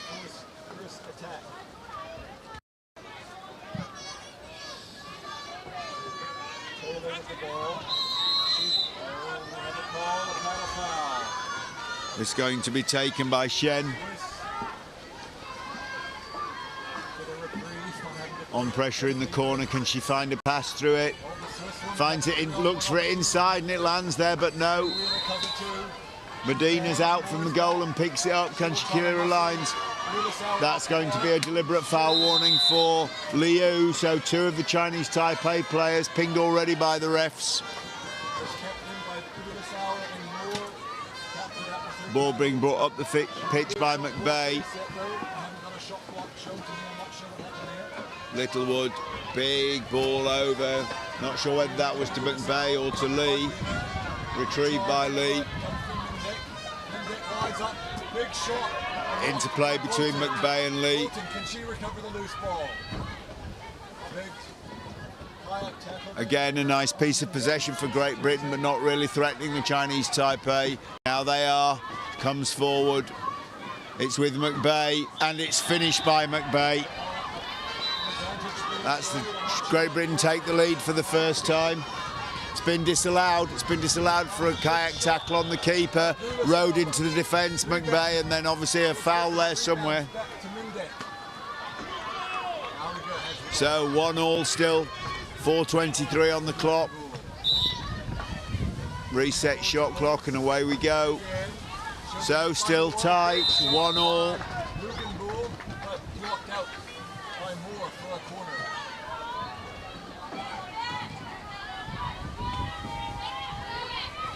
Chen covered a lot of ground for a Taipei. Teammates looked for a pass through to Shehesh that I would have said wasn't on, but it did get there. Not as tidily as she'd have liked. It's a corner now. No score yet in this game. Here comes This corner to be taken by Chen again. Clearly the distribution expert for this team. Got some options here. Lie deep, yes. Goes to her and she comes under pressure from Littlewood. Littlewood managing to pressure Shen now.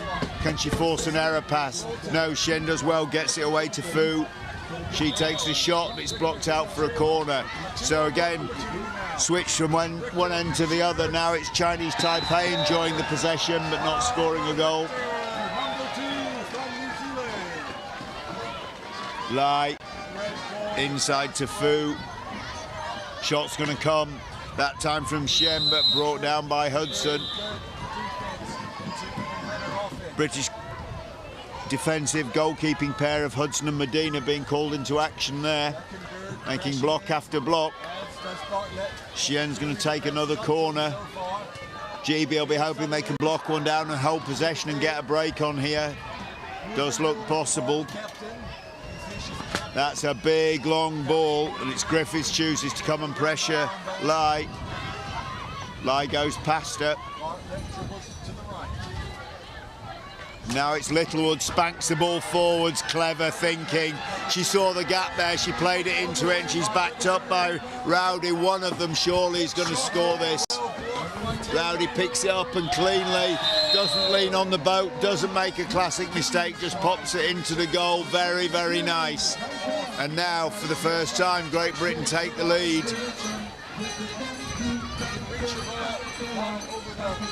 Great Britain 2, Chinese Taipei 1. Still tight, still all to play for, but Great Britain have a slender lead. Taipei talking their way around the next attack. Fu on the ball, out to Yan. Coming under pressure from Littlewood and McVeigh. They've got the bit between their teeth now, GB. Still, though, well weathered by the Taipei team. Liu gets the shot away, and again, this aggressive chase paying off for Great Britain once, but now they've allowed themselves to leak. We've had another deliberate foul warning for number 7. This is getting Larry now.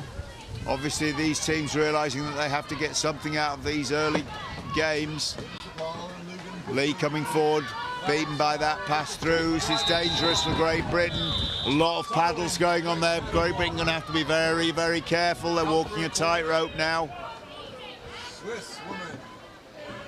Chinese Taipei taking on the passes through the blades, and it's drawing some fairly close quarter blocking, staying on the right side of it just, GB, for now. Let's hope they still can. That's a great shot from Yan. Pulled down by Medina, but they GB don't want to be letting them take too many of them. The British can only weather so much of this. Taipei will be thinking they need to get some product. They've been at this end of the pitch for a long time. As usual, Shen takes the corner. As usual, she actually delivers. Very good at that. You can see why she's got the job. The shot comes in from Liu. Who's going to pick this up? It's looking like Lee. Out to Littlewood. Is there any support? Yes, there is. Can it get there? No, it's being closed down. Takes a punt at that, but Shen, playmaker, covers back, subs off, brings on the captain and goalkeeper Lee. Hudson there just unable to execute the break.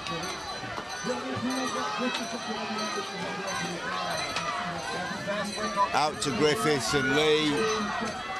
Looks inside to Littlewood, but it's through her hands. Lands with Yan. Is this away? Oh, so nearly. There we go, half-time. What might have been, if only, this and that, yes, buts. So, Great Britain lead by 2-1. Blowing a bit of a sigh of relief there. I think they were behind and now they're ahead a goal. Makes for a much sweeter team talk from James Leighton, there's no doubt about that. Shot by Luganville, well defended by the Kiwis. Wheeler rebounds. They can push now. So, as we focus in on this, Great Britain be grateful for a lead. The keeper's now in. Moore will dribble down the right. She has Wheeler inside. Can they get Wheeler? So, Great Britain will name check them. Number 1, the captain Hudson. Number 3, McVeigh. Number 4, Rowdy. Number 5, Littlewood. Number 6, Griffiths. Number 7, Lee. Number 8, Medina. And the coach, Leighton James. and the Chinese Taipei team. Number 1, the captain Li. Number 2, Hung. Number 3, Liu. Number 6, the playmaker, had a great game there, Shen, Lai. Number 8, Fu. Number 9, Yan. And number 10, Yesh. So Great Britain drew with the Netherlands earlier. Taipei lost by 2 to the New Zealand team. That was a good result there, the New Zealand team, very strong. So Chinese Taipei might have done themselves some favours by only losing by 2, if you see what I mean. Great Britain with a draw under their belt, if they want to come second in this group, have got to start winning something. Obviously still all to play for us. This is only the second game, but if you were to drop points in 2 games out of 2 at the beginning, it would make this group very, very hard. Great Britain team be keen to cement something here. If they can pull ahead, they will, and a bit of goal difference wouldn't hurt as they drew with the Dutch. I'm sure they know all of that. I'm sure the coach will have, Coach James will have given them that.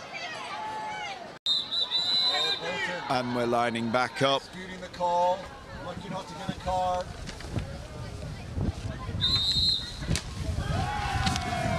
Second half will be underway in just a second. Getting quite breezy here in Santa Maria. We've enjoyed some really beautiful weather, but today a little bit more overcast, a bit cooler, probably much nicer for the athletes.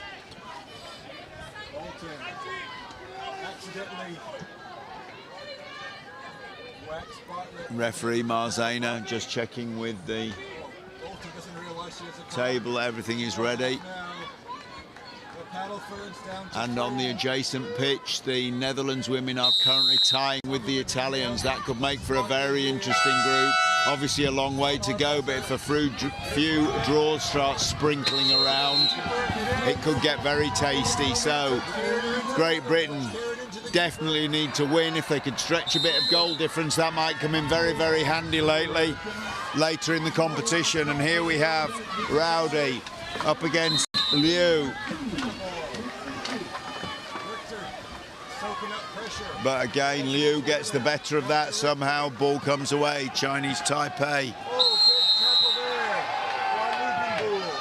First attack. Ball bobbles away untypically from Shen. It's tidied up for her by Hiesh.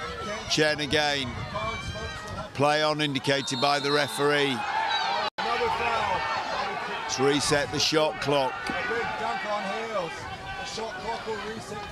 Shen brings it forward, looking for distribution. Quite a nice shape from the Great Britain defence. They're making it difficult for her. She's obliged to go to the point of Hung. Hung plays it wide to Fu, who sees it late, does recover it though. But she's had her pocket picked by McBay. That's good work, and she finds Hudson. Safe pair of hands, but where's the outlet pass coming? McBay, yeah. McBay takes it over the sideline in the act of triggering it. British players streaming up the pitch there. I think McBay could have done with a bit more support. Puts a long shot up.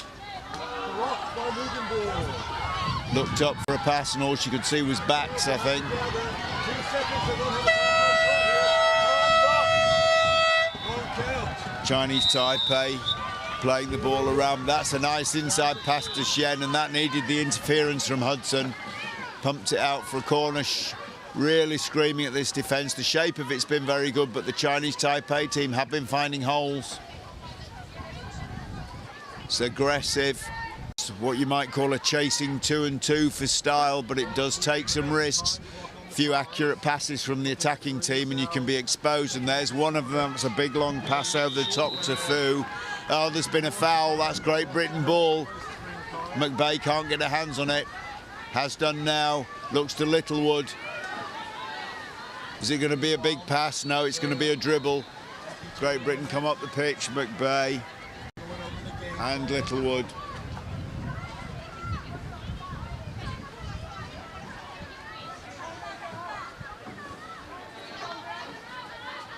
Littlewood there. Cross field to Griffiths and Littlewood. Shot clock's down to 30. They need to take some kind of action. Not yet, apparently, and out to Hudson. Griffiths gets the boat moving. Littlewood on the far side. Is this going to be timed? No, Griffiths arrives at the defence. Ball comes round to Hudson. 13 on the shot clock. Littlewood's not shot shy. And that's in. Scored the winner at the European Championships in Coimbra in golden goal, and she's scored now. That 3-1 must look a lot better than 2-1 did just a moment ago. Now, which way is this game going to go? Is this going to stay tight, or can Great Britain actually run away with this? They push forwards. We've got Lee on, the goal scorer. Littlewood subs off, as does Griffiths. We've still got a strong team on the pitch, but Littlewood scores and looks for it. Looks for a sub. Worked up. Chien. Can we get this defensive line out so that we can get something on this? That had to be saved onto the post. Medina picks the ball up. Lee to McVeigh. Oh, nice. Patient and disciplined. Didn't throw it forwards into trouble. Kept it tight. Littlewood back on. So now we've got Littlewood, Lee and McVeigh on. This has got to be a scoring combination, surely. Ball over the top to Lee. A bit wild from Hudson. On the water. Hudson bossing the back. The refs have checked the technical papers. The key room will start with 5. 30 seconds on the shot clock. Into McVeigh. Half a chance from there. Lee can't control the pass. Picked up gratefully by Chinese Taipei. Foul in there. This is referee's going to a pocket. It's going to be a GB send-off. That's number 1. That's going to be Hudson, the green card. Does she realise? I'm sure she does. Sure, doesn't look like it. Lee's gone off. Is that oh, that is a 7 showing. That's Lee's been sent off for the paddle play there. It's hard to be sure from here. Yeah, I think the table are like us. They've not seen who that is. This needs sorting out. It is going to be Lee. I think like us, the table thought it was number 1. That referee's signal there just being misinterpreted by the table. Yeah.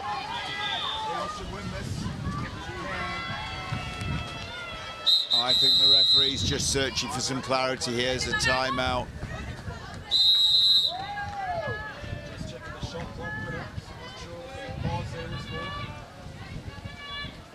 Yeah, it's been tidied up.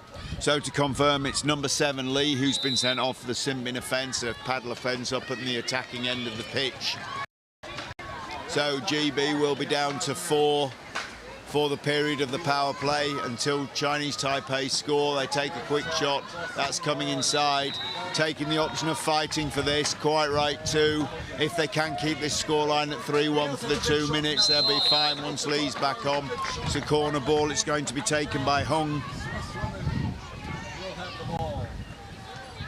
30 seconds on this shot clock for them. It's not reset on the corner.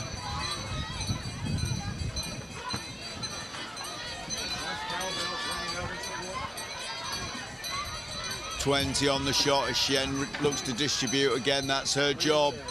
Put that ball down. 13. Chien.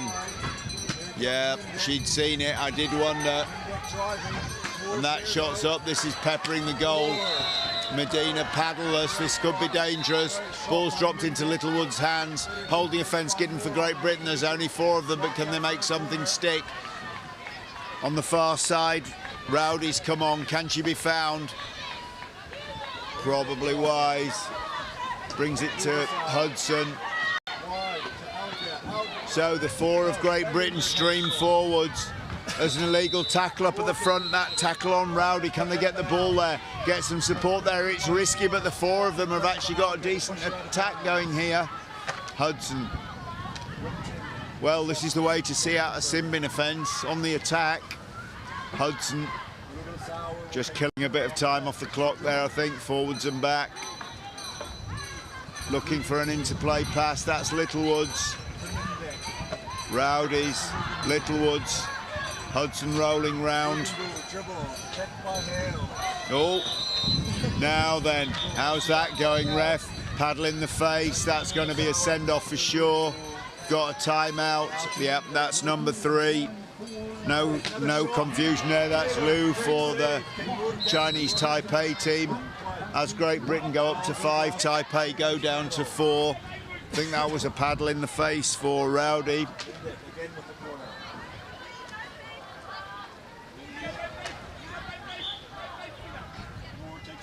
So the referee's asking for a little bit of space. So now the power play swings the other way. Great Britain to 5, Chinese Taipei to 4. Can Great Britain capitalise now? They were doing really well with 4. Can they keep it going with 5? Hudson pings it off the bar. That's a goal line throw. What are they going to do? Are they outnumber Chinese Taipei? Still they go back to a set defence. Half a boat length. Can she pick it up? She can. Yep, bringing a goalkeeper. Oh, I see. Bringing a goalkeeper on. Medina, the goalkeeper, on, and then playing man for man. It doesn't really make the best of your man advantage, but I see they understand the logic. They want to protect this 2-goal lead. More important than pushing forward. Got to be careful there. Have to understand that some of these referees will pick up a paddle anywhere across. Yep, and that's drawn a deliberate foul warning for Beckham Littlewood. And as a player that likes to be living on the edge, that could be costly. Xian, playmaker, being called on again and again. And now it's Xiesh. Chinese Taipei get the shot away. Their turn to do well with just 4. It's strange the dynamic that it brings to a team, really. Sometimes it just peps them up. It did Great Britain, played well with 4, and so Chinese Taipei. Lee coming back on now. Is this a striking combination? Hudson, Lee, McVeigh, Littlewood. The 4 of Chinese Taipei, can they hold this out? Oh, that shot from Rowdy did a little bit more pep in its step. I think the Taipei goalkeeper Lee's already shown she's got more than an average skill set. You're going to have to find something good to beat her. Out to Lee. All looking a bit static. It's so difficult to know what to do when you're playing against 4. Slowed right down. 1:40 on the clock. I thought Great Britain could take the opportunity to get another goal here, but that's popped inside and that's retrieved by Chinese Taipei. Xian's going to bring that out. As a distribution specialist, she must be a threat here. Great Britain taking Littlewood off, bringing Medina on. Taipei back to 5 and streaming forwards at the moment. He's hung with the ball, looking for something. She gives it Xian, brought down for a corner, or not, the ball's not gotten out. Chinese Taipei's going to recover that. It is corner ball if it goes out. Until now, Hudson's touched it. Oh, that's a corner, that's lucky. Hudson touched that ball. I don't think she even needed to, and as it went out, would have been a GB goal line throw instead of corner. Here we go. Referee's having a little conflab.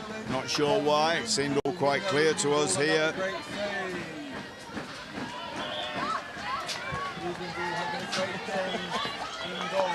Never as simple as you think. So, Great Britain do get a goal line throw. And with that, it's Rowdy to Hudson. Pumps it up the pitch to McVeigh. She finds Lee, a little strong. Accuracy, pass up. Littlewood immediately in trouble. She loses the ball to Fu. Chinese Taipei comes streaming up. Great big hit on her body. I believe it was Bartlett. Not seen by the referees or not judged to be dangerous. Littlewood retrieves. McVeigh. Can they get the 1 more goal in these 20 seconds, GB, or are they just going to see this out? Not accurate enough. Oh, that's lucky. A screen run by the Chinese Taipei team been picked up by the ref. This means it's going to be a GB free throw. 12 seconds on the stopped clock when it restarts. Find safety in Bolton. Time out for a discussion here. I'm not quite sure why again. Are the referees considering whether that screen stopped a near certain goal? Could it be a penalty? What's the conversation? We've had this before. It's hard for us. We're in no better position to judge than you are. Hales, can she get away? Not quite. Well covered by Bartlett.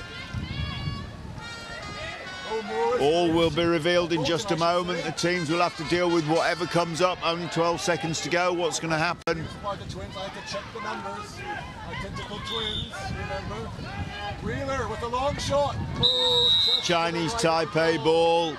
Unlucky by Wheeler. What's going to happen here? 6, 5, 4, 3. Shots in the air. It's not enough. Final score on pitch 1 here. Great Britain 3, Chinese Taipei 1. So in this women's group P, Great Britain women put a win to add to their tie against the Netherlands. Unfortunately for Taipei, they've played 2, lost 2. That won't suit them, but there you go. Still plenty of time for a comeback, but giving themselves a mountain to climb. Anyway, well played, everybody. We'll be closing now. The next game on this pitch will be Great Britain under-21 men versus the Italian under-21 men in Group under-21P. That game scheduled to start at 5:20 local time.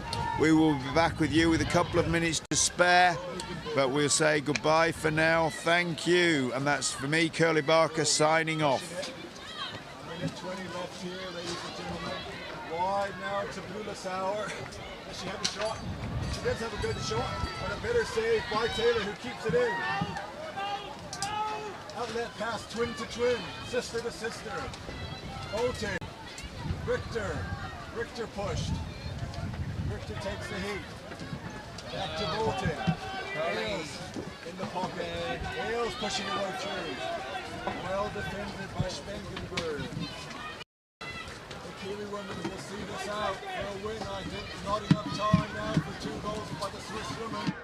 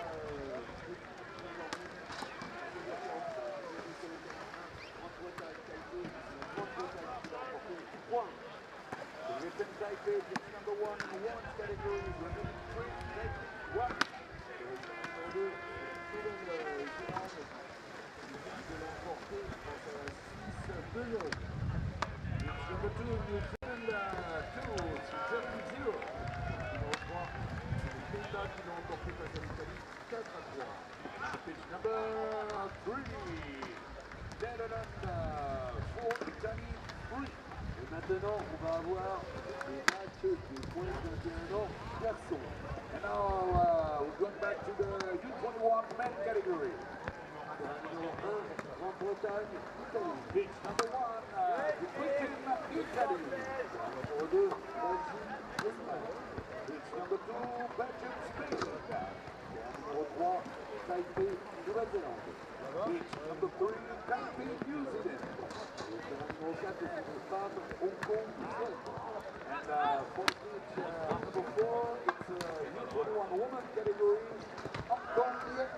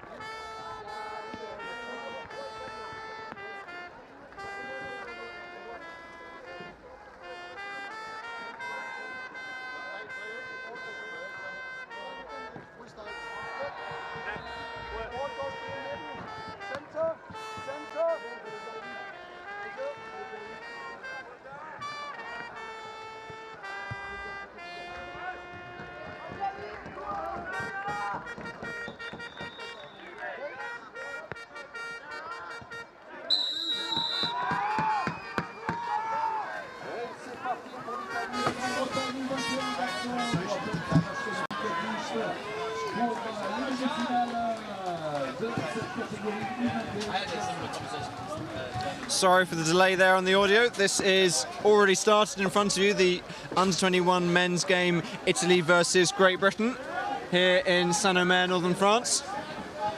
And Italy are already pounding their way into the Great British defence.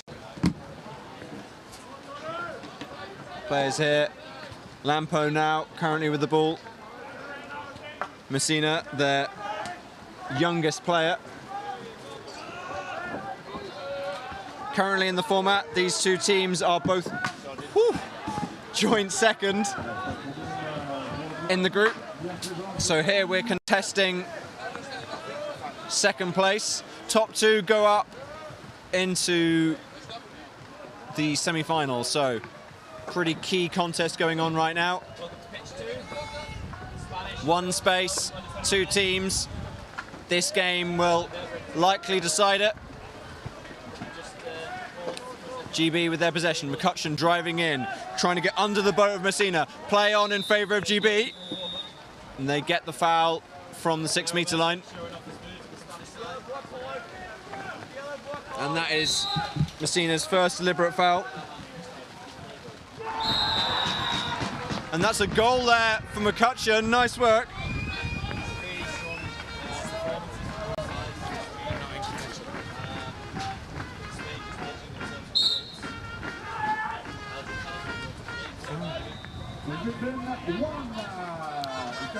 Sorry for that statistic earlier, and turns out the data I had was on the senior men's, which is a completely different team and category. So, the situation is very different. Italy are currently top of the table. Great Britain currently 5th out of 6.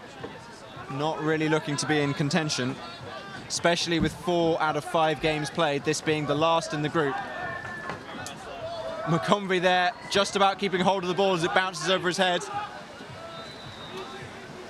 Muller controlling that nicely for GB. Oh, McConvey again. Can he get the control of the ball? It's stolen from him by Lampo, but it's a paddle foul in favour of GB. Bowden, the captain. Back to Muller. Muller. And GB there being shoved out of the Italian zone.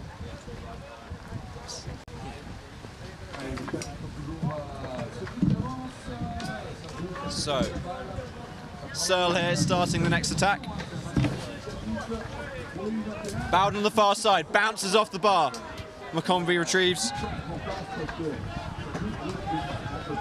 So, right now, as I said, Great Britain in 5th place in the group with a total of 3 points. McConvey, another shot.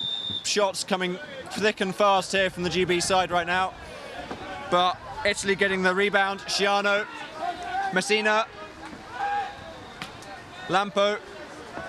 Messina's open on the left. Lampo loops it over the top. It's not quite one-on-one. Bowden's there, and he's sitting on him. Yeah, you can see the play on, and now the foul there for Italy. Bowden accepting the foul to stop the goal-scoring opportunity. Good defensive play there. So, interestingly, if Great Britain win this game, they go up to 6 points. Depending on how New Zealand do in their game, that means they'll contend place. and in which case goal difference will make all the matter. But of course they'll have to win this, and Italy being top of the table, that's going to be one tall order. Shot there from Iber, but it's a corner. Celebrations from Great Britain.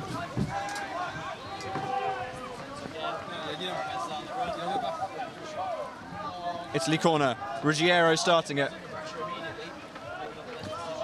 Serafino just going straight in. Lampo. Iber. Ruggiero.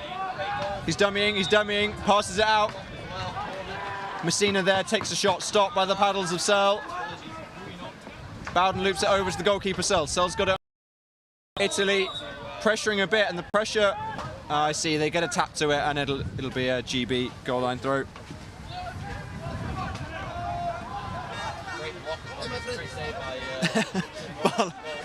Bowden there, just threatening the long shot from the halfway line, but Ruggiero is already in position. And then hands over to charge into the Italian zone. Marlowe, Searle, McConvey here, left-handed, does like to start in from that near side. Gives him a much better angle. McCutcheon right in the zone, he got this last time. And he's really unstable, unfortunately, not quite able to get that power he might want out of that shot. Still achieving the corner though.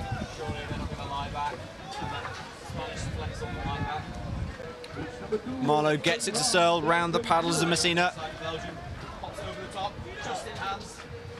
You can see McCutcheon and Bowden trying to work a zone. Interesting tactic there by Uvara, sitting his boat. Block there for Searle's shot. Serafino getting his paddle to it. So, defender Uvara sitting his boat pretty close to the keeper, making it pretty dangerous for GB, especially Bowden here, to touch him, risking the foul. Marlowe, Searle, McConvey's looking at it, but he's too close.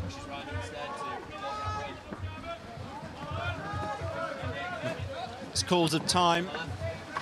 The shot clock seems to have been reset, so we're all good. No rush here. And as you can see, Searle just directing here. Marlowe, slightly loose bars just above his head. Messina's on it. Marlowe got the ball though. Gets it out. McCutcheon, goalkeeper's left position though. Ruggiero's out. Can they get it in? Round to Searle, blocked by the paddles of Ruggiero. Messina's gained it for Italy. Iber and Serafina on their own. Iber on the right. What will Serafina do? Shove there. Serafina off the post. No whistle, we're all clean. Marlowe gets the ball on the rebound, and now it's Great Britain's turn, potentially for a break. McCutcheon is up there, but they opt to take things slow, and I get a bit of a breather. So, Boyle now on the pitch, along with Muller and Noble. 3-player swap for GB. McConvey. McCutcheon now directing in place of Searle. Boyle and McConvey being his runners. McCutcheon threatens, goes for it. Another goal for number 8, McCutcheon.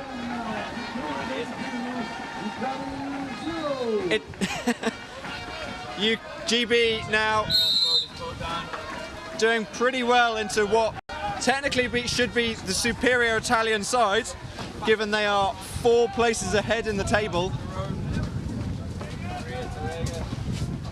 But GB just really playing up to this game, really setting the standard. After all, GB's intentions here at this tournament was to contest first place, and this is them showing why they are very capable of that. It's just unfortunate that they've fallen to this point in the table. As I said, a win here, pretty significant, because depending on how New Zealand do... Whoo, shot there by Ruggiero, off the bar. Depending on how New Zealand do, GB could look to contend even 3rd place in the table. Noble there, just sitting on the face of Iber, and yeah, that might be... Yeah, he's getting a green card for that. passing is not quite to hands, but the passing really quickly just to confuse the spell. Yeah, so there, green card for Noble. He's one on the inside. He's faking. Therefore, GB now down to 4 players. Italy, not with a penalty though, just with a free shot directly inside. They've dropped it. It's not like the GB coach is complaining loudly, but no foul was committed by Italy. Just Marlowe just let it land on his boat and left it. Appreciate a bit confusing the situation. Ruggiero, shots. No, that is not a goal. I can see the. Wait, is it? Yeah, that's not a goal. I was pretty sure. Just confused there because I didn't see the disallowed goal symbol. Cool. So, score still. GB 2. Italy 1-0.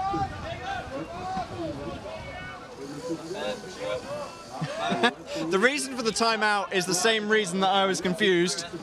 The lack of signal saying the goal was disallowed. So what I saw an illegal jostle, possibly an illegal tackle on the keeper before the shot was taken. So my assumption is that this will be a disallowed goal and a Great Britain ball. Also really impactful, of course, because they are only at 4 players, and if that is a goal, they'll be back up to 5. You notice also the positioning of the players. You can really tell when a decision isn't that contentious because Italy are already back in their half. GB are happy where they are. And so, Italy now choosing to press. They have the numbers advantage, they can choose to do this. GB will want to get the ball out of their half if they can. So, Boyle got some space, McCutcheon. He's got McConvey on one side, but if he can lob it all the way up to Bowden, the captain, as he does, Ibba not really putting Bowden under a huge amount of pressure. Oh, yeah. I think Uvara there. And that's a rare one as well. You've got the GB team here clapping the referee, really celebrating that call. Uvara there just coming straight in and basically almost like trying to grab the ball out with pace, and therefore deemed probably dangerous by the referee. So green card to Italy. Both teams now down to 4 players. We're playing 4v4 canoe polo. I thought you only played that in 25-meter pools, but it turns out you can play it in larger ones too. McConvey here. McCutcheon looks for it, wants it. Go, and that's a corner. It was deflected in the meantime, and that's the end of the half. Oh, sorry, I was so distracted by the play, wasn't watching the time. Too excited. Credit to our referees here. It's been some tough decisions. On the far side, you have, when I find his name,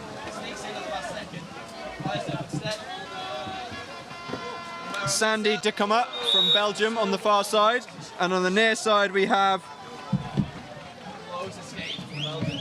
I'll find it in a minute. Yeah. Ah, there we go. Asger Sonberg from Denmark.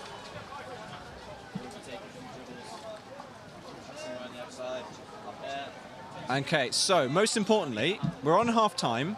Cards still carry over into the second half. So GB will be down 1 player, so on 4 for another 33 seconds. Italy are down for a full 1 minute and 20 seconds. So you've got, what, 47 seconds of GB with the player advantage there.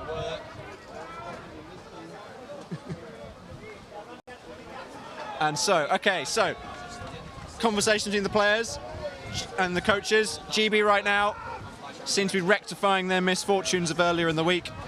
It won't quite get them a semi-final place. I think that's out of their reach now.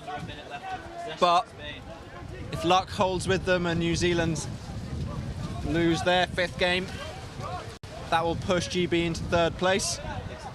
Not quite, as I said, what they hoped, but definitely worth gunning for. Italy, on the other hand, are also aiming for that top place, and they really don't want to be punished by a team that's 5th in the table right now. Italy are clear. They're currently sitting on 12 points in the table, and with a significant goal difference, it's unlikely that Poland directly behind them will catch up. But if Italy lose here, Poland win. It'll come down to goal difference. But with a 12-goal gap between that, I think that's going to be unlikely to close. So Italy will probably finish top of the table regardless of the outcome of this match. But I don't think the Italian pride will like a loss anyway. So, I believe that noise that I just heard was the end of the half-time break. Asker Sonberg, lead referee, got the ball out. Checking with the teams, we're all good to go. Oh no, I misheard. That was not the correct buzzer. So we got a little bit longer, a few seconds. Get yourselves comfortable. Maybe already prepare yourselves, get on the edge of your seat. Okay, ball's ready. One flag is up. Just waiting for the players to be on the line. 2 flags, whistle's gone, ball's in the water. Marlow versus Budeka. Marlow gets the ball first. Budeka gets underneath though. Budeka's winning. Budeka gets that touch. It is an Italian ball. So remember, the time has already started ticking down. I said 33 seconds, so we'll need 9:27 on the clock, and GB will be up to 5. Lampo now. Back out. Barbagallo, Ruggiero. Barbagallo, the captain. Okay. GB are now back up to 5. Boyle comes on to join the squad. Ruggiero. So now we've got that, what, just over however many seconds I worked out earlier of Italy down at 4 players. And you can see GB instantly going to push here. Man marking out. Marlow here on Ruggiero. Needs to put Ruggiero under a little bit more pressure. He's a solid player. 30 seconds left now on the green card. Wait. We have a timeout. Something is amiss.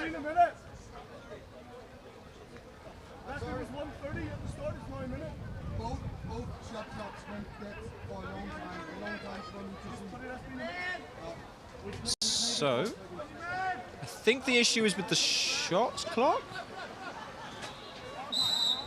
So we're just carrying on. Shot clock is now set at 12 seconds. Doesn't matter though, because there's a turnover and GB have won the ball. Boyle there with some nice paddle work. Okay, really not long left on this green card. 10 seconds even. It looks like GB aren't in a rush to take advantage of being that player up. Searle, can you get it to McCutcheon? Get this opportunity quickly while you can. McCutcheon, Searle, blasting it. It's deflected. Italy will be back up to 5 players any second now. And you can see, there he comes. Iba rejoining. Both teams back up to 5 players. We're now playing canoe polo how you're used to. Barbagallo intercepting the corner. Italian ball. Some pace being put on by both teams. McCutcheon leading the way, closely followed by Ruggiero and Iba. Ball goes straight over, but it goes straight to McCutcheon's hands. He's got his hands on it, and it's a foul in favour of GB. Whew. That could have been very, very different if that ball was, say, a metre or even a bit more further back. That could have been dangerous. But GB holding their 2-0 lead. Okay, so McConvey, McCutcheon and Bowden out back. Muller and Boyle in the centre. Muller fighting off against Ibarra. Bowden comes in, he dummies. Again, he's looking for it. And you can see the shouts from the rest of his team asking the ball to get back. But as he passes it back, Ruggiero intercepts. The loop over to Barbagallo. Knocks it on with his paddle. He's being chased down by 2 players, both Bowden and Boyle. Loops it over. Iba. Oh, and saved there by the goalkeeper's paddles of Searle. Looks like we've got, I think there was a play on called maybe.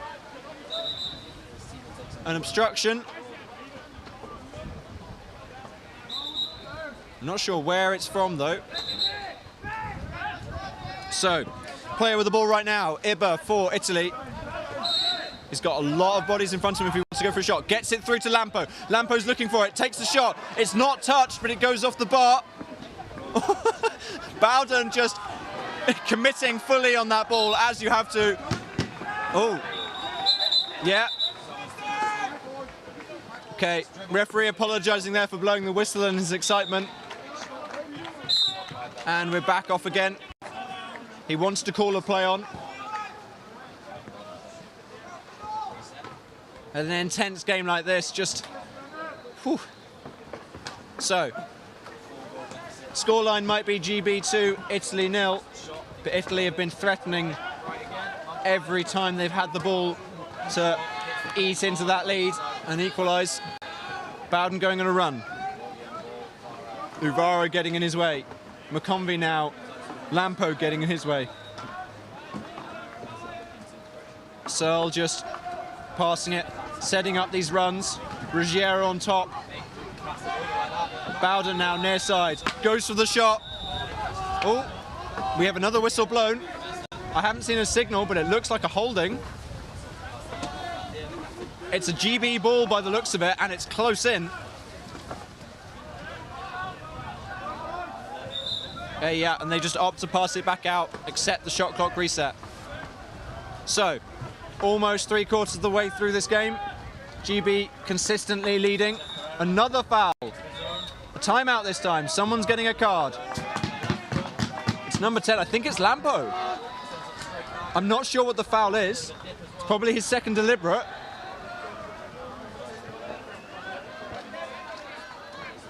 Yes, it's holding. It's the same holding that we mentioned earlier.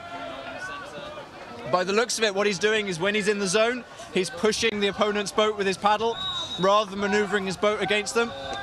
He got warned for it not that long ago, maybe 20 seconds ago, did it immediately again, and is rightfully called up for it and sent off. So Italy down to 4 players yet again.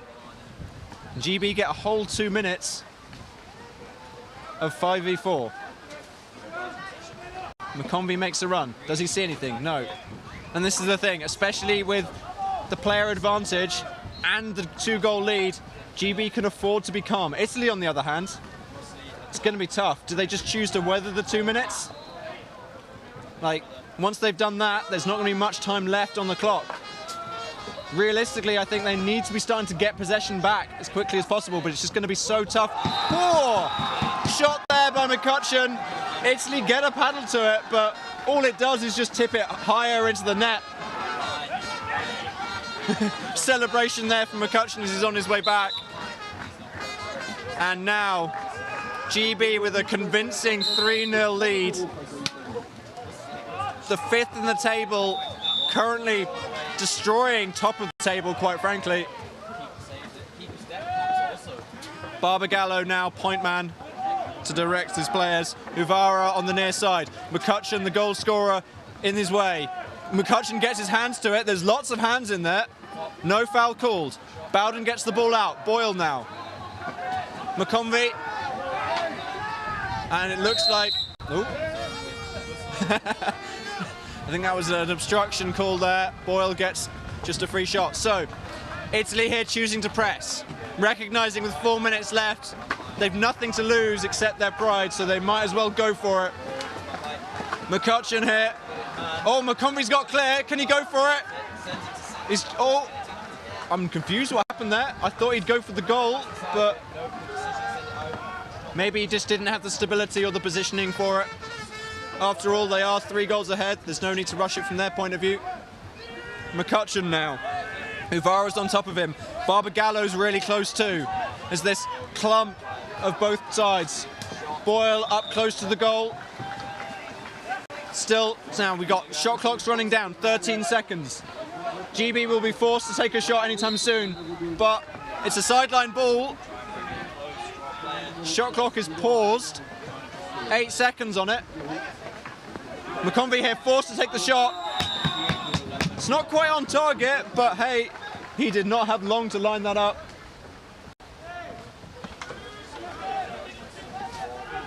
So we had, I think, Okay, so it was tapped. McConvey, even though he was almost side on and had like half a second to calibrate that, still managed to force a touch. So GB get to hold that for the corner. Again, they're being hammered. Marlowe here, being chased down by Lampo, who seems like he's twice the size. Marlowe coping reasonably well under the circumstances. Solid work there by the rookie player for GB. And then the captain, Bowden, comes in to give him a hand. McConvey here, long pass up to Boyle. Uvara driving Boyle. Boyle seems pretty comfortable given the circumstances. Marlowe doesn't quite get a tap to it.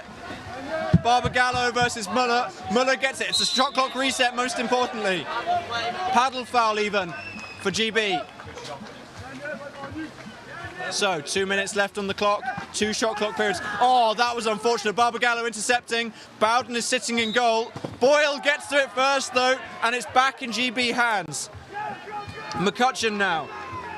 Italy again going for the press, trying to sort themselves out, trying to assign players. Muller's gone long. Marlowe's open. There you go. McCutcheon sees it immediately, goes for that pass. Barbagallo now getting onto McCutcheon. The two powerhouses of both teams. McCutcheon being driven now by Barbagallo into the goal line. Bowden comes to his aid. You can hear the calls as McCutcheon asks for the ball, trying to get it to him. Gets it through. Oh, wait. Another foul, I think. Interesting. So, of course, while this is all happening, the 6-metre zone still exists in front of the Italian goal. And by the sounds of it, Uvara was jostling Muller, and therefore it's a legal jostle up that end of the pitch. A weird technicality, but it does exist in this scenario. Otherwise, everywhere else, everybody shouldn't be jostling at all, unless, of course, it's the player with the ball.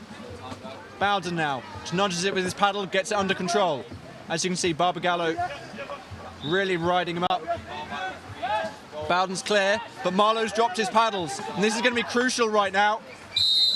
And that's illegal possession. The dribble was not far enough, and if Bowden's not careful, he's going to get a card. He held the ball on his deck, yeah. And that's just, yeah. Asker Sonberg, referee on the near side, pointing out exactly that to Caleb Bowden, sending him off with a green card. With 40 seconds left on the main clock, GB now have to survive with 4 players.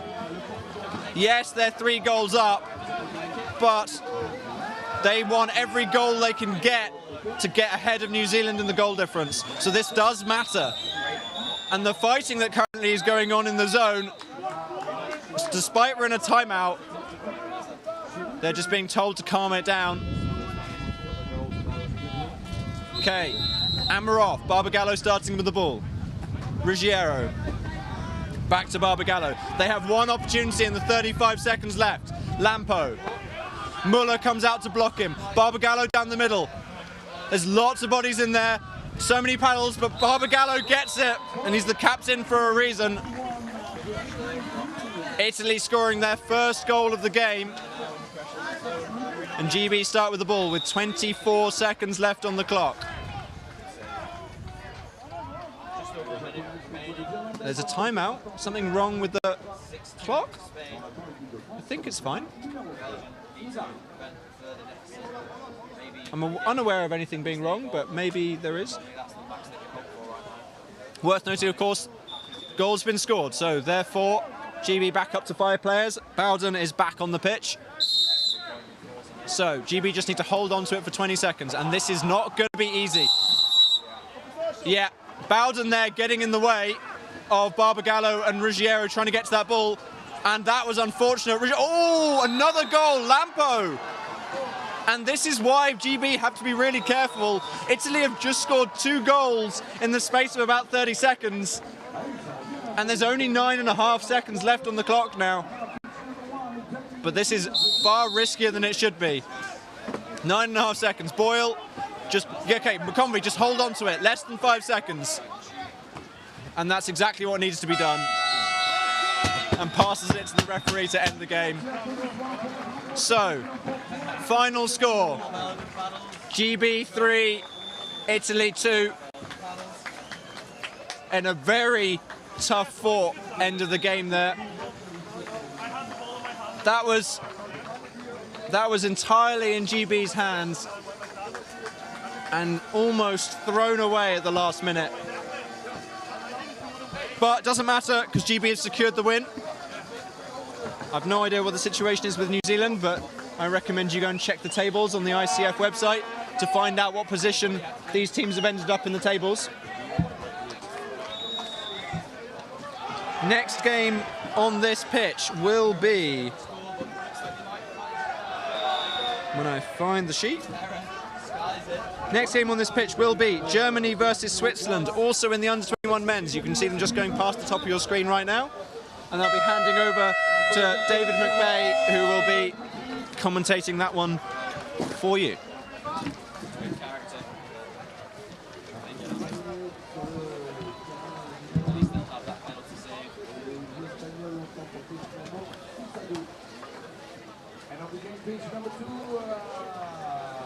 Next game on this pitch is under 21 men also. Danish versus Polish. Definitely going to be a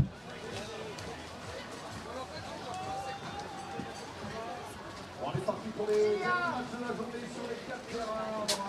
Des matchs 21 et les filles également. Match de 5 ans pour les japonaises et les irlandaises sur le terrain. Last game of the day, here now.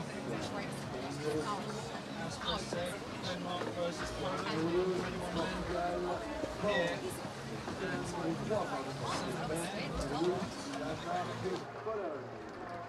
The next game of the last games of the day, pitch number 1, Women.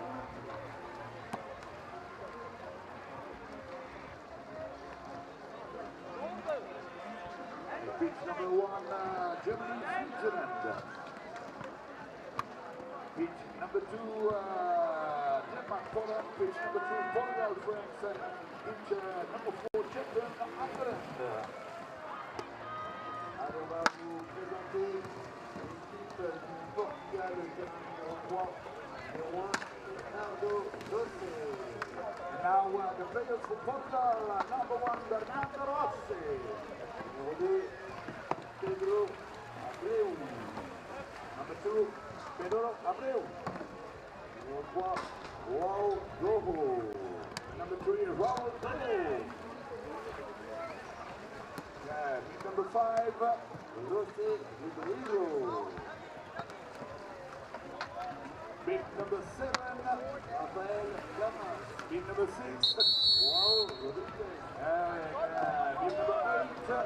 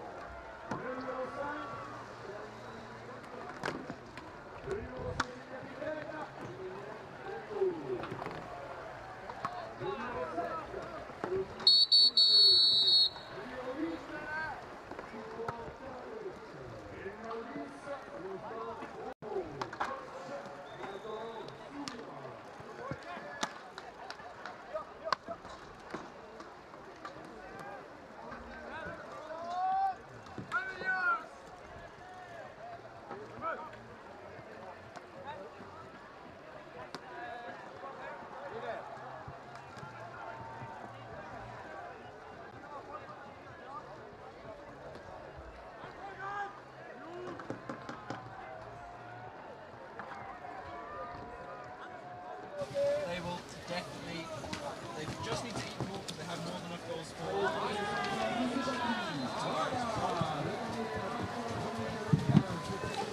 Welcome back to the final game of this World Championship Friday between Germany under 21 men and Switzerland. Both teams getting ready to go here. And it looks like It will be Helm sprinting for Germany. Waiting to see who will go for Switzerland.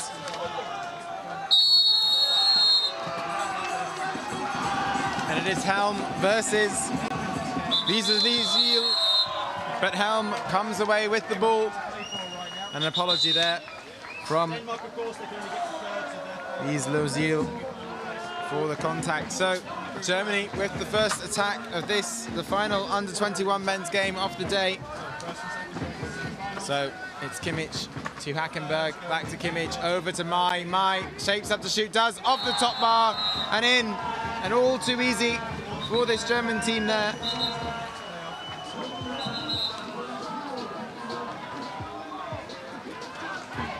And they start with a 1-goal lead in this game.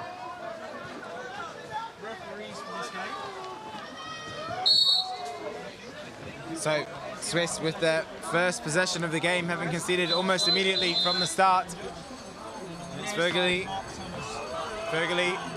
with Fergeli as well,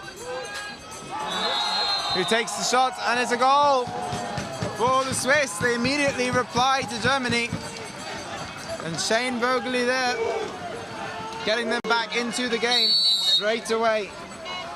Exactly what they needed.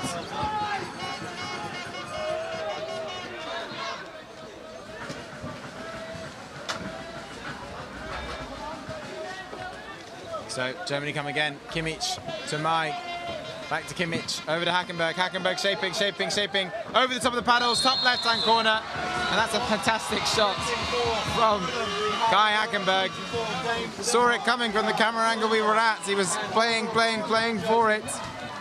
And then finishes that soundly into the top right-hand corner. So a fast start to this game. It is Germany with the slender 1-goal lead. So now again, Shane Fergeli on that right-hand side, the number 1. I think he might be coming off. He looks to be wincing, in pain, frustrated. So he's slowly making his way off the pitch, and the Swiss take down the shot clock slightly as they wait for a substitute to come on. But he has some problem with his hands. So now, lovely ball across there, but can't be taken cleanly. My Wiesel. Now with Fergeli. Fergeli onto the pitch comes Stauffer. Stauffer across to Wiesel. He takes the shot. Did well to get that on target. He was fading away from the goal significantly and just fired it as hard as he could. Took a touch out for the corner there. So Wiesel through the corner again, comes across. This time the big shot comes from Fergeli, but easily blocked, and Germany look to execute their break.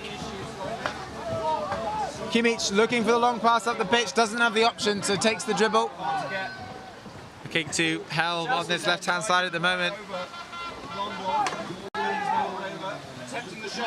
Helm finds the space on the inside here. Bit selfish from Mai, he had 2 passes on the inside there. Yeah, he recognises that, I think. A little bit trigger happy from Mai, but did open up a little in front of him. So now Helm from the corner. Helm to Balkenbush. No, over the top of Balkenbush it comes to Kimmich. Kimmich to Mai. Mai, an uncharacteristic mishandling of the ball there, but the ball comes nicely to Helm on the run. Helm with a shot off the top bar and back out. Can the Swiss get this up the pitch? Foul there against Germany. So the Swiss will get a reset of the shot clock, or they should get a reset of the shot clock. Wiesel back to Stauffer.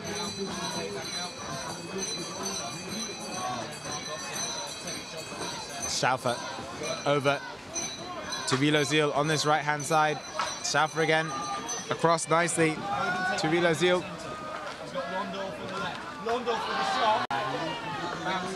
Wiesel.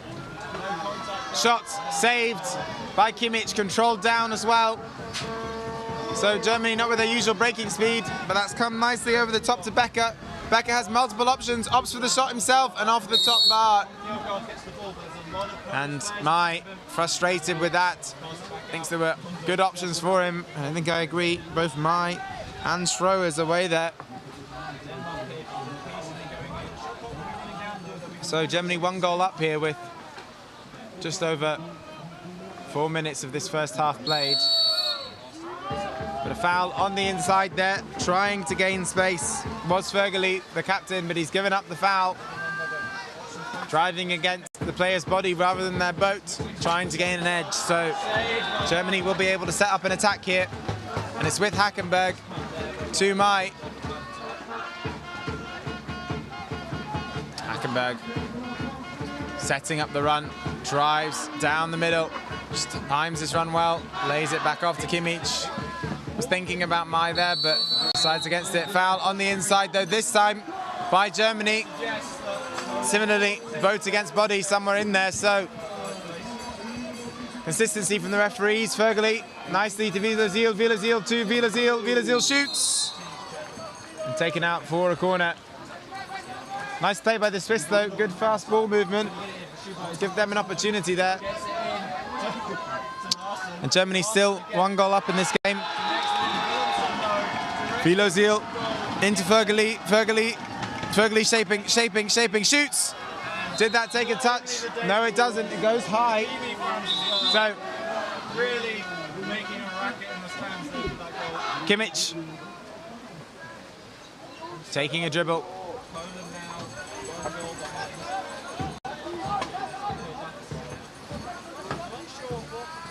Kimmich over to Hackenberg. Foul on the inside, advantage being played on the inside of that defensive zone from Switzerland. Switzerland playing a 2-2 structure here.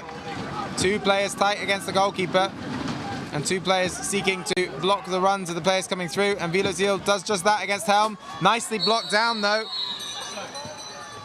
by Fergali, but a holding foul given. That looked nice by the Swiss. Just need to repeat that again, but minus the foul. So Hackenberg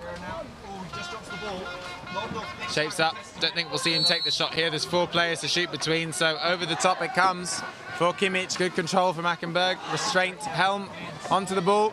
Looks to pop it off. Does pop it off to Hackenberg. Same shot as we saw before, but without as much wraparound on it to get it into the top left corner, so it comes off the bar.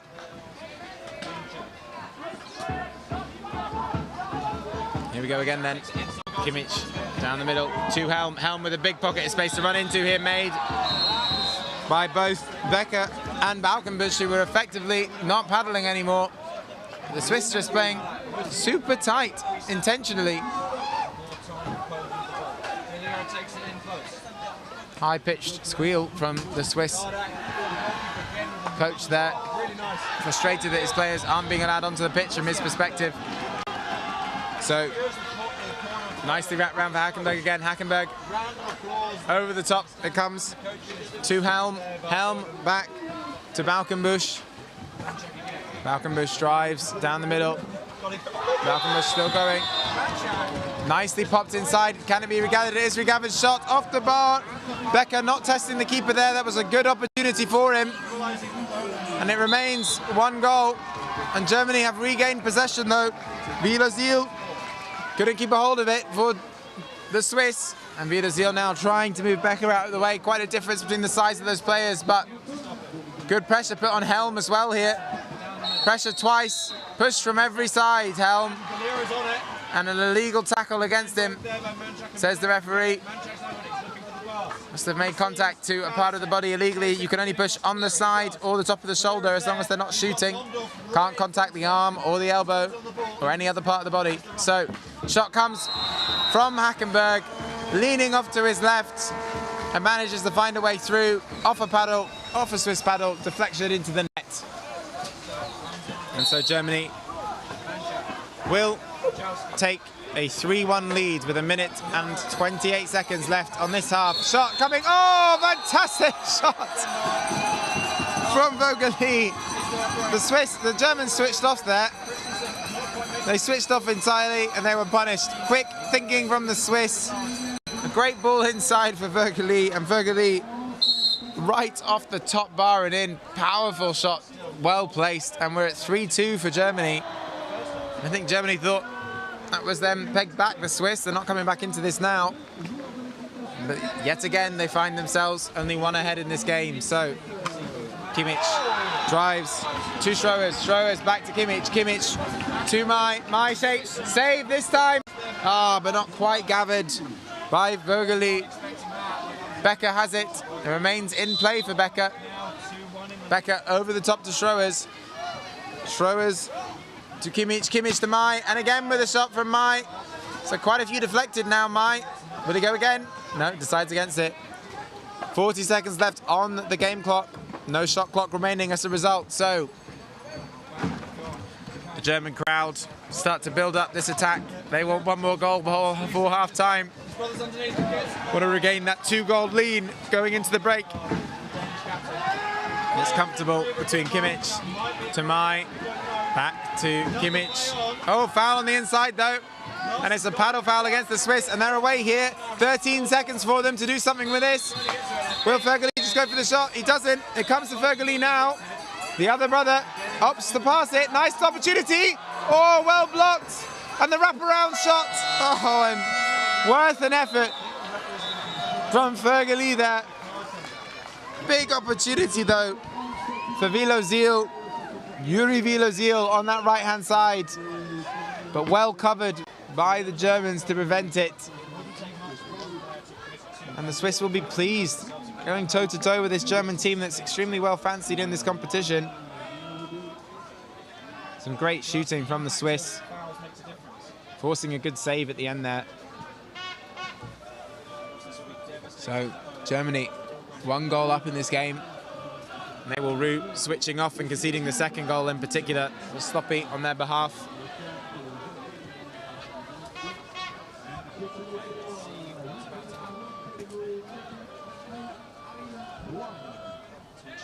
Yeah, the green card has come out. Let's see who it's for. So she's explaining to the player why it's happening. I think it's from number 8, Strachowski. As I said, there were a lot of stuff going in there. There was at least 2 play-ons. Unsure which of those 2 it was. There was too much happening too quickly. But most importantly, Poland are now down to 4 players. Denmark have the player advantage for up to 2 minutes or until they score. Poland now with 4. Of course, it's going to make defending so much harder for Poland. They just... Oh, touch there. Colin Field gets it though. A goal for Denmark. That is why Denmark is so punishing. So Germany comfortable here in this game at the moment. They are up by 1, but the Swiss keeping with them and keeping them under pressure, not allowing them to pull away in this game. Germany comfortably top of this group at the moment, and they will want to make sure that they secure the best possible seeding for their semi-final. First place plays second place and vice versa. So Germany trying to get the best opportunity possible to get to the final.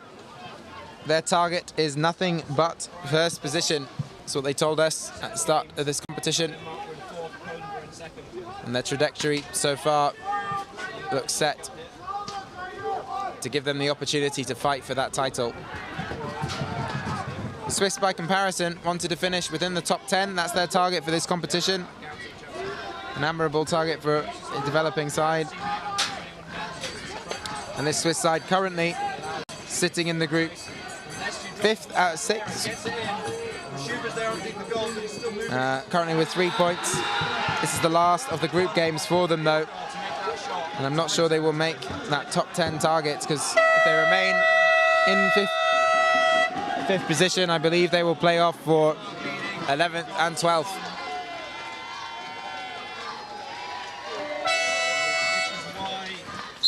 So Swiss wanting to get something from this game to see whether they can jump the Belgian under-21 men up into 4th position in the group. We will see whether they can achieve that. So it is again Vilozil versus Helm, round 2. Oh yeah. And a card coming out for Helm. Vilozil committed to that. And Helm didn't make any avoiding contact. So Helm goes immediately to the bin for contact with the body. Unsure whether the referee gave him a warning earlier in the game or whether he deemed that foul to be significant enough. So the referee there eventually making the determination that Wieler-Ziel had made it to the ball early enough for Helm to avoid that contact with the body, and Helm made no effort to do so. And as a result, he receives a green card and a 2-minute cool-off period. So Germany will start this second half with a 1-goal advantage, but 4 players on the pitch. They will remain with 4 players for 2 minutes unless Swiss captain Fergeli was down the end of the pitch under the goal for the Swiss. I'm not entirely sure what he was doing down there. Maybe he's still in. We saw him injured earlier in the game. He's coming back into the zone now. So Switzerland not pressing out on these 4 players at the moment. I think it would be worth the risk from my perspective. I've got nothing to lose here. They may as well try to see whether they can force it back to a draw and see whether they can get something on this German side. I think they've realised that now. Oh, are they about to go? Are they about to go? Well, they've at least pushed to 2-2. Shot from Hackenberg does fall back for the Swiss. The Swiss have a breaking opportunity now, clearly. Powering back to net is Schroers, though. Comes to Fergeli, does opt for the long shot, but it's well high. Into space. Not enough control on that. And frustrating for the Swiss. I'm not sure they realised what an opportunity they have here at the moment.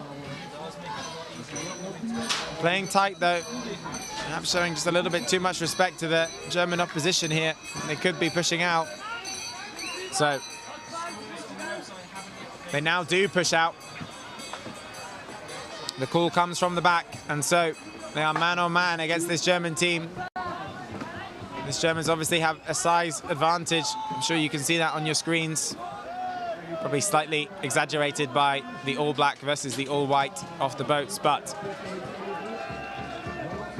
the Swiss now fall back in because Germany are back to 5 players. So Germany comfortably seeing through that 2-minute period, and now they set up their attack again, and Hackenberg this time will take on the zone, moving Stauffer comfortably, but a foul called there, and it will be the Swiss who get the next attack of the game. Fergeli with the ball. Germany now doing the 5-man press, wanting to put more pressure on this Swiss team. They want to put more light between them in this game. Offloads to Fergeli. It's a good opportunity here for the Swiss. If they can work a space here, this will really upset the Germans if they can manage to make it out of this 5-out press, but the Germans doing really well so far with their size advantage. Ball comes high over the top to Fergeli. Can he back himself off here for the shot? Does! Off the bar! What an opportunity! Oh, maybe he just had a little bit more time to finish that. Fergeli does look, I have to say, slightly... Oh no, apprehensive is the wrong word. I think he's not functioning at 100%. I think maybe 80% of his capacity at the moment. Having come off in the first half with an injury, I think this may be something he's nursing through this game, but wants to be there for his team. So Wieler-Ziel trying to cover off the drive from Kimmich.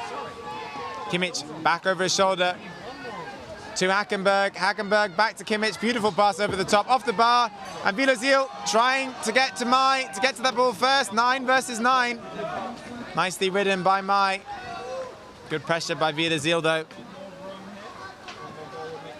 So it's Kimmich now.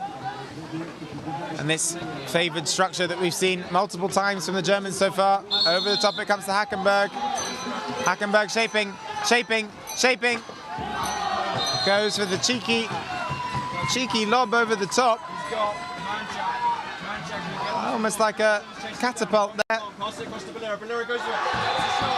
But a full arm stretch, it does get blocked.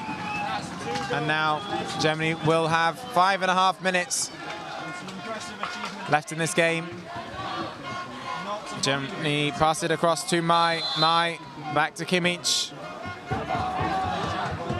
Germans maybe not as cohesive as they'd like to be in the zone, but a nice pocket created here clearly for Mai if they can wrap the ball round. The ball is too slow and Mai has to stop his run, but he gets back on it with speed. The pocket remains there. It wasn't covered by the Swiss, and he still manages to place it on the inside of the left bar. A really nicely placed shot to beat the keeper. Keeper probably expecting that ball to come across the face of the goal. but Mai buries it towards the near post. So nice play from the Swiss though. We've seen them get back into it a couple of times after they restart. Oh, and good save by Kimmich. It takes 2 taps. The first to save it, the second to prevent it from dropping in afterwards. And that's difficult to do. It's a relief from the first save. You got to keep switched on to stop it from falling in. So Kimmich with a good save there. Nice pressure from the Swiss though. And so Germany now comfortable in this game. They have that 2-goal advantage they've been looking for. Now I think we'll see them just go through the motions. Helm with a nice pocket for Hackenberg. Hackenberg shaping to shoot, back to Helm. Helm with a wraparound shot. Nicely blocked though by Fergeli. And now Vilozil on the ball. Off lays to Fergeli again. Fergeli back to Vilozil. He's got a pass on the right if he needs it. Ooh, he's got no passes available. I mean, the Germans aren't pressing super hard here, but they're just quite comfortable to see this through now. Happy with their 2-goal lead. So the Swiss looking for clean passes. Questionable paddle block there by Mai, but he gets away with it. Vilozil back to Vanderler. Vanderler does get the ball up the pitch, but I think Fergeli will regather it. Fergeli, where's he going to take this? Just takes a dribble for now. Takes a push from Kimmich. Comes back up, Fergeli. Ball to Vilozil. Vilozil looking for the pass. Tries to give it over the top of Kimmich, but Kimmich wise to it.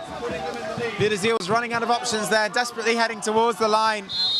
And now the Germans are away with 2 players towards the zone. Nice flick by Mai with the paddle. Good block again by the keeper though. That time it was Schneider who came onto the pitch and made that block. So the Swiss still having to cope with this man-on-man press by the Germans. A dribble there by Stauffer to try and give himself space. And they do have the anchor down the pitch, but they just can't. Oh, they tried for it. But he just couldn't free himself to get that. And I think Kimmich is going to get to this first easily. Fergeli couldn't compete for this, and he's fouled Kimmich and trying to there. So drive from Hackenberg. This time to Balkenbush, back outside. Balkenbush now inflicts more pain on that Swiss defence. Fresh back on the pitch, and just another large man for the Swiss players to have to deal with. Good block there from Fergeli in the Swiss net again though. Nice work by him. Hackenberg. Oh, interesting. We'll see what happens here. Foul, green card as well. And I think it is to. Who's that gone to? Unsportsmanlike behaviour. Just seeing who this has gone against. Who's going to come off the pitch at the back here? That will be the sign. I think it is Beckenmarsch. So Balkenbush is a naughty boy, and he comes off, shaking his head. Not sure what happened there, but the referee not happy with it. And he's only just come on as well. So quickly worked opportunity here, and nicely worked, and a shot away. Regathered. Can he regather and get the shot away again? He does shoot again. That was Schneider with 2 opportunities there. And the Germans with 4 players, 2 minutes left on this game. Can the Swiss work something here? They need a goal now. So, a bit messy from Hackenberg. Just slipped on the first hand tackle. The referee, I think, realizes that and gives them the opportunity. Good shot. Top left-hand corner coming there from Fergeli, but it was static when he took it. So easy sight for Kimmich to get the block. Still required the save though, and it was a good one. So will be Fergeli from the corner. 1:17 left. Ball inside. Vilozil with the shot. Oh, and riding over the top is Hackenberg, and does well to get possession back. To Helm now. Helm running out of space, loops it over the top. Vilozil trying to put pressure on Schroers. Schroers, the significantly larger man, riding the tackle. Mai now driving up the pitch. Not many options here. I think he will have to float it back over the top to Becker. Does get it to Kimmich. Kimmich now to Becker. Becker has space in front of him if he wants it. Doesn't want it. 40 seconds then remaining on this game. Germany will see out the win from here comfortably. Kimmich play on advantage there for that kayak tackle. Timeout. And a card coming for number 8, Fergali, the captain. Shake of the head from him as well. Maybe the referee seeking consistency in some of his decisions here. So, Mai to Kimmich. Kimmich to Schroers. Schroers to Kimmich. Kimmich to himself. Kimmich takes the drive. 12 seconds left. 10 seconds left. Which way will he go? Off to Mai. Mai with the last shot of the game. Well high from Mai. One of the first, I think, we've seen off target from him in this game. And it will end like that, I believe. Time up. And a good game between Germany and Switzerland to finish this group. Germany comfortably through, top of the group. Switzerland pushing them in this game and giving them an honest game to finish off the group in, but they will finish, I believe, 5th in this group. Well done to both sides. And an immediate stretch for Stauffer there, the Swiss player, with his legs immediately out of the boat. So, thank you for joining us today. That ties up our coverage for the 3rd day, 4th day even, of this competition. Tomorrow we move on to the semi-finals and finals for the under-21 competition, as well as the placement games. And the senior games take up another notch as they seek to qualify for their own semi-finals. Thank you. I've been David McVeigh. See you tomorrow.